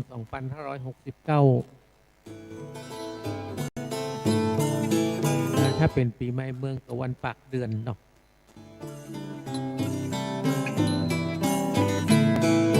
หลายที่หลายต่างก็ฮ้อนนะครับช่วงนี้ฝนบัดตกก็นักแกเนอะนะครับฝนมันบัดตกก็คืออันนี้สมัยเมื่อปีแล้วนี่ฝนยังตกพ่องนะครับปีนี้บะหันฝนนะครับก็เลยทำให้อากาศร้อนนะครับแถมซ้ำมีภาวะ PM 2.5 แหมก็นักแกกันไปใหญ่นะครับต้องระมัดระวังกันเนอะนะครับออกนอกบ้านนอกจองแล้วก็ ต้องใส่หน้ากากนะครับแถมย่างฮ้อนแถมต่างหากเนาะต้องระมัดระวังในเรื่องของอารมณ์นะครับการขับรถขับลานะครับขับรถขับลานี่ก็เหมือนกันเนอะนะครับบัดใจอารมณ์กระหันข้าวกันนักแกมกันฮ้อนก็ฮ้อนเนาะนะครับบางเสื่อบางราวบางเรื่องเราก็เนี่ยคือคน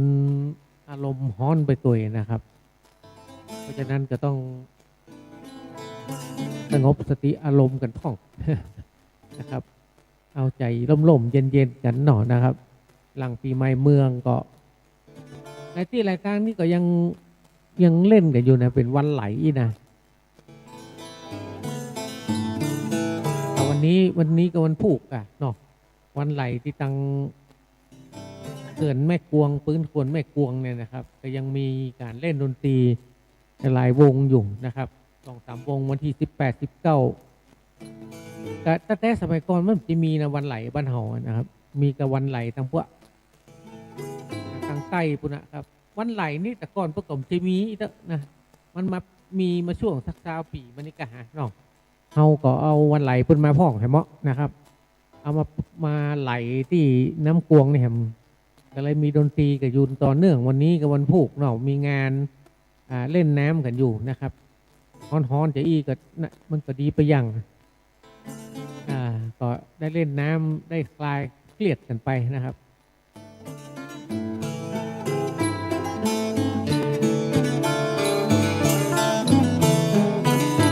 นะครับก็ทักทายกันหอมปากหอมคอแล้วก็มาอู้เรื่องราวกันใหม่นะครับฟังเพลงสัก2 ผลงานเพลงครับเพลงตำนานวันเก้ากองนะครับของไอ้ทวัฒน์เมืองเถินแล้วก็ซอเกี้ยวสาวเบาคืนของน้องอ้อมรัตนังครับกระเดือสกรรมก้อยมาปะกันเด้อ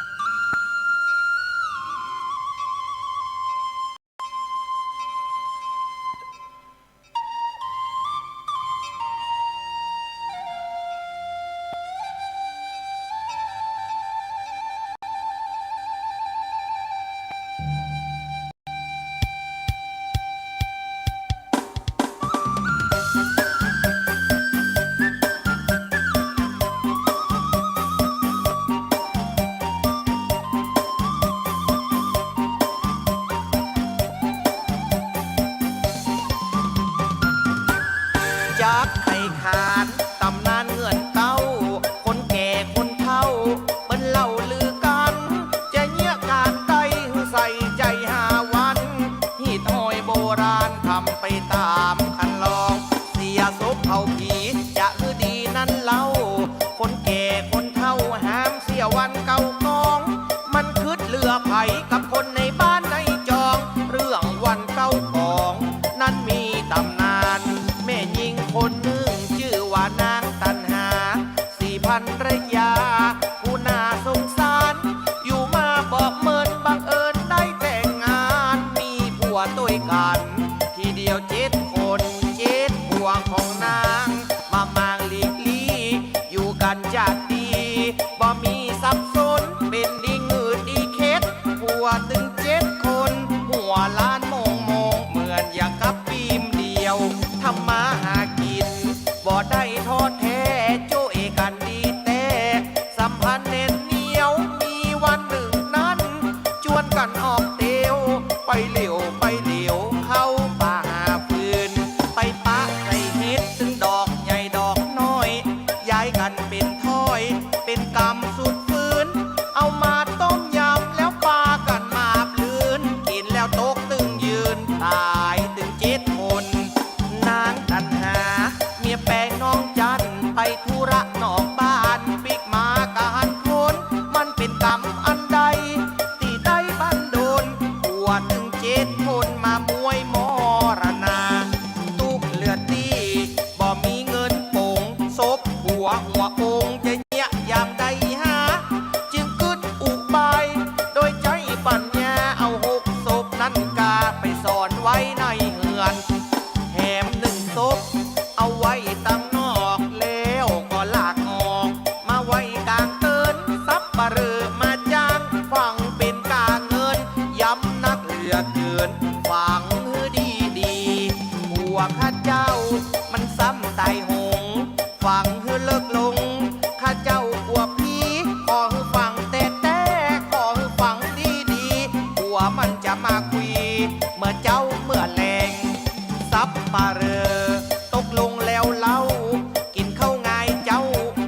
ฝ้าจัดแจงขุดหลุมฝังศพโต๊ะแถวหอดแรงหวังจะได้คำแดงปิกมาแจ้งเร็วไวนางตันหาลากออกมาแหมศพสับปะเรือมาปุ๊บนางก็แดงตกใจว่าฟังไปแล้วปิกมาได้จะใดสับปะเรือแปลกใจแบกไปฟังแหมตามฟังแล้วบอกปอนนิดเมื่อยล้าแล้วฟังไหวหน้าบ่ทาฮือสลัมปิกมาหานางไปยังอันสักกำหัวมดตัวดำมานอนหันแหมคนศพแล้วศพเล่าคนเอาไปฟังเอายังฟังตึง6 คนสับปะเรือบ่หูว่าเป็นเจิงของคนนางสับปะโดนอ้างว่าผัวปิกมาศพที่7บ่ฟังแล้วเล่าจะเอาไปเผาเพื่อหือหมดปัญหาถ้าเอาไปฝังกำเดียวจะปิกมาตัดสินใจแล้วกาเผาเหียทันทีเผาศพแล้วจะไม่เอากาอิดใจสั่นวิดยังมาอิดกับพีมาสัตตาหันคนเผาทานบ่ดีผมหัวก็บ่มีเหมือนกับหัวกันระยาสับปะเรอเพลินนึกว่าศพกึดว่ามันจะลบปิกบ้านเหมนะเข้าไปกอดไปปั๊มวันกันไปมาสักกำก่อปาการโต๊กใส่ไฟละเอาไม่หมดลึงบาตันได้มึงก็ปากันสิ้นใจนับรวมกันแล้วตายเก่าศพเนิ่นนายเป็นที่มาที่ไปวันเก่าของบดีครูบาอาจารย์เล่าสารสืบส้นเป็นอัปมงคลบาฮือเผาผีคนอยู่ตั้งหลังใจ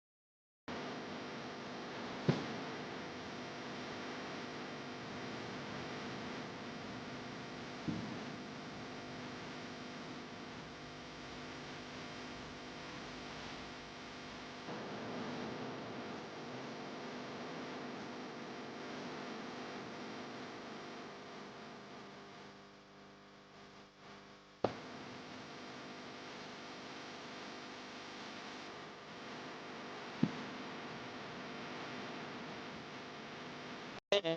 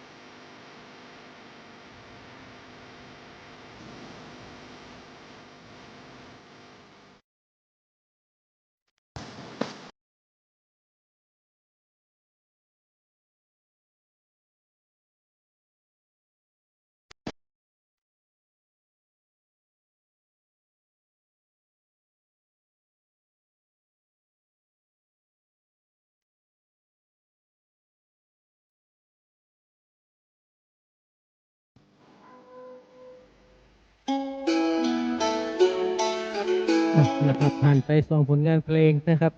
เพลงที่ชื่อว่าตำนานวันเจ้าของกับต่อเกี่ยวสาวบ่าวเฟิร์นเนาะมาเปิดกันฟังกับรายการบ้านเฮามันเน็ตกับ cm77.com นะครับโดยผมกระทำน้อยดำเนินรายการเนอะนะครับทาง FM 104.50 เมกะเฮิรตซ์วัดฝ่ายหินนะครับก็วิทยุส่งเสริมพุทธศาสนาและวัฒนธรรมนะครับเอามาอู้ถึงเรื่องของปรัชญาชีวิตสักบทหนึ่งแล้วกันเนาะนะครับเปิ้นบอกว่า10 ข้อยิ่งเงียบยิ่งทรงพลังนะครับคนเฮานี่ดักห้องก็ดีนะเงียบกับดักในอันเดียวกันนะ นะครับก็ว่าเงียบเพื่อฟังคนอื่นนักขึ้นนะ10 ข้อคือข้อ1นะครับดักเพื่อฟังคนอื่นนักขึ้นนะครับคนที่ฟังเก่งมักจะเข้าใจลึกกว่าคนที่อู้เก่งนะครับเป็นว่าอันนอกแต่กันนะครับถ้าเราอู้นักหนอเราฟังนักขึ้นมันก็จะดีนะครับข้อ2คือเป็นว่าเงียบดักเพื่อบเสียพลังกับเรื่องที่ไร้ค่านะครับบางเรื่องก็ต้องตอบโต้เขาก็ชนะละนะครับดักไว้ฮะนะบางเตื้อบางราวก็มาใจอย่างนั้นเสียเวลาให้มาได้นะอู้ไปก็ซองไพ่เบี้ยนิ่งเสียกระตำลึงทองเป็นหวาน นะครับมันเสียพลังก็มาได้เนาะ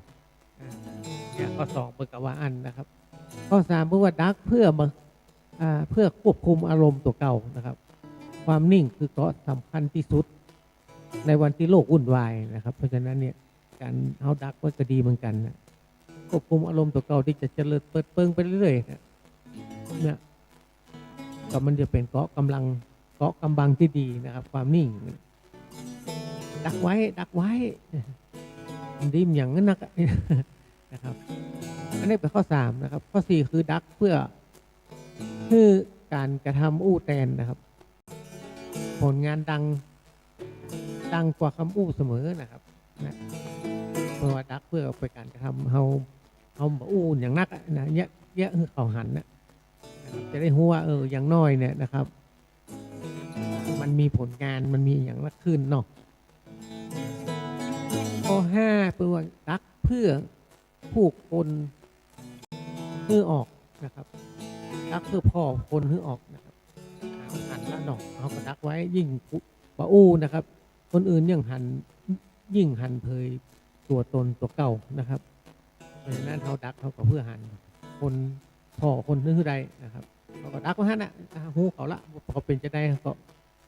เพราะฉะนั้นเขาจะได้หูไว้นะแล้วเขาจะได้ปรับปรุงแก้ไขได้นะข้อ6เป็นว่าดักเพื่อรักษาความลับของตัวเก่านะครับไม่ใช่กู้เรื่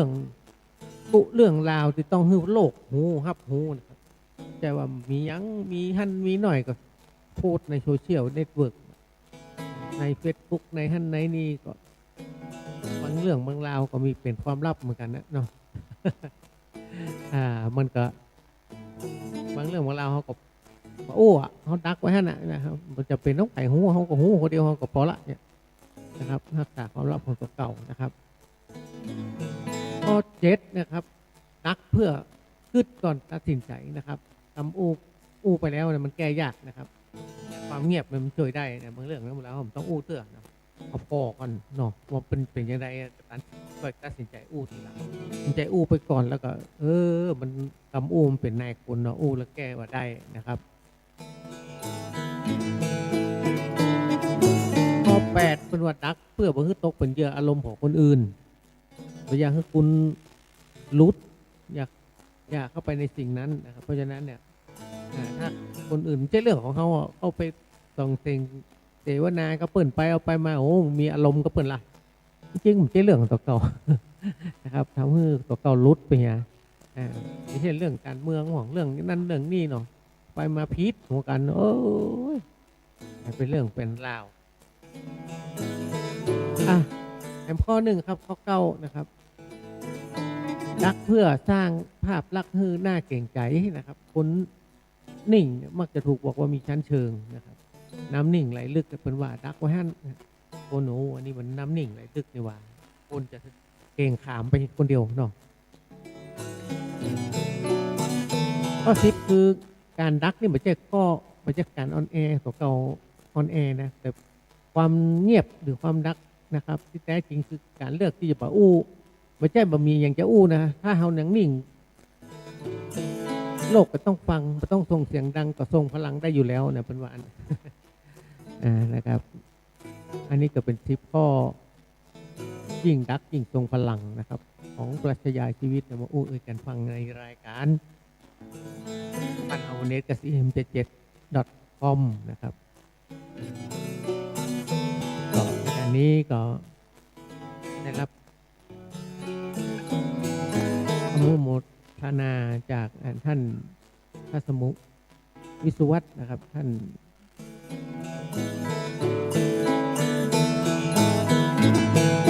เจ้าวัดไฟหินหน่อนะครับก็คือเอามาจัดรายการในช่วงนี้นะครับจันทร์วันศุกร์เสาร์อาทิตย์นะครับตั้งแต่บ่ายโมงจนถึงบ่าย2 โมงครับฟังเพลงเห็นสัก3 ผลงานเพลงแล้วกันนะครับช่วงนี้เป็นดำหัวกันเนาะช่วงนี้ก็ยังดำหัวกันอยู่นะครับหลายที่หลายทางเป็นจนเนี้ยจนถึงเปาะสิ้นเดินบนดำหัวอุ้ยเปาะอุ้ยแม่ม่อนเนาะเลยฟังเพลงครับเปาะอุ้ยของไอ้จรัญประเภทเพลงศิลปินป่าชุดเพลงชื่อว่า2 เท่านะครับลองฟัง2 เท่าแล้วก็เพลงของว.วัชยานแม่อุ้ยผาและอุ้ยคำนะครับเป็นเพลงประสานเสียงเนอะนะครับที่เอาของเพลงของไอ้จรัญมาฮ้องนะครับตามผลงานเพลงครับ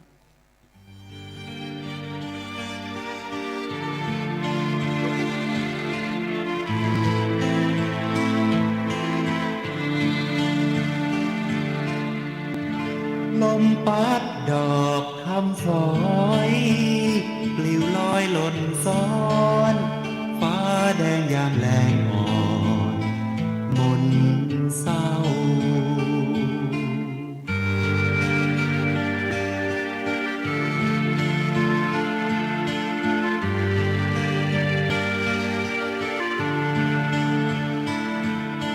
บนบ้านหอเอือน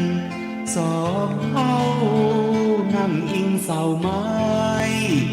ปล่อยหม้อแกงต้มอยู่บนเตาไฟบอกไปสนใจเกี่ยวข้อง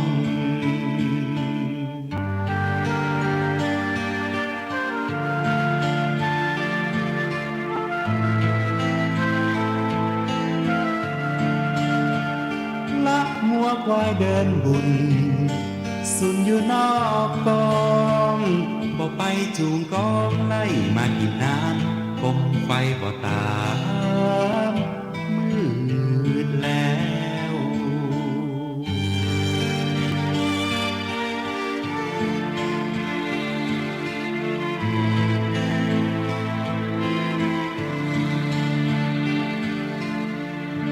อกเท่ามนเงาหงอ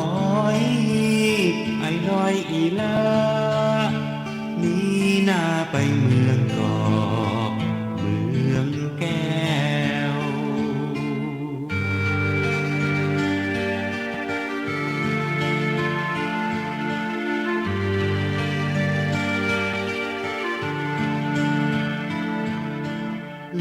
เราสองคนเสียแล้วก็เคยห่วงหาเป็นลมป่วยไข้บ่มีพยาตีนมืออ่อนล้างอมเฮา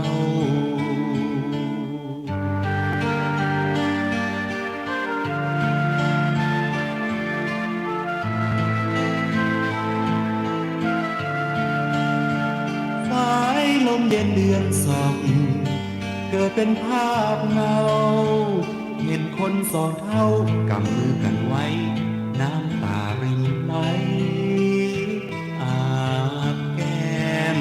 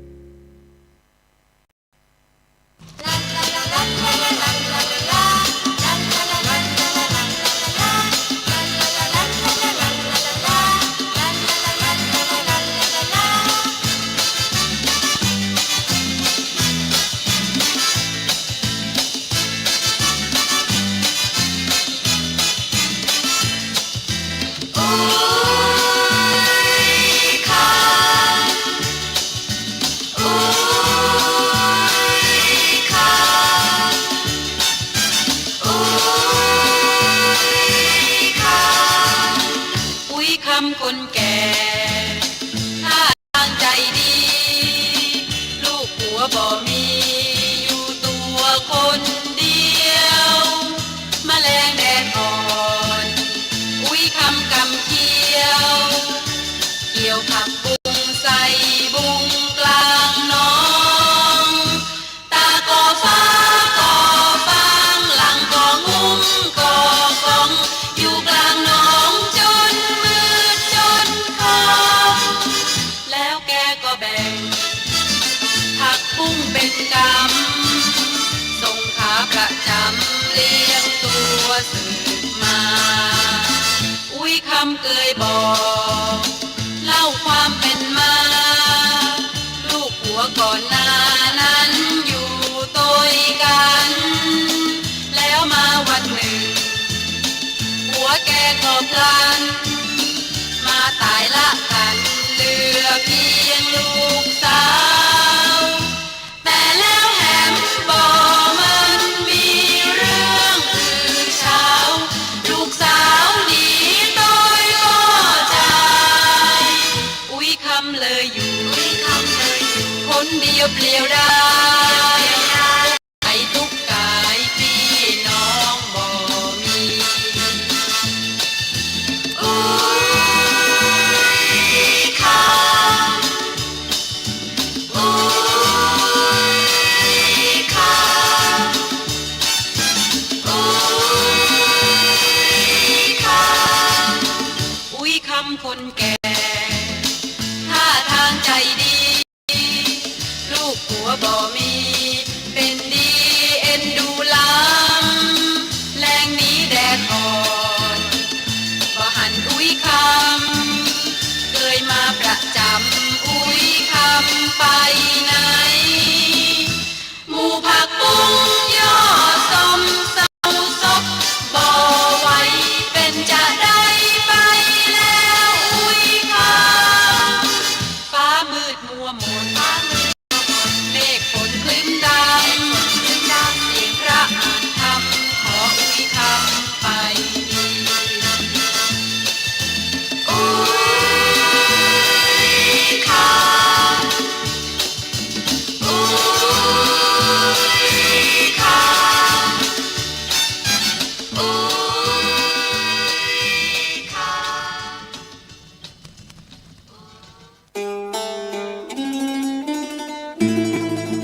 ำ นะครับผ่านไป3ผลงานเพลงนะครับ เพลงที่ชื่อว่าอุ้ยคำอุ้ยผาแล้วก็2เท่านะครับตามผลงานเพลงเนาะนะครับก็ยังว่านะครับที่เคยอู้นะครับคำว่าอุ้ยนี่ไม่เคยมีแล้วไม่เคยมีใครอู้แล้วนะครับเพราะว่าเป็นปู่เป็นย่าเป็นตาเป็นยายไปเหี้ยละนะภาษาภาคเหนือภาษาเมืองเขาเนี่ยมันหดหายไปเรื่อยๆนะครับก็ไม่รู้จะว่าได้แต่ก็ตามเวลาเนาะนะครับแต่ใครให้มันช่วยกันอนุรักษ์รักษานะครับสมมติจะว่าได้ครับพ่อเป็นพ่อแม่เนาะช่วยกันอู้ลูกเต้าเราหลานฟังว่าเนี่ยคำว่าอุ้ยเนี่ยต้องเปิ้นต้องฮ้องอุ้ยเด้อคำฮ้องคำบอกว่าอันนะครับบอกเป็นปู่เป็นย่าเป็นตาเป็นยายไปเนี่ยคำว่าอุ้ยก็เลยหายไปนะครับเนี่ยเป็นคำที่จะหายไปที่น่าใจหายเหมือนกันนะครับนะครับตามการเวลาเนาะบอกว่าคำเมืองเขาจะหายไปแห่งเมื่อใดนะครับทีนี้เนี่ยเขาก็ช่วยกันอนุรักษ์รักษาเด้อนะครับศิลปะวัฒนธรรมล้านนาบ้านเฮานะครับCM77ก็ยังช่วยกันอยู่นะครับก็ยังมีกระบอกเสียงนะครับที่จะช่วยกันอนุรักษ์รักษานะครับโดยเฉพาะวิทยุบริการสาธารณะนะครับวิทยุส่งเสริมพุทธศาสนาและวัฒนธรรมวัดไผ่หินก็ช่วยกันอนุรักษ์รักษาเหมือนกันนะครับนะครับผมจะส่งท้ายด้วย3ผลงานเพลงนะครับเพลงนี้จะตำหายาร้องโดยให้สมบูรณ์บุญโลดนะครับก็เป็นศิลปินที่จากวงครับไปแล้วนะครับตำหายาภาค1ภาค2นะครับม่วนกันแล้วก็แฮมเพลงครับเป็นพวกขนตาเจงตานะครับอันนี้ก็หายต่อมาหนึ่งว่าจากมูเขาไปเหมือนกันนะครับเป็นศิลปินล้านนาเนาะเป็นตำหายาเมืองนักเพลงเป็นหน้าอันนะครับ สรุปก็คือตามผลงานเพลงแล้วก็ลำลากันไปก่อนแล้วกันปะกันไม่วันพุกนะครับแต่บ่ายโมงถึงบ่ายสองครับวันนี้จกดีมีใจของผู้ท่านครับสวัสดีครับ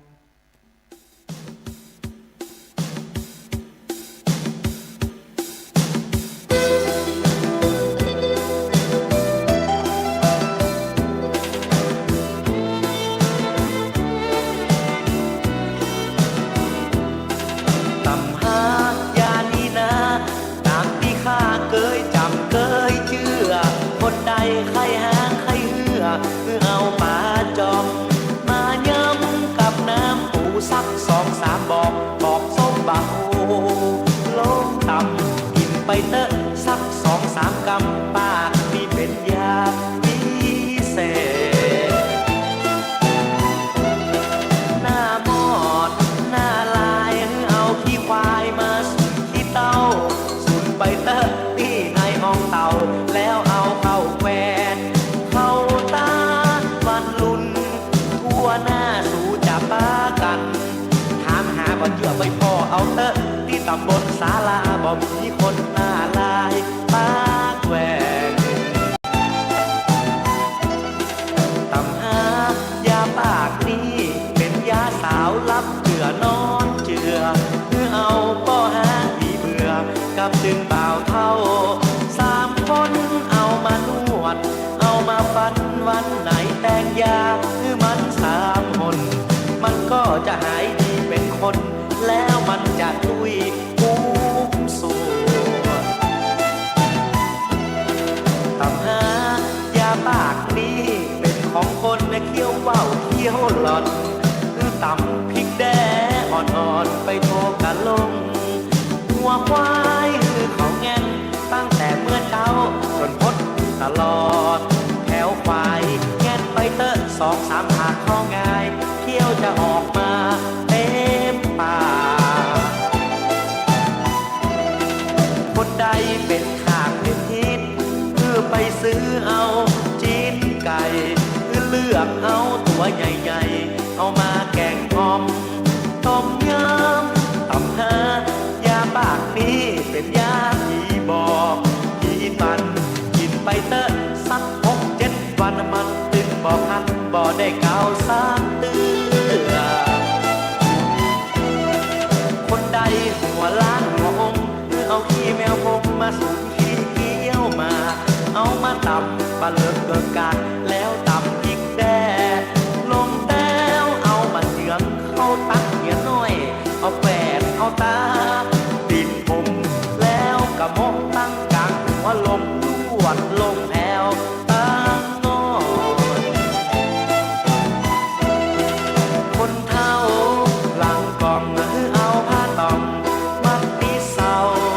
ยังจานเขาเล็กแดงมีกาบเขาสาดตั้งแต่ตัดก้ามพดแถวสันหลังสวาดไปเติ้ลสัก2-3 กำลังคนเท่าก็จะเป็นคน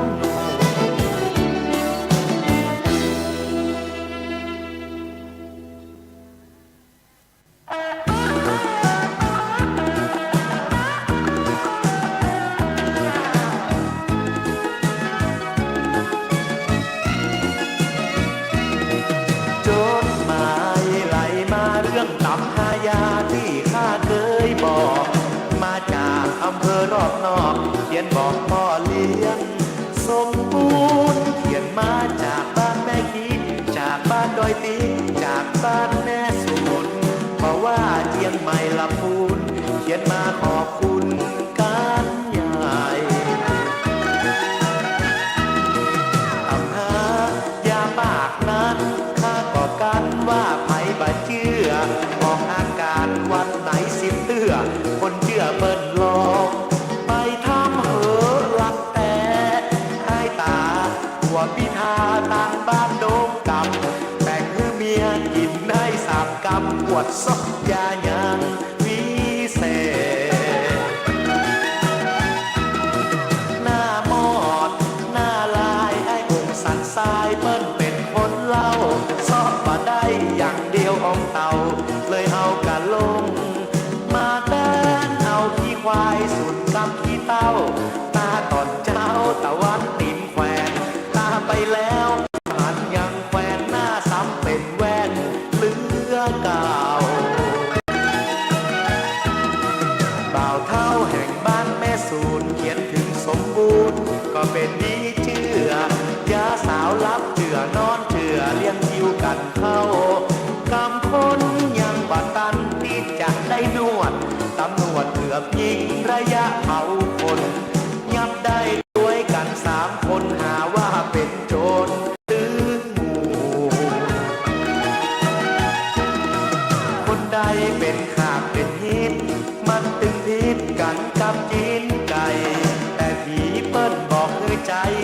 บุญก็ได้แนะนำคนเขียน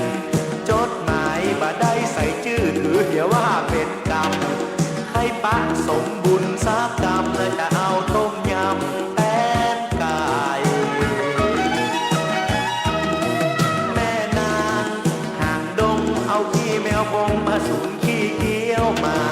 เป็นน้ำลายบะเลิกเกิดกันพอฝากมาสมบูรณ์ว่าเอ็นดูพอเลี้ยงพวกผมมันเสียงหายสูญขอให้พ่อเลี้ยงสมบุญเอาไว้ตาหัวตัวเก่าเจ้าบ้านสนใจหลังกองกติมักอีเศร้าจากยังเขียนจดหมายว่าใจบอกกล้าแต่ขอเป็นมาติดหลังขอพ่อเลี้ยงสี่เตี้ยคนดังลองสาดหลังเป็นตัวอย่างเมียก่อนจดหมายฉบับนี้แปลกผมก็นานแต่แม่คีเขียนมาก็บ่ใช่มาตีเขียนจากแม่คีปองตามถ้าพ่อเลี้ยงสร้างยาอย่างว่าจะขอเป็นขาประจำแต่พ่อเลี้ยงต้องกินก่อนผู้กรรมเปิดจากการทำสอง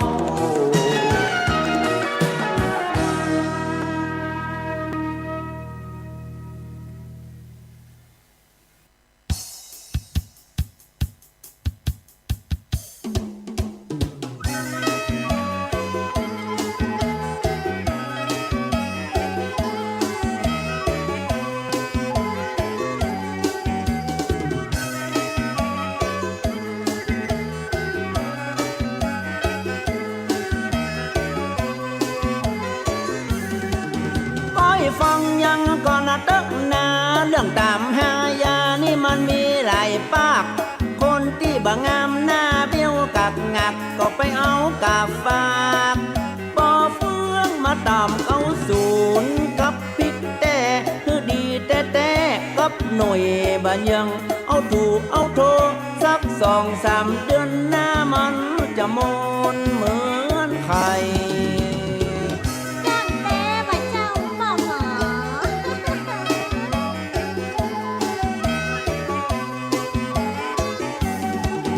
คนใดเป็นขี้ปุ่มหลวง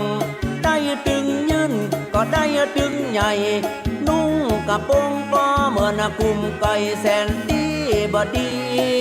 บ่งามเอาเป็นหน้าหกมาหนีบเอากีบตึงหน้าตึงหลังเต่งมันไว้สัก2-3 วันห้างมันจะเหมือนนางงามที่หนึ่ง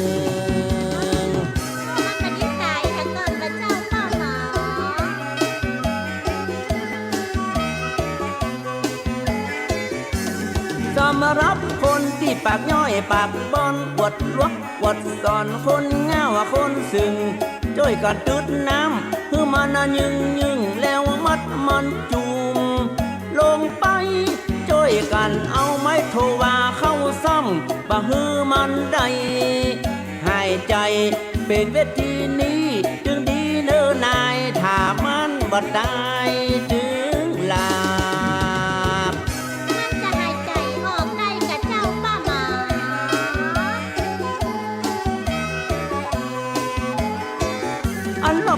โลกเอ็ดบ่แปรฮอดได้ยินพ่อใจแม่ยิงตายอยู่ยับตายติ๊กเขาดึงแล้วบ่หลับคือไปเอาใบคอยมาท่าเอาเปาะกันกึ่งใบบ่ฟักแก้วแล้วเอาหุบหูดัดดีวังคาจะกำหญ้าปียาหมอยามาดึงบ่มา3 2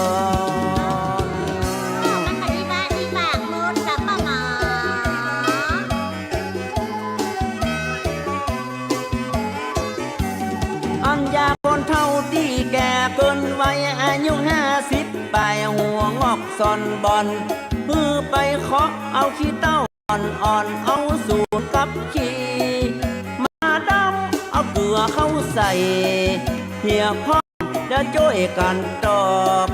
กันตำคือเอาหมดตัด กลางหัวมันแล้วผมจะดำเน็ตบัดได้ปาก ว่าถ้าบัดได้ย้อนผมเนี่ยเนาะ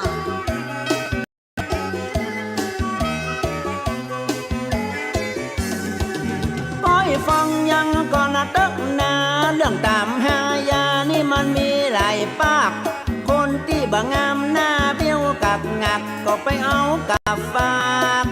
บอกเรื่องมาตามเอาศูนย์กับพิกแก่คือดีแต่กับหน่วยบันยังเอาถูกเอาโทสัก2-3 เดือนหน้ามันจะมนเหมือนใคร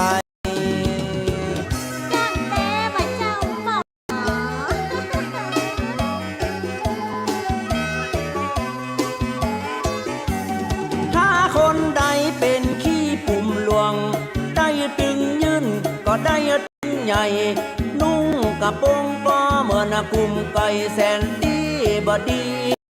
ปองามเอาเป็นหน้าหกมาหนีบเอากีบตึงหน้า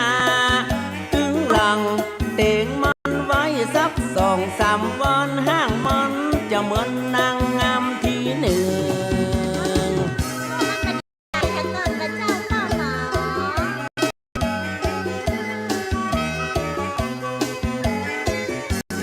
สำหรับคนที่ปากย่อยปากนอนปวดลวกปวดสอนคนเงาคนสึงช่วยกันตืดน้ำเพื่อมันยึงแล้วมัดมันจุ่มลงไปช่วยกันเอาไม้โทว่าเข้าซ้ำบะฮือมันได้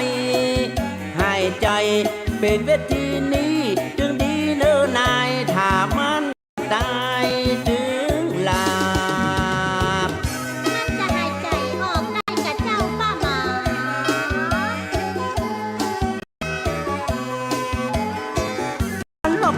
ลูกเอ็ดบ่แปรฮอดได้ยินพ่อใจแม่ยิงตายอยู่ยับยับตายติ๊กเขาบาลับคือไปเอาใบคอยมาท่าเอาเปาะกันกึ่งใบบักแก้วแล้วเอาหุบหูดัดดีวังคาจะกำยาปียาหมอยามาดึงบอกมาสัง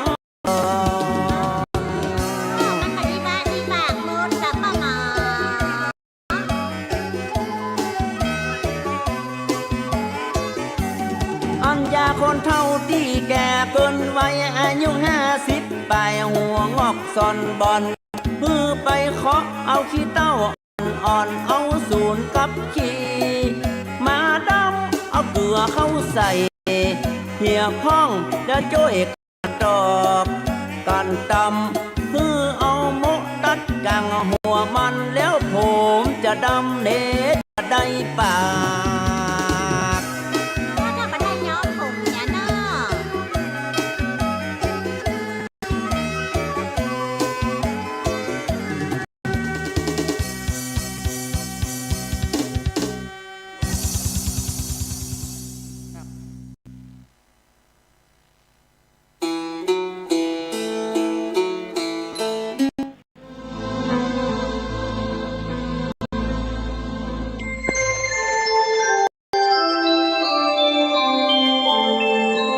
ขณะนี้ท่านกำลังฟังสถานีวิทยุกระจายเสียง FM 104.5 เมกะเฮิรตซ์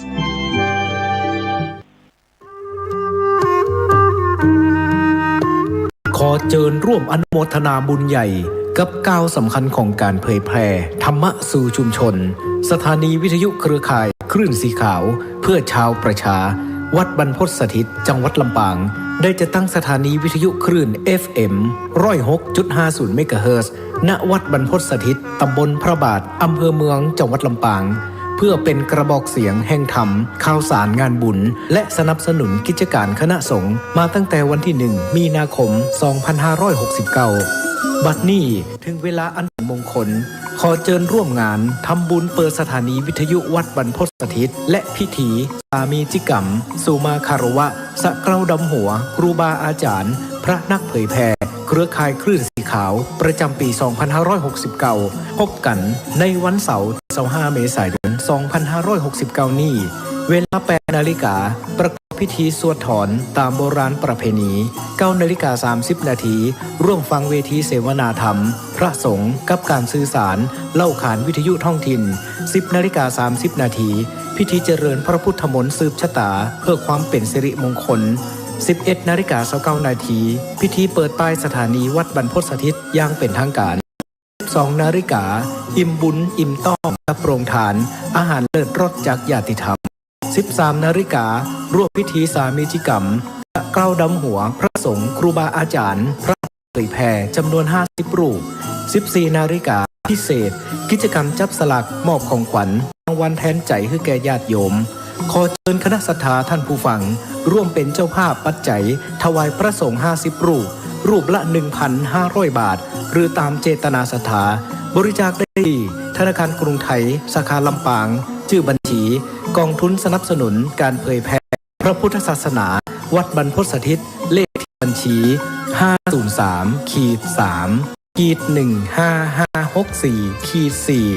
503-3-15564-4สอบถามรายละเอียดเพิ่มเติมโทร086-586-7540หรือ098-005-255 เมษายนนี้มาห่วมสะเกราดำหัวร่วมสืบสารประเวณีปีใหม่เมืองณวัดบรรพตสถิตลำปางคลื่น 106.50 เมกะเฮิรตซ์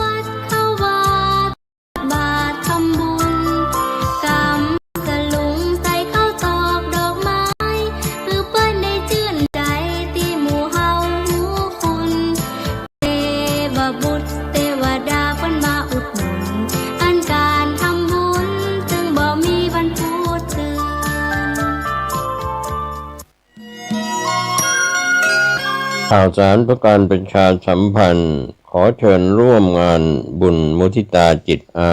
ยุวัฒนมงคลพระครูวินัยธรนันทวัฒน์อิสระยาโนผู้ช่วยเจ้าวาดวัดดอนตันอำเภอแม่ริมจังหวัดเชียงใหม่ฉลองสมโภชครบรอบวัดดอนตัน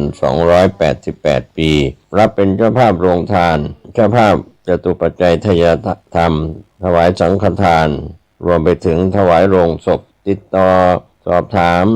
ได้ณวัดดอนตันตำบลเมืองแก้วอำเภอแม่ริมจังหวัดเชียงใหม่วันเสาร์ที่9 พฤษภาคม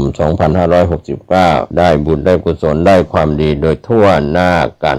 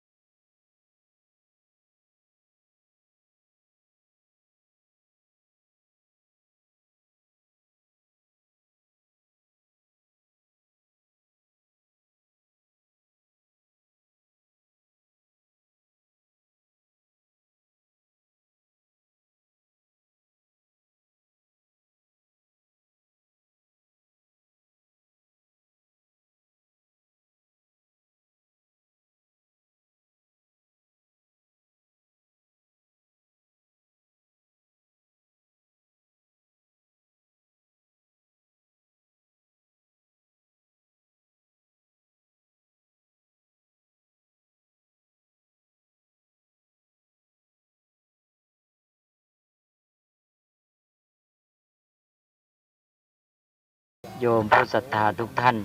ขณะนี้เราได้มา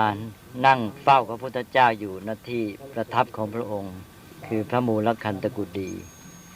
โดยที่ว่าเราได้เดินทางมาในเส้นทางบุญญจาริกตามลำดับมาตอนเช้านี้เรามาถึงที่เมืองปัตตนะหรือเมืองปาตลีบุตรซึ่งก็ได้เล่าให้โยมฟังแล้วว่าเป็นสถานที่สำคัญแห่งหนึ่งเป็นศูนย์กลางการเผยแพร่พระพุทธศาสนาเป็นแหล่งที่พระพุทธศาสนา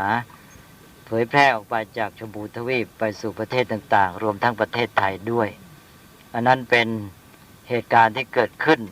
ในสมัยของพระเจ้าอโศกมหาราชเมื่อ230กว่าปีหลังพุทธกาลหลังจากนั้นเราก็เดินทางต่อมาจนกระทั่งมาถึงเมืองนาลันทา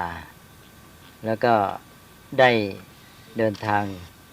มายังที่เมืองราชคฤห์ ตามลำดับขณะนี้เรามาถึงเมืองราชคฤห์แล้วเมืองราชคฤห์นี้ก็เป็นเมืองหลวงเก่าของแคว้นมคธเมืองปาตลีบุตรมีความสำคัญในสมัยหลังพุทธกาลในฐานะที่เป็นแหล่งที่คำสอนของพระพุทธศาสนาออกไปสู่ประเทศต่างๆนี่เรามาถึงเมืองราชคฤห์นี้ก็ยิ่งมีความสำคัญมากขึ้นเพราะเป็นที่ประดิษฐานพระพุทธศาสนาเลยทีเดียว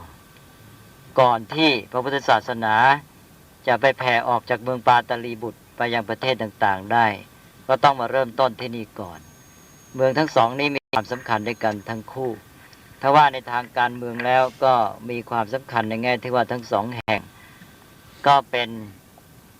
เมืองหลวงของแคว้นมคธด้วยกันดังที่กล่าวแล้วว่าปาตลีบุตรเป็นเมืองหลวงของแคว้นมคธหลังพุทธกาลส่วนราชคฤห์นี้เป็นเมืองหลวงของแคว้นมคธในสมัยพุทธกาล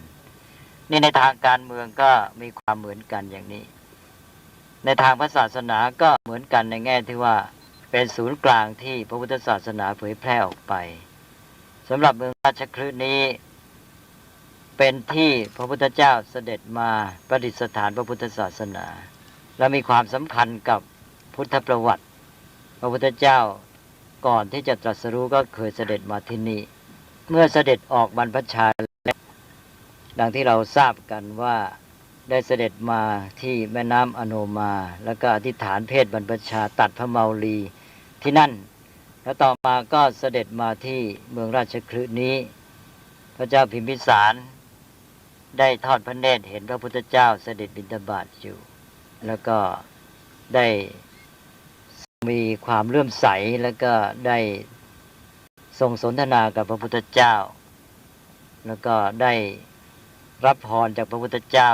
คือเป็นคำคล้ายๆปฏิญาณจากพระพุทธเจ้าขอให้พระองค์รับว่าเมื่อทรงค้นพบสัจธรรมแล้วก็ขอให้เสด็จมายังเมืองราชคฤห์นี้เมื่อพระพุทธเจ้าบรรลุโพธิญาณตรัสรู้เป็นพระสัมมาสัมพุทธเจ้าแล้วพระองค์ก็ได้เสด็จมาประดิษฐานพุทธศาสนาที่เมืองราชคฤห์นี้ในแง่หนึ่งก็เหมือนกับว่าทรงปฏิบัติตามพุทธปฏิญาณที่ได้ประทานไว้แก่พระเจ้าพิมพิสารแต่ว่าในแง่หนึ่งก็มองในแง่กิจการของพุทธศาสนาก็ถือว่ามีความสำคัญในฐานะที่ว่าเมืองนี้เป็นเมืองใหญ่เป็นศูนย์กลางของกิจการบ้านเมืองพระพุทธเจ้าย่อมทรงเลือกว่าจะให้พระพุทธศาสนาเจริญแพร่หลายต่อไปนั้นจะเริ่มต้นที่ใดก็ปรากฏว่าเมืองราชคฤห์นี้ก็ได้เป็นที่ประดิษฐานพระพุทธศาสนาเมื่อประดิษฐานพุทธศาสนาทรงมาแสดงธรรมที่นี่ทำให้พระเจ้าพิมพิสารได้ดวงตาเห็นธรรมปฏิญาณตนเป็นพุทธมามกะแล้วก็เหตุการณ์สำคัญสิ่งที่ถือว่าเป็นจุดเริ่มต้นในพุทธศาสนาอีกหลายอย่างก็เกิดขึ้นที่นี่ก็คือการถวายวัดเวฬุวันซึ่งเป็นวัดแห่งแรกในพระพุทธศาสนาก็เกิดขึ้นที่เมืองนี้ซึ่งเข้าใจว่าพรุ่งนี้คงจะมีเวลาที่จะไปแวะเยี่ยมเยือนวัดพระเวฬุวันด้วยแล้วก็ประจวบกับตอนช่วงนี้ก็จะถึงวันมาฆบูชาซึ่งเป็นเหตุการณ์ที่เกิดขึ้นที่พระเวฬุวันนั้นด้วยก็นับว่าเป็นเวลาที่เหมาะที่เราจะไปนมัสการพระพุทธเจ้าที่เวฬุวันนั้นด้วยนั่นก็เป็นเรื่องของวัดแห่งแรกในพระพุทธศาสนาและพระพุทธเจ้าทรงบำเพ็ญพุทธกิจที่เมืองราชคฤห์นี้ในพรรษาแรกนี้พุทธกิจนี้ดำเนินก้าวหน้าไปเป็นอย่างมากที่ควรกล่าวไว้อีกอย่างหนึ่งก็คือการได้พระอัคคสาวกคือพระสารีบุตรและพระโมคคัลลานะที่ชาวพุทธเรานิยมเรียกกันว่าพระโมคคัลลาสารีบุตรในการได้พระอัคคสาวกก็มาเป็นกำลังสำคัญในการเผยแผ่พระพุทธศาสนาต่อไปแต่ว่าจุดสำคัญที่เป็นจุดสุดยอดศูนย์กลางพุทธกิจของเมืองราชคฤห์ก็คือที่นี่ที่พระมูลคันธกุฎีนี้ซึ่งเป็นที่ประทับของพระพุทธเจ้าพระพุทธองค์ประเสด็จประทับที่นี่เราเรียกว่าเป็นศูนย์กลางพุทธกิจเพราะว่ากิจการพุทธศาสนาต้องเริ่มต้นไปจากองค์พระพุทธเจ้าเพราะฉะนั้นเรามาที่นี่ก็ถือว่าเป็นจุดสุดยอดทีเดียวเป็นจุดศูนย์กลางของเมืองราชคฤห์อีกทีหนึ่ง เมื่อเราถือว่าเมืองราชคฤห์เป็นศูนย์กลางของการประดิษฐานพุทธศาสนาก็ถึงถือว่าพระมูลคันธกุฎีนี่เป็นจุดศูนย์กลางของการประดิษฐานพระพุทธศาสนาอีกชั้นหนึ่งด้วยและอีกประการหนึ่งก็เมืองราชคฤห์ยังมีความสำคัญในหลังพุทธกาลก็คือว่าเมื่อพระพุทธเจ้าเสด็จดับขันธปรินิพพานแล้วพระมหาสาวกทั้งหลายก็ได้เลือกเอาเมืองราชคฤห์นี่แหละเป็นที่ทำสังฆายนาครั้งที่หนึ่งการสังฆายนานั้นก็ถือว่ามีความสำคัญมากที่สุดเป็นจุดเริ่มต้นของพุทธศาสนาหลังพุทธกาล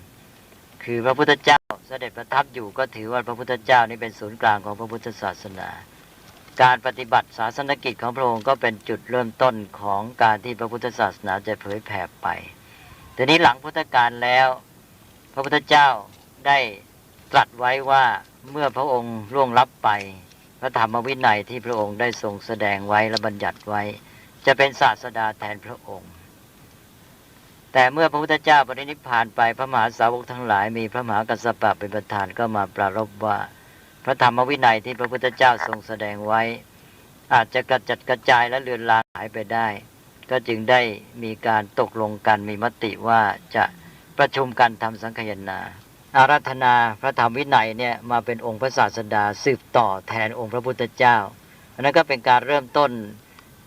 เหตุการณ์ครั้งใหญ่ของพุทธศาสนาหลังพุทธกาลจุดเริ่มต้น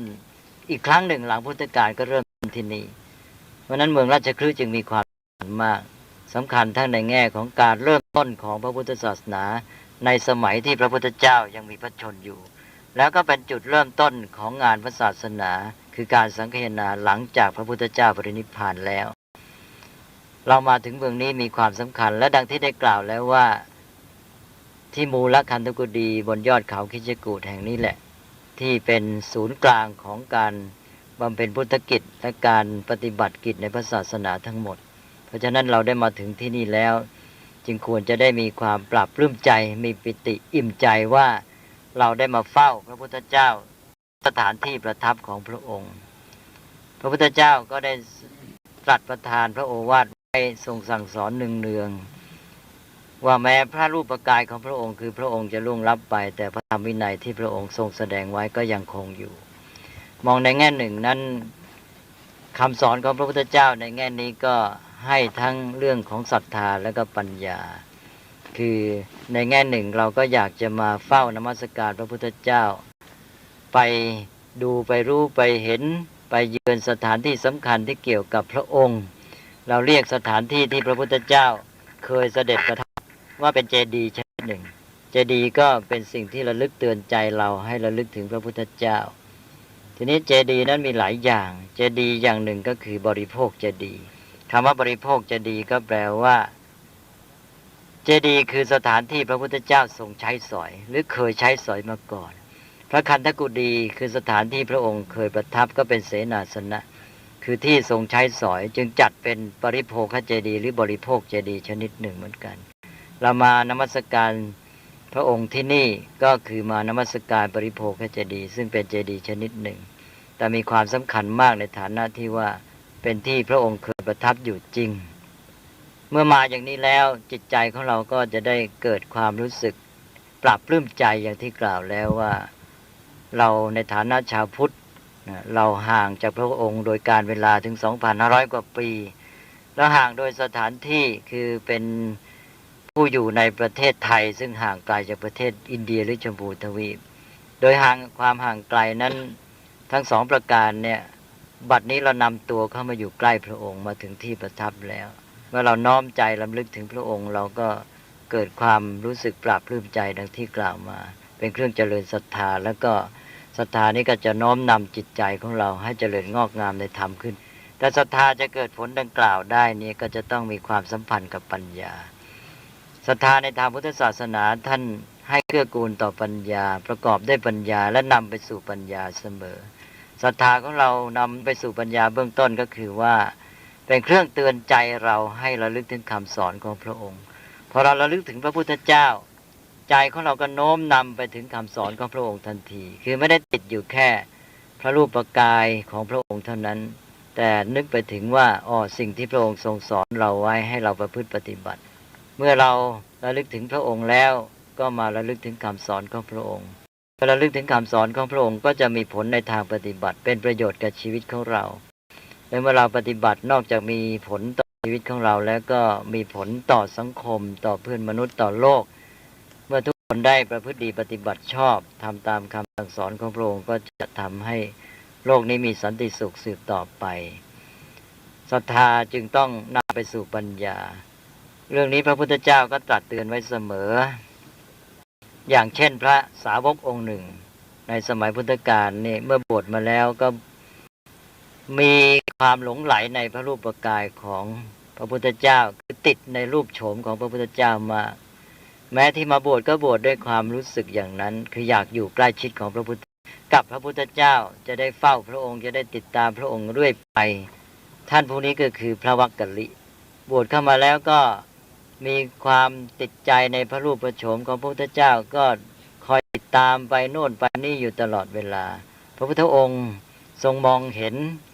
ความเป็นไปหรือพฤติกรรมของพระวักกลิอยู่เสมอก็ทรงปรารถนาประโยชน์แก่พระวักกลิก็เห็นว่าถ้าพระวักกลิจะมัวติดใจในรูปกายพระรูปพระโฉมของพระองค์อยู่นี้ก็จะไม่ก้าวหน้าในธรรมอันนี้ก็จะอยู่แค่ในขั้นศรัทธาควรจะให้ศรัทธานี้นำไปสู่ปัญญาสืบต่อไปคือศรัทธานั้นควรจะเป็นสื่อนำไปสู่ความก้าวหน้าของการปฏิบัติเพื่อชีวิตที่ดีงามของพระวักกลิเองพระองค์ก็ทรงรอเวลาการที่พระพุทธเจ้าจะตรัสอะไรนี้พระองค์จะต้องความพร้อมของบุคคลเช่นทรงตรวจดูความแก่ของอินทรีย์หรือความสุกงอมของอินทรีย์ก่อนจนกระทั่งวันหนึ่งพระพุทธเจ้าก็ได้ตรัสออกไปการตรัสของพระองค์นั้นก็เป็นการให้สติกับพระวักกลิแต่วิธีตรัสของพระองค์บางครั้งก็ใช้ถ้อยคำค่อนข้างรุนแรงนิดหน่อยคือว่าเพื่อจะเป็นการทำให้เกิดความสะดุดหรือกระตุกแล้วก็จะทำให้เกิดความรู้สึกที่จะถือว่าเป็นปฏิกิริยาก็ได้แต่ความรู้สึกที่สะท้อนขึ้นมาอันนี้จะนำไปสู่ผลสืบต่อไปข้างหน้าซึ่งถ้าหากว่าชักนำถูกต้องก็จะนำไปสู่ผลที่ดีงามวันหนึ่งพระพุทธเจ้าก็ได้ตรัสกับพระวักกลิบอกว่าดูก่อนวักกลิจะตามดูไปทำไมร่างกายที่เปื่อยเน่าได้นี้แล้วก็ตรัสต่อไปบอกว่าผู้ใดแม้แต่จะจับชายสังคติของพระองค์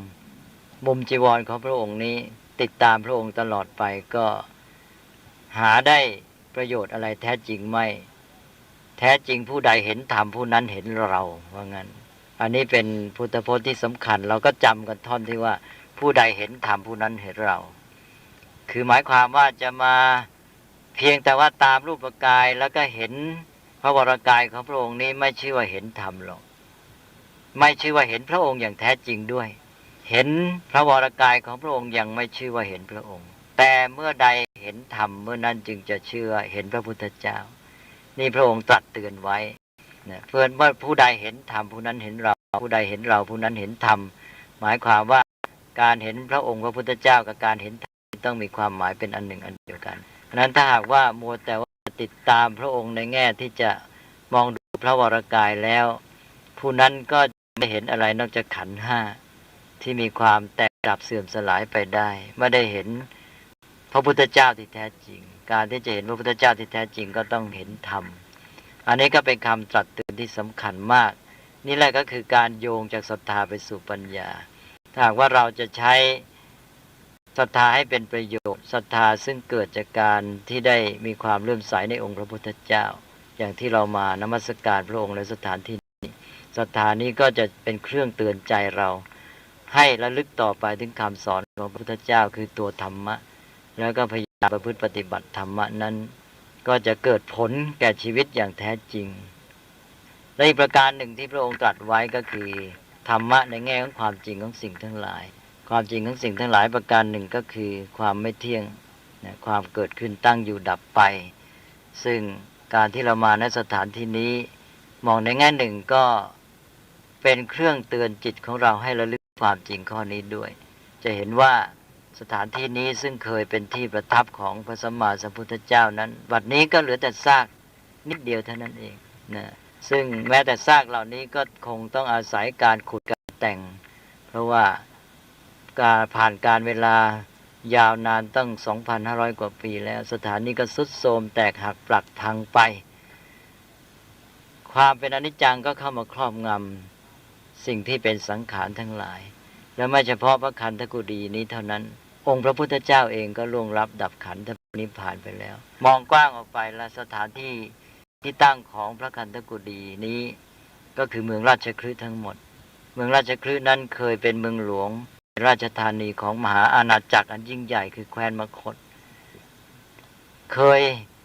เต็มไปด้วยผู้คนประชาชนพลเมืองมากมายในเมืองนี้และบัดนี้เป็นอย่างไรบัดนี้ก็ไม่มีอะไรเมืองราชคฤห์ก็กลายเป็นที่รกร้างเป็นถิ่นห่างไกลเป็นชนบทเป็นบ้านนอกไปอันนี้ก็คือความเปลี่ยนแปลง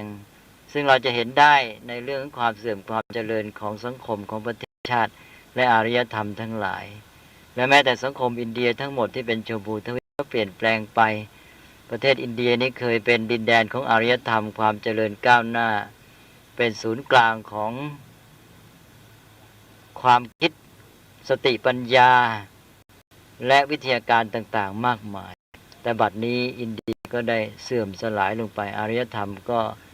เคยถึงกระจบสิ้นไปยุคหนึ่งจึงท่านกล่าวได้ว่าอินเดียนั้นเคยเป็นอู่คือเป็นแหล่งที่เกิดและที่อยู่ของอารยธรรมที่เจริญของอารยธรรมแล้วต่อมาก็เป็นสุสานของอารยธรรมไปแล้วเวลานี้ก็กลายเป็นตู้โชว์ของอดีต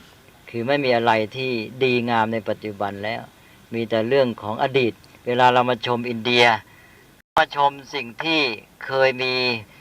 หลักฐานแสดงความเจริญในอดีตเท่านั้นเองส่วนปัจจุบันนี้เราก็จะได้เห็นแต่สภาพที่น่าสลดหดหู่ใจถ้าเราทำใจไม่ถูกก็มีแต่ความหดหู่ความเศร้าหมองความหม่นมัวหรือบางทีก็พลอยหงุดหงิดด้วยจึงต้องมีการเตือนกันอยู่เสมอบอกว่ามาอินเดียแล้วทำใจให้ถูกนะ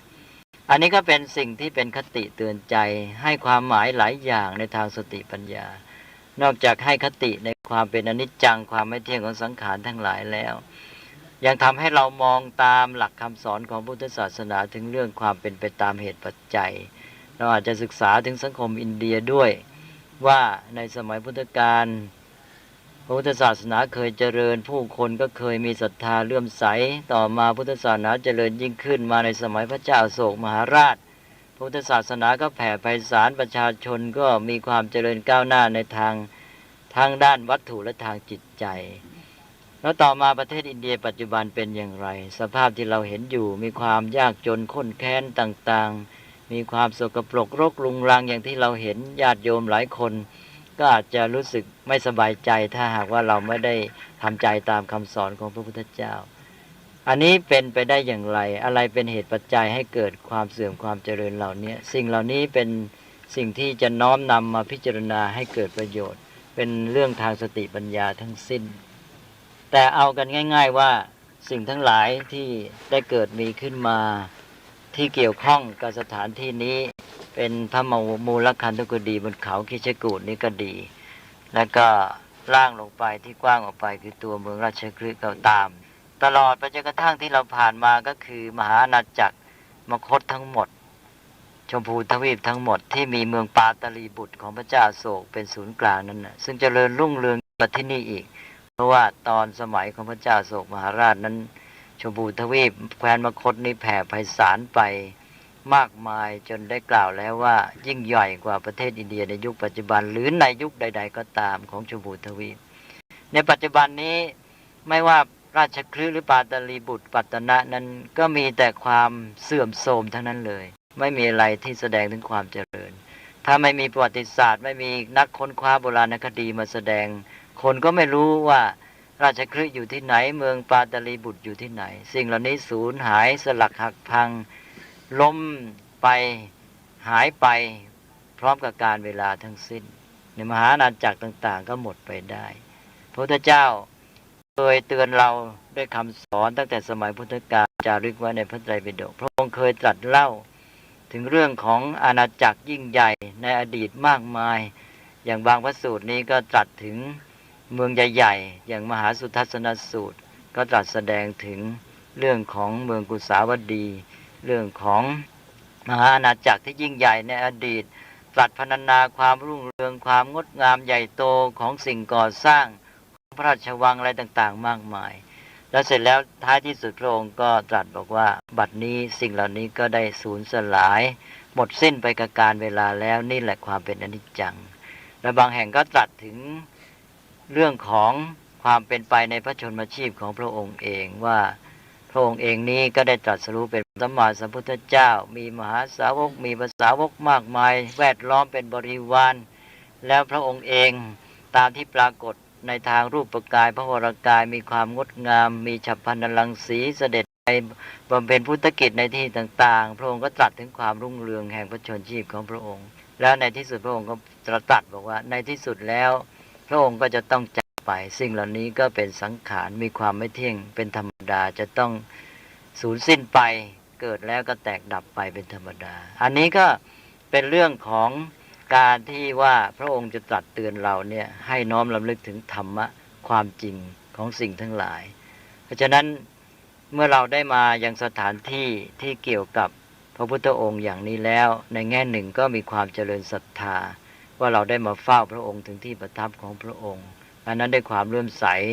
ที่มีต่อองค์พระสัมมาสัมพุทธเจ้าเป็นเรื่องของศรัทธา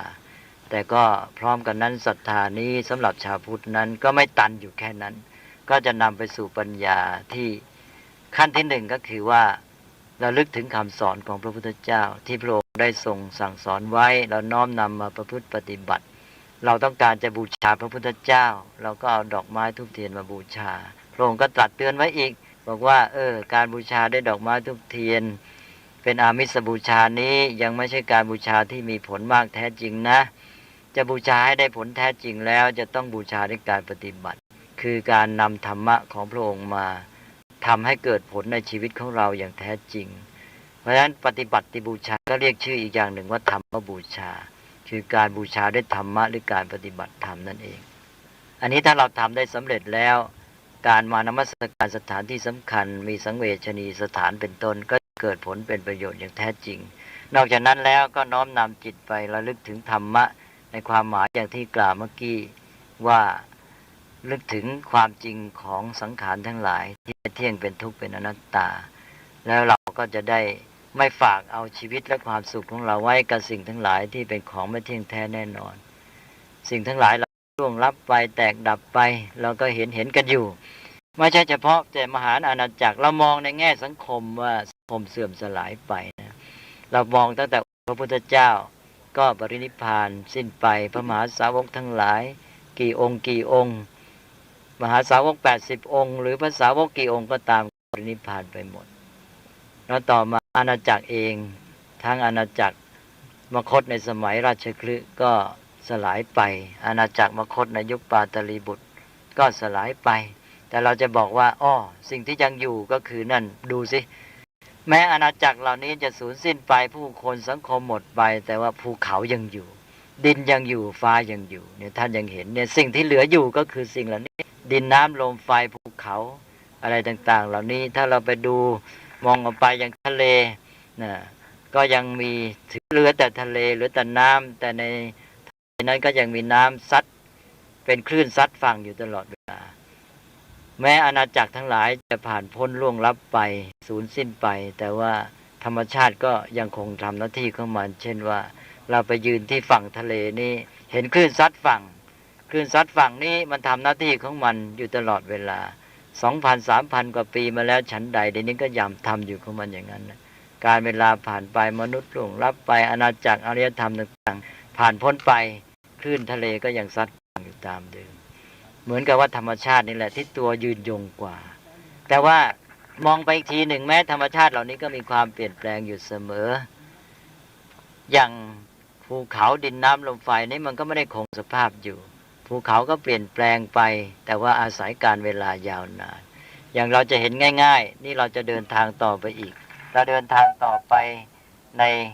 ที่ต่างๆอีกมากมายนี่อีกไม่ช้าเราก็จะไปเห็นเช่นสถานที่ที่พระพุทธเจ้าตรัสรู้เป็นต้นที่พระพุทธเจ้าตรัสรู้นี่ก็ที่แม่น้ำในรัญชลา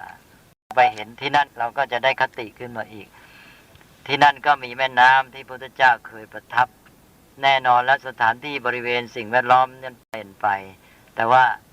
มีดินมีน้ำมีแม่น้ำอยู่ตรงนั้นแม่น้ำในรัญชลาแต่ว่าแม่น้ำในรัญชลาปัจจุบันนี้ก็ไม่เหมือนอย่างเก่าแล้วไม่เป็นแม่น้ำแล้วแต่เป็นแม่ทรายนะคือว่าน้ำมันไม่เหลืออยู่เราไม่เห็นน้ำเลยเห็นแต่ทรายเดินลงไปเราสามารถเดินข้ามแม่น้ำได้เพราะว่ามันมีแต่ทรายเท่านั้นนั่นก็คือความเปลี่ยนแปลงของสังขารทั้งหลายแม้แต่ธรรมชาติแวดล้อมดินน้ำลมไฟมันก็เปลี่ยนสภาพของมันเปลี่ยนแปลงไปในรูปต่างๆได้เพราะฉะนั้นไม่ว่าจะมองอะไรเนี่ยมันก็เป็นอนิจจังทั้งสิ้นมีแต่ความเปลี่ยนแปลงไปคติเราเนี่ยก็นำมาสอนใจของเราว่าเราอย่าเอาชีวิตความสุขของเราไปฝากไว้กับสิ่งเหล่านั้นซึ่งเป็นของไม่เที่ยงเป็นอนิจจังทุกขังอนัตตาเราจะต้องเร่งสร้างความดีงามสิ่งที่ประเสริฐให้เกิดขึ้นกับชีวิตของเราด้วยการปฏิบัติธรรมะธรรมะเท่านั้นจะทำให้เราเข้าถึงความดีงามชีวิตที่ประเสริฐถ้าเรามัวเอาชีวิตของเราไปฝากไว้กับสิ่งภายนอกทรัพย์สินเงินทองสิ่งทั้งหลายที่แวดล้อมอะไรต่างๆเหล่านั้นมันจะไม่ได้สาระที่แท้จริงเพราะสิ่งเหล่านี้ก็ล่วงลับดับสลายไปหมดทำไงเราจะเข้าถึงสาระที่แท้จริงได้ตัวสัจธรรมความจริงเท่านั้นที่จะทำให้เราเข้าถึงสาระอันนี้พระพุทธองค์ก็ทรงนำไว้เป็นแบบอย่างแล้วการที่พระองค์ได้เข้าถึงธรรมะความจริงของสิ่งทั้งหลายนี้พระองค์ซึ่งเป็นมนุษย์ผู้หนึ่งเนี่ย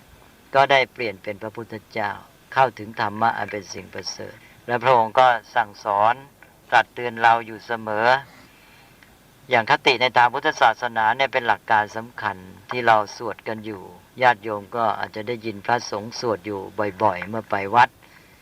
มีพระสูตรหนึ่งที่ตรัสบอกว่าอุปาทาวาภิกขเวตถาคตานังอนุปาทาวาตถาคตานังทิตาวาสาธาตุธรรมมัตติตตาธรรมนิยามตาเป็นต้นซึ่งมีใจความบอกว่าตถาคตทั้งหลายจะอุบัติขึ้นคือพระพุทธเจ้าจะเกิดขึ้นหรือไม่ก็ตามสิ่งทั้งหลายความจริงตัวธรรมะมันก็เป็นอยู่ของมันอย่างนั้นพระพุทธเจ้าทรงค้นพบธรรมะความจริงหลักที่เป็นธรรมนิยามอันนั้นแล้วก็ทรงนำมาเปิดเผยแสดงชี้แจงทำให้เข้าใจได้ง่ายอันนี้แหละคือตัวความจริงที่ว่าพระพุทธเจ้าทรงเพียรพยายามบำเพ็ญพุทธกิจสั่งสอนเราก็เพื่อให้เราเข้าถึงตัวธรรมะนี้ไม่ใช่ว่าไปอยู่แค่ติดตามพระองค์เท่านั้นการที่มีพระพุทธเจ้านั้นความมุ่งหมายและประโยชน์ของพระองค์ที่แท้นั้นก็คือพระองค์ถือว่าพระองค์เนี่ยเป็นผู้ที่จะช่วยนำเราไปเข้าถึงความจริงนั้นธรรมะคือความจริงนั้นก็มีอยู่เป็นอยู่ปรากฏอยู่ตลอดเวลาตามธรรมดาของมันแต่เราไม่มีปัญญาไม่มีดวงตาปัญญาที่จะมองเห็นธรรมะได้อย่างพระองค์พระองค์มีสติปัญญามาค้นพบธรรมะนั้นนำธรรมะแสดงเราได้ฟังคำสอนของพระองค์ได้มองตามที่พระองค์ได้ทรงชี้ให้แล้วเราก็สามารถเข้าถึงความจริงนั้นได้เมื่อเราเข้าถึงตัวธรรมะความจริงแล้วเราก็เห็นธรรมะอันเดียวกับที่พระพุทธเจ้าทรงเห็นนั่นเองเมื่อเห็นธรรมะเข้าถึงธรรมะที่พระองค์เห็นแล้วเราก็จะมีชีวิตที่ดีงามประเสริฐเข้าถึงสิ่งที่สูงเช่นเดียวกับพระองค์แล้วก็เราก็จะเป็นอิสระพระพุทธเจ้าทรงมีหลักการสำคัญที่ว่าไม่ต้องการให้สาวกหรือผู้ใดมาติดพันขึ้นอยู่กับพระองค์เพียงแต่ว่าอาศัยพระองค์เป็นสื่อเป็นผู้ที่ช่วยชักนำไปสู่สิ่งที่ดีงามคือเข้าถึงธรรมะนั่นเองดังนั้นก็พระพุทธเจ้าทรงย้ำนักหนาอันนี้การทำหน้าที่ขององค์ก็จึงเริ่มต้นด้วยศรัทธาเรามีศรัทธาในพระพุทธองค์ก็ทำให้เราฟังคำสอนของพระองค์และจากการที่ฟังคำสอนของพระองค์เราก็เลยเข้าถึงความจริงธรรมะที่พระองค์ทรงเข้าถึงมาแล้วด้วยปัญญาของเราเองเช่นเดียวกับที่พระองค์ได้เข้าถึงแล้วเพราะฉะนั้นศรัทธาจะน้อมนำไปสู่ปัญญาอันนี้คือประโยชน์ที่แท้จริงในการที่นับถือพระพุทธศาสนาเพราะนั้นเราเนี่ยได้เดินทางมายังสถานที่นี้แล้วเราได้มาเจริญศรัทธาอันนั้นจะเป็นประโยชน์มากศรัทธากำลังแรงกล้าขึ้นก็จะทำให้เรามีกำลังใจเข้มแข็งในการที่จะประพฤติปฏิบัติตามคำสอนของพระพุทธเจ้าการปฏิบัตินั้นก็จะหนักแน่นจริงจังและอีกประการหนึ่งที่ควรจะเป็นข้อคิดก็คือว่าในแง่ของการที่เราจะเข้าถึงธรรมะของพระองค์ให้เข้าถึงสิ่งที่ประเสริฐสำหรับชีวิตของเรานี่ เป็นส่วนตัวของแต่ละคนละคน ซึ่งเราทุกคนมีหน้าที่สำหรับชีวิตของเรา เราควรจะต้องเข้าถึงสิ่งที่ดีงามที่สุดที่ประเสริฐสุดของชีวิต คือการเข้าถึงธรรมะแล้วก็ทำให้ได้รับผลแห่งอมตะคือจุดหมายของพระพุทธศาสนาแต่พร้อมกันนั้นในแง่ของธรรมะอีกด้านหนึ่งก็คือธรรมะที่เกี่ยวกับสังคมเกี่ยวกับการดำรงอยู่ของหมู่มนุษย์อันนี้พระพุทธเจ้าตรัสไว้ในแง่ของความเป็นไปของสรรพสิ่งที่เป็นสังขารที่เรียกภาษาง่ายๆว่าเป็นเรื่องของธรรมชาติเป็นไปมันก็เป็นไปตามเหตุปัจจัยมีความเปลี่ยนแปลงเป็นอนิจจังตอนนี้อนิจจังอันหนึ่งคือความเปลี่ยนแปลงที่มาเกี่ยวกับตัวมนุษย์ความเปลี่ยนแปลงที่เกี่ยวกับมนุษย์และสังคมมนุษย์เนี่ยเรามีศัพท์เรียกพิเศษคือความเปลี่ยนแปลงที่เป็นกลางๆเนี่ยเปลี่ยนแปลงไปในด้านหนึ่งนี่ถูกใจมนุษย์เปลี่ยนแปลงไปอีกด้านหนึ่งไม่ถูกใจมนุษย์ที่จริงในแง่ของธรรมชาติแล้วมันเป็นเปลี่ยนแปลงเป็นกลางๆไม่เข้าใครออกใครคือธรรมชาตินี่ไม่ได้ดีได้ร้ายในตัวในแง่ของกฎความเป็นอนิจจังตัวอนิจจังทุกขังอนัตตานั้นเป็นกฎธรรมดาธรรมชาติไม่ดีไม่ชั่วแต่ปรากฏแก่มนุษย์ในแง่ที่ว่าความเปลี่ยนแปลงบางอย่างเป็นที่ปรารถนาความเปลี่ยนแปลงบางอย่างไม่เป็นที่ปรารถนาความเปลี่ยนแปลงที่เราปรารถนามากก็คือความเจริญความเปลี่ยนแปลงที่ปรารถนาก็คือความเสื่อมความเปลี่ยนแปลงจะเรียกว่าเป็นความเสื่อมหรือความเจริญก็ตามเป็นเรื่องของมนุษย์เกี่ยวพันกับมนุษย์ดังนั้นมนุษย์นี่ตัวเหตุปัจจัยที่สำคัญแล้วก็มนุษย์ที่จะมาเป็นเหตุปัจจัยนี้ถ้าหากว่าเป็นผู้ที่มีสติปัญญานำเอาความรู้ในความจริงของธรรมชาติมาใช้ประโยชน์ก็จะนำให้เกิดการเปลี่ยนแปลงในทางที่พึงประสงค์สำหรับตนได้ดังนั้นการเปลี่ยนแปลงที่พึงประสงค์เกิดจากการเหตุปัจจัยนี้ก็จะทำให้เกิดความเจริญเพราะนั้นมนุษย์ที่มีสติปัญญาเข้าถึงธรรมะแล้วจะได้ประโยชน์หนึ่งคือเขาสามารถที่จะใช้ความรู้ในการเข้าถึงเหตุปัจจัยนั้นมาทำเหตุปัจจัยในทางที่จะทำให้เกิดความเปลี่ยนแปลงที่พึงปรารถนาที่เรียกว่าความเจริญพร้อมกันนั้นเขาก็สามารถรู้ใจเหตุปัจจัยที่ทำให้เกิดความเปลี่ยนแปลงเรียกว่าความเสื่อมและในความรู้นั้นเขาก็สามารถป้องกันไขกำจัดเหตุแห่งความเสื่อมนั้นในการที่เขาสามารถแก้ไขป้องกันกำจัดเหตุปัจจัยแห่งความเสื่อมและสร้างเหตุปัจจัยแห่งความเจริญนี้เขาก็สามารถทำให้สังคมแม้แต่ชีวิตของตนเนี่ยมีสุขความเจริญดีงามยิ่งขึ้นไปได้อันเป็นจุดสำคัญในคำสอนอย่างหนึ่งของพระพุทธเจ้าที่ว่าเหตุปัจจัยในส่วนที่เกี่ยวกับตัวมนุษย์ความเปลี่ยนแปลงที่เป็นความเสื่อมความเจริญนี้มันมีส่วนที่จะเข้าไปจัดได้และอันนี้ก็เป็นส่วนหนึ่งของการที่ปัญญาเข้าถึงธรรมะนำเอาความรู้ในธรรมะในเรื่องเหตุปัจจัยมาใช้ประโยชน์พระพุทธเจ้าตรัสถึงว่าถ้าหากว่าเรารู้จักปฏิบัติธรรมให้ถูกต้องแล้วเนี่ยเราจะสามารถสร้างสรรค์สังคมประเทศชาติของเราให้มีแต่ความเจริญไม่มีความเสื่อมก็ได้อย่างเช่นหลักอภิริหารธรรมเป็นต้นผมก็ตรัสไว้ว่าเนี่ยธรรมะเป็นที่ตั้งแห่งความไม่เสื่อมหรือธรรมะไม่เป็นที่ตั้งแห่งความเสื่อมพระองค์ก็ตรัสเป็นหลักประกันไว้ว่าตราบใดที่พระภิกษุทั้งหลายยังประพฤติปฏิบัติตั้งอยู่ในอภิริหานิยธรรมก็พึงหวังได้แต่ความเจริญไม่มีเสื่อมเลยหรืออย่างตรัสกับชาวบ้านทางฝ่ายบ้านเมืองก็ตรัสไปก่อนแล้วก็คือตรัสแก่พวกกษัตริย์ลิชวีแคว้นวัดชีที่เราผ่านมาพระองค์ก็ตรัสว่าถ้าหากว่ากษัตริย์ลิชวีชาวแคว้นวัดชียังตั้งอยู่ในอภิริหานิยธรรม7ประการที่พระองค์ได้ทรงแสดงไว้ชาววัดชีก็จะมีแต่ความเจริญไม่มีความเสื่อมมีใครสามารถไปทำลายได้อันนี้ก็เป็นการนำธรรมะมาใช้ประโยชน์อย่างหนึ่งก็เป็นอันว่าเรื่องของคำสอนของพระพุทธเจ้าในเรื่องเกี่ยวกับคติธรรมดาของสังขารการเข้าถึงความจริงของสิ่งทั้งหลายเนี่ยมีคติที่เป็นประโยชน์ต่อชีวิตแต่ละชีวิตแต่ละบุคคลก็คือว่าเราจะมัวฝากความหวังฝากชีวิตความสุขของเราไว้กับสิ่งหลายที่เป็นสังขารภายนอกอันไม่เที่ยงแท้อันไม่เป็นสาระที่แท้จริงเราควรจะเข้าถึงธรรมะที่เป็นสาระเป็นแก่นสารที่แท้จริงที่จะทำให้ชีวิตมีความเลิศมีความสุขไร้ทุกข์ได้มีความหลุดพ้นเป็นอิสระนี้แต่ละคนแต่ละชีวิตพร้อมนั้นก็สามารถน้อมนำเอาความรู้ ธรรมะคือปัญญาที่รู้ธรรมเนี่ยไปใช้ประโยชน์ในการที่ว่าจะสร้างสรรค์สังคมทำให้สังคมนี้มีความเจริญงอกงามไม่เสื่อมการที่จะทำให้สำเร็จอย่างนี้ด้วยการตั้งในธรรมก็มีหลักสำคัญคือความไม่ประมาทเพราะนั้นพระพุทธเจ้าจะตรัสหลักธรรมนี้ไว้เสมอแต่ว่าสาระสำคัญในวันนี้ก็คือการโยงจากเรื่องคำสอนของพระพุทธเจ้าซึ่งถ้าเราเข้าใจปฏิบัติให้ถูกต้องแล้วนี่จะได้ประโยชน์เป็นอันมากจุดที่จะต้องทำก็มี2 ส่วนอย่างที่กล่าวมาแล้วก็ส่วนหนึ่งก็เกี่ยวกับชีวิตของแต่ละคนที่ให้เข้าถึงสิ่งดีงามประเสริฐแล้วก็มาช่วยกันสร้างสรรค์สังคมให้สังคมหมู่มนุษย์นี้มีแต่ความเจริญยิ่งขึ้นไปอย่างที่พระองค์รับประกันไว้แล้วถ้าเราได้เข้าใจเหตุปัจจัยของความเสื่อมความเจริญและปฏิบัติตามนั้นโดยไม่มัวแต่ทอดทิ้งสติไม่มัวแต่ปล่อยปละละเลยลุ่มหลงมัวเมาเสียแล้วเนี่ยเราสามารถที่จะทำให้เกิดแต่ความเจริญไม่มีเสื่อมก็ได้นี่ก็เป็นการใช้ทำให้เป็นประโยชน์นั่นเองมองในแง่ของสังคมดังที่กล่าวมานี้และอันนี้ก็เป็นเรื่องที่จะเกิดขึ้นสำเร็จนั้นต้องอาศัยปัญญาด้วยแต่ปัญญาจะเกิดขึ้นและทำได้ผลดีก็ต้องอาศัยศรัทธาด้วย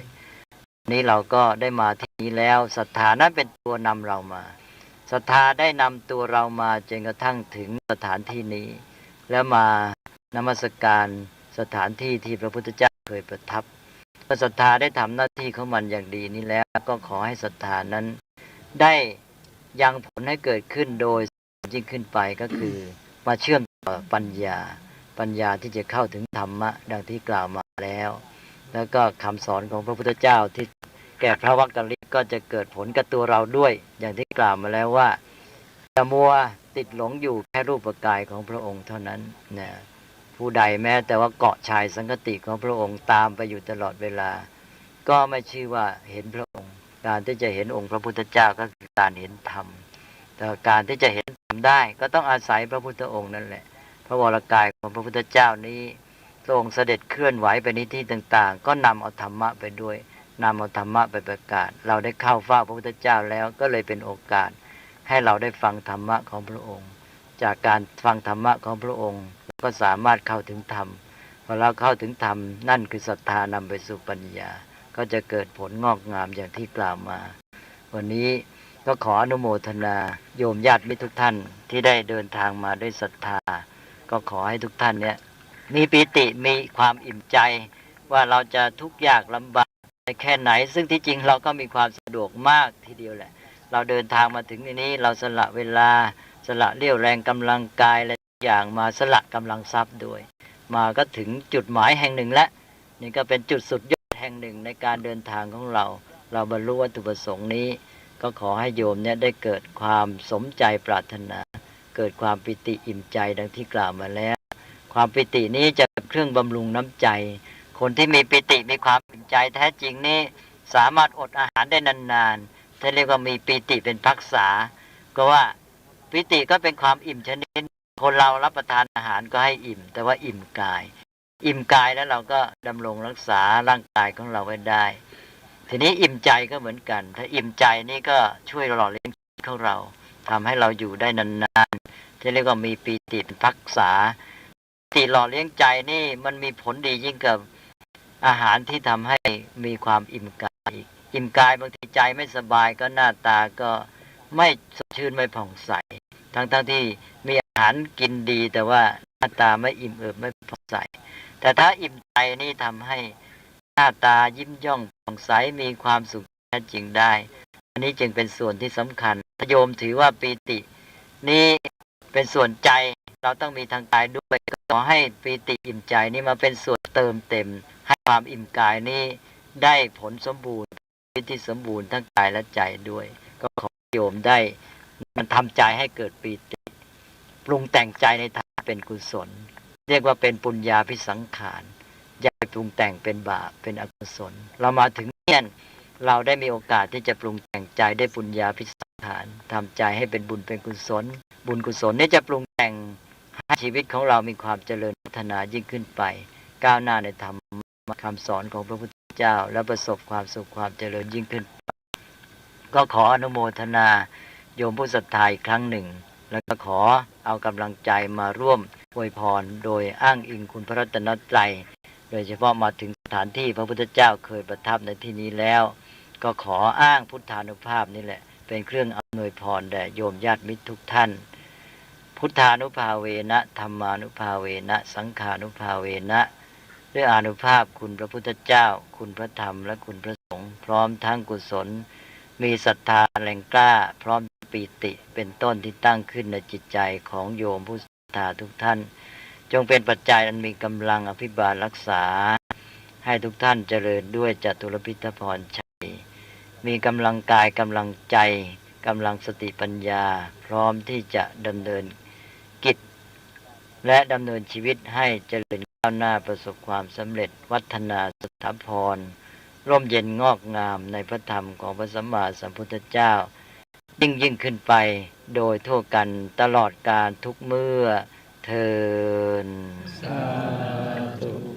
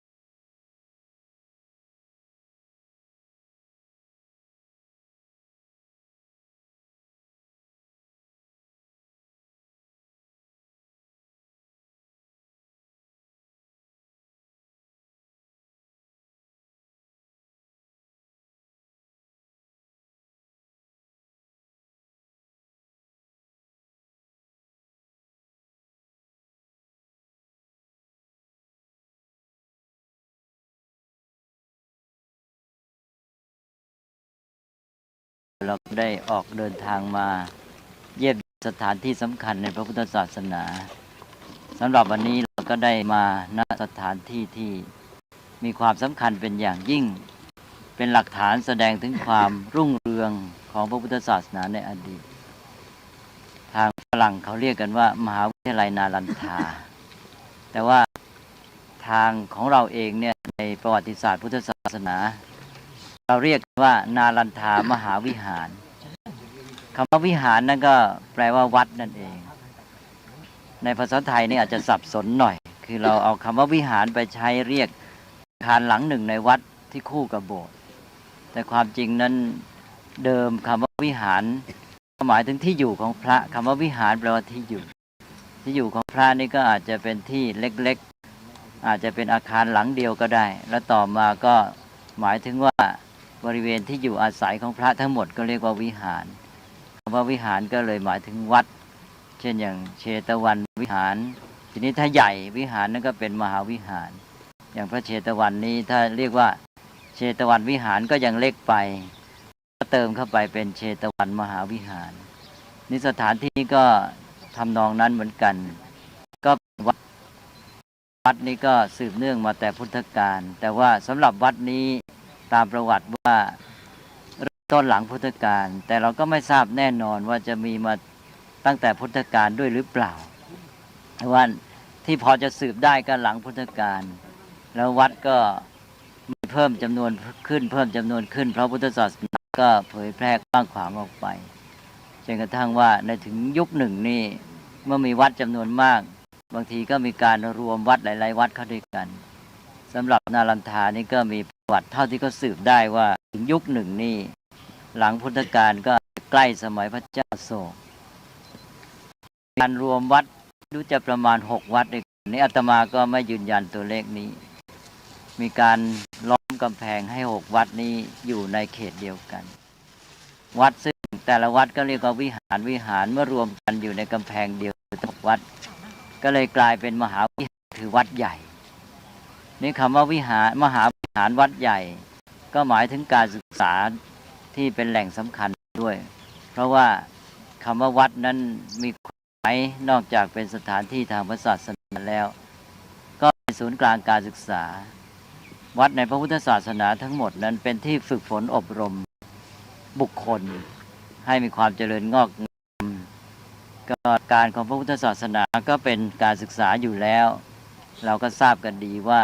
ตัวข้อปฏิบัติทั้งหมดในพระพุทธศาสนานี่เรียกว่าสิกขาแปลว่าการศึกษาเพราะนั้นชีวิตของพระนี่อยู่ด้วยสิกขาเวลาพระบวชเข้ามานี่พระอุปัชฌาย์ท่านก็จะบอกว่าศีลังสมทัคขาตังสมาธิสมทัคขาโตปัญญาสมทัคขาตาแล้วก็จะบอกสรุปให้ทราบบอกว่าให้พระเนี่ยตั้งใจศึกษาตามสิกขา3ประการนี้บอกว่าสักกัจจังอธิศีลสิกขาสิกขิตภาอธิจิตตสิกขาสิกขิตภาอธิปัญญาสิกขาสิกขิตภาเนี่ยนี่ชีวิตของพระพอเริ่มต้นอุปชฌาย์ก็บอกแล้วว่านะให้ตั้งใจนะให้ฝึกฝนอบรมศึกษาตามหลักอธิศีลอธิจิตอธิปัญญาชีวิตพระเป็นการศึกษาทั้งนั้นเพราะฉะนั้นวัดก็เลยกลายเป็นศูนย์กลางการศึกษาและยิ่งสมัยพุทธกาลด้วยมีทั้งภิกษุและภิกษุณีเพราะนั้นก็จึงถือว่าพระพุทธศาสนานี่ช่วยให้คนได้รับการศึกษาทั่วไปเป็นการศึกษามวลชนแล้วก็มีทั้งผู้หญิงผู้ชายสตรีก็มีโอกาสได้รับการศึกษาเป็นอย่างดีแล้วมีพระเถรีที่มีชื่อเสียงเป็นเอตทัคคะในด้านต่างๆเป็นธรรมกถึกเป็นพหูสูตรเป็นผู้ที่มีความรู้ความสามารถเป็นอักขรสาวิกามากมายอันนี้ก็เป็นประวัติศาสตร์พุทธศาสนาแล้วนอกจากนั้นที่สำคัญก็คือว่าการศึกษาในพุทธศาสนานี้เปิดโอกาสให้แก่ทุกวรรณะพระพุทธเจ้าก็ตรัสและบอกว่าจะเป็นคนวรรณะพราหมณ์กษัตริย์ก็ตามวรรณะพราหมณ์ก็ตามวรรณะแพทย์ก็ตามวรรณะสูตรก็ตามคือจะเป็นวรรณะผู้ปกครองหรือจะเป็นวรรณะผู้กระทำพิธีนักวิชาการหรือว่าจะเป็นพ่อหรือว่าเป็นกรรมกรเป็นคนรับใช้อะไรต่างๆนี่เข้ามาบวชแล้วท่านเรียกว่าเป็นสมณศักยบุตรเสมอกันทั้งหมดเพราะฉะนั้นพุทธศาสนานี้เปิดรับคนมาจากทุกชั้นวรรณะแล้วก็ให้ความเสมอภาคก็ทำให้ทุกคนมีโอกาสได้ศึกษาเรียนอันนี้เป็นการเปลี่ยนแปลงทางสังคมที่สำคัญเพราะว่าศาสนาพราหมณ์นี่เขาจะผูกขาดการศึกษาอย่างที่กล่าวว่าพราหมณ์เท่านั้นเป็นผู้รักษาทรงพระเวทไว้เป็นผู้สืบต่อมาเป็นคำศักดิ์สิทธิ์ทีนี้วรรณะที่จะเรียนได้บ้างก็มีวรรณะสัตว์แล้วก็วรรณะรองลงไปก็วรรณะแพทย์พ่อค้าแต่วรรณะสูตรนี่ไม่มีโอกาสที่จะศึกษาเลยพวกนอกวรรณะคือจันทานนี่ไม่ต้องพูดถึงสำหรับคนวรรณะสูตรนี่ถ้าหากว่ามาแม้แต่เพียงพระเวทเขาก็มีบทลงโทษไว้ในคัมภีร์มนูธรรมศาสตร์เป็นหนังสือกฎหมายตำรากฎหมายว่าให้เอาตะกั่วหลอดหูมันถ้าหากว่ามันสาธยายให้ตัดลิ้นมาเสียถ้าหากว่ามันเรียนพระเวทให้ผ่ากายมันเป็น2 ซี่นี่ร้ายแรงขนาดไหนเลยพ่อเรื่องราวในชาดกท่านเล่าถึงพระโพธิสัตว์เกิดเป็นคนนอกวรรณะคือเป็นจันทานถ้าอยากจะเล่าเรียนศึกษาสมัยก่อนพุทธกาลนั้นแหล่งการศึกษาสำคัญก็คือตักกศิลาเป็นดินแดนที่สาป่าโมกใครไปเรียนกันที่นั่นเป็นพ่อค้าเป็นมหาเป็นเจ้าชายก็จะต้องไปเรียนที่สำนักที่สาป่าโมกแต่เขาก็เปิดให้เรียนเฉพาะวรรณะสูงเท่านั้นพวกวรรณะสูตรเนี่ยไม่มีโอกาสได้เรียนจันทานไม่ต้องพูดถึงทีนี้มีเรื่องราวที่กล่าวเมื่อกี้ว่าพระโพธิสัตว์ได้เกิดเป็นคนในวรรณะจันทานก็มีความใคร่ต่อการศึกษาอยากจะเรียนก็ไม่มีทางจะเล่าเรียนก็ยอมตัวไปเข้าในสำนักที่สาป่าโมกเรียนไปก็มาถึงวันหนึ่งก็ไม่สามารถปิดบังชาติกำเนิดของตนได้คือว่าชาติกำเนิดนี่มันจะมีเกี่ยวกับเรื่องของวัฒนธรรมประเพณีชีวิตความเป็นอยู่แต่พื้นฐานเนี่ยเมื่อไปอยู่ร่วมกันเนี่ยมันจะปกปิดไม่ไหววันหนึ่งก็ปรากฏว่าเพื่อนจับได้พอเพื่อนจับได้ว่าเป็นคนจันทานมาร่วมสำนักเท่านั้นแหละเพื่อนที่เคยอยู่ร่วมกันรักใคร่กันดีก็กลับเป็นศัตรูทันทีพร้อมกันจับตัวบ้อมซ้อมใหญ่ไปกันขับไล่ออกจากสำนักมาอันนี้ก็ให้เห็นว่าการศึกษาที่เป็นมาในศาสนาพราหมณ์นั้นมีการผูกขาดเหลือเกินด้วยลัทธิวรรณะเนี่ย พระพุทธเจ้าได้ทรงประกาศพระศาสนาตั้งคณะสงฆ์นี่จึงเป็นการปฏิวัติสังคมที่สำคัญคนจากทุกวรรณะให้มีการศึกษาเสมอภาคการศึกษาก็ได้เจริญขึ้นด้วยอาศัยพระพุทธศาสนาเนี่ยก็เจริญเรื่อยสืบมาแล้วก็วัดนี่แหละก็คือศูนย์กลางการศึกษาเมื่อหลังจากพุทธกาลแล้วพุทธศาสนาเจริญขึ้นการศึกษาก็เจริญขึ้นด้วยอย่างที่กล่าวเมื่อกี้ว่าแหล่งกำเนิดของมหาวิทยาลัยนาลนดาก็คือวัดเล็กๆต่างๆที่มารวมกันเข้าที่มีการสร้างกำแพงล้อมรอบประมาณ6วัดรวมเป็นวัดเดียวก่อนก็กลายเป็นมหาวิหารแล้วต่อจากนั้นก็ขยายตัวตามลำดับตามยุคตามสมัยอันนี้พระราชามหากษัตริย์ที่นับถือพุทธศาสนาเมื่อมีพระมาเล่าเรียนกันอยู่มากก็ทรงอุปถัมภ์บำรุงจนกระทั่งถึงยุคสมัยหนึ่งนี่พระมหากษัตริย์ก็ให้ทรงเก็บภาษีจากหมู่บ้านกี่หมู่บ้านอาตมาไม่ได้จำแล้วตอนนี้คือไม่ได้ทบทวนว่าให้เอาภาษีจากหมู่บ้านเหล่านั้นมาบำรุงมหาวิทยาลัยนาลันทานี้พระมาเล่าเรียนก็สะดวกสบายตั้งใจศึกษาเล่าเรียนกันเต็มที่มหาวิทยาลัยนาลันทาก็ขยายใหญ่โตจนกระทั่งเป็นสถาบันการศึกษานานาชาติเมื่อพระพุทธศาสนาเจริญรุ่งเรืองขึ้นไพศาลไปตามประเทศต่างๆและมีอาณาจักรในดินแดนอื่นๆที่นับถือพุทธศาสนาก็จะมีพระสงฆ์ประเทศเหล่านั้นเดินทางมาศึกษาที่นี่เช่นอาณาจักรศรีวิชัยปัจจุบันเป็นประเทศอินโดนีเซียแล้วก็เป็นมาเลเซียจนกระทั่งถึงตอนใต้ของประเทศไทยถึงทางนครศรีธรรมราชล้วนแต่อยู่ในอาณาจักรศรีวิชัยตอนนั้นพุทธศาสนาเจริญรุ่งเรืองมากก็มีพระสงฆ์ที่เดินทางมาเล่าเรียนที่มหาวิทยาลัยนาลันทานี้หรืออย่างที่จีนก็มีที่สำคัญก็หลวงจีนเฮียนจังหรือที่เรารู้จักกันในนามว่าพระถังซัมจั๋งพระถังซัมจั๋งนี่ก็เดินทางมาเรียนที่นี่จบและยังแถมได้เป็นผู้บริหารท่านหนึ่งด้วยในมหาวิทยาลัยนาลันทานี้เป็นประวัติศาสตร์ที่เรื่องลือแนะนำความเจริญทางพุทธศาสนากลับไปให้กับประเทศจีนแล้วก็ยังมีจากประเทศเปตนะหรือบางท่านจากนี่เองนะท่านที่เป็นปราชญ์ชาวอินเดียเองรับนิมนต์ให้ไปสอนในประเทศทิเบตแล้วก็ชาวทิเบตเองก็มาเรียนที่มหาวิทยาลัยนาลันทาหรือพระจากนาลันทาก็ไปสอนในประเทศจีนเลยล้วนแต่ว่ามาถือเอาเมืองนาลันทามหาวิทยาลัยนาลันทานี่เป็นศูนย์กลางของการศึกษาอันนี้อาตมาก็ขอย้อนกลับไปพูดเริ่มต้นนิดหน่อยว่ากำเนิดของมหาวิทยาลัยนาลันทาเนื่องจากสถานที่นี้อยู่ในถิ่นที่สืบเนื่องกับพระมหาสาวกองค์สำคัญคือพระสารีบุตร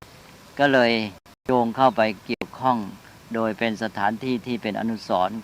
ของพระสารีบุตรไปด้วยเพราะเหตุว่าพระสารีบุตรมหาสาวกเป็นอัครสาวกเบื้องขวาของพระพุทธเจ้าที่ได้รับย่องว่าเป็นเอตทัคคะในทางปัญญาได้ถือกำเนิดที่บ้านนาลันทาเรียกว่านาลันทคามหรือนาลกะก็อยู่ในบริเวณนี้แหละเมื่อมหาวิทยาลัยนี้ตั้งขึ้นแล้วก็ปรากฏว่าได้มีการสร้างอนุสรณ์สำคัญจะเรียกว่าถูกหรือว่าเป็นเจดีย์หรืออะไรก็แล้วแต่ที่เราขึ้นไปเมื่อกี้นี้ที่สูงที่สุดนั่นเป็น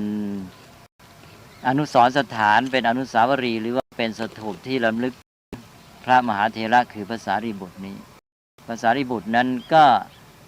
เรียกว่าการที่มามีมหาวิทยาลัยนาลันทาขึ้นที่นี่ก็เป็นความพอเหมาะอย่างหนึ่งคือว่ามหาวิทยาลัยนาลันทาก็เป็นศูนย์กลางการศึกษาเป็นเรื่องทางปัญญา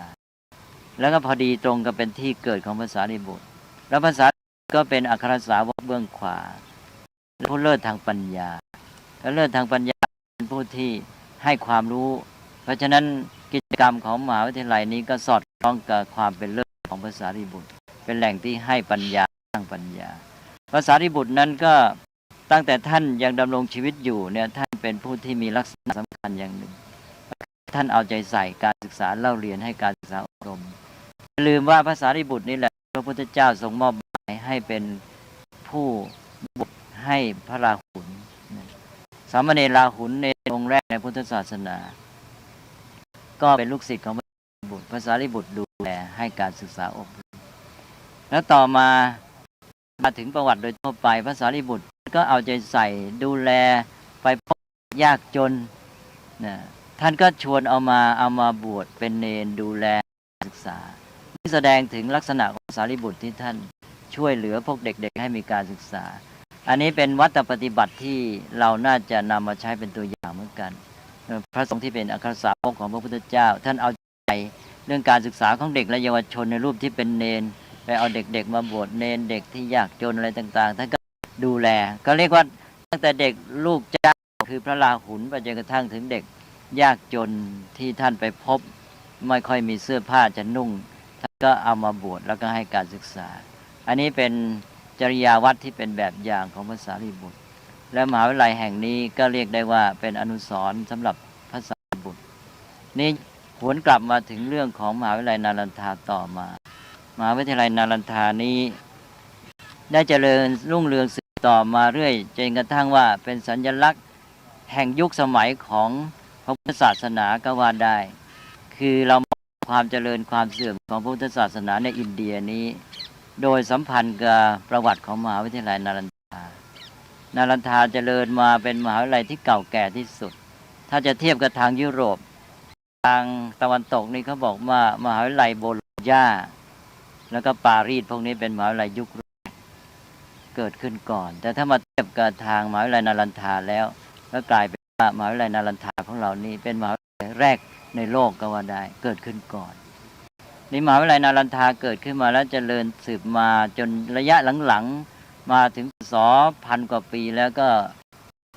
มีมหากษัตริย์ที่มีความเลื่อมใสในพุทธศาสนาและต้องการทนุบำรุงการศึกษา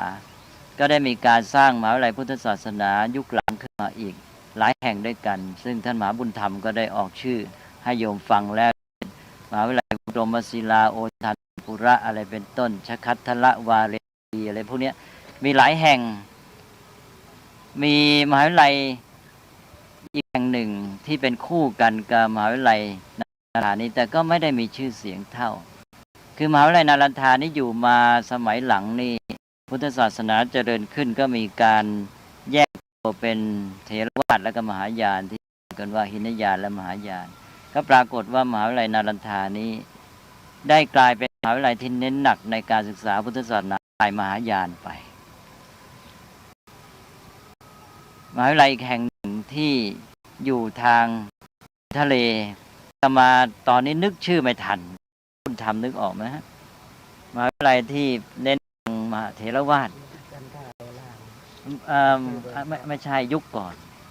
คือคู่กันกับนาลันทาเนี่ยมีมหาวิทยาลัยพุทธศาสนาอีกแห่งหนึ่งที่เป็นฝ่ายเถรวาทอาตมานึกไม่ทันตอนนี้เอาไว้ติดก่อนเพราะว่ามันนานๆก็ลืมไปชื่อต่างๆนึกออกบ้างนึกไม่ออกบ้างแต่ก็เป็นอันว่ามหาวิทยาลัยอีกแห่งหนึ่งเนี่ยไปทางเถรวาทในขณะที่นาลันทานี้ได้เน้นหนักไปทางมหายานทีนี้มหายานก็เจริญรุ่งเรืองที่นี่เราก็รู้กันว่าพุทธศาสนาฝ่ายเถรวาทนั้นต่อมาก็ค่อยๆเสื่อมไปจากอินเดียแล้วก็ไปตั้งศูนย์กลางใหญ่อยู่ที่ศรีลังกาแม้แต่พุทธศาสนาในประเทศไทยสมัยพ่อขุนรามคำแหงมหาราชก็ได้ไปจากประเทศศรีลังกาจนกระทั่งเราเรียกกันว่าเป็นลังกาวงศ์ส่วนพุทธศาสนาแบบเดิมที่เป็นจากสมัยพระเจ้าอโศกที่ไปถึงประเทศเราโดยทางนครปฐมอะไรนั้นก็เลือนลางจางลงไปก็ได้อาศัยสายใหม่ก็คือสายศรีลังกานี้เข้าไปเป็นสายปัจจุบัน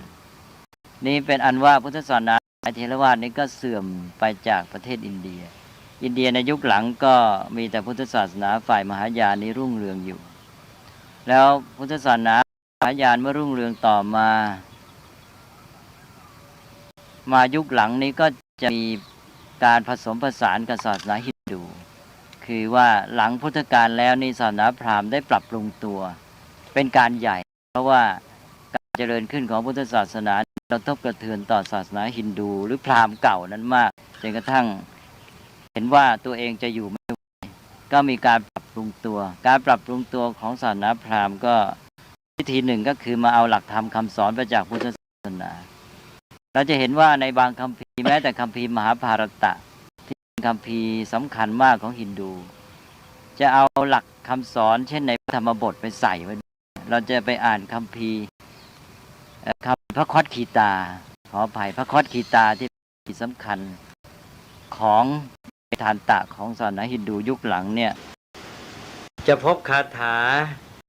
เห็นได้ว่าเอาไปจากพระพุทธศาสนาจากคาถานอกจากเอาคำสอนไปแล้วก็ยังมีการตั้งวัดและคณะสงฆ์ขึ้นมาเรียนแบบพระพุทธศาสนาคนที่ทำอย่างนี้ก็คือสังฆราจารย์สังฆราจารย์เนี่ยมีเล่ากันว่าเคยเรียนที่มหาวิทยาลัยนราธิวาสด้วยถ้าเป็นจริงอย่างนั้นก็น่าสันนิษฐานว่าคงจะเป็นการเรียนโดยมีแผนการหรือทำนองนั้นคือเรียนเพื่อมาเอาหลักคำสอนและวิธีการของพระพุทธศาสนาไปใช้ไปตั้งคณะสงฆ์เรียนแบบคือศาสนาพราหมณ์เดิมนี่เขาไม่มีคณะสงฆ์พราหมณ์นี่ก็อยู่กับบ้านครองเรือนมีบุตรมีภรรยาหรือแม้แต่พราหมณ์เดิมสมัยก่อนเขาไม่ครองเรือนแต่เขาก็ไม่วัดไม่ได้ตั้งเป็นชุมชนคณะสงฆ์ต่อมาเขาก็มาเรียนแบบเอาตั้งวัดแบบพุทธศาสนาขึ้นมาแล้วก็มีนักบวชอยู่แล้วก็ก็ทำให้เกิดความกลมกลืนและยิ่งสมัยหลังมีกษัตริย์ฮินดูปกครองชาวพุทธเราเป็นคนที่ใจคอมีเสรีภาพแล้วก็ชอบอยู่กลมกลืนกันก็เลยเข้ากันได้นี่ก็เป็นปัญหาอย่างหนึ่งนี่เวลากษัตริย์ฮินดูขึ้นปกครองนี่เพราะว่าพุทธศาสนาจะเดินรุ่งเรืองไปมากแล้วกษัตริย์ฮินดูนั้นก็ไม่กล้าเบียดเบียนพุทธศาสนาก็อุปถัมภ์บำรุงอย่างนาลันทานี่ก็บำรุงด้วยแต่ก็คิดว่าบำรุงในฐานะที่เป็นสถาบันการศึกษาเพราะนาลันทานั้นก็ไม่ได้เป็นสถานศึกษาเฉพาะพุทธศาสนาเท่านั้นเมื่อเจริญขยายตัวออกไปนานๆเข้านี่ก็มีการให้การศึกษาวิชาการทั่วไปทางโลกด้วยมีเช่นอย่างเรื่องดาราศาสตร์เป็นต้นแล้วก็การแพทย์เป็นต้นกฎหมายก็เรียนนั้นวิชาการทางโลกก็เรียนกันแล้วก็รับคฤหัสถ์เข้ามาเรียนด้วยนี่การศึกษาขยายออกไปก็ทำให้เป็นกิจการของรัฐก็ต้องอุปถัมภ์นั้นกษัตริย์ฮินดูก็มาอุปถัมภ์นาลันทานี่ในฐานะที่เป็นสถาบันการศึกษาเพราะเหตุที่เข้ามาอุปถัมภ์อันนี้ก็อาจจะเป็นปัจจัยอันหนึ่งที่ทำให้พระของเราเนี่ยโดยเฉพาะผู้บริหารเนี่ยต้องไปคล้ายๆว่ามีการเกรงใจพระมหากษัตริย์ผู้อุปถัมภ์บ้างก็ทำให้คำสอนอะไรต่างๆชักจะกลืนกันไปเรื่อยๆกับพวกฮินดูกระทั่งต่อมานี่ปรากฏว่าก็จะมีหลักลัทธิทางข้อปฏิบัติในพุทธศาสนามหายานเนี่ยเข้าไปประสานกับฮินดูเรื่อยมากขึ้นมาทั้งฝ่ายฮินดูเขาก็สร้างหลักทฤษฎีขึ้นมาเช่นอย่างการที่บอกว่าพระนารายณ์เป็นเทพเจ้าผู้ยิ่งใหญ่นี่มีการอวตารแล้วก็บอกว่าพระพุทธเจ้าก็เป็นอวตารปางหนึ่งของพระนารายณ์นี่เป็นวิธีกลืนแหละให้พระพุทธเจ้านี่เป็นหนึ่งของพระนารายณ์เขาบอกกับบูชาพระพุทธเจ้าได้ไม่เป็นไรเพราะว่าพระพุทธเจ้าก็เป็นพระนารายณ์เองอวตารลงมาว่าแล้วเขาก็เอาพระพุทธรูปนี้ไปไว้ในเทวสถานเทวาลัยฮินดูด้วยเอาไปประกอบเอาพระนารายณ์ตั้งตรงกลางแล้วก็เอาพระพุทธรูปไปวางข้างๆอะไรอย่างนี้เนี่ยอันนี้ก็ค่อยๆประสานกลมกลืนกันไปแล้วก็มีวิธีการทางฝ่ายพุทธศาสนาเราก็มีการกลมกลืนคำสอนเพื่อจะให้สนองความต้องการของชาวบ้านมีการสร้างลัทธิพระโพธิสัตว์ขึ้นมามีพระโพธิสัตว์ต่างๆมีพระอวโลกิเตศวรพระมัญจุสรีเป็นต้นเนี่ยต่อมาพระโพธิสัตว์นี้ก็ทำให้เกิดลัทธิที่มีการอ้อนวอนมีการขออำนาจดลบันดาลก็คล้ายๆกับเทพในศาสนาพราหมณ์มากขึ้นทุกทีก็เลยความกลมกลืนก็มากขึ้นจนกระทั่งว่าต่อมานี้ก็ถึงกับมีลัทธิตันตระในฮินดูก็มีลัทธิตันตระในพุทธศาสนาเราก็มีลัทธิตันตระเกิดขึ้นก็เป็นพุทธศาสนาที่เราถือว่ายุคที่เสื่อมแล้วตันตระนี้ก็เกิดขึ้นประมาณสักตันตระนี้เกิดขึ้นประมาณสักพ.ศ.ประมาณ 2,200 แล้วก็ถือว่าเป็นยุคที่พุทธศาสนาเสื่อมแล้วต่อมาก็มีตันตระแบบที่เสื่อมลงไปอีกนะจนกระทั่งถือว่าการเสพกามนี้ก็เป็นเรื่องของการเข้าพระนิพพานได้อะไรต่างๆเหล่านั้นไปก็ลัทธินี้ก็เผยแพร่ออกไปในที่ต่างๆนำมาซึ่งความเสื่อมโทรมแก่พุทธศาสนาพุทธศาสนาในยุคหลังนี้กลมกลืนกับศาสนาฮินดูมากทีนี้อีกอย่างหนึ่งที่สำคัญที่ เป็นข้อน่าสังเกตก็คือว่าการที่มหาวิทยาลัยนารันทานี่เป็นศูนย์กลางการศึกษาของพระมีพระมาอยู่มากมายเป็นจำนวนหมื่นพระอาจารย์ที่สำคัญมีความรู้ก็มารวมกันอยู่ที่นี่นานๆเข้าเนี่ยก็เกิดผลเสียอีกด้านหนึ่งผลดีนี่ก็มีแล้วอย่างที่เป็นศูนย์กลางการศึกษาแม้แต่ละวันชาติใครๆก็ปรารถนาว่าจะมาเรียนวิทยาลัยนารันทาแต่ในเวลาเดียวกันอีกด้านหนึ่งความเสื่อมโทรมก็ได้เกิดขึ้นก็คือว่าพระเนี่ยจะมุ่งไหลมายังศูนย์กลางการศึกษาเข้ามาสู่ตัวเมืองก็ทำให้วัดในชนบทนี่อ่อนแอวัดตามชนบทไม่ค่อยมีพระอยู่แล้วไม่ค่อยมีพระที่มีคุณภาพอันนี้ฝ่ายฮินดูก็ขึ้นมาเรียนแบบพุทธศาสนาวัดก็อยู่ใกล้ๆกันแล้วก็มีอะไรแต่อะไรก็คล้ายกันเนี่ยต่อมาก็ไม่ค่อยมีพระอยู่พระฮินดูก็มาช่วยวัดพุทธบ้างเนี่ยมาทำอะไรแต่อะไรให้ต่อมาไม่มีพระอยู่ก็ฮินดูก็คืนไปเลยอะไรทำตรงนี้เนี่ยนี่ก็เป็นเหตุหนึ่งเป็นความอ่อนแอของพุทธศาสนาในชนบทพุทธศาสนาก็มารวมกันอยู่ที่ศูนย์กลางเมืองใหญ่เมืองสำคัญแบบนี้แบบมหาวิทยาลัยนารันทา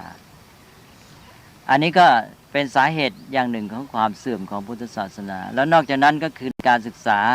ภายในสถาบันเองนี่ไปมาเนี่ยพระหนึ่งก็ได้รับการบำรุงจากพระราชาแล้วไม่ต้อง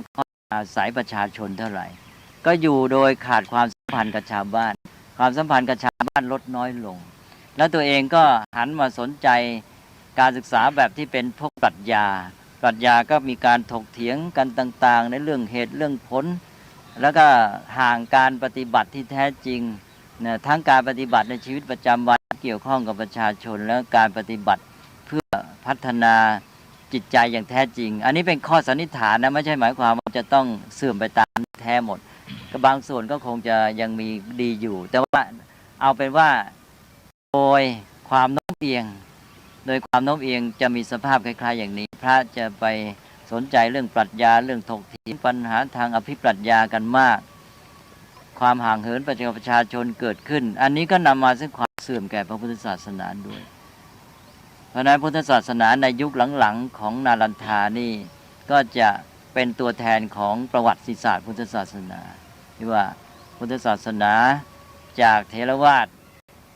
เด่นก็มาเป็นมหายานเด่นจากมหายานในยุคเบื้องต้นก็มาเป็นยุคที่มีลัทธิตันตระก็มีลัทธิตันตระแบบเสื่อมโทรมมากจนกระทั่งถึงพ.ศ. 1700กองทัพมุสลิมก็บุกมานานเป็นร้อยปีเข้ามาทางตะวันตกเฉียงเหนือแล้วก็แถบโน้นแหละที่เข้ามาทางปากีสถานอัฟกานิสถานบุกเข้ามาทางโน้นก็รบราฆ่าฟันทำสงครามค่อยๆชิงดินแดนได้เรื่อยมาเป็นร้อยปีจนกระทั่งมาถึงแถบนี้ซึ่งอยู่ทางภาคตะวันออกเฉียงเหนือของอินเดียพ.ศ. 1700นี่กองทัพมุสลิมก็ญาตราเข้ามาบุกทำลายหมดเลยมหาวิทยาลัยพุทธศาสนาแห่งนี้เขาก็จะเข้าไปฆ่าพระสงฆ์แล้วก็เผาอย่างที่นารานี่มีหอสมุดใหญ่ถึง3 หอสมุดตามประวัติว่าเขาเผาอยู่ไหม้อยู่เป็นเดือนกว่าจะหมดแสดงว่าใหญ่โตมโหฬารเหลือเกินศาสนาก็สูญสิ้นพระที่ขนคัมภีร์หนีไปได้ก็เอาไปได้บ้างหนีไปทางพม่าโดยลงเรือไปแล้วก็หนีไปทางเนปาลทิเบตอะไรพวกนี้หนีกันไปต่างๆหมดยุคพุทธศาสนาก็ถือว่าพุทธศาสนาสูญสิ้นจากประเทศอินเดียเมื่อประมาณพ.ศ. 1700หมดด้วยอาวุธด้วยคมอาวุธด้วยการสงครามแต่ก่อนที่สงครามมาถึงก่อนที่มุสลิมจะทำลายนั้นก็อ่อนแอด้วยการที่เข้าไปประสานกลมกลืนกับศาสนาฮินดูเมื่อกี้นี้ลืมบอกไปว่าศาสนาฮินดูนี่ความหมายหนึ่งก็คือศาสนาพราหมณ์ที่ปรับปรุงใหม่คือพราหมณ์เขาปรับปรุงตัวใหม่เราก็เรียกกันว่าศาสนาฮินดูเพื่อจะแยกให้เห็นง่ายศาสนาฮินดูนี่จะมีหลักคำสอนที่มีหลายส่วนที่ละไม้คล้ายคลึงพุทธศาสนาดึงไปจากพุทธศาสนาแม้แต่เรื่องอหิงสาที่คนฮินดูกินพวกเนื้อสัตว์อะไรต่างๆเหล่านี้ถือว่ามาจากอิทธิพลพุทธศาสนา เพราะศาสนาพราหมณ์นี่เป็นศาสนาบูชายันจะไม่กินเนื้อสัตว์ได้ยังไงใช่ไหมศาสนาพราหมณ์เดิมนั่นเป็นศาสนาแห่งการบูชายันเอาอกใจเทพเจ้าเอาสัตว์ทั้งหลายมาฆ่าเนี่ยเช่นเอาแพะ100แกะ100วัว100ในสมัยพุทธกาลนี่มีเรื่องในพระสูตรหลายพระสูตรพระพุทธเจ้าเสด็จไปที่โน่นที่นี่เจอพระมหากษัตริย์บ้างแม้แต่พระเจ้าประเสนที่โกศลที่มีชื่อในประวัติศาสตร์พุทธศาสนาหรือเจอพราหมณ์ผู้ใหญ่บ้างกำลังเตรียมประกอบพิธีบูชายันสัตว์ต่างๆจำนวนอย่างละ500เนี่ยมาผูกมามัดไว้พระพุทธเจ้าก็เสด็จเข้าไปแล้วก็ทรงสนทนาไต่ถามแล้วก็ทรงสอนคำสอนที่ทำให้เขาเปลี่ยนความเชื่อถือเลิกบูชายันนะแก้มัดพวกสัตว์เหล่านั้นออกไปอย่างนี้เป็นต้นนี่ก็มีเรื่องราวมาในพระสูตรแต่ว่ามาในสมัยหลังนี่ศาสนาฮินดูกลายเป็นศาสนาที่คนกินเนื้อสัตว์นะก็เพราะอิทธิพลพุทธศาสนาอาจจะเป็นได้ว่าพยายามแข่งกับพุทธศาสนาให้เห็นว่าพุทธศาสนานี่สอนหลักการไม่เปลี่ยนนะฉันยิ่งกว่าพวกท่านอีกอะไรทำนองนี้ทำยิ่งกับท่านเป็นการแข่งนี่เป็นเรื่องของประวัติศาสตร์คงจะต้องสืบสาวกันเยอะแต่ว่าจากความเป็นมาที่เท่าที่มองเห็นก็เป็นอย่างนี้แหละก็เป็นอันว่าพุทธศาสนาก็หมดไปจากดินแดนประเทศอินเดียถึงสูญสิ้นไปเลยที่มีขึ้นในปัจจุบันนี้เป็นการรื้อฟื้นขึ้นใหม่ก็เข้ามาจากประเทศอื่นๆมาจากประเทศลังกาบ้างอย่างท่านนาคาริกธรรมปาละนี่เข้ามาฟื้นฟูพุทธคยาอีพุทธคยาตอนที่ชาวพุทธจะมานมัสการใหม่เนี่ยมันหมดสภาพไปแล้วไปตกอยู่เป็นที่ที่ชาวฮินดูยึดครองนักบวชฮินดูยึดครองไว้หมดเลยอนาคาริกธรรมปาละต้องมาต่อสู้อยู่เป็นเวลานานใช้กำลังใช้ความสามารถความอดความเพียรเป็นอย่างมากนั้นพุทธศาสนานี่เป็นอันว่าในอินเดียนี่หมดไปแล้วก็มาฟื้นฟูกันใหม่เรื่องของนาลันทานี้ก็จึงทั้งหลักฐานที่แสดงความเจริญรุ่งเรืองและความยิ่งใหญ่ของพุทธศาสนาพร้อมกันนั้นก็เป็นเครื่องแสดงถึงความสูญสิ้นของพุทธศาสนาด้วยเพราะว่าที่นี่ก็ถูกชาวมุสลิมเผาอย่างที่ว่าเมื่อนาลันทาสลายหมดแล้วก็พุทธศาสนาก็หมดไปจากประเทศอินเดียในการสูญสิ้นของพุทธศาสนานี่เป็นเครื่องเตือนใจชาวพุทธว่าอันหนึ่งที่จะรักษาพระศาสนาไว้ได้ก็คือพุทธบริษัท4ของเราเนี่ยจะต้องมีความมั่นคงในหลักการของพุทธศาสนาและจะต้องมีส่วนร่วมรับผิดชอบในพระศาสนาและจะต้องยึดถือในหลักการอย่างสำคัญเวลานี้ที่น่าเป็นห่วงก็คือจะมามีความรู้สึกแข่งกันเช่นเหมือนกับว่าคนที่จะต้องรับผิดชอบพระพุทธศาสนาก็คือพระเวลาพระทำอะไรไปแล้วโยมก็บอกพุทธศาสนานี่ยังไงพระไม่ดีไม่ได้ความไม่น่านับถือก็พานจะเลิกนับถือพุทธศาสนาหาได้คิดไหมว่าพระพุทธศาสนาเป็นของบริษัท4พระเสียเรายังอยู่นี่โยมยังอยู่คฤหัสถ์ยังอยู่อุบาสกอุบาสิกายังอยู่อุบาสกอุบาสิกาก็ต้องรักษาพุทธศาสนายามใดที่พระสงฆ์เพลียงพล้ำอุบาสกอุบาสิกาจะต้องเป็นหลักกลับมาช่วยฟูรักษาพระพุทธศาสนาไว้นะคติอย่างหนึ่งก็คือการที่วางท่าทีต่อสถานการณ์พุทธศาสนาให้ถูกต้อง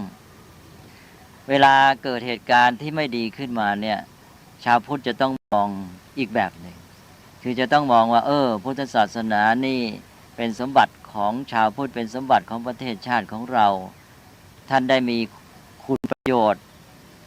ทำคุณให้แก่ประเทศชาติสังคมของเรามาทำให้สังคมของเรามีวัฒนธรรมมีความเจริญรุ่งเรืองมีสันติสุขมานานแล้วบัดนี้พุทธศาสนาของเราตกต่ำมีปัญหาเกิดขึ้นมีปัญหาแล้วเราชาวพุทธจะต้องช่วยเหลือกันเนี่ยตอนนี้เราจะช่วยพระพุทธศาสนาของเราอย่างไรเวลานี้ปัญหาจะเป็นแบบนี้ไม่ใช่ว่าพระไม่ดีแล้วไม่ความพุทธศาสนาไม่ใช่อย่างนั้นจะต้องมองว่าเวลานี้พุทธศาสนาของเราเพียงพล้ำเราจะช่วยท่านได้อย่างไร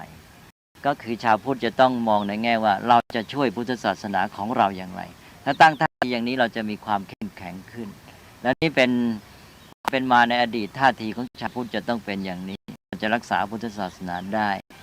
นี้ในการที่จะรักษาพุทธศาสนานั้น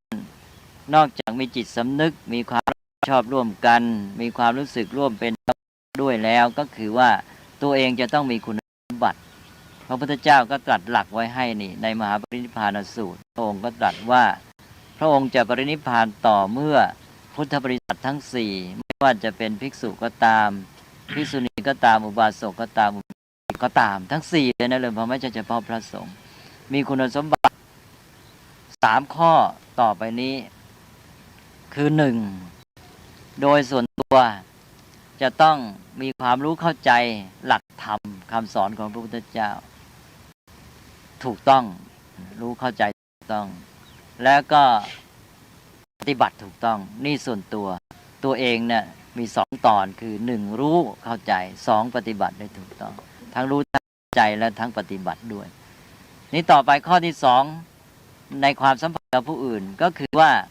มีความรู้เพียงพอและมีเมตตาธรรมมีความเผื่อแผ่มีน้ำใจที่จะ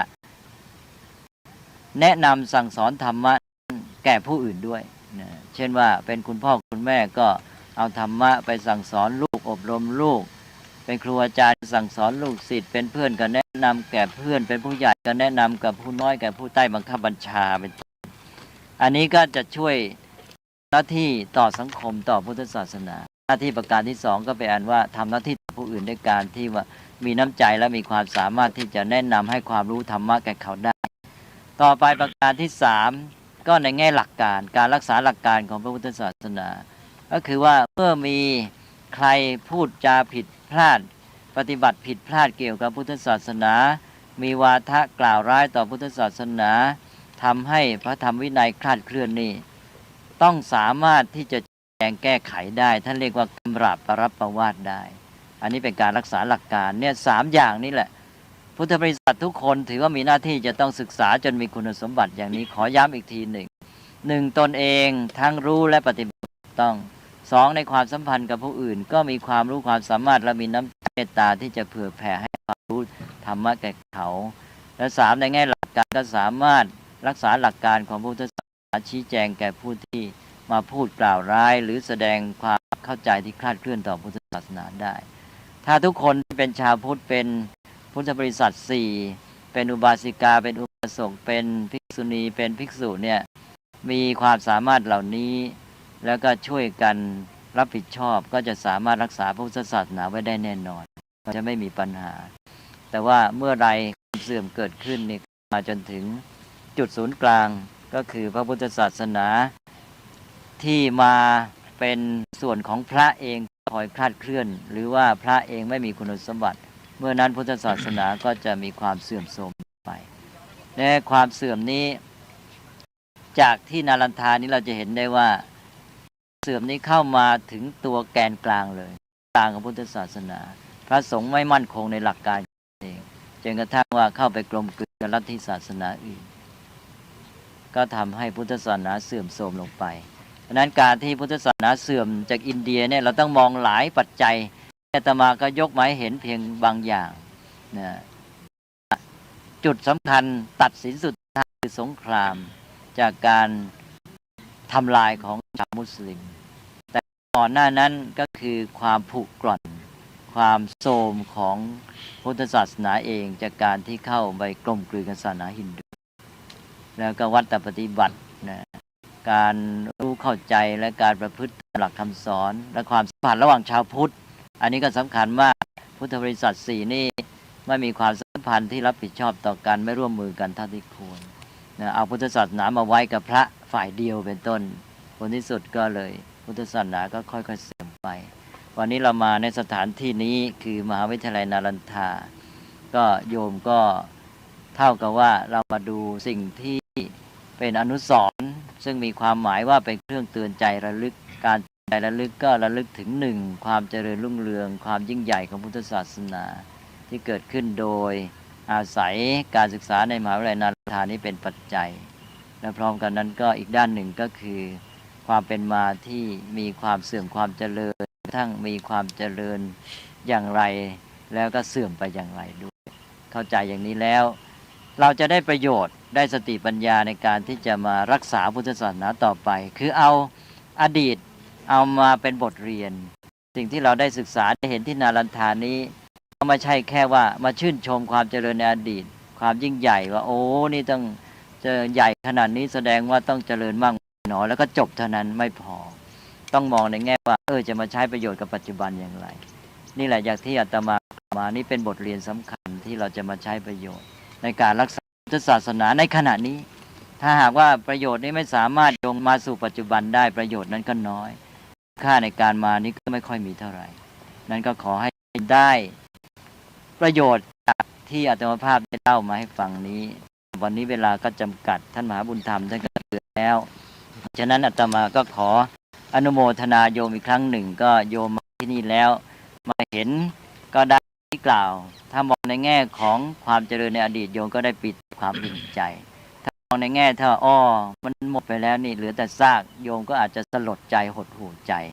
แต่ว่าจะเป็นอันไหนก็ตามถ้าจะให้ได้ผลดีก็คือมันมากระตุ้นเร้าใจเราว่ามันมีความเจริญอย่างนี้ในอดีตเราต้องทำใหม่ให้ได้ในแง่ของความทำลายเราก็มาเตือนใจว่าเราต้องได้บทเรียนใช้ประโยชน์ป้องกันไม่ให้เกิดความเสื่อมอย่างนี้เราก็จะได้ประโยชน์ทั้ง2ประการแล้วเราก็มาช่วยกันทำนุบำรุงพุทธศาสนาให้เจริญรุ่งเรืองยิ่งขึ้นไปก็ขอให้โยมทุกท่านได้มีกำลังกายกำลังใจกำลังปัญญาที่จะได้ช่วยกันปฏิบัติบำเพ็ญความเจริญงอกงามความดีความประเสริฐของชีวิตแล้วก็ได้ช่วยกันดำรงรักษาพุทธศาสนาให้เจริญรุ่งเรืองมั่นคงเป็นประโยชน์สุขแก่ประชาชนและชาวโลกตลอดไปชั่วกาลนานเทอญ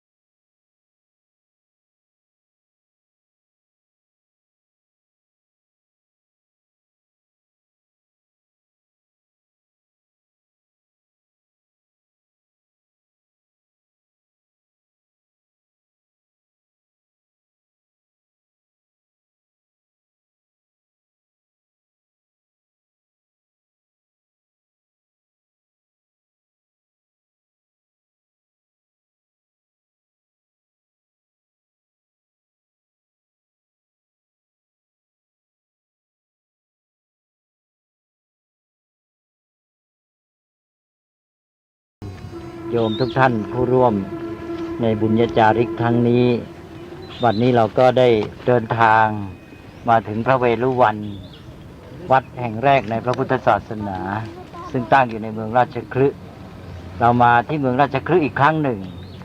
ความจริงเมื่อวานนี้เราก็มาแล้วแต่เรามาแค่ที่พระมูลคันธกุฎีกุฏิเดิมของพระพุทธเจ้าที่เขาคิจกูฏแล้วก็เวลาก็มืดค่ำเราก็ไม่สามารถจะมาถึงพระเวฬุวันได้ทั้งที่อยู่ที่ใกล้กันก็จึงต้องกลับไปพักผ่อนกันที่วัดไทยนารันทาตามคัมภีร์ท่านบอกว่านารันทามาถึงราชคฤห์นี้ห่าง1 โยชน์1 โยชน์มาเทียบปัจจุบันก็ต้อง16 กิโลเมตรนี่ก็ระยะทางในแบบนี้ทางรถยนต์ก็ทราบจากท่านมหาบุญธรรมว่า13 กิโลเมตรก็แสดงว่าตัวใกล้เคียงมากก็อาจจะเป็นได้ว่าสมัยก่อนนี่เป็นทางเกวียนก็แล้วก็อีกอย่างหนึ่งก็เป็นการที่วัดคร่าวๆเพราะฉะนั้นก็ใกล้เคียงความจริงว่าตัวเลขเก่าในคัมภีร์ซึ่งนานต้องเป็นพันปีแล้วก็เท็จจริง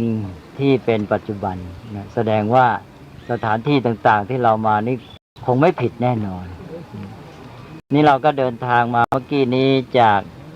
นารันทาแล้วก็มาราชคฤห์ในเวลาประมาณสักเท่าไหร่เมื่อกี้นี้ใช้เวลาสัก20 นาทีได้ไหมนั้นสำหรับระยะทาง13 กิโลเมตรหรือ1 โยชน์ซึ่งตามตัวเลขของการคำนวณก็ต้องเป็น16 กิโลเมตรสำหรับเรื่องเมืองราชคฤห์นี้อาตมาก็ได้เคยพูดถึงแล้ว 2-3 ครั้งว่าเป็นเมืองหลวงของแคว้นมคธแล้วก็เป็นเมืองหลวงสมัยพุทธกาล ก็ได้เล่าให้ฟังว่าต่อมาก็ได้ย้ายไปสู่เมืองปาตลีบุตรแต่ก่อนที่จะไปสู่ปาตลีบุตรนั้นก็ตามตำนานก็ว่าย้ายไปเมืองเวสาลีก่อน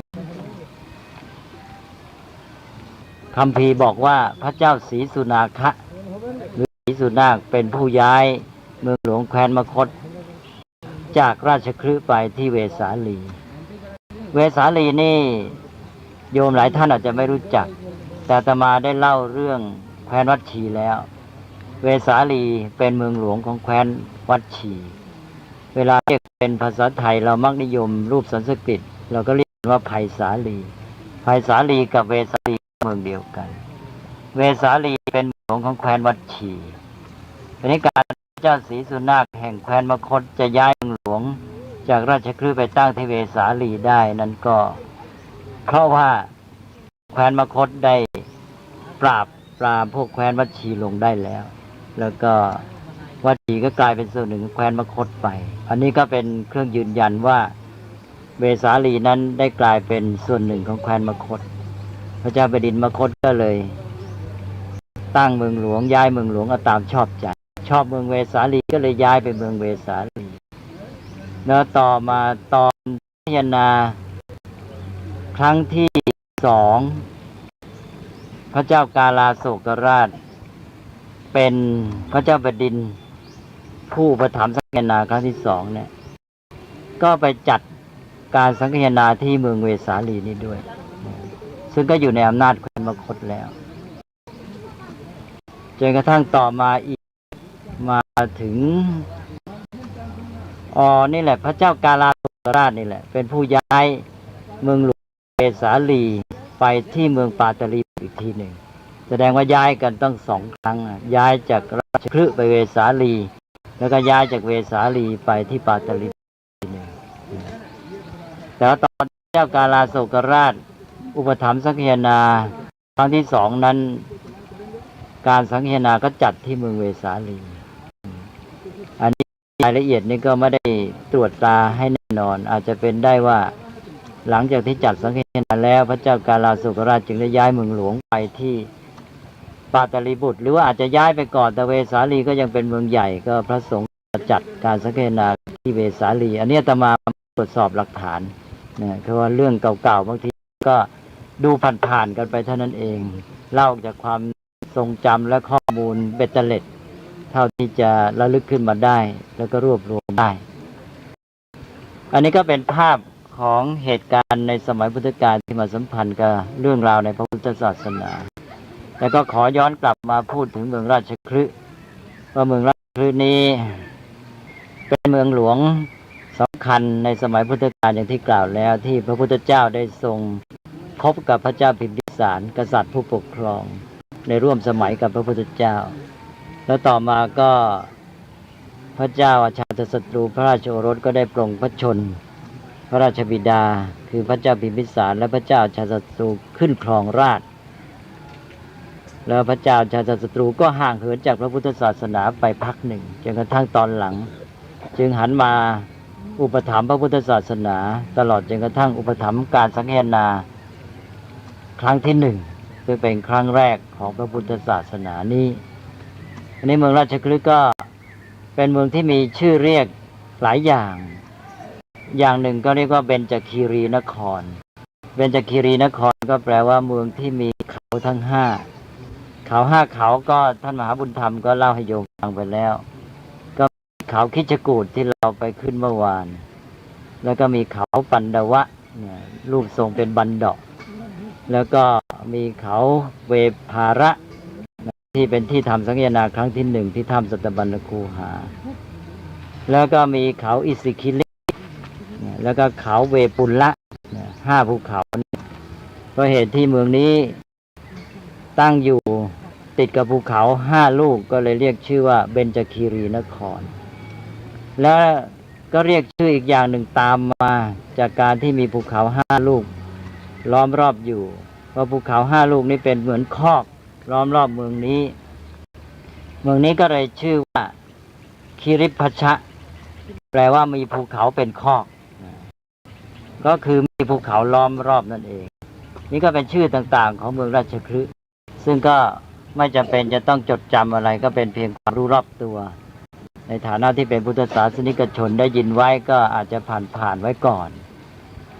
ข้อสำคัญก็คือว่าพระพุทธเจ้าได้ทรงเสด็จมาประดิษฐานพระพุทธศาสนาที่เมืองนี้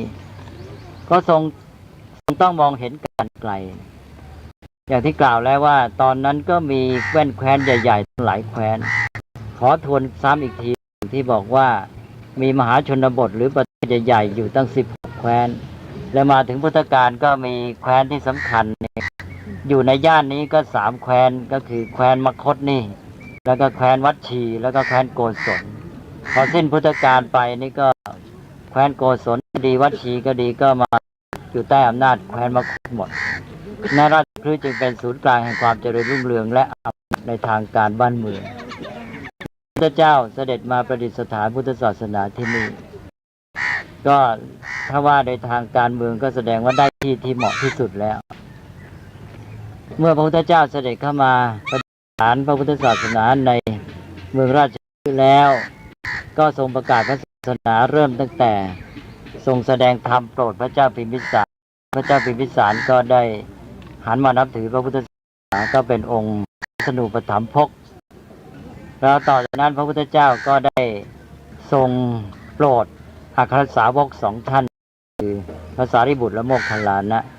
แต่ย้อนกลับไปพูดนิดหนึ่งอาตมาก็คอยเล่าข้ามไปคือว่าพระเจ้าพิมพิสารเมื่อเริ่มใสแล้วเนี่ยก็ได้ถวายวัดแห่งแรกก็คือวัดเวรุวันเนี่ยเวรุวันนั้นก็แปลว่าป่าไผ่เรามาในที่นี้ด้านนอกๆโยมก็ยังเห็นต้นไผ่ไม่ทราบว่าไผ่นี้มาจากพุทธกาลหรือว่าเป็นไผ่ปลูกใหม่แต่ว่าก็ดีเป็นบรรยากาศที่ทำให้เราหวนระลึกไปถึงวัดพระเวรุวันซึ่งมีความหมายว่าเป็นป่าไผ่นี้ป่าไผ่อันนี้สมัยพุทธกาลก็คงจะมากกว่านี้มากมายพระพุทธเจ้าได้เสด็จประทับที่นี่ก็ถือว่าเป็นวัดแห่งแรกในพุทธศาสนานี่เหตุการณ์สำคัญต่อมาก็คือว่าทรงได้อัครสาวกซ้ายขวาพอได้อัครสาวกซ้ายขวาคือพระสารีบุตรและโมคคัลลานะนั้นตามประวัติก็บอกว่าพระโมคคัลลานะบวช7 วันก็ได้บรรลุอรหัตผลส่วนพระสารีบุตรนั้นมีปัญญามากได้บรรลุอรหัตผลทีหลังมีปัญญามากกลับบรรลุทีหลังพระอัตถกถาจารย์ท่านก็อธิบายบอกว่าเหมือนกับพระเจ้าแผ่นดินหรือแม่ทัพใหญ่ๆนี่เวลาจะเคลื่อนทัพไปนี่ช้าอึดอัดไม่เหมือนกับคนชาวบ้านทั่วไปนี่จะไปไหนก็ไปปุ๊บปั๊บทันทีไปได้แสดงว่าพระสารีบุตรปัญญาท่านมากท่านคิดเยอะไตร่ตรองพิจารณาทวนหน้าสืบหาเหตุปัจจัยต่างๆเนี่ยพระราชาที่ว่าจะยกทัพเนี่ยจะเคลื่อนย้ายพลกายไปที่ต่างๆนี่ล่าช้าหน่อยแต่เมื่อพระสารีบุตรตรัสรู้แล้วคือลาภอันยิ่งใหญ่ของพุทธศาสนาเพราะเป็นกำลังของพระพุทธเจ้าพระพุทธเจ้าตรัสสรรเสริญพระสารีบุตรนั้นนอกจากเป็นเอตทัคคะในธรรมมีปัญญามากและพระองค์ตรัสว่าสามารถแสดงพระธรรมจักรได้แม้นพระองค์ทีเดียวนะคือพระธรรมจักรนี้กันเราก็รู้กันว่าเป็นพระสูตรที่สำคัญแสดงหลักการของพระพุทธศาสนาพระสารีบุตรนี้สามารถแสดงแม้นเหมือนพระองค์ทีเดียวเพราะฉะนั้นเป็นกำลังอันยิ่งใหญ่ของพระพุทธเจ้าทำงานเป็นก็มือขวาชัดอยู่แล้วเรียกว่าอัครสาวกเบื้องในพระสารีบุตรนี้ก็ได้ตรัสรู้บรรลุอรหัตผล15 วันหลังจากได้บวชแล้วก็ได้บรรลุธรรมโน่นถ้ำสุขรขาตาที่เราขึ้นไปบนเขาคิชกูฏเมื่อวานก่อนที่จะขึ้นไปถึงพระคันธกุฎียอดนี่ก็ได้ผ่านถ้ำสุขรขาตาถ้ำสุขรขาตานั้นก็เป็นจุดที่พระสารีบุตรท่านได้ฟังพระพุทธเจ้าแสดงธรรมแก่ทีฆขปริพาชกพระสารีบุตรนั้นก็อยู่เบื้องหลังเขาเรียกว่าถวายงานพัดอยู่เบื้องพระปริศดางของพระพุทธเจ้าเบื้องพระปริศดางก็คือข้างหลังนั่นเองก็ตอนนั้นก็เป็นลูกศิษย์เป็นสันติวิหาริกก็เลยดูแลปฏิบัติพระอุปชาก็พัดให้พระพุทธเจ้าทีนี้ก็พระพุทธเจ้าทรงแสดงธรรมให้แก่ปริพาชกพระสารีบุตรก็เลยได้ฟังด้วยเมื่อฟังจบแล้วพระสารีบุตรก็เลยได้บรรลุอรหัตผล เหตุการณ์ก็มาประจวบตอนนี้ละตอนนี้ก็พอดีจะถึงวันเพ็ญเดือน3วันเพ็ญเดือน3นับจากที่พระพุทธเจ้าตรัสรู้มาท่านบอกได้9เดือนพอดีพระพุทธเจ้าตรัสรู้วันเพ็ญเดือน6แล้วก็มาจำพรรษาแรกเมื่อแสดงธรรมจักรตโปตนสูตรที่เมืองพาราณสีอิสิปตนมฤคทายวันแล้วเสด็จต่อมายังแคว้นมคธเนี่ยมาถึงนี่จะได้อัครสาวกมาแสดงธรรมโปรดทีฆนขะปริพาชกภาษาริบุตรได้ตรัสรู้นี่รวมพอดี9 เดือนพอดีถึงวันมาฆปูรณมีวันเพ็ญเดือน3นะเป็นเวลาที่ถือว่ามีความสำคัญคือว่าแต่ก่อนนี้ก็ถือปฏิทินทางจันทรคติเพราะฉะนั้นวันเพ็ญจะมีความสำคัญอยู่โดยสามัญแล้วแต่นอกจากนั้นก็ท่านยังบอกว่าเป็นวันสำคัญในศาสนาพราหมณ์ด้วยบ้างก็ว่าเป็นวันศิวาราตรีอะไรต่างๆอันนี้เราก็ไม่ต้องเอาใจใส่มากนักละรวมความว่าเป็นวันที่มีความสำคัญในศาสนาเดิมของเขาตามประเพณีอันนี้ก็เลยเกิดเหตุการณ์ในพุทธศาสนาขึ้นมาด้วยว่าตอนเย็นพระพุทธเจ้าก็เสด็จลงมาจากเขาคิชกูฏแล้วก็มาที่พระเวทีนี้ปรากฏว่ามีพระอรหันต์ได้มาประชุมกันที่นี่ที่พระเวฬุวันนี้ 1,250 องค์ก็เกิดเป็นการประชุมใหญ่ของพระสาวกขึ้นตอนนั้นยังต้นพุทธกาลคิดดูแค่9 เดือนเท่านั้นเองหลังจากตรัสรู้มีพระสาวกประชุมกันตั้ง 1,250 องค์ก็ต้องถือว่าเป็นการประชุมใหญ่ท่านเรียกว่ามหาสันนิบาตในการประชุมครั้งนี้มีลักษณะพิเศษที่มีองค์ประกอบ4ประการก็คือว่า1มีภิกษุ 1,250 รูปมาประชุมและล้วนเป็นพระอรหันต์ทั้งสิ้นแล้วก็ท่านเหล่านั้นล้วนว่าเป็นเอหิภิกขุปสัมปทาได้บทโดยพระพุทธเจ้าบทให้เองแล้วก็เป็นผู้ทรงไว้ซึ่งอภิญญาแล้วก็มาโดยไม่ได้นัดหมายกันด้วยท่านถือว่านี้เป็นองค์ประกอบ4ประการก็เลยเรียกการประชุมนี้ว่าจาตุรงคสันนิบาตแปลว่าการประชุมที่พร้อมด้วยองค์4ประการพระพุทธเจ้าก็ทรงเห็นว่าการพลักพร้อมอย่างนี้ก็เป็นโอกาสพิเศษที่ดีเหมาะแก่การที่จะทรงแสดงธรรมเป็นพิเศษก็เลยได้ทรงแสดงโอวาทหลักคำสอนที่เป็นหลักการสำคัญของพระพุทธศาสนาเราเรียกกันว่าโอวาทปาติโมกข์โอวาทก็โอวาทหรือคำกล่าวสอนปาติโมกข์ก็ที่เป็นหลักเป็นประธานคำกล่าวสอนที่เป็นหลักเป็นประธานก็คือคำสอนสำคัญของพระพุทธศาสนาในคำสอนนี้ก็มีตั้งหลายตอนมีทั้งหมด3 คาถาครึ่งก็พูดง่ายๆว่ามี3 ตอนวันเรามาประชุมกันในที่นี้ก็พอดีประจวบมาที่พระเวฬุวันด้วยแล้วก็วันพรุ่งนี้จะเป็นวันมาฆปุรณมีเป็นวันเพ็ญเดือน3ก็จะเป็นวันมาฆบูชามาฆบูชาจะมาถึงวันพรุ่งนี้วันนี้ก่อนไปวันหนึ่งแต่ก็คิดว่าไหนๆมาที่นี่แล้วใกล้วันจริงแล้วก็เลยพิธีมาฆบูชากันซะที่นี่เลยแม้จะยังไม่ตรงก่อนหน้าวันหนึ่งก็ไม่เป็นไรเราก็เลยมาฟังธรรมเรื่องวันมาฆบูชานี่อย่างที่กล่าวแล้วว่าในวันมาฆบูชาหรือวันมาฆปุณณมีพระพุทธเจ้าทรงแสดงธรรมที่เรียกว่าโอวาทปาติโมกข์เราก็เลยมาศึกเรื่องโอวาทปาติโมกข์กันหน่อยโอวาทปาติโมกข์ได้บอกโยมเมื่อกี้นี้บอกว่าประกอบด้วยคาถา3 คาถากึ่งหรือจะเรียกว่าเป็น3 ตอนก็ได้ตอนที่1นี้ก็มีว่าอาตมาจะเล่าให้ฟังก่อนนะคือว่าอย่าเพิ่งถือเอาเป็นเรื่องที่หนักสมองเวลาพูดให้ฟังอย่างนี้ก็รู้สึกยากเหมือนกันแหละแต่เอาพอผ่านๆไว้ก่อนเดี๋ยวอาตมาค่อยไปจี้จุดที่ต้องการให้โยมรู้อีกทีหนึ่งลำดับความว่ามีคาถา3 ตอนแรกนี้ก็บอกว่าขันติปรมังตโปติติขานิพพานังปรมังวัฏติพุทธานาหิปัปพจิตโตปรูปคาตีสมโนโหติปรังวิเหทยันโตอันนี้คาถาแรกเลยคาถาแรกนี้แสดงอะไรบ้างแสดงลักษณะของพุทธศาสนาที่ต่างจากศาสนาพื้นเดิมที่มีอยู่ พุทธศาสนาเกิดขึ้นใหม่จะแสดงหลักการสำคัญของพระพุทธศาสนาจุดแรกก็คือการแยกออกจากศาสนาเดิมเพราะอันนี้จะเป็นข้อสำคัญเพื่อให้ชาวพุทธนี่รู้จักตัวเองรู้จักหลักคำสอนให้ถูกต้องไม่ฉะนั้นเดี๋ยวจะเอาคำสอนของพระพุทธเจ้าไปเที่ยวปะปนกับลัทธิอื่นๆคำสอนอันแรกก็บอกขันติประมังตะโปตีติกขาคือสมัยพุทธกาลเมื่อพระพุทธเจ้าจะอุบัติขึ้นมานั้นข้อปฏิบัติสำคัญในศาสนาพื้นเดิมก็คือเขาชอบบำเพ็ญตบะการบำเพ็ญตบะนี่เป็นที่นิยมกันนักหนาว่าจะเป็นทางที่จะทำให้บรรลุความบริสุทธิ์หลุดพ้นถึงจุดหมายของศาสนาในยุคนั้นก็เลยมีการบำเพ็ญตบะกันมากพระพุทธเจ้าได้ทรงให้ประทานคำสอนใหม่ว่าการที่มาทรมานร่างกายตนเองด้วยประการต่างๆเช่นว่าไปอดข้าวกลั้นลมหายใจนอนบนหนาวอาบน้ำในฤดูหนาวตากอยู่กลางแดดในฤดูร้อนอะไรทำนองนี้เป็นต้นเนี่ยไม่ใช่หนทางที่จะทำให้เกิดการตรัสรู้อย่างนักเทรแม้แต่สมัยปัจจุบันก็ยังใช้วิธีเป็นตบะอยู่ว่าเช่นเขาจะโกนผมเขาก็ไม่ใช้มีดโกนเขาจะถอนผมทีละเส้นอย่างที่เราพบ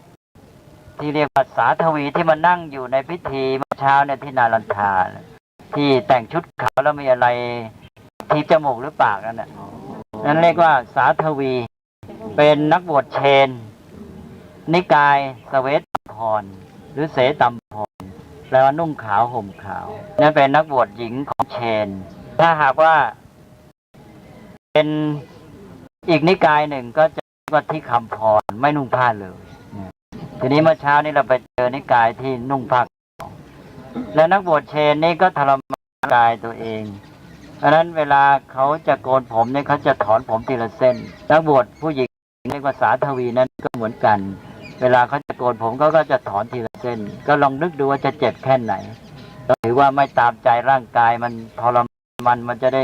หมดกิเลสไปนะพระพุทธเจ้าก็ตรัสว่าการบำเพ็ญตบะเนี่ย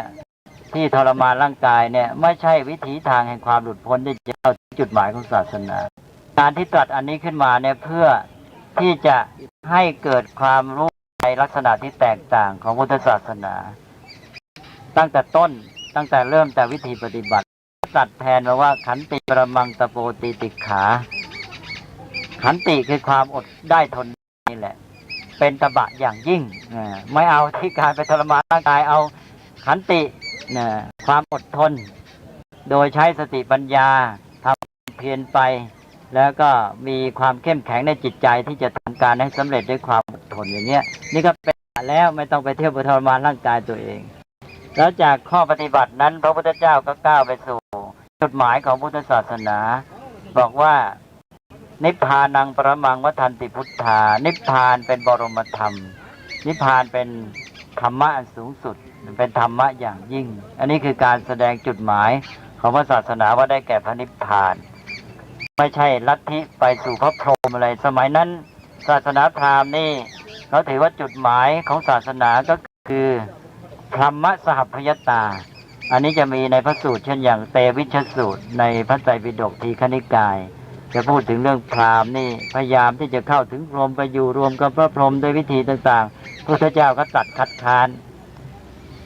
เป็นอันว่าการอยู่ร่วมพระพรหมการเป็นหนึ่งเดียวกับพระพรหมการเข้าถึงพรหมเนี่ยเป็นจุดหมายของศาสนาพราหมณ์ก่อนพระเจ้าของเราอุบัติขึ้นพระพุทธเจ้าก็ตรัสแสดงจุดหมายของพุทธศาสนาว่าได้แก่นิพพานบอกให้รู้ชัดไปเลยไม่ใช่ไปอยู่กับพระพรหมนะแล้วต่อไปก็สิ่งที่ปรากฏของศาสนาข้อสำคัญอีกอย่างหนึ่งก็คือนักบวชคือคนประเภทใดที่เป็นบรรพชิตในพุทธศาสนาพระพุทธเจ้าตรัสออกไปเลยว่าคนที่จะเป็นบรรพชิตนั้นไม่เป็นผู้ทำร้ายผู้อื่นนะถ้าเป็นผู้ที่ทำร้ายเบียดเบียนคนอื่นไม่เชื่อเป็นสมณะคือหมายความว่านักบวชหรือบรรพชิตเนี่ยไม่ใช่คนทำร้ายคนอื่นเป็นผู้ภัยมีเวรอันนี้ก็เป็นลักษณะสำคัญของพระภิกษุซึ่งเป็นบรรพชิตในพระพุทธศาสนาไม่ได้เอาที่การเป็นสื่อตัวกลางระหว่างพระพรหมกับมนุษย์เนี่ยอย่างศาสนาพราหมณ์นี่นักบวชก็เป็นผู้ทำหน้าที่เป็นสื่อกลางระหว่างพระพรหมกับมนุษย์ นะหรือเป็นผู้ผูกขาดพระเวทเป็นผู้ทำพิธีบูชายันนะอะไรทำนองนี้ความหมายอย่างหรือว่าเป็นผู้ที่สามารถโดนบันดาลสิ่งนั้นสิ่งนี้มีอำนาจอภินิหารความหมายของนักบวชจะมีประการต่างๆพระพุทธเจ้าก็ตรัสไปเลยลักษณะนักบวชบรรพชิตในพุทธศาสนานั้นอยู่ที่ความเป็นผู้ไม่มีภัยมีเวรลักษณะนี้จะมีมาในพุทธศาสนาตลอดมาคือเราจะมีความรู้สึกว่าถ้าเห็นพระสงฆ์แล้วจะปลอดภัยมีความร่มเย็นพระสงฆ์ไปไหนไม่มีภัยมีเวรไม่มีอันตรายแก่ใครอันนี้ลักษณะที่แท้จริงของพระไม่ไปเอาที่การที่ว่าไปทำฤทธิเดชปาฏิหาริย์โดนบันดาลมาเป็นสื่อกลางพระพรหมอะไรต่างๆที่ว่าเมื่อกี้นี่แยกให้ถูกเลยนี่แหละพระพุทธเจ้าตรัสให้เห็นลักษณะบางอย่างที่เด่นชัดในพุทธศาสนาที่ต่างจากศาสนาพื้นเดิมซึ่งใช้ได้แม้กระทั่งปัจจุบันนี่คือคาถาที่หนึ่งเนี่ยถ้าโยมเข้าใจอย่างนี้จะเห็นว่าคาถาในพระโอวาทปาติโมกข์นี่มีความสำคัญอย่างไรอาตมาก็ผ่านไปแล้วคาถาที่ทีนี้คาถาที่สองพอแสดงลักษณะของพุทธศาสนาที่ต่างจากศาสนาอื่นๆโดยเฉพาะในนั้นและพระองค์ก็เข้ามาถึงตัวหลักคำสอนเลยหลักคำสอนก็มีว่าสัพพปาปัสสะอาการนังกุศลสูปสัมปทาสจิตตะปริโยทัปนังเอตังพุทธานาสาสนังก็บอกออกไปว่าการไม่ทำความชั่วทั้งปวงหนึ่งการทำความดีสนให้ถึงพร้อมหนึ่งการทำใจให้บริสุทธิ์ผ่องใสหนึ่งนี้เป็นคำสอนพระพุทธเจ้าทั้งหลายพระองค์ไม่ได้บอกของพระพุทธองค์นี้นะพระองค์บอกพุทธานังของพระพุทธเจ้าทั้งหลายไม่ว่าพระพุทธเจ้าองค์ไหนก็สอนอย่างนี้หมดนะอันนี้คาถานี้เป็นคาถาที่ชาวพุทธรู้จักมากที่สุดแล้วพระก็นิยมสอนเพราะว่าเป็นข้อปฏิบัติคาถาที่หนึ่งนั้นแสดงลักษณะสำคัญของพุทธศาสนาพอมาคาถาที่สองนี่เป็นคำสอนสำหรับเป็นภาคปฏิบัติเลยว่าชาวพุทธเนี่ยจะต้องทำอะไรบ้างหนึ่งไม่ทำชั่วสองทำความดีสามทำใจให้ผ่องใสอันนี้จำกันได้ดีแล้วเพราะฉะนั้นอาตมาอธิบายมากแต่อาจจะย้อนกลับมาพูดอีกทีหนึ่งแล้วก็ไปท่อนสามอีกคาถากึ่งสุดท้ายอีกคาถากึ่งนั้นก็มีว่าอนุปวาโทอนุปคาโตปฏิโมกขเอกจะสังวโรมัตตาจะพัตตัสมิงปันตันจะสยนาสนังอธิจิตเตจะอาโยโคเอตังพุทธานาสาอันนี้ก็เป็นท่อนที่ถือกันว่าเป็นคำสอนของพระพุทธเจ้าสำหรับพระสงฆ์ที่ทำหน้าที่เผยแผ่พระศาสนาว่าจะประพฤติปฏิบัติตัวอย่างไรนะคือพอได้คำสอนที่จะสอนแล้วทีนี้ตัวผู้ที่จะสอนเขานำคำสอนไปเผยแผ่นี่ควรจะดำเนินชีวิตมีวัตถปฏิบัติอย่างไรก็เริ่มด้วยอนุปวาโทการไม่กล่าวร้ายหนึ่งอนุปคาโตการไม่ทำร้ายหนึ่งนะพระจะไปสอนเขานี่ต้องเป็นตัวอย่างไม่กล่าวร้ายใครไม่ทำร้ายใครปาติโมกข์เขจะสังวโรแต่ว่าสำรวมตนในปาติโมกข์ปาติโมกข์ก็คือหลักพระวินัยคำสอนที่เป็นพื้นฐานที่เป็นระเบียบกฎเกณฑ์ข้อบังคับในการดำเนินชีวิตของพระภิกษุก็จะต้องมีความสำรวมระวังตั้งอยู่ในปาติโมกข์ในศีลปัจจุบันที่เรารู้กันว่าศีล227มัตตาจะพัตตัสมิงแปลว่าความเป็นผู้รู้จักประมาณในการบริโภคอันนี้ก็ข้อสำคัญต้องรู้จักกินพอดีเป็นผู้รู้จักประมาณในการรับประทานอาหารบริโภคด้วยความรู้เข้าใจวัตถุประสงค์โดยใช้ปัญญาไม่ได้กินอาหารเพื่อจะเพียงอร่อยจะตามใจอยากตามใจลิ้นนะโดยเฉพาะพระสงฆ์นี่เป็นผู้ที่ดำเนินชีวิตด้วยอาศัยญาติโยมเลี้ยงต้องอาศัยผู้อื่นเป็นอยู่เพราะฉะนั้นจะต้องทำตัวให้เขาเลี้ยงง่ายเป็นอยู่ง่ายๆไม่มัววุ่นวายมาครุ่นคิดและใช้แรงงานเวลาไปกับการแสวงหาสิ่งเหล่านี้ไม่เฉพาะอาหารเท่านั้นใจสี่อื่นก็เช่นเดียวกันคือไม่มามุ่งหาความสุขสำหรับเรื่องของวัตถุนั่นเองตัวเรื่องการกินอาหารนี่จะเป็นเรื่องใหญ่ของมนุษย์นะเพราะนั้นท่านก็จับแรกก็คือให้รู้จักประมาณในการบริโภคอาหารกินโดยรู้คุณค่าในปัญญาว่าเรากินเพื่ออะไรกินเพื่อให้ร่างกายแข็งมีสุขภาพดีจะได้ใช้ร่างกายนี้ดำเนินชีวิตงามท่านเรียกว่าจะได้อนุเคราะห์แก่พรหมจรรย์ ชีวิตที่ดีงามประเสริฐได้ทำหน้าที่นำธรรมะไปสั่งสอนประชาชนได้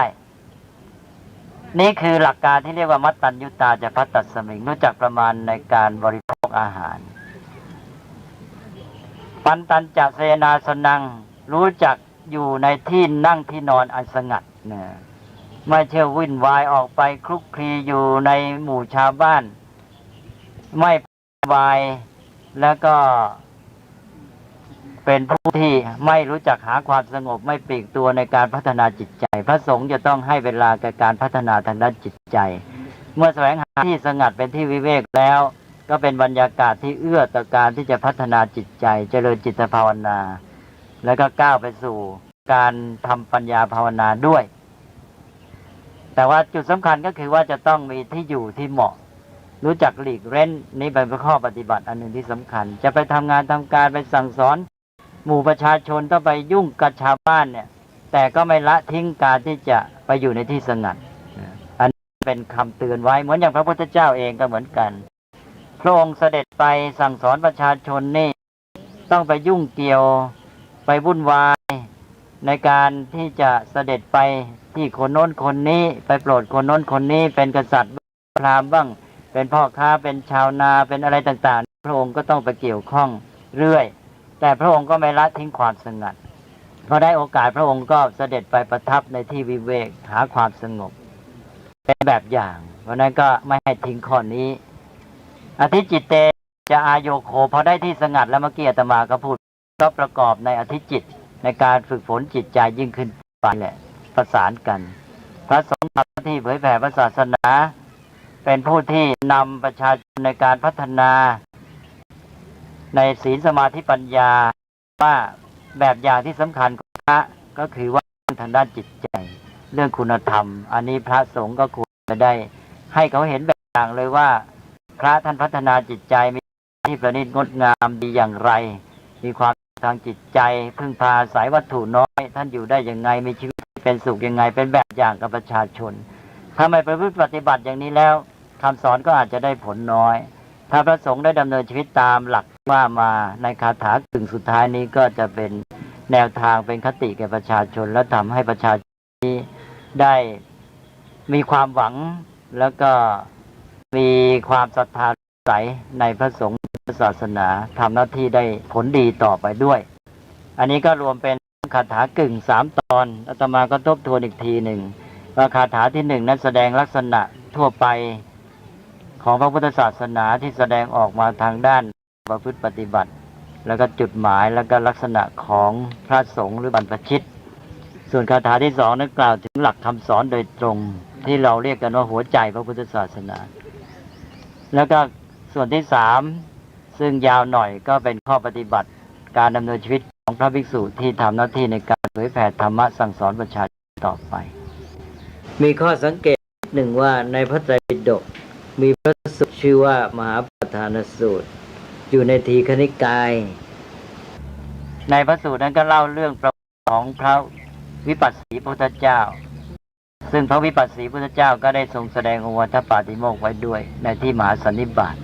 ก็เลยมีคาถานี้ปรากฏ2 แห่งแต่มีข้อแตกต่างกันนิดคือมีการสลับคาถาแห่งนั้นเอาคาถาอิปรมังตโปตีติขาขึ้นก่อนและคาถาสัพพปาปัสสะกรณังเป็นคาถาที่2ส่วนอีกแห่งหนึ่งนั้นกลับคาถาสัพพปาปัสสะกรณังขึ้นก่อนเอาตัวหลักคำสอนขึ้นก่อนแล้วก็ไปแสดงขันติปรมังตโปตีติขาคือลักษณะทั่วไปของพุทธศาสนามาลำดับที่รองอันนี้ก็อย่าไปถือเป็นสำคัญใจความก็ได้เท่ากันนั่นแหละสลับกันไปสลับกันมาอันนี้เป็นความรู้ต้นสำหรับให้โยมทราบคร่าวๆเกี่ยวกับพระโอวาทปาติโมกข์ที่พระพุทธเจ้าทรงแสดงในวันมาฆปุณณมีซึ่งวันนี้เราเรียกกันว่าวันมาฆบูชาวันมาฆบูชานั้นไม่ใช่ศัพท์เดิมในพุทธกาลมีคำนี้มีแต่คำว่ามาฆปุณณมีเท่านั้นเองมาปุณณมีประกอบคำในภาษาบาลีตามไวยากรณ์ก็เป็นมาฆปุณณมียังคือแปลว่าในวันดิถีเป็นที่เต็มดวงแห่งพระจันทร์ในเดือนมาฆะที่เราเรียกกันว่าเดือน3นี้ต่อมาเรากำหนดให้วันมาฆปุณณมีหรือวันเพ็ญเดือน3นี้เป็นวันสำคัญในพุทธศาสนาประกอบพิธีบูชาขึ้นเราก็เรียก มาฆบูชาแปลว่าการบูชาในวันในเดือนมาฆทิ้งคำว่าวันเพ็ญไว้ในฐานเข้าใจการบูชาในเดือนมาฆก็หมายถึงการบูชาในวันเพ็ญเดือนมาฆนั่นเองวันมาฆบูชานี้เพิ่งเกิดขึ้นในสมัยรัชกาลที่4นี่เองคือในหลวงรัชกาลที่4ก็ทรงศึกษาพระคัมภีร์ศึกษาพระไตรปิฎกมากทรงพบเห็นเหตุการณ์อันนี้ก็เห็นว่าเป็นเหตุการณ์ที่สำคัญนี้น่าจะมากำหนดเป็นวันสำคัญในพระพุทธศาสนาโดยก็ทรงโปรดให้จัดมีพิธีบูชาขึ้นมาสมัยก่อนนี้ในเมืองไทยเราก็มีวันวิสาขบูชาเท่านั้นเองเป็นวันสำคัญในสมัยสุโขทัยนั้นจำไม่แม่นแต่ว่าดูเหมือนจะมีการฉลองมีการบูชากัน3 วันหรือ7 วันแล้วเนี่ยอาตมาต้องไปดูอีกทีหนึ่งโยมสนใจก็ไปดูเองได้แต่ว่าทำกันจริงจังใหญ่โตมากแล้วก็ต่อมาวันวิสาขบูชาเองประเพณีก็เลือนลางลงไปจนกระทั่งมาถึงสมัยรุ่นจะประมาณรัชกาลที่2ก็มีการฟื้นฟูเป็นการใหญ่จะสมเด็จพระสังฆราชองค์หนึ่งเนี่ยก็เป็นผู้ที่เป็นประมุขพระสงฆ์และในหลวงโปรดว่าอยากให้มีพิธีวิสาขบูชาเป็นการใหญ่อีกหรือฟื้นคล้ายๆว่าประเพณีนี้เสื่อมถอยไปอยุธยาหรือเป็นเพราะว่าอยุธยากรุงแตกไปแล้วก็เลยการพิธีในพุทธศาสนาก็เลยค่อยๆลางลงไปพอมาถึงสมัยรัตนโกสินทร์ตอนต้นก็ในหลวงก็ทรงยุ่งกับเรื่องการลบราการที่จะป้องกันข้าศึกป้องกันบ้านเมืองพอปรับปรุงประเทศชาติได้ร่มเย็นเป็นสุขมาถึงสมัยรัชกาลที่2ในบ้านเมืองมั่นคงแล้วก็หันมาเอาใจใส่ในเรื่องสันติเรื่องความสงบเรื่องงานในยามที่บ้านเมืองดีก็เลยฟื้นฟูพระศาสนาก็ฟื้นฟูพิธีวิสาขบูชาโดยให้มีถึง3 วันนั่นก็เป็นการใหญ่แล้วต่อมาเราก็เลือนลางลงไปอีกจนกระทั่งวิสาขบูชาก็เหลือวันเดียวอย่างในประเทศศรีลังกานี่เขาให้ความสำคัญกับวิสาขบูชามากมีพิธีเนี่ยใหญ่โตมากใครเคยไปไม่ทราบไปกี่วัน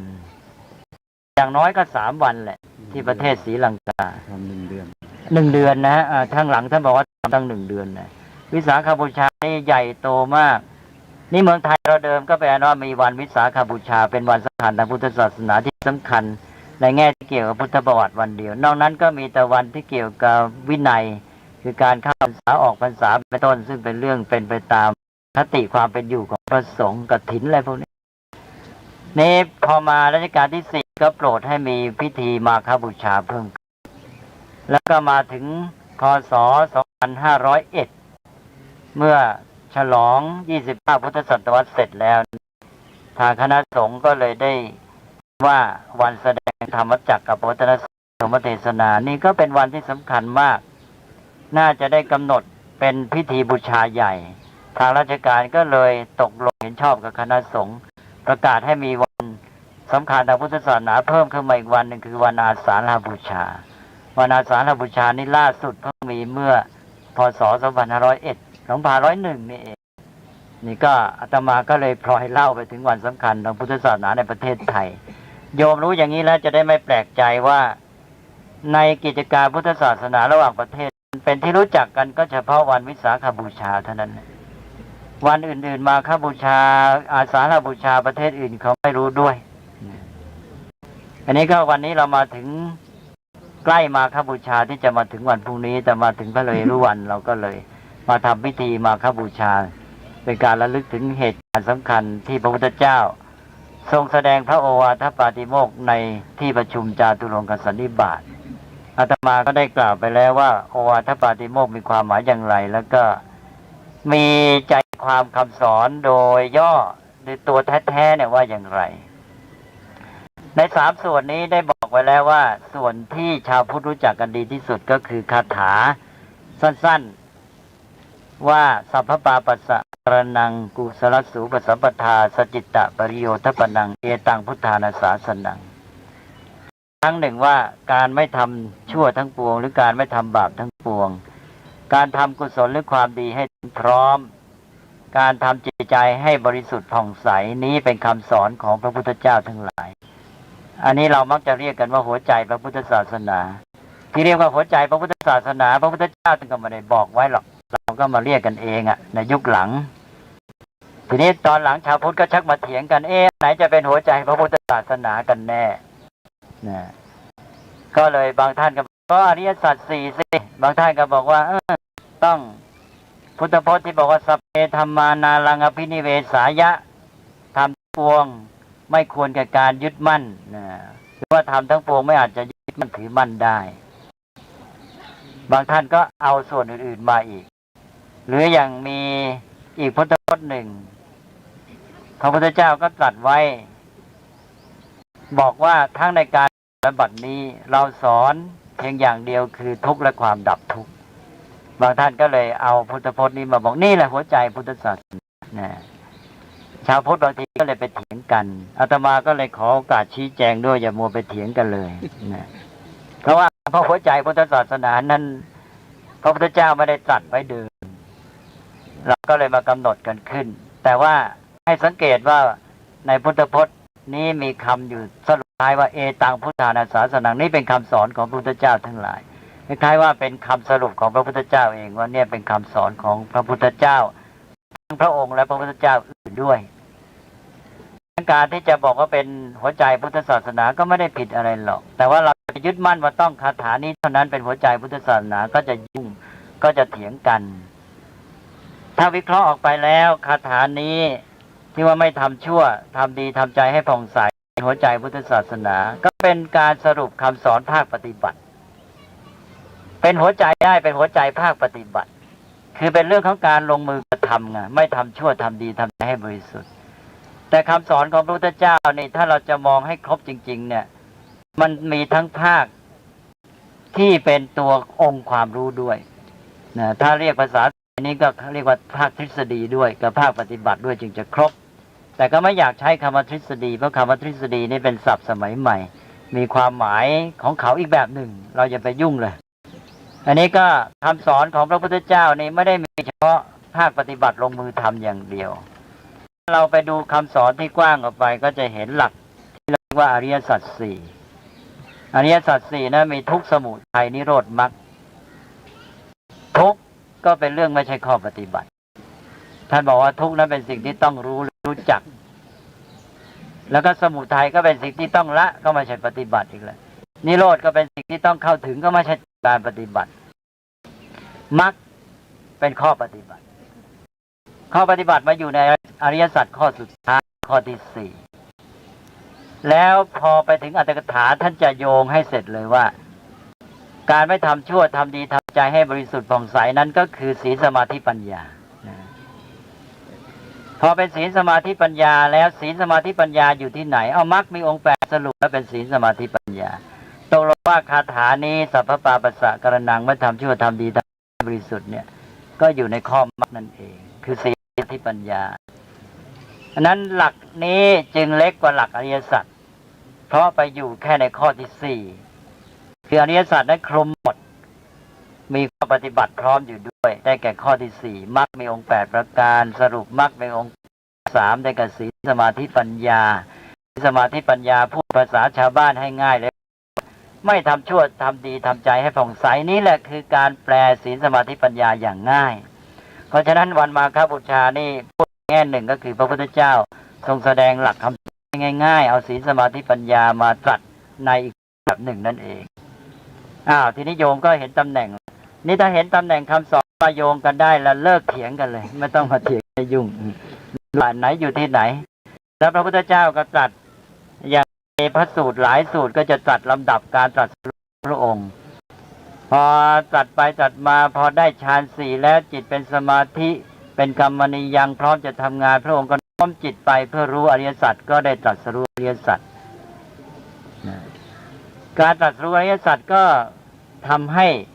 ในหลวงรัชกาลที่6ทรงพระราชนิพนธ์หนังสือขึ้นเล่มหนึ่งว่าพระพุทธเจ้าตรัสรู้อะไรนะถ้าคำตอบก็คือตรัสรู้อริยสัจ4ซึ่งเอามาจากพุทธพจน์เองเมื่อพระพุทธเจ้าตรัสรู้อริยสัจก็แสดงว่าอริยสัจเป็นหัวใจพุทธศาสนาใช่ไหมเพราะเป็นสิ่งที่พระพุทธเจ้าตรัสรู้จะมาโยงกันเข้ากันเรื่องการไม่ทำชั่วทำดีทำใจให้ผ่องใสหลักการนี้ก็อยู่ในข้อมรรคเพราะฉะนั้นอริยสัจ4ก็คลุมหมดอันนี้ว่าไปถึงที่บอกว่าทั้งในการก่อนและบัดนี้เราสอนแต่เรื่องความ และความดับทุกข์ทุกข์และความดับทุกข์อยู่ที่ไหนล่ะ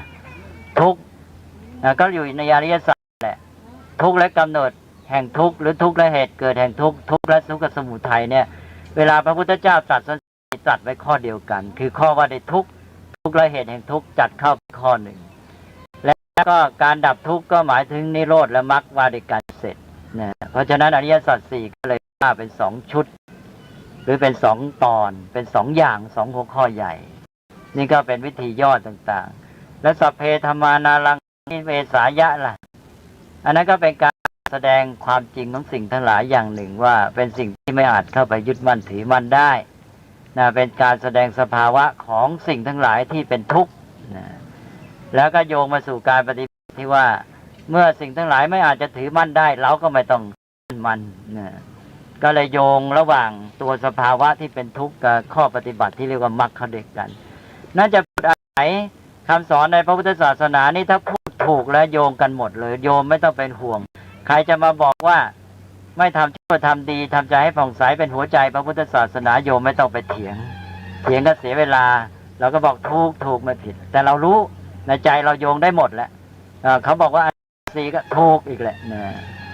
ยังตอบได้อีกนะเลยพรเวลาพระพุทธเจ้าตรัสรู้แล้วพระองค์จะเสด็จไปสั่งสอนทรงปรารภว่าคำสอนของพระองค์นี่ยากคนที่จะรู้ตามนี่ลำบากมากจะมีน้อยตอนนั้นคำที่พระพุทธเจ้าตรัสว่าสิ่งที่พระองค์ได้ตรัสรู้จะรู้ตามได้ยากนี้ได้แก่อะไรพระองค์ตรัสไว้เลยนะเหมือนกันพระองค์ตรัสบอกว่าได้แก่อิทัปปัจจยตาปฏิจจสมุปบาทและนิพพาน2เหมือนกันนะเลยอิทัปปัจจยตาปฏิจจสมุปบาทก็คือทุกข์และทุกขสมุทัยนิพพานก็คือนิโรธก็รวมเอาหรือเล็งเอามรรคเข้าไปด้วยเพราะเป็นข้อปฏิบัติจะให้ถึงแต่ว่าทรงเอาเฉพาะสภาวธรรมเพราะนั้นเวลาตรัสคำสอนของพุทธศาสนาสาระสำคัญอย่างที่เรียกว่าเอาเฉพาะหลักการแท้ๆนี่นะคืออิทัปปัจจยตาปฏิจจสมุปบาทและนิพพานนี่แหละตัวจริงเลยนี่พระพุทธเจ้าตรัสไว้เองแต่พอมาแสดงแบบสำหรับชาวบ้านจะเข้าใจในเชิงปฏิบัติมาแสดงเป็นอริยสัจสี่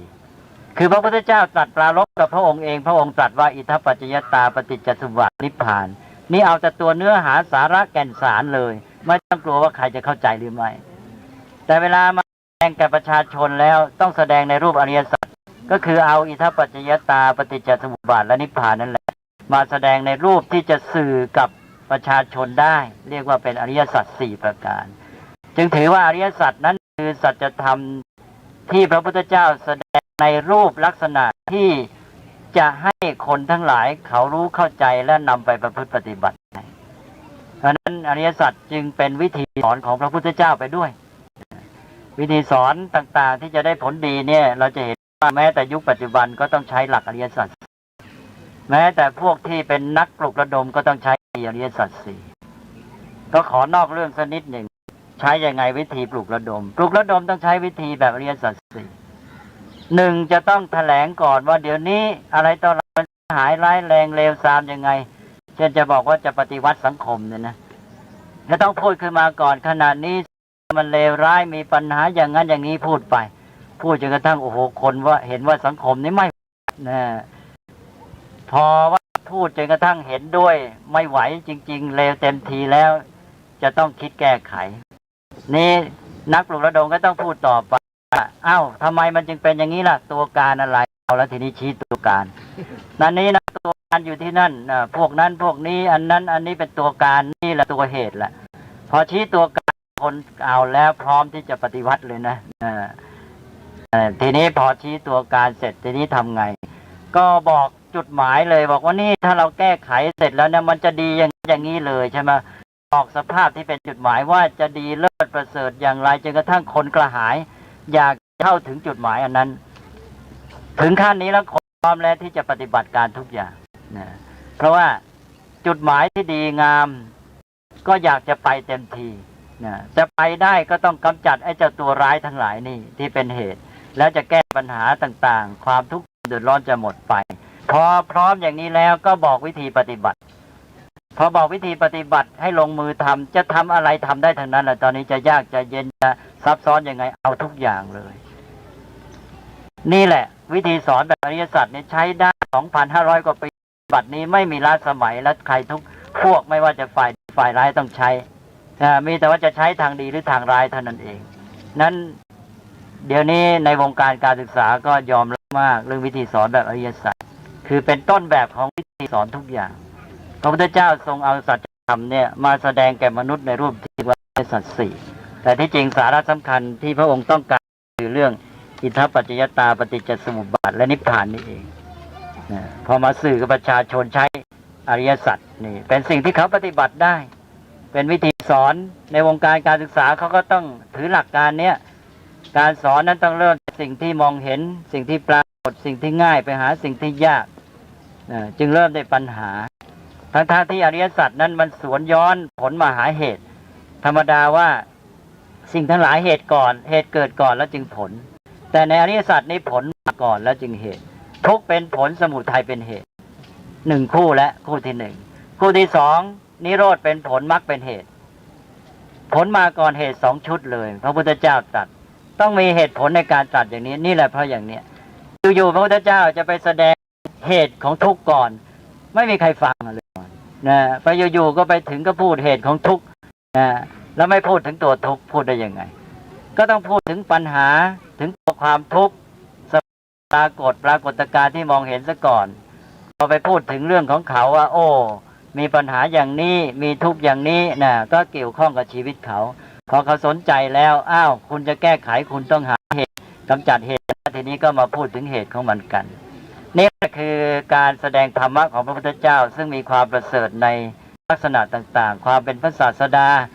นอกจากจะตรัสรู้ธรรมะความจริงแล้วจะต้องสามารถในวิธีสั่งสอนด้วยอันนี้คือความสำเร็จของพระพุทธเจ้าอยู่ที่นี่จึงเรียกว่าเป็นสัมมาสัมพุทธะถ้าตรัสรู้แต่ธรรมะที่เป็นสัจธรรมอย่างเดียวก็ได้แค่เป็นพระปัจเจกพุทธเจ้าแต่เพราะสามารถในการสั่งสอนด้วยจึงเป็นสัมมาสัมพุทธะอริยสัจสี่นี้ก็เป็นหลักธรรมที่ประกาศความพระบรมศาสดาที่ได้ทั้งสัจธรรมและวิธีการทรงสั่งสอนด้วยอาตมาก็พูดออกไปนอกเรื่องเรื่อยทีนี้ก็ขอย้อนกลับเข้ามาว่านี่คือเรื่องอริยสัจเป็นนั้นว่าหัวใจพระพุทธศาสนาโยมจะพูดอย่างไรก็พูดไปเถิดโยงกันได้ทั้งหมดขอให้เข้าใจซะอย่างเดียวถ้าโยมมีความเข้าใจนี้เป็นฐานแล้วจะพูดยังไงก็ได้แล้วแต่สถานการณ์ถ้าเราเป็นคนที่เขายังไม่สามารถเข้าใจลึกซึ้งเราก็เอาแง่ภาคปฏิบัติหัวใจพุทธศาสนานะไม่ทำชั่วทำดีทำใจให้ผ่องใสอะไรงี้ก็ไปอ่านแค่นี้ก็พอแล้วพอเขาจะปฏิบัติแล้วทีนี้เราค่อยให้ภาคตัวหลักคำสอนว่าด้วยสัจธรรมที่ลึกซึ้งยิ่งขึ้นไปตามลำดับคราวนี้ก็ขอย้อนกลับเข้ามาเรื่องคาถาโออัฏฐปาติโมกข์อีกครั้งหนึ่งก็จะพูดเฉพาะคาถาที่รู้จักกันทั่วไปที่ว่าทำชั่วทำดีทำใจให้ผ่องใสซึ่งบอกแล้วว่าอยู่ในอริยสัจข้อที่สี่คือข้อมรรคเป็นรูปแบบที่ง่ายสำหรับศีลสมาธิปัญญานี่ก็ขอตั้งข้อสังเกตแถมเข้าไปอีกนิดหนึ่งเวลาเราแปลบางทีเราก็แปลว่าละชั่วแล้วก็ทำดีทำใจให้ผ่องใสก็มีผู้เถียงสองอย่างว่าละชั่วแสดงว่าท่านมีชั่วอยู่แล้วท่านจึงละนั่นก็ก็อีกแหละถ้ายังคำแปลนี้ไม่สมบูรณ์ถ้าเรายังไม่ทำก็อย่าไปทำเลยต้องรอไปทำแล้วมาละนี่ไม่เอาก็เลยบอกว่าไม่ทำชั่วแล้วพอดีประการที่สองก็คือตัวบาลีเองเนี่ยไม่ได้แปลว่าละนะบาลีสัพพปาปัสสะอาการนังแปลว่าการไม่กระทำไม่ได้แปลว่าละไม่ใช่ว่ามีแล้วละ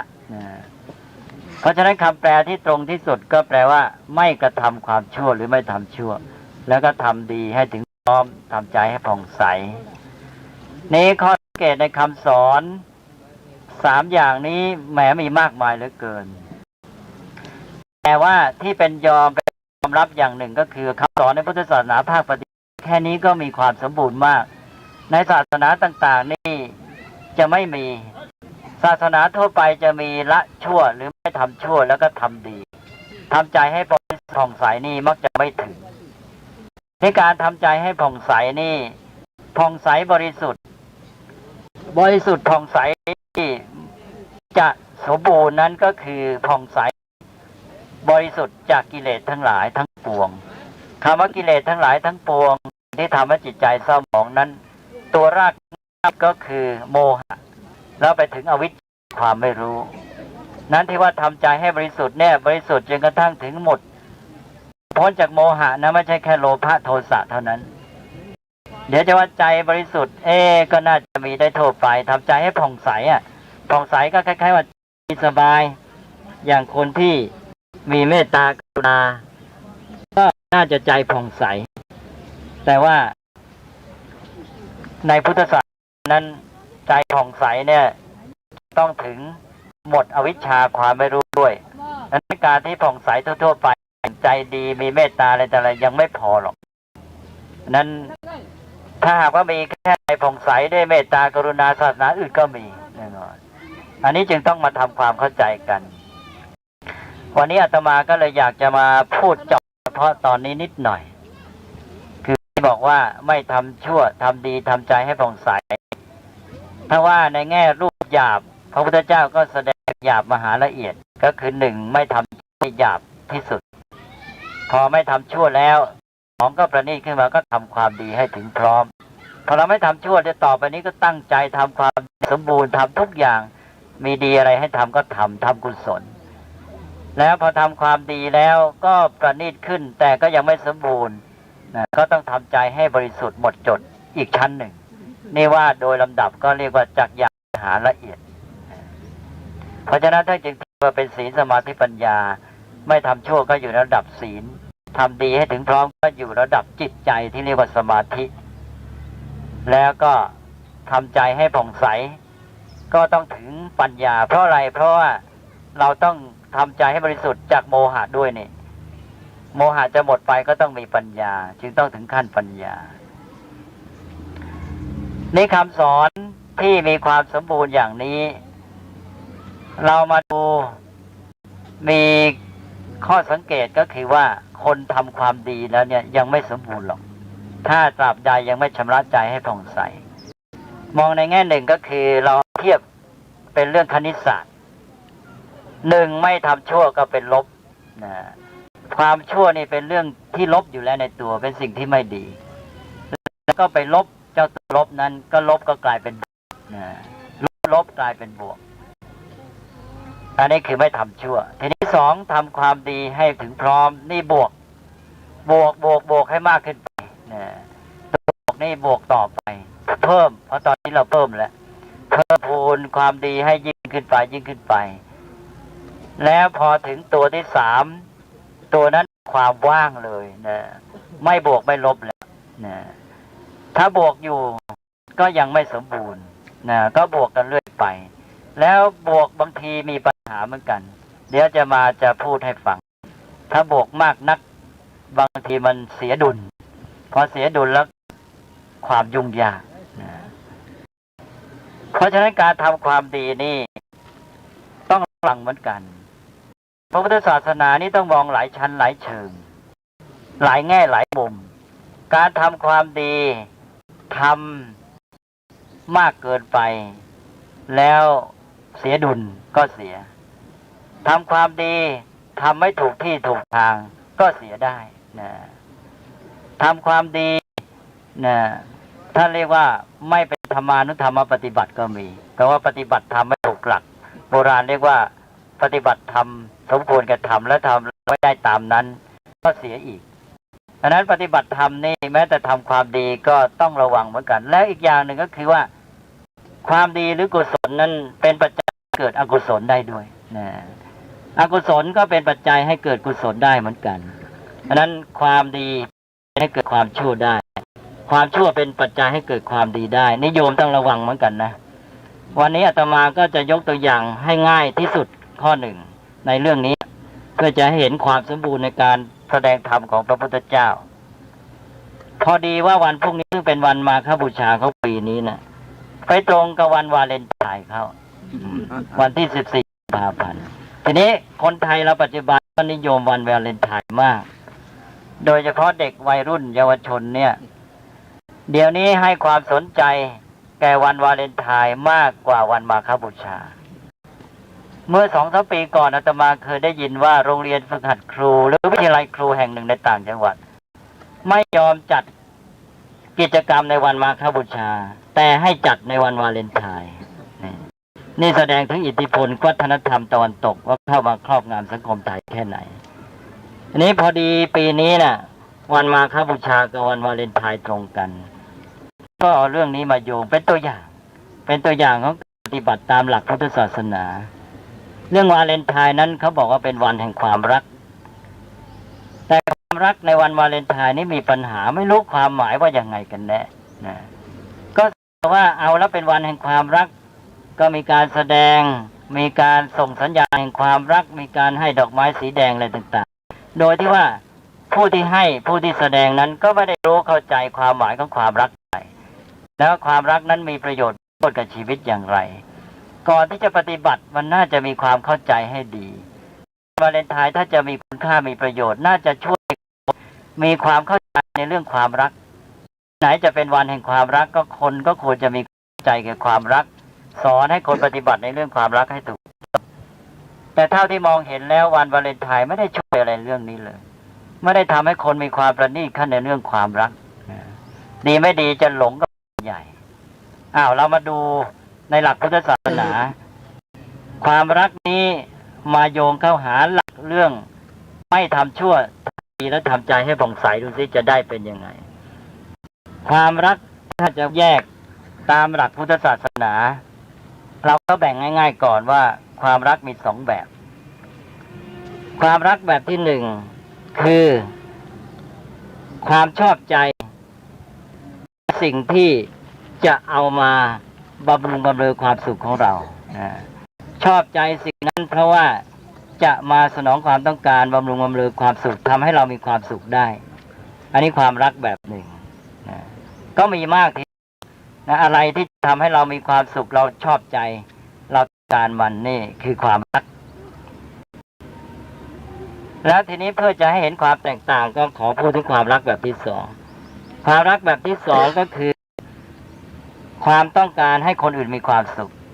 ความปรารถนาให้คนอื่นมีความสุขเรียกว่าความรักเหมือนกัน2อย่างนี้แทบจะตรงข้ามเลยอันที่1ชอบใจเพราะว่า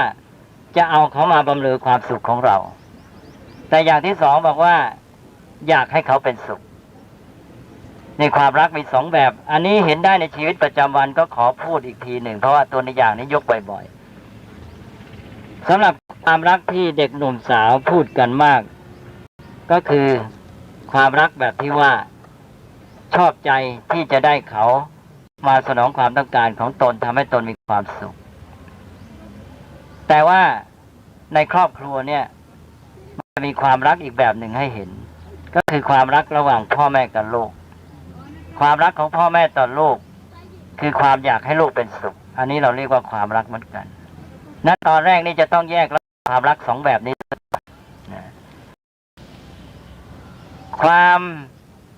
ชอบใจที่จะได้คนอื่นมาบำเรอความสุขของเรานี้ทางพระท่านเรียกว่าราคะ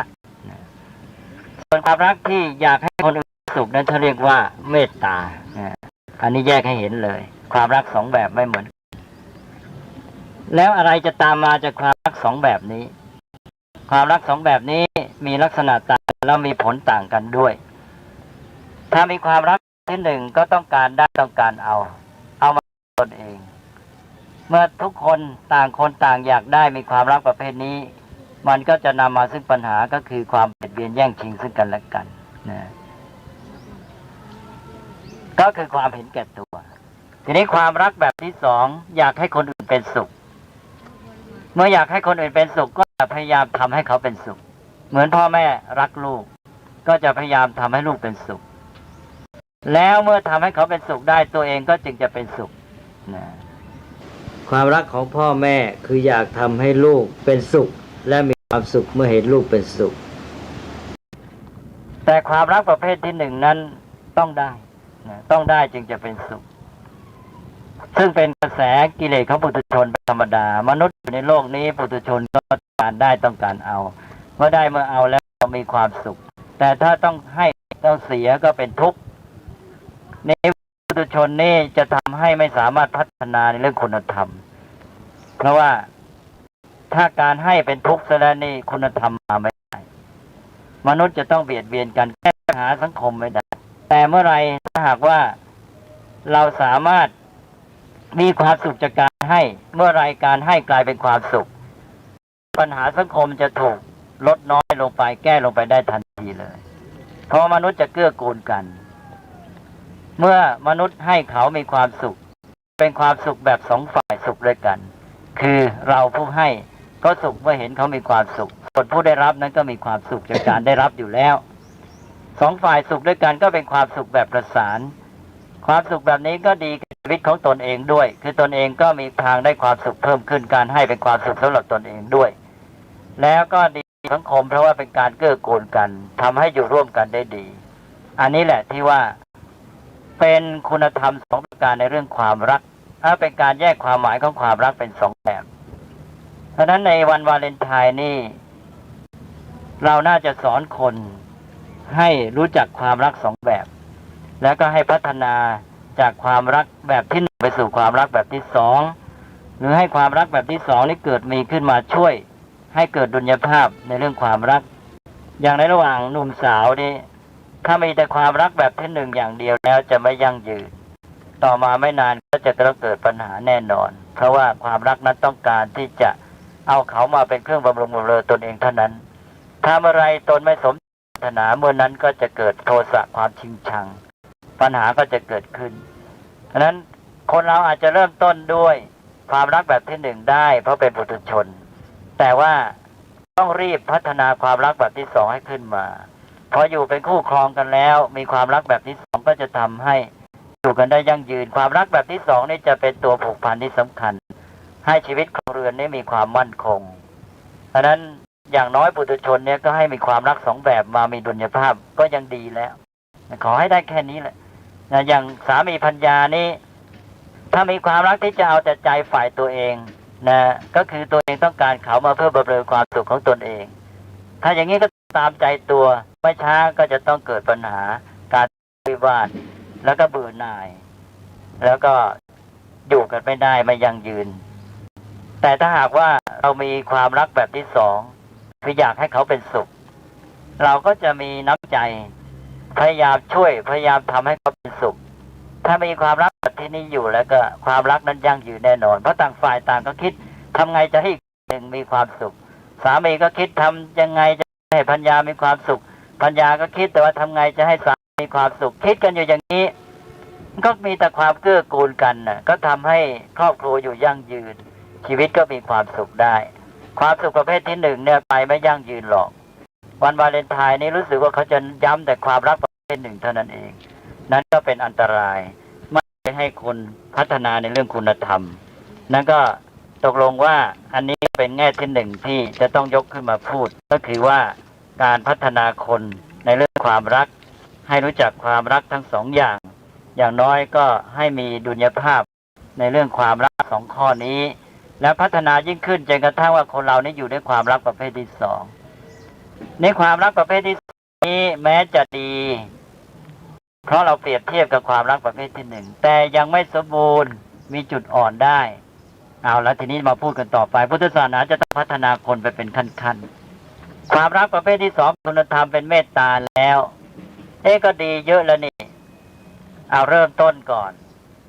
พ่อแม่ก็จะรักมีเมตตาเฉพาะลูกของตัวเองนะมีขอบเขตจำกัดพอเป็นคนแล้วก็ไม่ค่อยจะมีเมตตานะฮะเพราะฉะนั้นตอนแรกนี้จะให้เป็นเมตตาแท้จริงนี้จะต้องกำจัดความเห็นแก่ตัวออกไปความจำกัดขอบเขตเฉพาะเป็นความสัมพันธ์ระหว่างพ่อแม่กับลูกอันนี้เป็นเพียงจุดเริ่มต้นต่อไปท่านก็ให้ขยายความรักนี้ไปยังเพื่อนมนุษย์สัตว์ทั้งหลายด้วยพอความรักนี้ขยายไปยังเพื่อนมนุษย์เป็นกลางๆได้เมื่อไหร่นั่นจึงจะเป็นเมตตาตัวแท้ถ้าเมตตาที่ยังจำกัดเฉพาะคนอันไม่ใช่เมตตาที่บริสุทธิ์ยังไม่แท้พอแผ่ออกไปได้สู่เพื่อนมนุษย์ต่อคนอื่นทั้งหลายทั้งปวงเป็นแบบเดียวกันมีความรู้สึกเป็นไมตรีมีความรักปรารถนาให้เขาเป็นสุขได้ตอนนี้ไม่จำกัดขอบเขตแล้วเป็นเมตตาแท้ๆมีความบริสุทธิ์ที่ท่านแผ่เมตตาเนี่ยท่านวันนี้เพื่อให้เราเจอตาที่มันไม่มีความเห็นแก่ตัวอยู่ด้วย เมตตาก็ขยายออกไปก็เป็นคุณธรรมที่ทำให้จิตใจนี้มีความกว้างขวางนะเห็นเพื่อนมนุษย์ทั้งหลายนี่ก็เป็นเพื่อนร่วมโลกที่เราจะต้องปรารถนาหมดอย่างในกรณียเมตตาสูตรนี่ท่านจะกล่าวถึงกับว่าบุคคลที่เจริญเมตตาไปถึงจุดก็จะมีน้ำใจรักเพื่อนมนุษย์เหมือนอย่างเป็นลูกเลยนะมองเพื่อนมนุษย์เหมือนเป็นลูกไปหมดเลยมีความรักทีนี้ลักษณะของความรักนี้มันมีอย่างคือมันนำความสุขมาให้ด้วยนะความรักแบบที่หนึ่งก็จะเกิดความสุขเมื่อได้สนองความต้องการที่ตัวจะได้ความรักประเภทที่สองก็ได้ความสุขเมื่อได้สนองความต้องการที่จะให้เขาเป็นสุขอันนั้นคนที่ทำจิตให้มีเมตตาต่อเพื่อนมนุษย์ได้หมดก็จะมีความสุขมากเหลือเกินคือเวลาเห็นเพื่อนมนุษย์มีความสุขทำให้เขาเป็นสุขได้ตัวเองก็มีความสุขด้วยคนประเภทนี้ก็เลยมีโอกาสที่จะมีความสุขมากยิ่งขึ้นคนระดับนี้จะถึงอย่างเช่นพระโสดาบันพระโสดาบันนี่ไม่มีมัจฉริยะไม่มีความตระหนี่ไม่มีความหวงแหน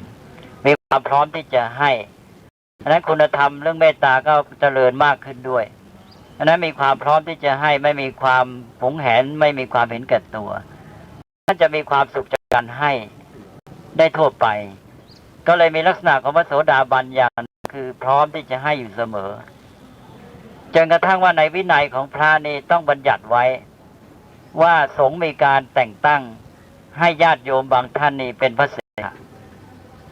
เพราะว่าพระภิกษุบางรูปนี่เห็นกันได้นะญาติโยมไหนมีศรัทธามากก็ไปขอเรื่อยจนกระทั่งอย่างพระโสดาบันนี่ท่านให้จนกระทั่งท่านเองลำบากแต่ว่าท่านก็เห็นคนอื่นมีสุขหรือพระต้องการท่านก็ให้อยู่เสมอพระพุทธเจ้าก็บัญญัติให้สงฆ์เนี่ยสมมติคือหมายความตกลงกันแต่งตั้งให้คฤหัสถ์ที่มีลักษณะอย่างนี้เป็นพระเสขะเป็นพระโสดาบันเป็นอริยบุคคลแล้วไม่ให้พระภิกษุไปขอนะอันนี้ก็เป็นเกร็ดความรู้แต่ว่าพระโสดาบันนี่มีลักษณะจิตใจที่มีเมตตามีความพร้อมที่จะให้ไม่มีความตระหนี่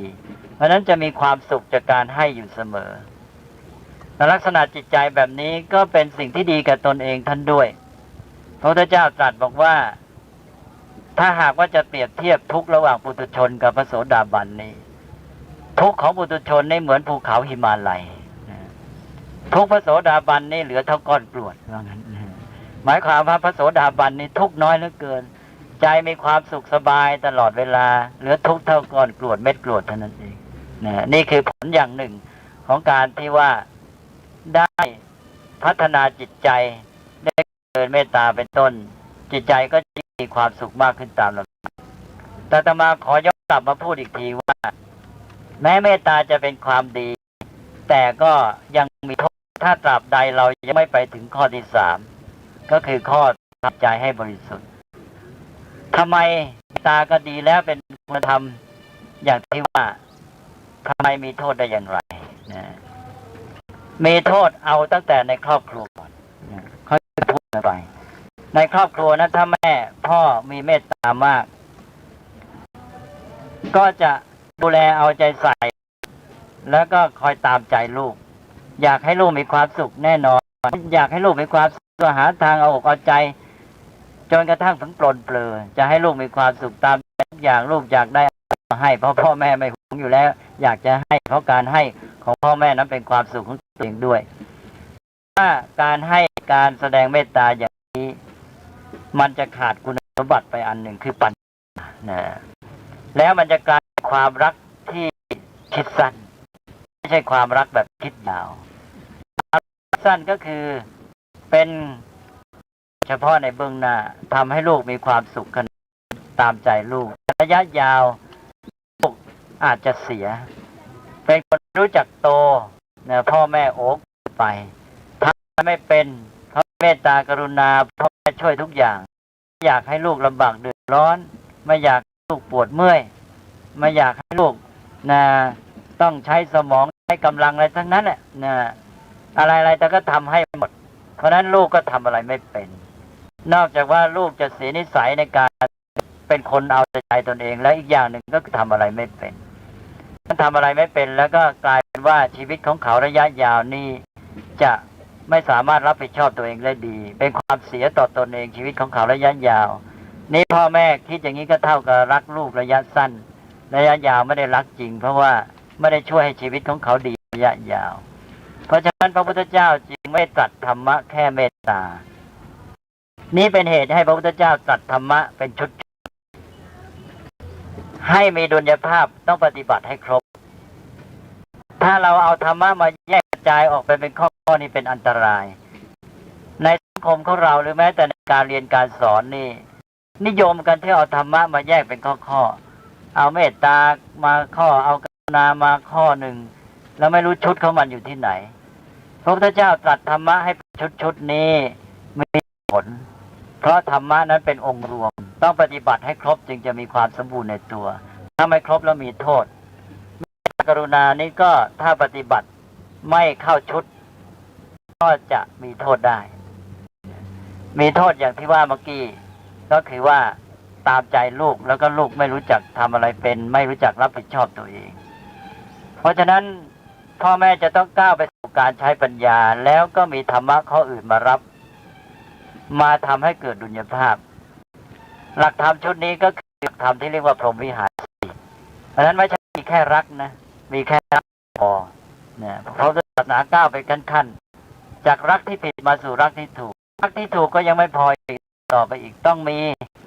ธรรมะข้ออื่นมาช่วยพระพุทธเจ้าตรัสธรรมะที่อยู่ในชุดของความรักต่อไปด้วยอีก3ข้อเขาเรียกพรหมวิหาร4ประการก็คือ1แหละตัวความรักเมตตาปรารถนาอยากให้เขาเป็นสุขแล้วข้อ2คืออะไร2ก็กรุณาความสงสารอยากให้เขาพ้นทุกข์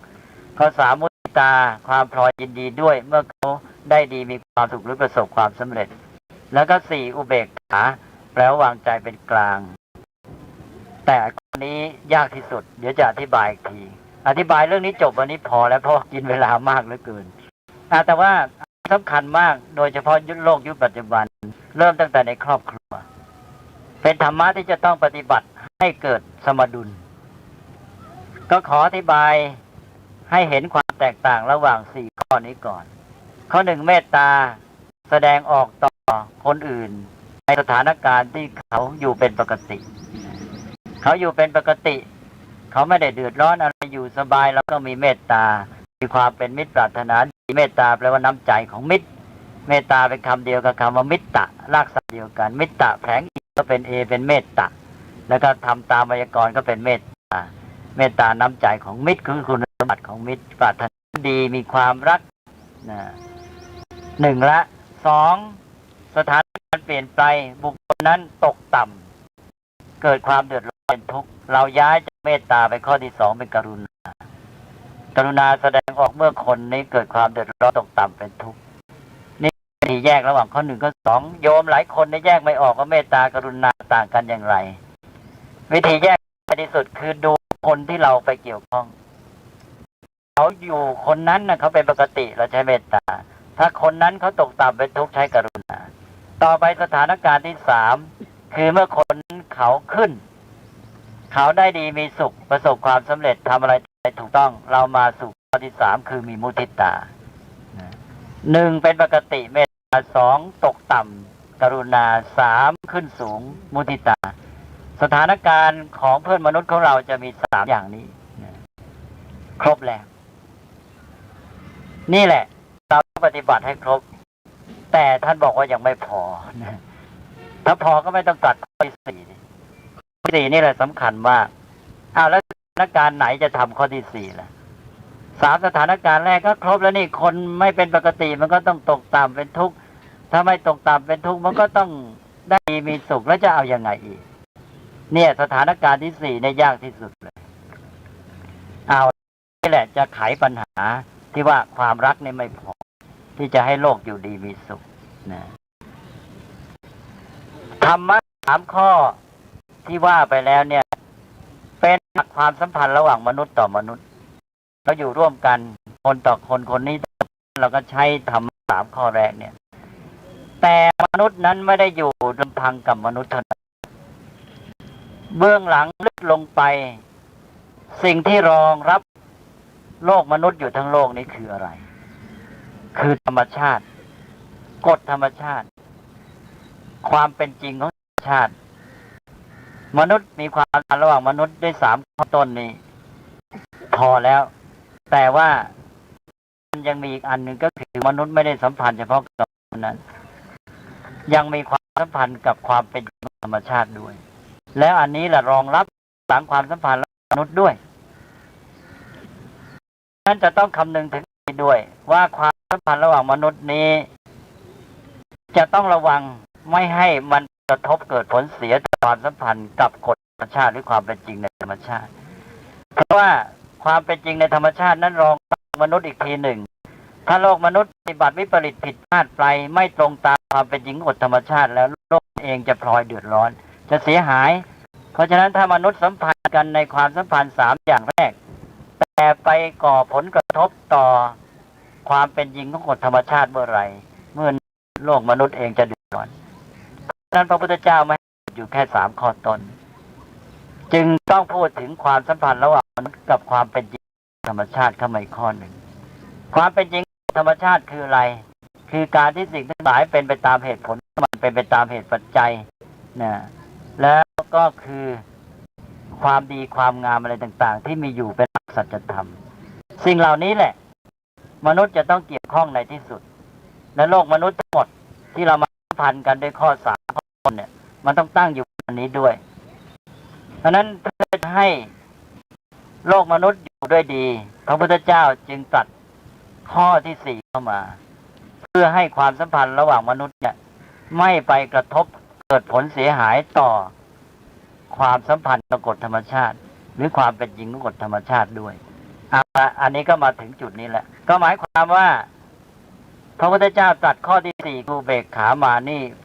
รักษาความสัมพันธ์ระหว่างมนุษย์กับธรรมชาติหรือกฎความเป็นจริงของธรรมชาติให้ด้วยดีด้วยเพื่อผลดีนั้นจะได้เกิดขึ้นแก่สังคมมนุษย์เองเพราะว่ากฎธรรมชาตินี้รองรับสังคมมนุษย์อยู่อีกชั้นหนึ่งในกรณีที่ความสัมพันธ์ระหว่างบุคคลในข้อ1 ถึง 3นี้ส่งผลกระทบต่อความจริงความดีงามหลักการของธรรมชาติแล้วความสัมพันธ์ระหว่างมนุษย์จะต้องอยู่ไว้ก่อนยกตัวอย่างเช่นว่าเด็กคนหนึ่งเนี่ยไปลักของเขาประสบความสำเร็จได้เงินมา 2,000 บาท 3,000 บาทสถานการณ์นี้ตรงกับธรรมะข้อเท่าไหร่เด็กคนหนึ่งประสบความสำเร็จในการลักเงินคนอื่นมาได้เข้าไปก้าวก่ายแทรกแซงในชีวิตของเขานะไม่ใช่ว่าลูกมากมีเมตตากรุณาก็เข้าในครอบครัวเขาลูกอยู่กันอย่างนี้นะจัดอย่างนั้นอย่างนี้แล้วก็เลยครอบครัวเขาก็ไม่มีความสุขอันนี้เรียกมีอุเบกขาตกลงว่าเนี่ยพ่อแม่ทำถูกมีอุเบกขาแล้วชีวิตจะสมบูรณ์ลูกจะเติบโตยังมีความสุขเป็นบุคคลที่มีความสมบูรณ์ในตัวเองถ้าหากว่าพ่อแม่ขาดอุเบกขาในลูกจะเสียหลายอย่างคือไม่รู้จักโตไม่รู้จักรับผิดชอบตัวเองแล้วก็มีชีวิตที่ไม่สมบูรณ์และมีปัญหาแม้แต่กับพ่อแม่เองด้วยอันนี้ก็เป็นเรื่องหนึ่งนี่ก็อาตมายกตัวอย่างดังนั้นจะต้องก้าวจากเมตตาไปสู่อุเบกขาการมีปัญญาที่จะแก้ไขสถานการณ์สำหรับข้อ1 ถึง 3นั้นไม่จำเป็นต้องใช้ปัญญามากคือว่าพอเราเห็นเขาเป็นยังไงเขาทุกข์เราก็กรุณาเขาได้สำเร็จเราก็มุทิตาได้ง่ายทันทีแต่อุเบกขานี่ต้องมีปัญญาต้องรู้ว่าอะไรเขาควรรับผิดชอบตัวเองอะไรเขาจะฝึก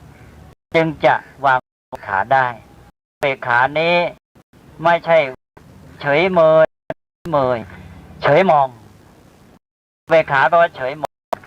คืออุเบกขาแปลว่ามองอยู่ใกล้ๆนี่แต่มองดูตลอดเวลาว่าถ้าเขาเพียงพร้อมที่จะช่วยถ้าเฉยเมยหรือเฉยเมยท่านเรียกว่าเป็นอัญญานุเบกขาแปลว่าเฉยโง่เป็นอกุศลบาปนะถ้าใครเฉยไม่รู้เรื่องไม่เอาเรื่องเอาราวนี้ท่านติเตียนเลยเป็นอัญญานุเบกขาเฉยโง่เฉยมีปัญญาอุเบกขานี่สำคัญมากมีปัญญาประกอบจึงปฏิบัติได้อันนี้แหละเป็นตัวอย่างเราจะต้องมีการพัฒนาเวลานี้วันวาเลนไทน์เนี่ยว่าตื่นเต้นฟูฟ้ากันไปไม่ได้เกณฑ์อะไรเลยแม้แต่ในการดำเนินชีวิต ที่จะให้คนมีความเจริญในการดำเนินชีวิตอย่างดีเด็กไม่ได้คติอะไรขึ้นมาถ้าขืนอยู่อย่างนี้ดังนั้นมาบูชานี่จะมาช่วยแม้แต่หลักทำชั่วทำดีทำให้ผ่องใสเนี่ยต้องพัฒนาคนจากการรักที่ผิดไปสู่ความรักที่ถูกต้องและความรักนั้นก็ยังไม่พอยังต้องมีให้ครบชุดต้องมีพรหมวิหารทั้ง4มีเมตตามุทิตาแล้วต้องมีอุเบกขาด้วยแม้แต่ในสังคมเองสังคมที่หนักในเมตตากรุณามุทิตาก็หนักในความสัมพันธ์ของบุคคลถ้าละทิ้งอุเบกขาสังคมก็เสียดุลยภาพยังไงก็คือคนจะช่วยเหลือกันระหว่างบุคคลมีเรื่องอะไรก็ช่วยเหลือกันมองข้ามหลักการกฎเกณฑ์กติกาสังคมไม่เอาทั้งนั้นในสังคมแบบนี้ช่วยกันระหว่างคนจนไม่เอากติกาทำลายกติกามองข้ามกฎเกณฑ์กติกาไปเลยในสังคมที่เอียงสุดในอุเบกขาก็ไม่มีน้ำใจไม่ช่วยเหลือเกื้อกูลกันก็ตัวใครตัวมันเอาเกณฑ์กติกาว่าเธอทำไปตามกติกากันแล้วกันถ้าเธอทำแล้วเมื่อกติกาเมื่อจัดการแต่ระหว่างนั้นก็ไม่มีน้ำใจต่อกันสังคมอย่างนี้ก็จิตใจไม่สบายเครียดแล้วก็มีความทุกข์มีโรคจิตมีโรคประสาทมากก็เสียไปอีกแบบหนึ่งนั้นสังคมจะต้องมีคุณภาพสังคมที่เอาแต่3ข้อแรกความสัมพันธ์ระหว่างบุคคลมากละทิ้งข้อที่4จะมีผลเสียอย่างหนึ่งก็คือว่าทำให้คนไม่รู้จักพึ่งตนเองคือหวังความช่วยเหลือจากคนอื่นได้เรื่อยเดี๋ยวฉันเป็นอะไรมีจะกินหรือว่าลำบากก็ไปยืมเพื่อนได้ไปขอพ่อแม่ได้เดี๋ยวคนนั้นก็มาช่วยเองก็ทำให้เกิดความประมาทสังคมก็ไม่เจริญพัฒนาเท่าที่ควรเสียอีกอันนี้สังคมที่มีแต่อุเบกขาไม่เอาใจใส่ช่วยเหลือกันตัวใครตัวมันถ้าหากว่าเอียงสุดจนเกินไปวันหนึ่งคนก็จะเกิดโทสะรุนแรงเพราะเห็นว่าไม่มีการช่วยเหลือกันเลยหรือนี่นั้นหลักการก็จะเอามันเลยทำลายเลยนั้นสังคมก็จะตั้งอยู่ไม่ได้สังคมที่อยู่กันได้เนี่ยก็มีทั้ง4ข้อแต่เวลานี้ปัญหาก็คือว่ามันไม่พอดีดังนั้นถ้าสังคมจะดีจะดำรงอยู่ได้ด้วยดีนี่จะต้องมีครบทั้ง4ข้อแล้วเมื่อครบ4ข้อแล้วเราแต่ละคนที่ปฏิบัติตามนี้ก็จะเป็นพรหมพระพุทธเจ้าสอนให้เราทุกคนเป็นพระพรหมที่เรียกว่าพรหมวิหารแปลว่าธรรมประจำใจของพรหมนั้นก็หมายความว่าให้เราทุกคนนี่เป็นพระพรหมตอนแรกก็ให้พ่อแม่เป็นพรหมก่อนท่านจึงเรียกว่ามาพรหมาติมาตาปิตโรมารดาบิดานั่นแหละเป็นพรหมของลูกให้พ่อแม่ปฏิบัติธรรมะในฐานะพระพรหมต่อลูกให้ครบชุดก่อนพ่อแม่ต้องทำให้ได้ทีนี้ไม่ใช่แค่นั้นทุกคนต้องเป็นพรหมเท่านั้นเลยเพราะเราทุกคนน่ะมีส่วนในการสร้างสรรค์โลกแล้วก็ดูแลรักษาอภิบาลโลกนี้ไว้ให้อยู่ด้วยดีพระพรหมนั้นเป็นผู้สร้างโลกแต่พระพรหมของพราหมณ์นั้นไว้รอโลกมนุษย์ทำลายแล้วค่อยสร้างใหม่ถ้าหากว่าเราไม่เป็นพรหมซะเองเราก็ได้แต่เป็นผู้ทำลายโลกไว้รอให้พระพรหมสร้างใหม่แต่ว่าพระพุทธเจ้าท่านไม่เอาอย่างนั้นท่านบอกเราทุกคนนี่แหละเป็นพระพรหมถ้าเราทุกคนเป็นพระพรหมก็คือเราปฏิบัติตามหลักธรรม4ข้อนี้และเราทุกคนก็เป็นพรหมเพราะว่าเราเป็นผู้มีส่วนในการสร้างสรรค์โลกเลี้ยงอภิบาลรักษาดูแลโลกนี้ไว้ให้อยู่ในความสงบสุขถ้าเราปฏิบัติตามธรรมะ4ข้อนี้ได้เราเป็นพรหมทุกคนในโลกนี้จะมีที่สุขอย่างแน่นอนอันนี้รับประกันได้เลยเพราะนั้นพระพุทธเจ้าตรัสไว้ให้เราเป็นพรหม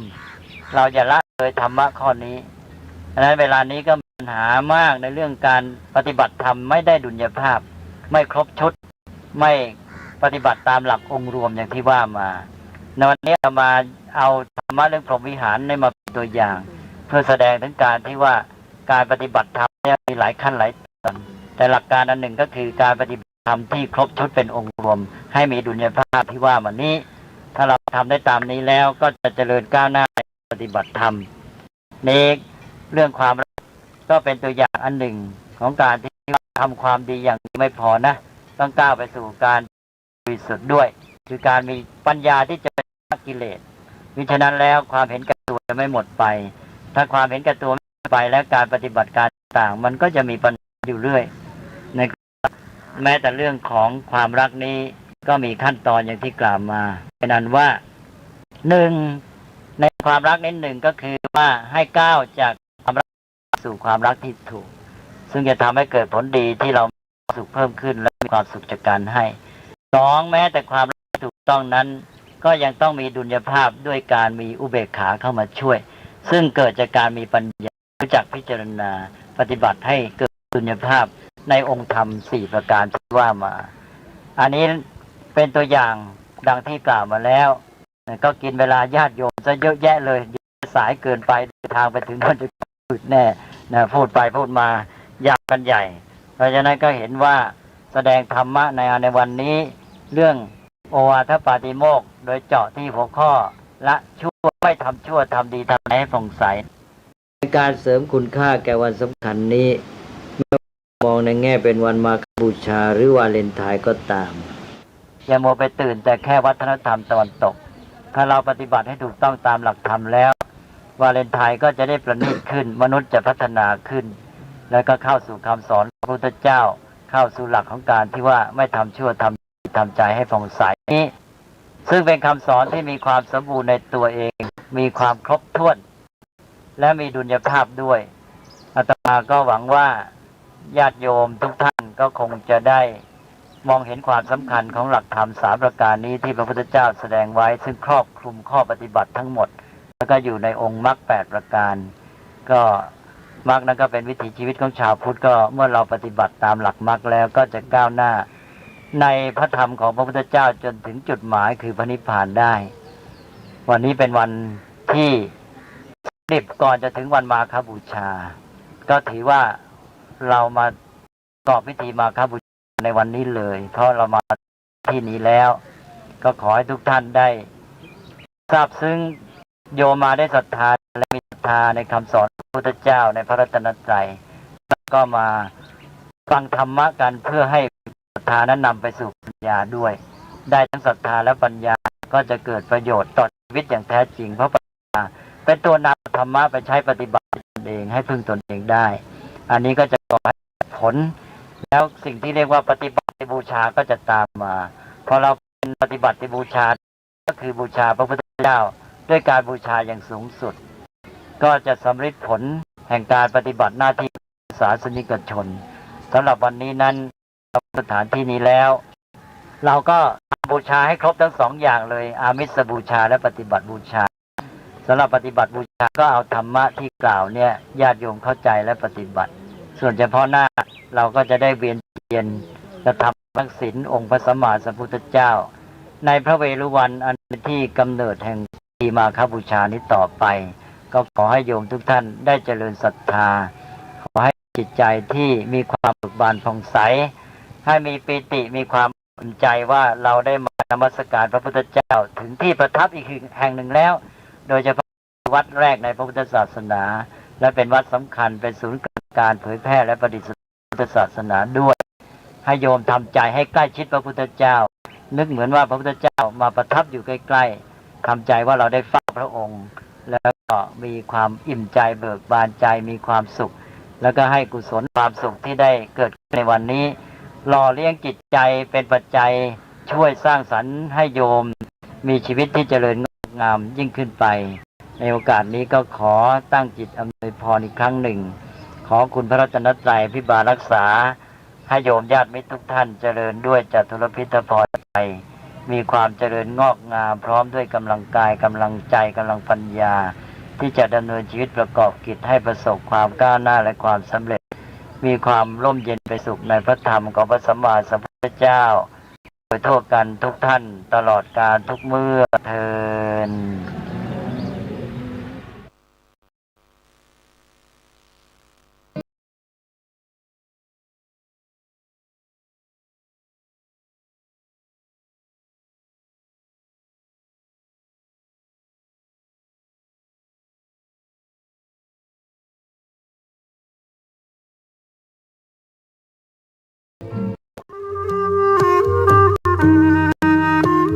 ขอเชิญร่วมอนุโมทนาบุญใหญ่ก้าวสำคัญของการเผยแพร่ธรรมะสู่ชุมชนสถานีวิทยุเครือข่ายสีขาวเพื่อชาวประชาวัดบรรพตสถิตจังหวัดลำปางได้สถานีวิทยุคลื่น FM 106.50 เมกะเฮิรตซ์ณวัดบรรพตสถิตตำบลพระบาทอำเภอเมืองจังหวัดลำปางเพื่อเป็นออกเสียงแห่งธรรมข่าวสารงานบุญและสนับสนุน การคณะสงฆ์มาตั้งแต่วันที่ 1 มีนาคม 2569 บัดนี้เวลาอันเป็นมงคลขอเชิญร่วมงานทำบุญเปิดสถานีวิทยุวัดบรรพตสถิตและพิธีสามีจิกรรมสุมาคารวะสะเกล้าดำหัวครูบาอาจารย์พระนักเผยแผ่เครือข่ายคลื่นสีขาวประจำปี 2569 พบกันในวันเสาร์ที่25 เมษายน 2569 นี้เวลา 8 นาฬิกาประกอบพิธีสวดถอนตามโบราณประเพณีนาทีร่วมฟังเวทีเสวนาธรรมสงฆ์กับการสื่อสารเล่าขานวิทยุท้องถิ่น 10:30 นาทีพิธีเจริญพระพุทธมนต์สืบชะตาเพื่อความเป็นสิริมงคล 11:29 นาทีพิธีเปิดป้ายสถานีวัดบรรพตสถิตอย่างเป็นทางการ 12 นาฬิกาอิ่มบุญอิ่มต้องกับโรงทานอาหารเลิศรสจากญาติธรรม 13 นาฬิกา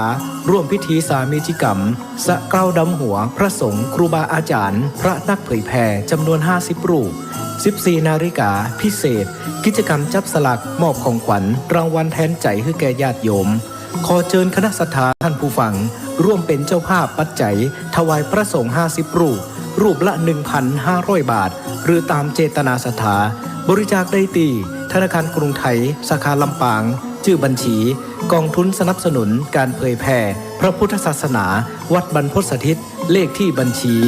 503-3-15564-4 สอบถามรายละเอียดเพิ่มเติมโทร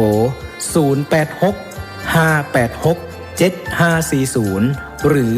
098-005-2515 เมษายนนี้เฮามาห่วมสะเกล้าดำหัวร่วมสืบสารประเวณีปีใหม่เมืองณวัดบรรพตสถิตลำปางคลื่น 106.50 เมกะเฮิรตซ์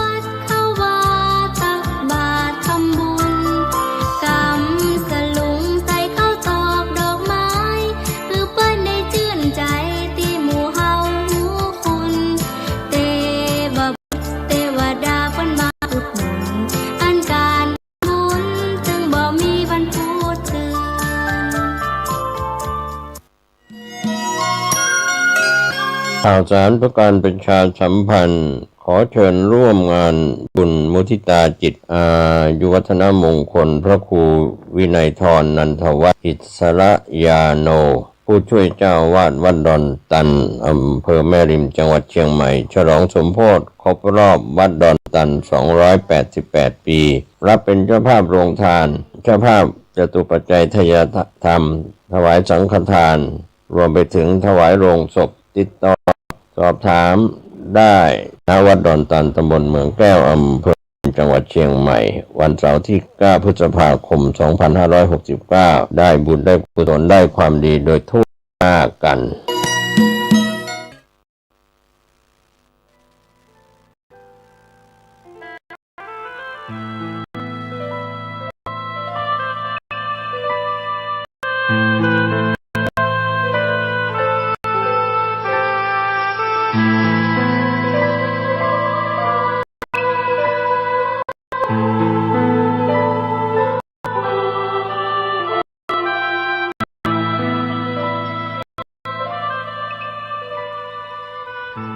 งานเผยแผ่เป็นหัวใจสำคัญของพระพุทธศาสนา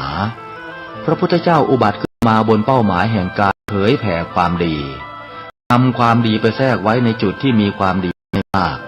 ค่อยๆจืดจางจนกระทั่งความไม่ดีนั้นหายไป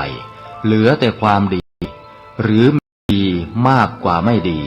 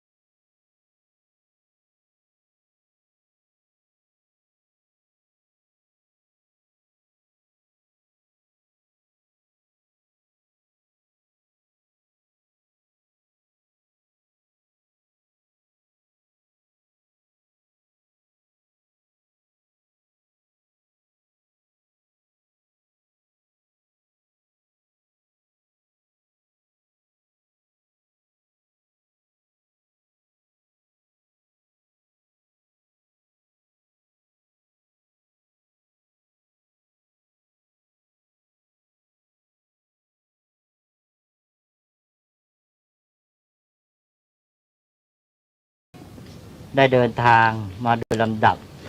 เพื่อนมัสการสังเวชนียสถานวันนี้ก็เป็นวันที่7การเดินทางส่วนในด้านของสังเวชนียสถานนั้นเรามาถึงสถานที่ปรินิพพานและใกล้สถานที่ปรินิพพานที่เนื่องกันอยู่ก็คือสถานที่ถวายพระเพลิงพระพุทธสรีระสำหรับสถานที่ถวายพระเพลิงอันนี้ก็เป็นส่วนที่ถือว่าผนวกอยู่กับสถานที่ปรินิพพานสังเวชนียสถานแห่งนี้นับพุทธประวัติก็ต้องถือที่4คือลำดับสุดท้ายแม้ว่าเราจะเดินทางไม่ได้ไปตามลำดับทั้งหมดแต่ว่าก็มาตามลำดับใน3แห่งสุดท้ายนับจากสถานที่ตรัสรู้เป็นต้นมาเราเดินทางมาอันนี้เป็นไปตามลำดับที่ถูกต้องอย่างแท้จริงคือว่าจากสถานที่ตรัสรู้ที่พุทธคยาต่อมาก็มาที่สถานที่แสดงปฐมเทศนาธรรมจักรกับปวัตตนสูตรณอิสิปตนมฤควันแขวงเมืองพาราณสีก็มาลงท้ายสถานที่นี้สถานที่ปรินิพพานที่เมืองกุสินาราสถานที่นี้ที่จบสิ้นของพุทธประวัติหมายถึงว่านับเฉพาะส่วนที่เกี่ยวกับพระชนมชีพของพระพุทธเจ้าเองเราเดินทางมาอย่างนี้ก็ได้มีความเพียรพยายามมีขันติธรรมความอดทนเป็นอันมากดังที่อาตมาภาพได้เคยกล่าวแล้วว่าการที่เราเดินทางมาอย่างนี้มีความลำบากอย่างไรก็ตามถ้าเรามาได้ศรัทธาเราวางใจถูกต้องแล้วเราก็ไม่มีความลำบากใจคือจะมีความเหนื่อยกายแต่ไม่เหนื่อยใจเมื่อยกายแต่ใจไม่เมื่อยใจกับยิ่งมีปิติมีความอิ่มใจมากขึ้นทำให้มีความสุขเป็นอานิสงส์ด้วยเราลองคิดดูว่าประการที่1ก็คือว่าพระพุทธศาสนาที่เจริญรุ่งเรืองในประเทศของเราคือประเทศไทยซึ่งได้ชื่อว่าเป็นดินแดนพุทธศาสนานั้นมีความเจริญในด้านทั้งวัตถุและนามธรรมคือด้านวัตถุเราก็มีพระพุทธศาสนาที่เป็นสถาบันใหญ่โตมีคณะสงฆ์ใหญ่มีพระจำนวนตั้ง 3-4 แสนรูปมีวัดวาอาราม 30,000 กว่าวัดและยังมีศิลปะวัตถุสถานต่างมากมายทั่วประเทศในทางนามธรรมก็คือเรื่องของวิถีชีวิตจิตใจเริ่มแต่วัฒนธรรมเป็นต้นมาพระพุทธศาสนาก็เป็นได้เป็นรากฐานของวัฒนธรรมไทยปรากฏทั้งภาษาทั้งวรรณคดีทั้งเรื่องของวิชาความรู้อะไรต่างๆมากมายที่เกี่ยวเนื่องกับพระพุทธศาสนาแล้วก็สิ่งเหล่านี้กันมาจากบรรพบุรุษของเราจากบิดามารดาปู่ย่าตายายตั้งจำนวนหลายร้อยปีแม้กระทั่งเป็นพันปีและไม่ใช่เฉพาะประเทศไทยพุทธศาสนาก็เจริญแพร่หลายไปในที่อื่นมากมายไปจนกระทั่งบัดนี้ก็ถึงทางประเทศตะวันตกกำลังได้รับความสนใจในประเทศทางยุโรปทางอเมริกามีชาวพุทธจำนวนเพิ่มขึ้นตามลำดับทั้งหมดนั้นที่มีความกว้างขวางขยายไปไพศาลนั้นจุดเริ่มก็มาจากที่ชมพูทวีปดินแดนที่ได้จาริกมาทั้งหมดนี้เองบัดนี้เราได้มาถึงสถานที่อันเป็นจุดเกิดของพุทธศาสนาจุดตั้งต้นของความเจริญงอกงามทั้งหมดนั้นแล้วเราก็ควรจะมีความปิติอิ่มใจมีความยินดีถ้าเรามองในแง่ของสถานที่เองอาจจะเห็นเป็นว่าสถานที่เหล่านี้ไม่ค่อยมีความหรูหราโอ้อาเท่าไหร่แต่ว่ากลายเป็นที่ที่ปรักหักพังโทรมไปตามกาลอันนี้ก็เป็นเพื่อทำให้เราได้ธรรมะคือคำสอนของพระพุทธเจ้าที่ตรัสแสดงไว้แล้วทำให้เห็นความจริงตามธรรมนั้นยิ่งขึ้นคือพระพุทธเจ้าก็ได้ตรัสแสดงไว้แล้วว่าสังขารทั้งหลายนั้นไม่เที่ยงเสื่อมสลายไปเป็นธรรมดาสถานที่เหล่านี้แหละที่เคย เป็นจุดเป็นแหล่งเป็นศูนย์กลางแห่งความเจริญรุ่งเรืองพระราชากษัตริย์ก็เคยยกทัพกันไปกันมาอยู่บริเวณนี้มีชนมีมหานครอะไรต่างๆมากมายสถานที่เหล่านี้ก็ได้กลายเป็นป่าดงเป็นทุ่งนาเป็นสถานที่ห่างไกลเป็นบ้านนอกไปอันนี้ก็เป็นเรื่องของความเป็นอนิจจังของทั้งหลายถ้าเราทำใจได้ตามนี้แล้วเราก็จะปัญญาเกิดความรู้เข้าใจในส่วนที่เกี่ยวข้องกับพระพุทธประวัติเกี่ยวข้องกับความเจริญรุ่งเรืองความแตกขยายตัวของศาสนานั้นทำให้เราเกิดปิติความอิ่มใจพร้อมกันนั้นการได้เห็นอนิจจังก็ทำให้เราได้ปัญญาที่ทำให้เกิดความรู้เท่าทันความเป็นจริงของสังขารทั้งหมดนี้ก็น้อมนำไปสู่การที่จะได้นำธรรมะของพระพุทธเจ้ามาเป็นเครื่องนำทางชีวิตปฏิบัติให้ถูกต้องสืบต่อไปและก็อีกประการหนึ่งก็จะทำให้เจริญศรัทธาในพระพุทธเจ้าในแง่ที่ว่าพระองค์ได้เสด็จจาริกไปได้สละพระวรกายเพื่ออุทิศในการบำเพ็ญพุทธกิจทำให้พุทธศาสนาแผ่ขยายไปก็ด้วยพระกรุณาพระพุทธศาสนามาถึงเราได้นับถือพระพุทธศาสนาสังคมของเราในประเทศไทยก็อยู่เย็นเป็นสุขมีสันติสุขอาศัยพระบารมีของพระพุทธเจ้าอันนี้เราได้เดินทางมาถึงแค่นี้เราก็ได้เห็นความลำบากในสมัยพุทธกาลพระพุทธเจ้าทรงเดินทางจาริกด้วยพระบาทเหล่านี้ลำบากกว่ามากมายเราทางด้วยรถยนต์ยังขนาดนี้เลยพระพุทธเจ้าจะทรงลำบากพระวรกายเหน็ดเหนื่อยขนาดไหนอย่างเช่นอย่างสถานที่นี้ที่เราเดินทางมาคือเมืองกุสินารานี่ถ้าว่าจากเมืองราชคฤห์มาตามหนังสือตามคัมภีร์เนี่ยท่านบอกว่าเป็นระยะทาง25โยชน์15โยชน์นี่ถ้าหากว่าคำนวณดูตามตัวเลขโยชน์หนึ่งก็ประมาณ16กิโลเมตรก็จะได้ประมาณ400กิโลเมตรอันนี้เรียกวัดแบบตรงมาคือว่าไม่ได้ผ่านมาตามลำดับอย่างของเรานี่ยังไปผ่านพาราณสีผ่านจากราชคฤห์เรามาพาราณสีสีปัตตนมฤคทายวันก่อนแล้วเราจะมานี่ในทางของเรานั้นไกลกว่าแต่ของพระพุทธเจ้าถ้าวัดจากเมืองราชคฤห์มาที่นี่ประมาณ25โยชน์ทีนี้ถอยหลังไปอีกก็คือที่พระพุทธเจ้าเสด็จจากทางนู้นที่ตรัสรู้ที่พุทธคยาทางใต้เมืองราชคฤห์แล้วก็เสด็จมาที่สิปัตตนมฤคทายวันที่แสดงปฐมเทศนานั้นตามพีก็ว่า18โยชน์18โยชน์ก็เป็นระยะทางคำนวณดูตัวเลขปัจจุบันเป็นกิโลเมตรก็ประมาณ188กิโลเมตรแต่ตัวเลขทางรถยนต์ที่สุทินบอกก็ประมาณสัก140กิโลเมตรตัวเลขนี้ก็ผิดกัน48กิโลเมตรก็นับว่าใกล้เคียงนั่นแหละเพราะว่าสมัยก่อนนี้ไม่มีเครื่องมืออย่างสมัยใหม่การเดินทางต้องใช้เกวียนการเดินทางก็อาจจะคดเคี้ยวมากกว่านี้ก็เป็นระยะทาง18โยชน์พระพุทธเจ้าเสด็จเดินทางด้วยพระบาทเปล่า11วันพวกเรานี่เดินทางด้วยรถยนต์11ชั่วโมงเศษก็ลองคิดดูว่าพระพุทธเจ้าลำบากกว่าเราแค่ไหนพระองค์เนี่ยบำเพ็ญพุทธกิจตลอดพระชนชีพเสด็จเดินทางไปที่โน่นที่นี่จนกระทั่งมาจบลงที่นี่เราก็ได้เดินทางมาตามรอยพุทธบาทตามทางพุทธกิจจนกระทั่งถึงที่สุดท้ายเช่นเดียวกัน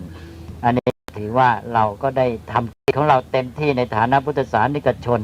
ว่านมัสการพระพุทธเจ้าจนถึงที่ปรินิพพานของพระองค์แล้วเพราะนั้นก็ขอให้เราเนี่ยได้มีความปิติปรับปลื้มใจว่าเนี่ยเราได้ไปทุกแห่งที่พระพุทธเจ้าเสด็จไปอย่างน้อยก็คือสถานที่ในเหตุการณ์สำคัญในประวัติคือที่ตรัสรู้แสดงปฐมเทศนาและปรินิพพานแล้วต่อจากนี้เราจึงจะย้อนต้นไปที่ประสูติอีกครั้งหนึ่งนี่ก็โยมได้เกิดความมั่นใจภูมิใจมีความอิ่มใจในบุญในกุศลที่ได้ทำมาทั้งหมดนี้เราถือว่าเป็นเครื่องบูชาพระคุณของพระพุทธเจ้าคือหมายความว่าที่เราเดินทางจากนี้ถวายเป็นพุทธบูชาหมดถ้าเราได้เหนื่อยอะไรต่ออะไรไปนี่ก็ถือว่ายิ่งดีเราได้เหน็ดมากลำบากมากแสดงว่าใช้ความเพียรอย่างสูงแล้วเราได้มีเครื่องบูชาพระพุทธเจ้ามากนะ ทุใดถ้าหากว่ามีความลำบากเหน็ดเหนื่อยอะไรในตอนนี้ขอให้สบายใจทั้งหมดเต็มที่เลยบอกว่ายิ่งเราลำบากเท่าไรแสดงว่าเราได้บูชาพระเจ้ามากเท่านั้นนะโยมนึกอย่างนี้สบายใจอิ่มใจแล้วก็ปลื้มใจนี่อันนี้ก็ขอให้โยมได้บุญได้กุศลอันนี้โดยทั่วกันทีนี้สำหรับเรื่องราวของพุทธประวัติที่สังเวชนีสถานนี้โยมคงได้ทราบเพื่อเป็นเครื่องประดับศรัทธาและปัญญาบารมีในตอนที่ผ่านมาก็เสียโอกาสไปบ้างเพราะว่าในที่บางแห่งธรรมชาติไม่อำนวยคือสถานที่แสดงปฐมเทศนามีฝนมีลูกเห็บก็เลยไม่ได้แสดงธรรมเท่าที่สมควรอาตมาก็เลยจะต้องรวบรัดเอามาพูดในที่นี้อันนี้ก็เรื่องที่พูดก็เลยมีเนื้อหามากมายเวลาก็จำกัดก็มาคิดว่าจะพูดยังไงจะให้เหมาะกับการเวลานี้แต่ว่าอยากจะเท้าความนิดหนึ่งเพราะว่าสถานที่นี้เป็นที่ปรินิพพานเป็นที่จบท้ายการแสดงธรรมก็เหมือนกับสรุปที่พระพุทธเจ้าได้ทรง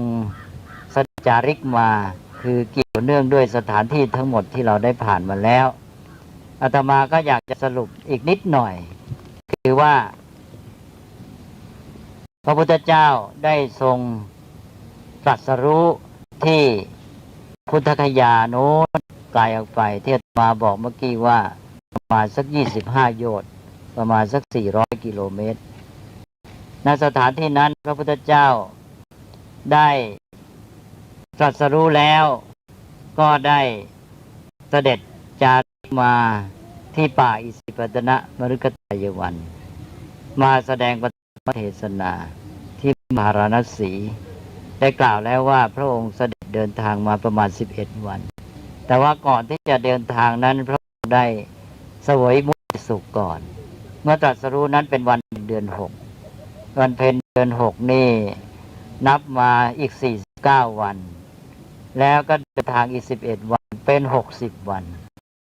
เป็น60วันก็หมายความว่า2เดือนก็มาพอดีกลางเดือน8ตรัสรู้กลางเดือน6ก็ที่ป่าอิสิปตนมฤคทายวันนี้กลางเดือน8กลางเดือน8ก็ทรงแสดงปฐมเทศนาแก่เบญจวัคคีย์มาจากกับปวัตตนสูตรวันเดือน8ก็คือที่เรากระทำพิธีเรียกอาสาฬบูชานั่นคือวันแสดงปฐมเทศนาวันเพ็ญเดือน8นี้จะตรงกันตามลำดับที่ประเพณีเราทราบกันดีอยู่แล้วก็พระพุทธเจ้าแสดงปฐมเทศนาหน้าที่นั้นแล้วก็ได้ทำพุทธกิจได้จาริกแสดงธรรมอีกเป็นเวลาเท่าไหร่45พรรษานับจากนั้นมา45พรรษานี่ในระหว่างนั้นนี่พระพุทธเจ้าเสด็จไปจำพรรษาที่หลายแห่งจะลองสรุปให้ดูพรรษาแรกก็คือที่ป่าอิสิปตนมฤคทายวันนั้นที่ว่าแสดงปฐมเทศนาที่แสดงปฐมเทศนานั้นมีความสำคัญมากคือว่า1ก็แสดงธรรมครั้งแรกธรรมจักรกับปวัตตนสูตรปฐมเทศนา2ก็ได้ปฐมสาวกได้พระสาวกองค์แรกคือพระอัญญาโกณฑัญญะที่ได้ดวงตาเห็นธรรมแล้วก็ได้ขอสมบวชเป็นพระภิกษุองค์แรกในพระพุทธศาสนาแล้วก็ทำให้เกิดเป็นพระสงฆ์องค์แรกด้วยก็เลยมีเขาเรียกว่าวันที่พระรัตนตรัย3ก็คือว่าตอนนั้นมีแต่พระพุทธเจ้าพระธรรมและพระธรรม2อย่างพระอัญญาโกณฑัญญะนี่ได้บวชก็ทำให้เกิดมีสงฆ์เป็นองค์แรกต่อจากนั้นเป็นเจวัคคีย์ก็บวชตามกันมาจนกระทั่งครบก็เป็นอันว่าเป็นวันที่เกิดสังฆรัตนะขึ้นมาในโลกแล้วก็เป็นที่พระพุทธเจ้าจำพรรษาแรกอีกด้วยนะที่อิสิปตนมฤคทายวันนี่มีแรกมีที่1หลายอย่างนี้จากพรรษาที่1แล้วพระพุทธเจ้าบำเพ็ญพุทธกิจเสด็จจาริกไปในที่ต่างๆบำเพ็ญพุทธกิจ45พรรษาในระหว่าง40พรรษานี้ก็มีสถานที่จำพรรษามากมายก็โดยสรุปแล้วนี่ก็จะมีที่พระพุทธเจ้าจำพรรษามากอยู่สัก 3-4 แห่ง1ก็เมืองราชคฤห์นั่นแหละที่เป็นที่แรกที่พระพุทธเจ้าประดิษฐานพุทธศาสนาเราผ่านมาแล้วพระพุทธเจ้า ด็จจำพรรษาที่นั่น5 พรรษาด้วยกันคือพรรษาที่2ที่3ที่4แล้วก็ที่17และ20หมายความว่าพระพุทธเจ้าเสด็จมา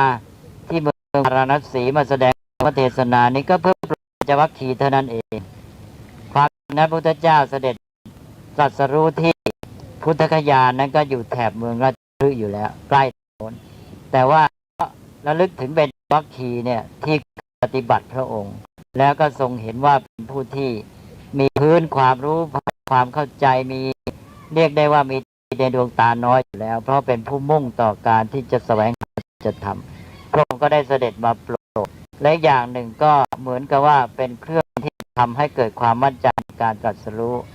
เพราะว่าถ้าพระองค์ปล่อยเบญจวัคคีย์ไว้มองในแง่หนึ่งก็คือเบญจวัคคีย์นี้สละละมาด้วยความเข้าใจว่าพระพุทธเจ้านี่คลายความเพียรเลิกความเพียรหมดทางตรัสรู้ซะแล้วเนี่ยแล้วถ้าพระองค์ปล่อยทิ้งไปนี่เบญจวัคคีย์นี้ก็อาจจะเป็นพูดยังไงก็ได้บอกเนี่ยท่านผู้เนี้ยเราเคยอยู่ด้วยปฏิบัติมาแล้วท่านไม่ตรัสรู้หรอกนะไม่มีทางอะไรต่างๆพระองค์มาโปรดเบญจวัคคีย์นี่ทำให้เบญจวัคคีย์ยอมรับเบญจวัคคีย์ก็กลายเป็นสาวกที่ยิ่งสร้างความมั่นใจแก่ประชาชนในการประกาศพระศาสนาพระองค์เสด็จมาพาราณสีฝ่ายสิปัตนะนี่พุทธกิจก็คือการมาโปรดเบญจวัคคีย์เสร็จแล้วก็ได้โปรดท่านผู้อื่นอีกบ้างแล้วก็ส่งภาษาวกชุดแรกออกประกาศพระศาสนาก็ที่เมืองพาราณสีนี่เสร็จแล้วพระองค์ก็จะกลับไปโน่นไปราชคฤห์ประดิษฐานพระพุทธศาสนาที่เมืองราชคฤห์โดยมีพระเจ้าพิมพิสารเป็นภาษาวกองค์สำคัญเพราะเป็นมหากษัตริย์แล้วก็ได้ถวายวัดแรกในพุทธศาสนาคือวัดเวฬุวันอันเป็นที่ทรงแสดงโอวาทปาติโมกข์แล้วก็พิธีมาฆบูชาจากสถานที่นั้นดังที่เราได้ผ่านมาแล้วล้วนแต่เป็นที่สำคัญแล้วก็จำพรรษาที่2ที่ราชคฤห์นั่นแหละได้อัครสาวกทางภาษาริบุตรและพระโมคคัลลานี่ก็พระพุทธเจ้าได้ทรงทำพุทธกิจที่นั้นจากนั้นพระองค์ก็จำพรรษาต่อเป็นพรรษาที่2แล้วก็3แล้วก็4จากนั้นจึงเสด็จไปยังที่อื่นแล้วก็จำพรรษาที่โน้นบางที่นี่บางเรื่อยมาก็มามีสถานที่สำคัญที่จำพรรษามากอีกก็คือที่สาวัตถีที่วัดพระเชตวันและพารามอันนั้นก็เนื่องมาจากอนาถบิณฑิกเศรษฐีสาวัตถีได้เดินทางไปที่ราชคฤห์นั่นเองจุดเริ่มต้นก็จากราชคฤห์นั่นเองอนาถบิณฑิกเศรษฐีนั้นไปเยี่ยมเยือน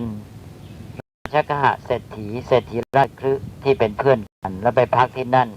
แล้วณเมืองราชคฤห์ก็เลยได้ไปเฝ้าพระพุทธเจ้าได้ฟังธรรมแล้วก็ได้ความเลื่อมใสต่อมาก็ได้ไปสร้างวัดพระเชตขึ้นที่เมืองสาวัตถีนิมนต์พระพุทธเจ้าไปประทับก็ปรากฏว่าพระพุทธเจ้าได้เสด็จไปประทับที่พระเชตวันนี้มากที่เชตวันนั้นก็ต่อมานางวิสาขามหาอุบาสิกาคนสำคัญมีความเลื่อมใสพระพุทธเจ้ามากก็ไปสร้างวัดขึ้นอีกวัดหนึ่งไม่ไกลกันในเมืองเดียวกันเมืองสาวัตถีวัดสาขาชื่อว่าวัดบุพารามพระพุทธเจ้าประทับที่2วัดนี้มากพระไปประทับที่วัดเชตวันเมื่อพรรษา14แล้วก็เสด็จไปที่อื่นแล้วก็ย้อนกลับไปจำพรรษาที่วัดเชตวันกับวัดบุพารามอีกตั้งแต่พรรษา21ถึงพรรษาที่44ตลอดเป็นเวลาทั้งหมดจำพรรษาที่เมืองสาวัตถีนั้น25พรรษาเป็นที่พระเชตวัน15พรรษาแล้วก็บุพารามของนางวิสาขาอีก6พรรษาจากนั้นก็ได้เสด็จเรียนปรินิพพานก็ไปจำพรรษาสุดโนนพรรษาที่45เทลุวคามเมืองไวเพสาลีเวเพสาลีโนนนะวันสุดท้ายนั่นแหละเป็นจุดสำคัญนับจากนั้นมาก็เป็นเส้นทางเดินปรินิพพานแล้วนับจำพรรษาที่เทลุวคามที่เมืองเวสาลีเป็นภาษาสุดท้ายนะครับเป็นต้นมาจะมีเรื่องราวปรากฏพระสูตรสำคัญพระสูตรหนึ่งเรียกว่ามหาปรินิพพานสูตรมหาปรินิพพานสูตรนี่เป็นพระสูตรใหญ่เล่าเรื่องเกี่ยวกับการปรินิพพานของพระพุทธเจ้าตั้งแต่ออกจำพรรษาที่เมืองเวสาลีนั้นเป็นต้นก็เล่าถึงเส้นทางเดินเสด็จพระราชพุทธดำเนินมาโดยตลอดทีเดียว แต่ว่ารายละเอียดนั้นเราอาจจะมาพูดกันในที่นี้ได้แล้ววันนี้เรามาสถานที่ปรินิพพานอาตมาก็เลยจะเล่าเฉพาะหลักธรรมสำคัญที่พระพุทธเจ้าได้ตรัสไว้ซึ่งพุทธศาสนิกชนได้ควรจะได้รำลึกไว้นะเพื่อจะเป็นเครื่องเตือนใจในการที่จะประพฤติปฏิบัติตามคำสอนของพระพุทธเจ้า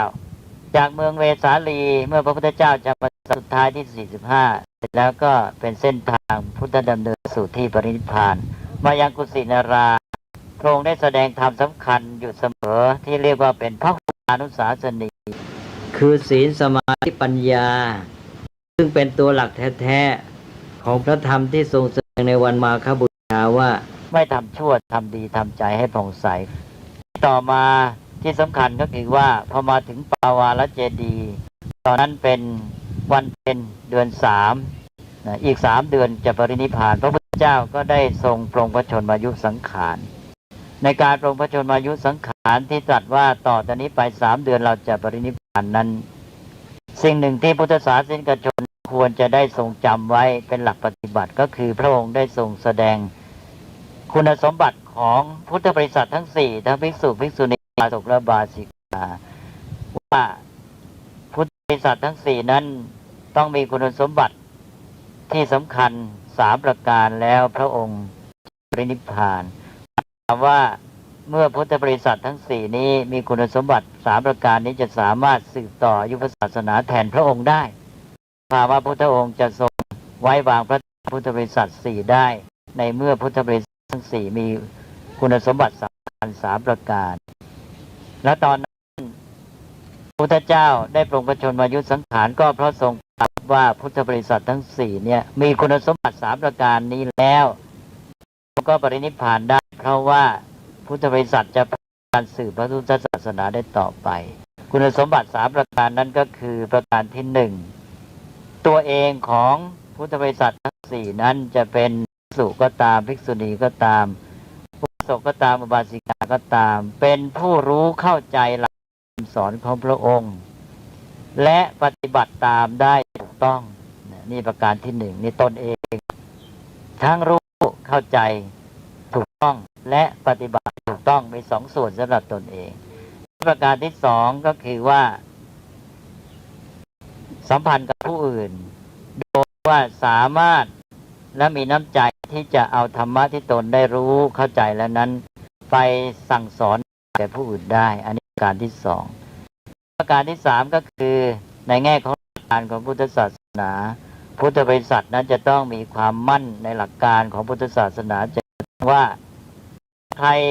มากล่าวติเตียนกล่าวจ้วงจาบหรือกล่าวแสดงคำสอนผิดพลาดไปสามารถกล่าวแก้ไขชี้แจงเรียกว่ากำจัดปรับประวัติได้อันนี้แหละเป็นคุณสมบัติ3ประการที่พุทธบริษัททุกคนควรจะต้องทำให้เกิดให้มีขึ้นในตนเพื่อจะได้ช่วยกันสืบต่อพระศาสนาไปได้นี่ต่อไปนี่หลังจากที่ได้ปรงพระชนมายุสังขารแล้วต่อไปก็มีเรื่องราวตามลำดับมาในพุทธประวัติจนกระทั่งถึงเสด็จมาถึงกุสินาราที่ปรินิพพานแล้วเนี่ยแม้จะปรินิพพานอยู่แล้วอยู่บนเตียงปรินิพพานพระองค์ก็ยังละการบำเพ็ญพุทธกิจทั้งที่ประชวรอย่างหนักอาพาธมากแล้วตอนนั้นก็มีสุภัททปริภาชกต้องการจะรู้คำสอนของพระพุทธเจ้าตัวเองมีความสงสัยค้นคว้าธรรมะอยู่ได้ยินว่าพระพุทธเจ้าประชวรหนักตัวเองกลัวจะเสียโอกาสก็เข้ามาพอเข้ามาพระอานนท์ก็เกรงว่าจะเป็นการรบกวนพระพุทธเจ้าก็ห้ามพระพุทธเจ้าได้ทรงสดับเสียงพระอานนท์กับสุภัททปริภาชกโต้กันไปกันมาก็เลยทรงตรัสถามว่าอะไรกันพระอานนท์ตรัสในทราบพระองค์ก็ให้โอกาสให้สุภัททปริภาชกเข้าไปทั้งที่ประชวรหนักแล้วนี่แสดงถึงพระมหากรุณาธิคุณและเมื่อสุภัททปริภาชกเข้าไปพระองค์ก็ได้ทรงแสดงหลักธรรมโปรดปริภาชกนี้จนกระทั่งได้เป็น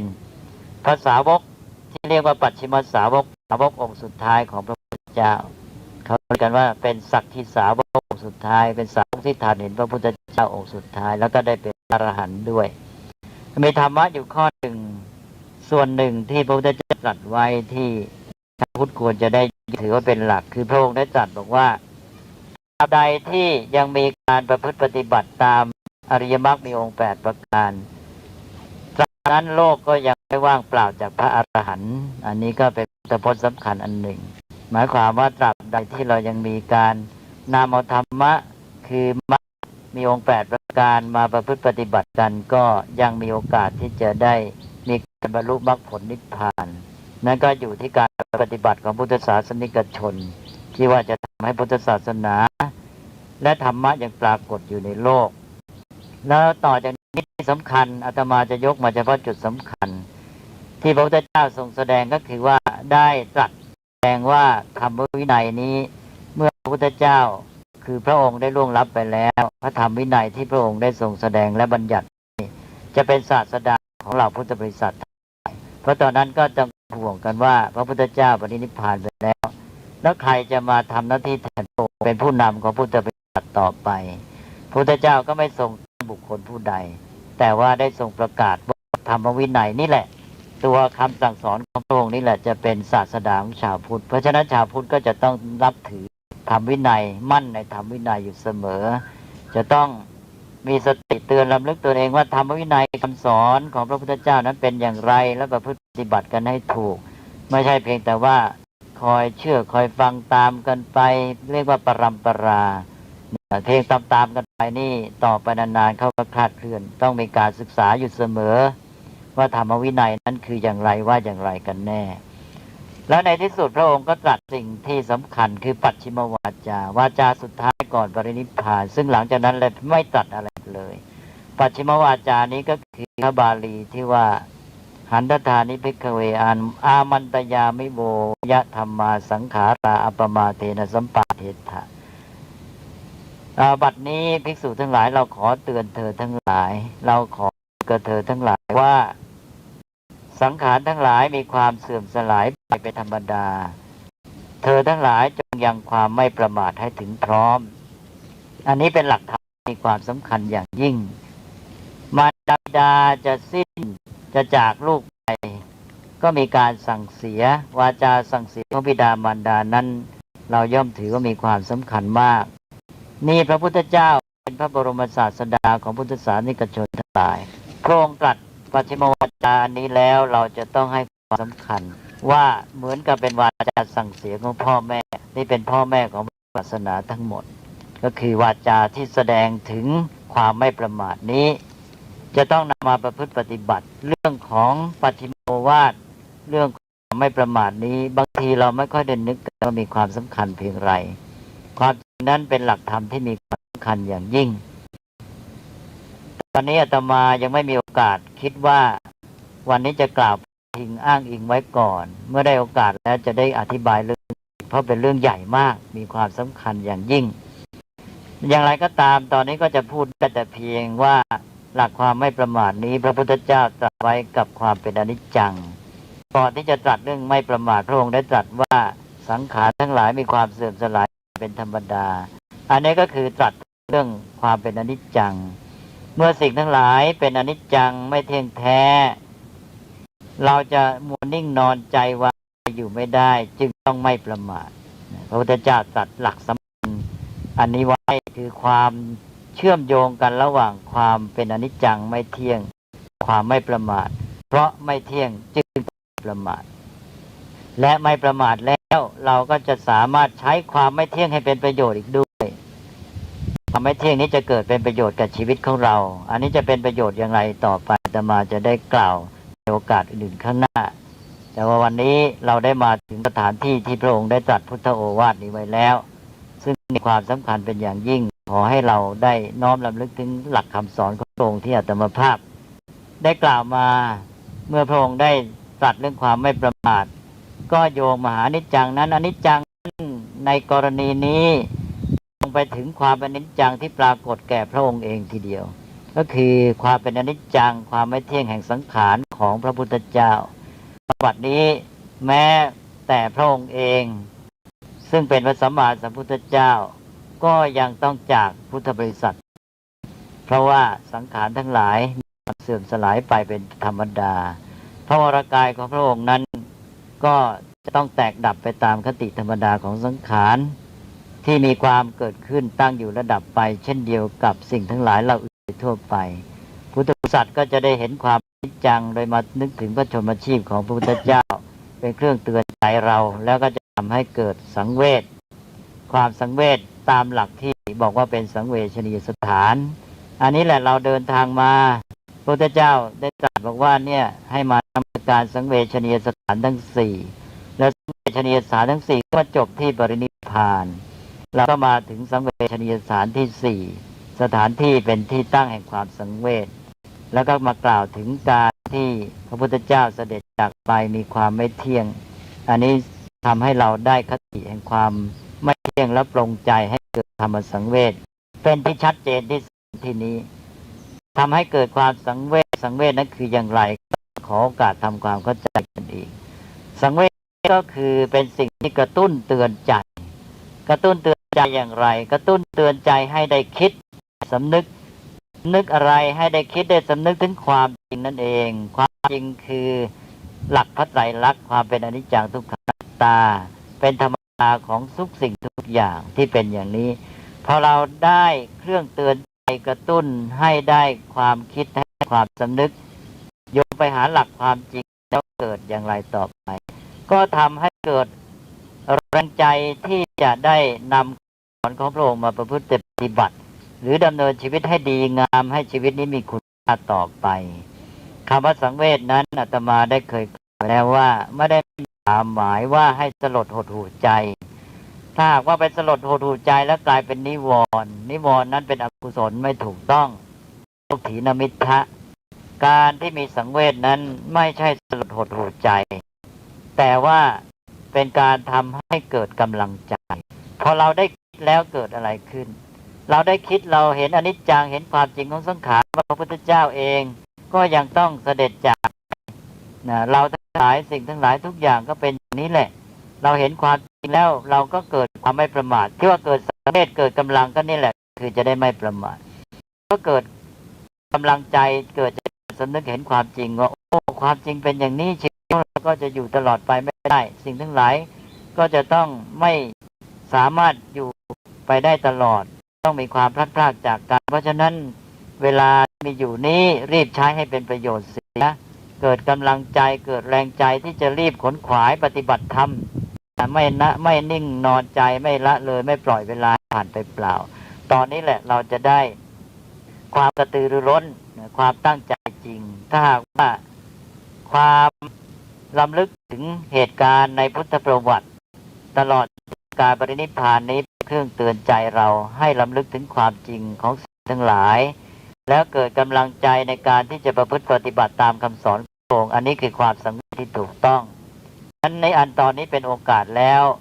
เหตุการณ์ที่ปรินิพพานในที่นี้เป็นเครื่องเตือนใจเรา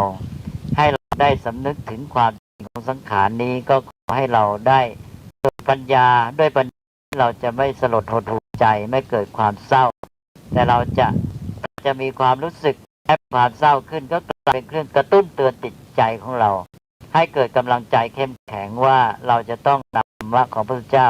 มาประพฤติปฏิบัติพระพุทธเจ้าจากไปแล้วพุทธศาสนาไม่ได้สิ้นไปด้วยธรรมะก็ยังคงอยู่เราจะต้องเป็นลูกศิษย์ที่ดีจะต้องตั้งใจประพฤติปฏิบัติตามสอนของพระองค์ต่อไปและเราชาวพุทธนี่แหละจะช่วยกันรักษาธรรมะพระพุทธศาสนาให้ดำรงคงยั่งยืนต่อไปแม้พระกายรูปธรรมหรือเราเรียกว่ารูปกายของพระพุทธเจ้าจะจากไปแล้วแต่นามกายของพระองค์ในส่วนที่ว่าธรรมกายก็ยังคงอยู่พระพุทธเจ้าก็เคยตรัสไว้บอกว่าผู้ใดเห็นธรรมผู้นั้นเห็นพระองค์ผู้ใดเห็นธรรมผู้นั้นเห็นเราแต่ว่าผู้ใดไม่เห็นธรรมแม้จะเกาะชายสังคติของเราตลอดอยู่ทุกเวลาก็หาชื่อว่าเห็นเราไม่อันนี้ตอนนี้เราจะเข้าถึงธรรมะเห็นพระพุทธเจ้าที่แท้จริงเราก็ต้องเข้าถึงธรรมะด้วยแม้จะมาสถานที่นี้เราก็มาในแง่ของสถานที่ที่เกี่ยวข้องกับรูปกายของพระพุทธเจ้ามีกายสองอย่างก็บอกว่ารูปกายของพระพุทธเจ้าจากไปแล้วแต่พระธรรมกายหาจากไปไม่เห็นพระรูปกายของพระองค์ได้ดวงตาเนื้อแต่ว่าเราจะสามารถเห็นพระองค์ที่แท้จริงคือธรรมกายด้วยดวงตาปัญญา ของพระองค์นั้นสิ่งที่ไม่เที่ยงแตกสลายไปเป็นธรรมดาเพราะเป็นสังขารแต่ว่าธรรมกายนั้นคงอยู่ในเมื่อรูปกายของพระองค์แตกสลายแล้วธรรมกายก็ยังแตกสลายไปด้วยไม่ชาวพุทธนั้นเมื่อได้มาเรียนรู้พุทธประวัติรำลึกถึงเหตุการณ์เกี่ยวกับพระองค์แล้ว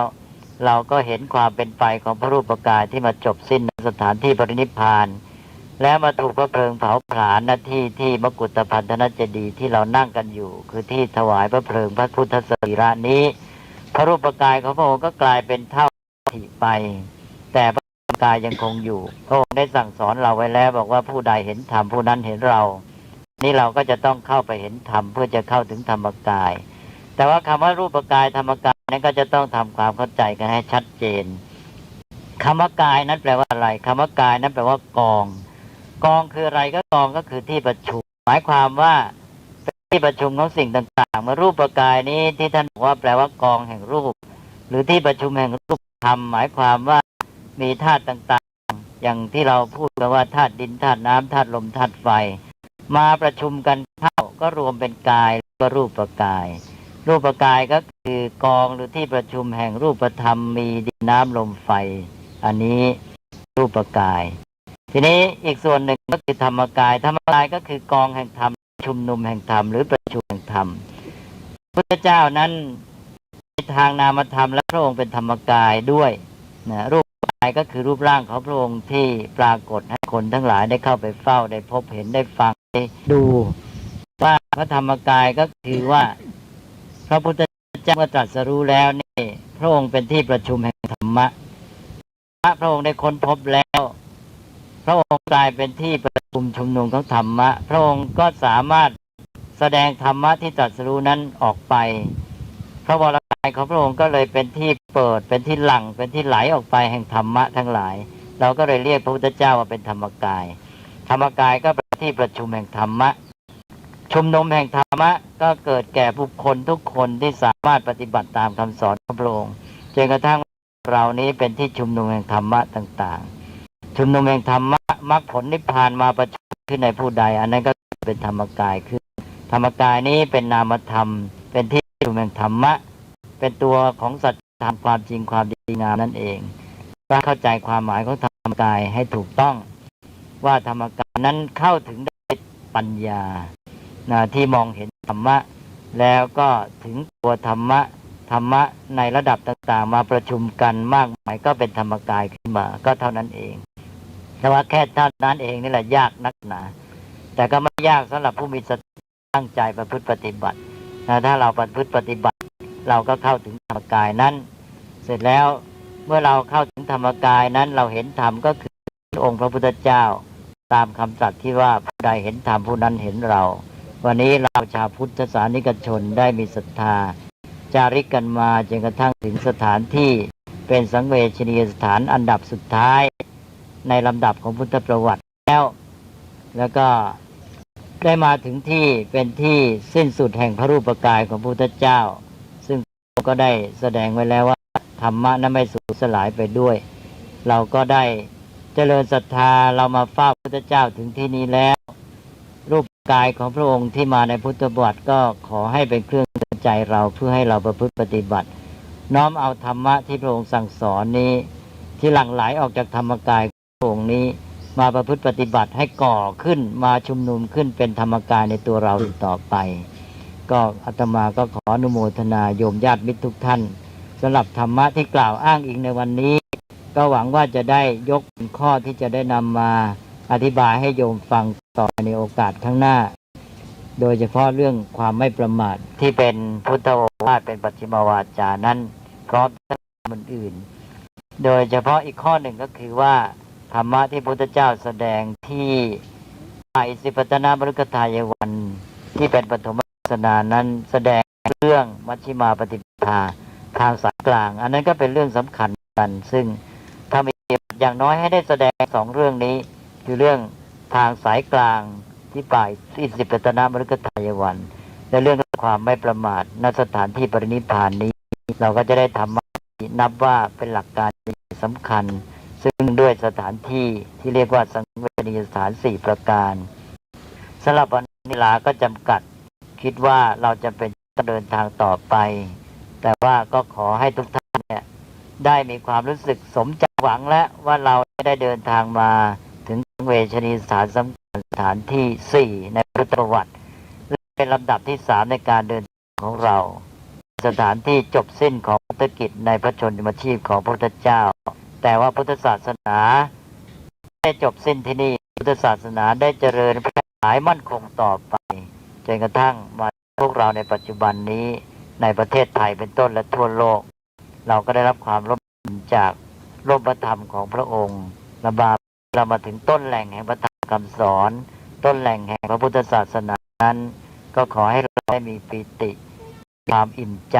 มีความปราบปลื้มใจถือว่าเราทุกคนได้บำเพ็ญกุศลอย่างดีแล้วได้ความเพียร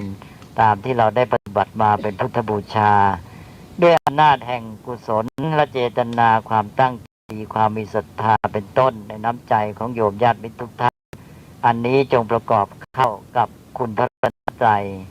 เป็นคำอวยพรชัยแก่ทุกท่านเป็นเครื่องอำนวยพรให้ทุกท่านได้ประสบความเจริญยิ่งขึ้นไปรัตนัตยานุภาเวนะรัตนัตยติสาได้ทานุภาพคุณพระรัตนตรัยพร้อมทั้งบุญกุศลที่โยมได้บำเพ็ญไปแล้วจงเป็นปัจจัยอำนวยผลให้ทุกท่านเจริญด้วยจตุรพุทธพรชัยมีความร่มเย็นงอกงามในพระธรรมของพระสัมมาสัมพุทธเจ้าโดยทั่วกันตลอดกาลทุกเมื่อเทินสาธุ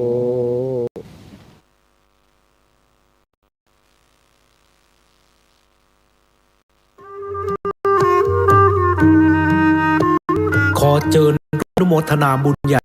กับข่าวสำคัญของการเผยแพร่ธรรมะสู่ชุมชนสถานีวิทยุเครือข่ายคลื่นสีขาวเพื่อชาวประชาวัดบรรพตสถิตจังหวัดลำปางได้จะตั้งสถานีวิทยุคลื่น FM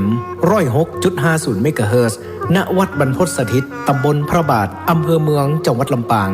เพื่อเป็นกระบอกเสียงแห่งธรรมข่าวสารงานบุญและสนับสนุนกิจการคณะสงฆ์มาตั้งแต่วันที่1 มีนาคม 2569 บัดนี้ถึงเวลาอันเป็นมงคลขอเชิญร่วมงานทำบุญเปิดสถานีวิทยุวัดบรรพตสถิตและพิธีสามีจิกรรมสุมาคารวะสะเกลาดำหัวครูบาอาจารย์พระนักเผยแผ่เครือข่ายคลื่นสีขาวประจำปี 2569กันในวันเสาร์ที่ 25 เมษายน 2569 นี้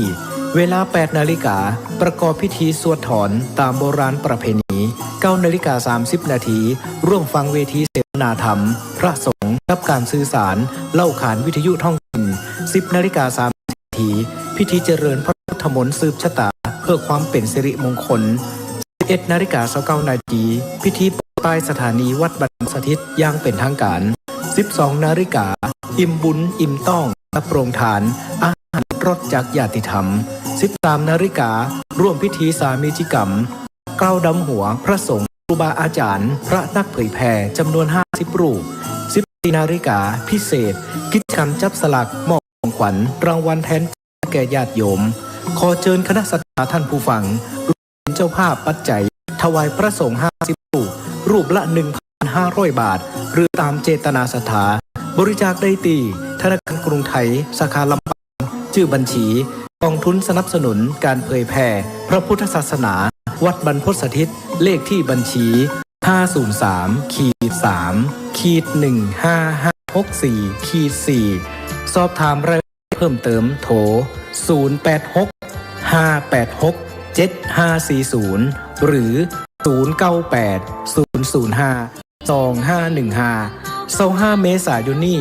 เฮามาห่วมสะเกลาดำหัวร่วมสืบสารประเวณีปีใหม่เมืองณวัดบรรพตสถิตลำปางคลื่น 106.50 เมกะเฮิรตซ์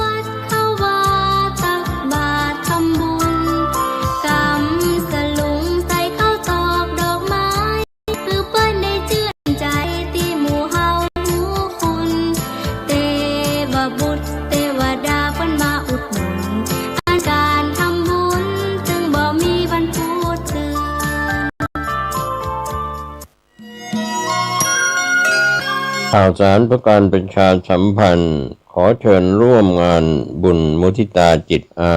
ยุวัฒนมงคลพระครูวินัยธรนันทวัฒน์อิสระยาโน ผู้ช่วยเจ้าวาดวัดดอนตันอำเภอแม่ริมจังหวัดเชียงใหม่ฉลองสมโภชครบรอบวัดดอนตัน288 ปีรับเป็นเจ้าภาพทานเจ้าภาพจตุปัจจัยทาย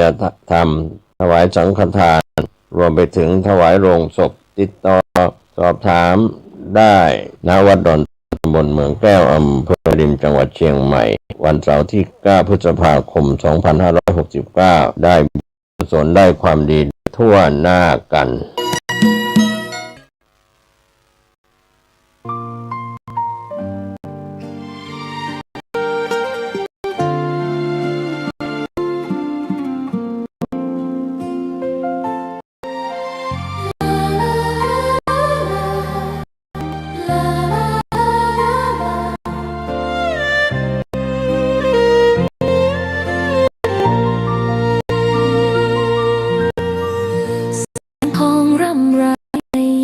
อุตสายังเห็นพระเมตตาอยู่ทุกแห่งหนน้ำพระทัยฉโลมใจคนทั่วพื้นแผ่นดินยังอบอุ่นรอยยิ้มพระพักตร์ยังส่องแสง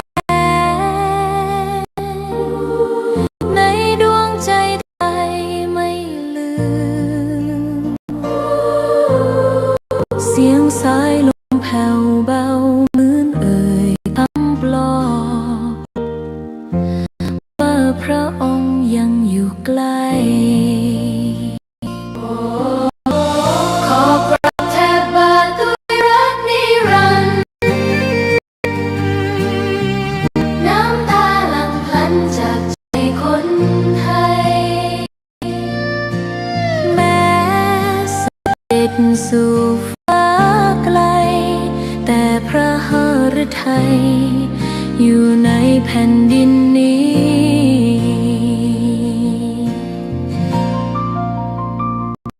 สวนดอกไม้ยังบานดังวันเก่าราวกับเจ้าดอกไม้รู้ว่าพระองค์จากไปแต่กลิ่นหอมยังพัดผ่านใจ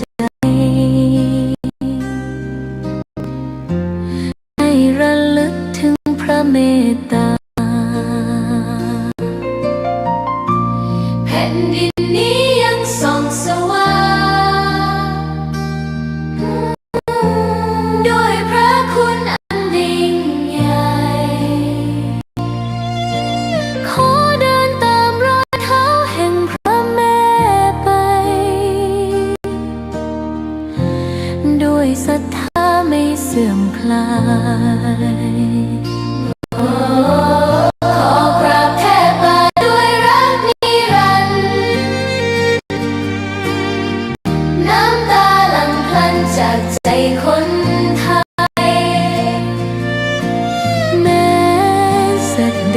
สู่ฟ้าไกล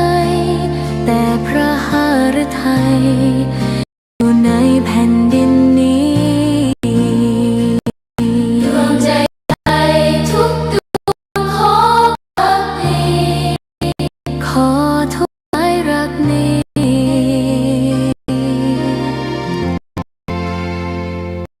นิรันดร์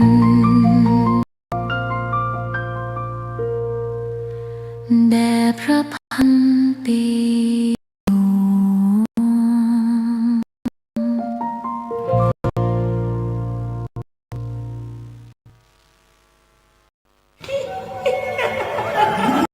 กระจกวิเศษจงบอกข้าเถิดใครงามเลิศในปัทภีก็พระนางน่ะสิราชินีผู้เลิศโฉมดูสิตั้งแต่ท่านพาชาวประชางดเผาป่าและขยะในครัวเรือนชาวไร่ชาวนาก็งดเผาตอสั่งข้าวฟางข้าวหันไปไถกลบทำปุ๋ยหมักแปรรูปเป็นอาหารสัตว์หรือเอาไปอัดก้อนแทนอากาศก็ดีไม่มีฝุ่น PM 2.5 กวนใจหน้าตาท่านก็สดใสผิวพรรณผุดผ่ ผ่องเป็นที่สุดพะยะค่ะ ต้องแบบนี้สิ เจ้าถูกใจข้ายิ่งนัก เพราะทุกการเผานั่นคือการสะสมฝุ่น ถ้าทุกคนร่วมใจกันหยุดเผา เราก็จะมีแต่อากาศบริสุทธิ์ไว้หายใจ ห่างไกลมะเร็งปอด สุขภาพก็ดี มันคือที่สุดแล้ว ราชินีจงเป็นอมตะ ราชินีจงเป็นอมตะ ข้าขอบูชาท่านพะยะค่ะ ไปเอาทูบมา แต่ไม่ต้องจุดแล้วนะ เดี๋ยวนี้ข้าเปลี่ยนมาใช้ทูบไฟฟ้าแล้ว มันจึ้งมาก ไม่มีฝุ่นเลย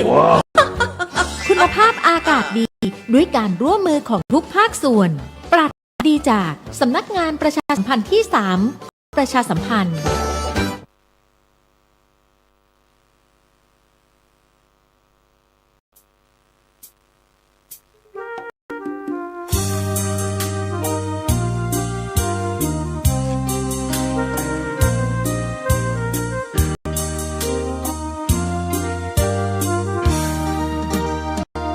กราบเท้าคุณพ่อ ลูกขอให้หยุดดื่มเหล้าอย่ามัวแต่เมาดื่มเหล้าเล่นการพนันคนเขาดูถูกว่าพ่อขี้เกียจทำงานชาวบ้านรังเกียจเดียฉันต่างประจานคุณพ่อสิ้นดีสงสารคุณแม่ลำบากแต่หาเงินมาให้ได้มาเท่าใด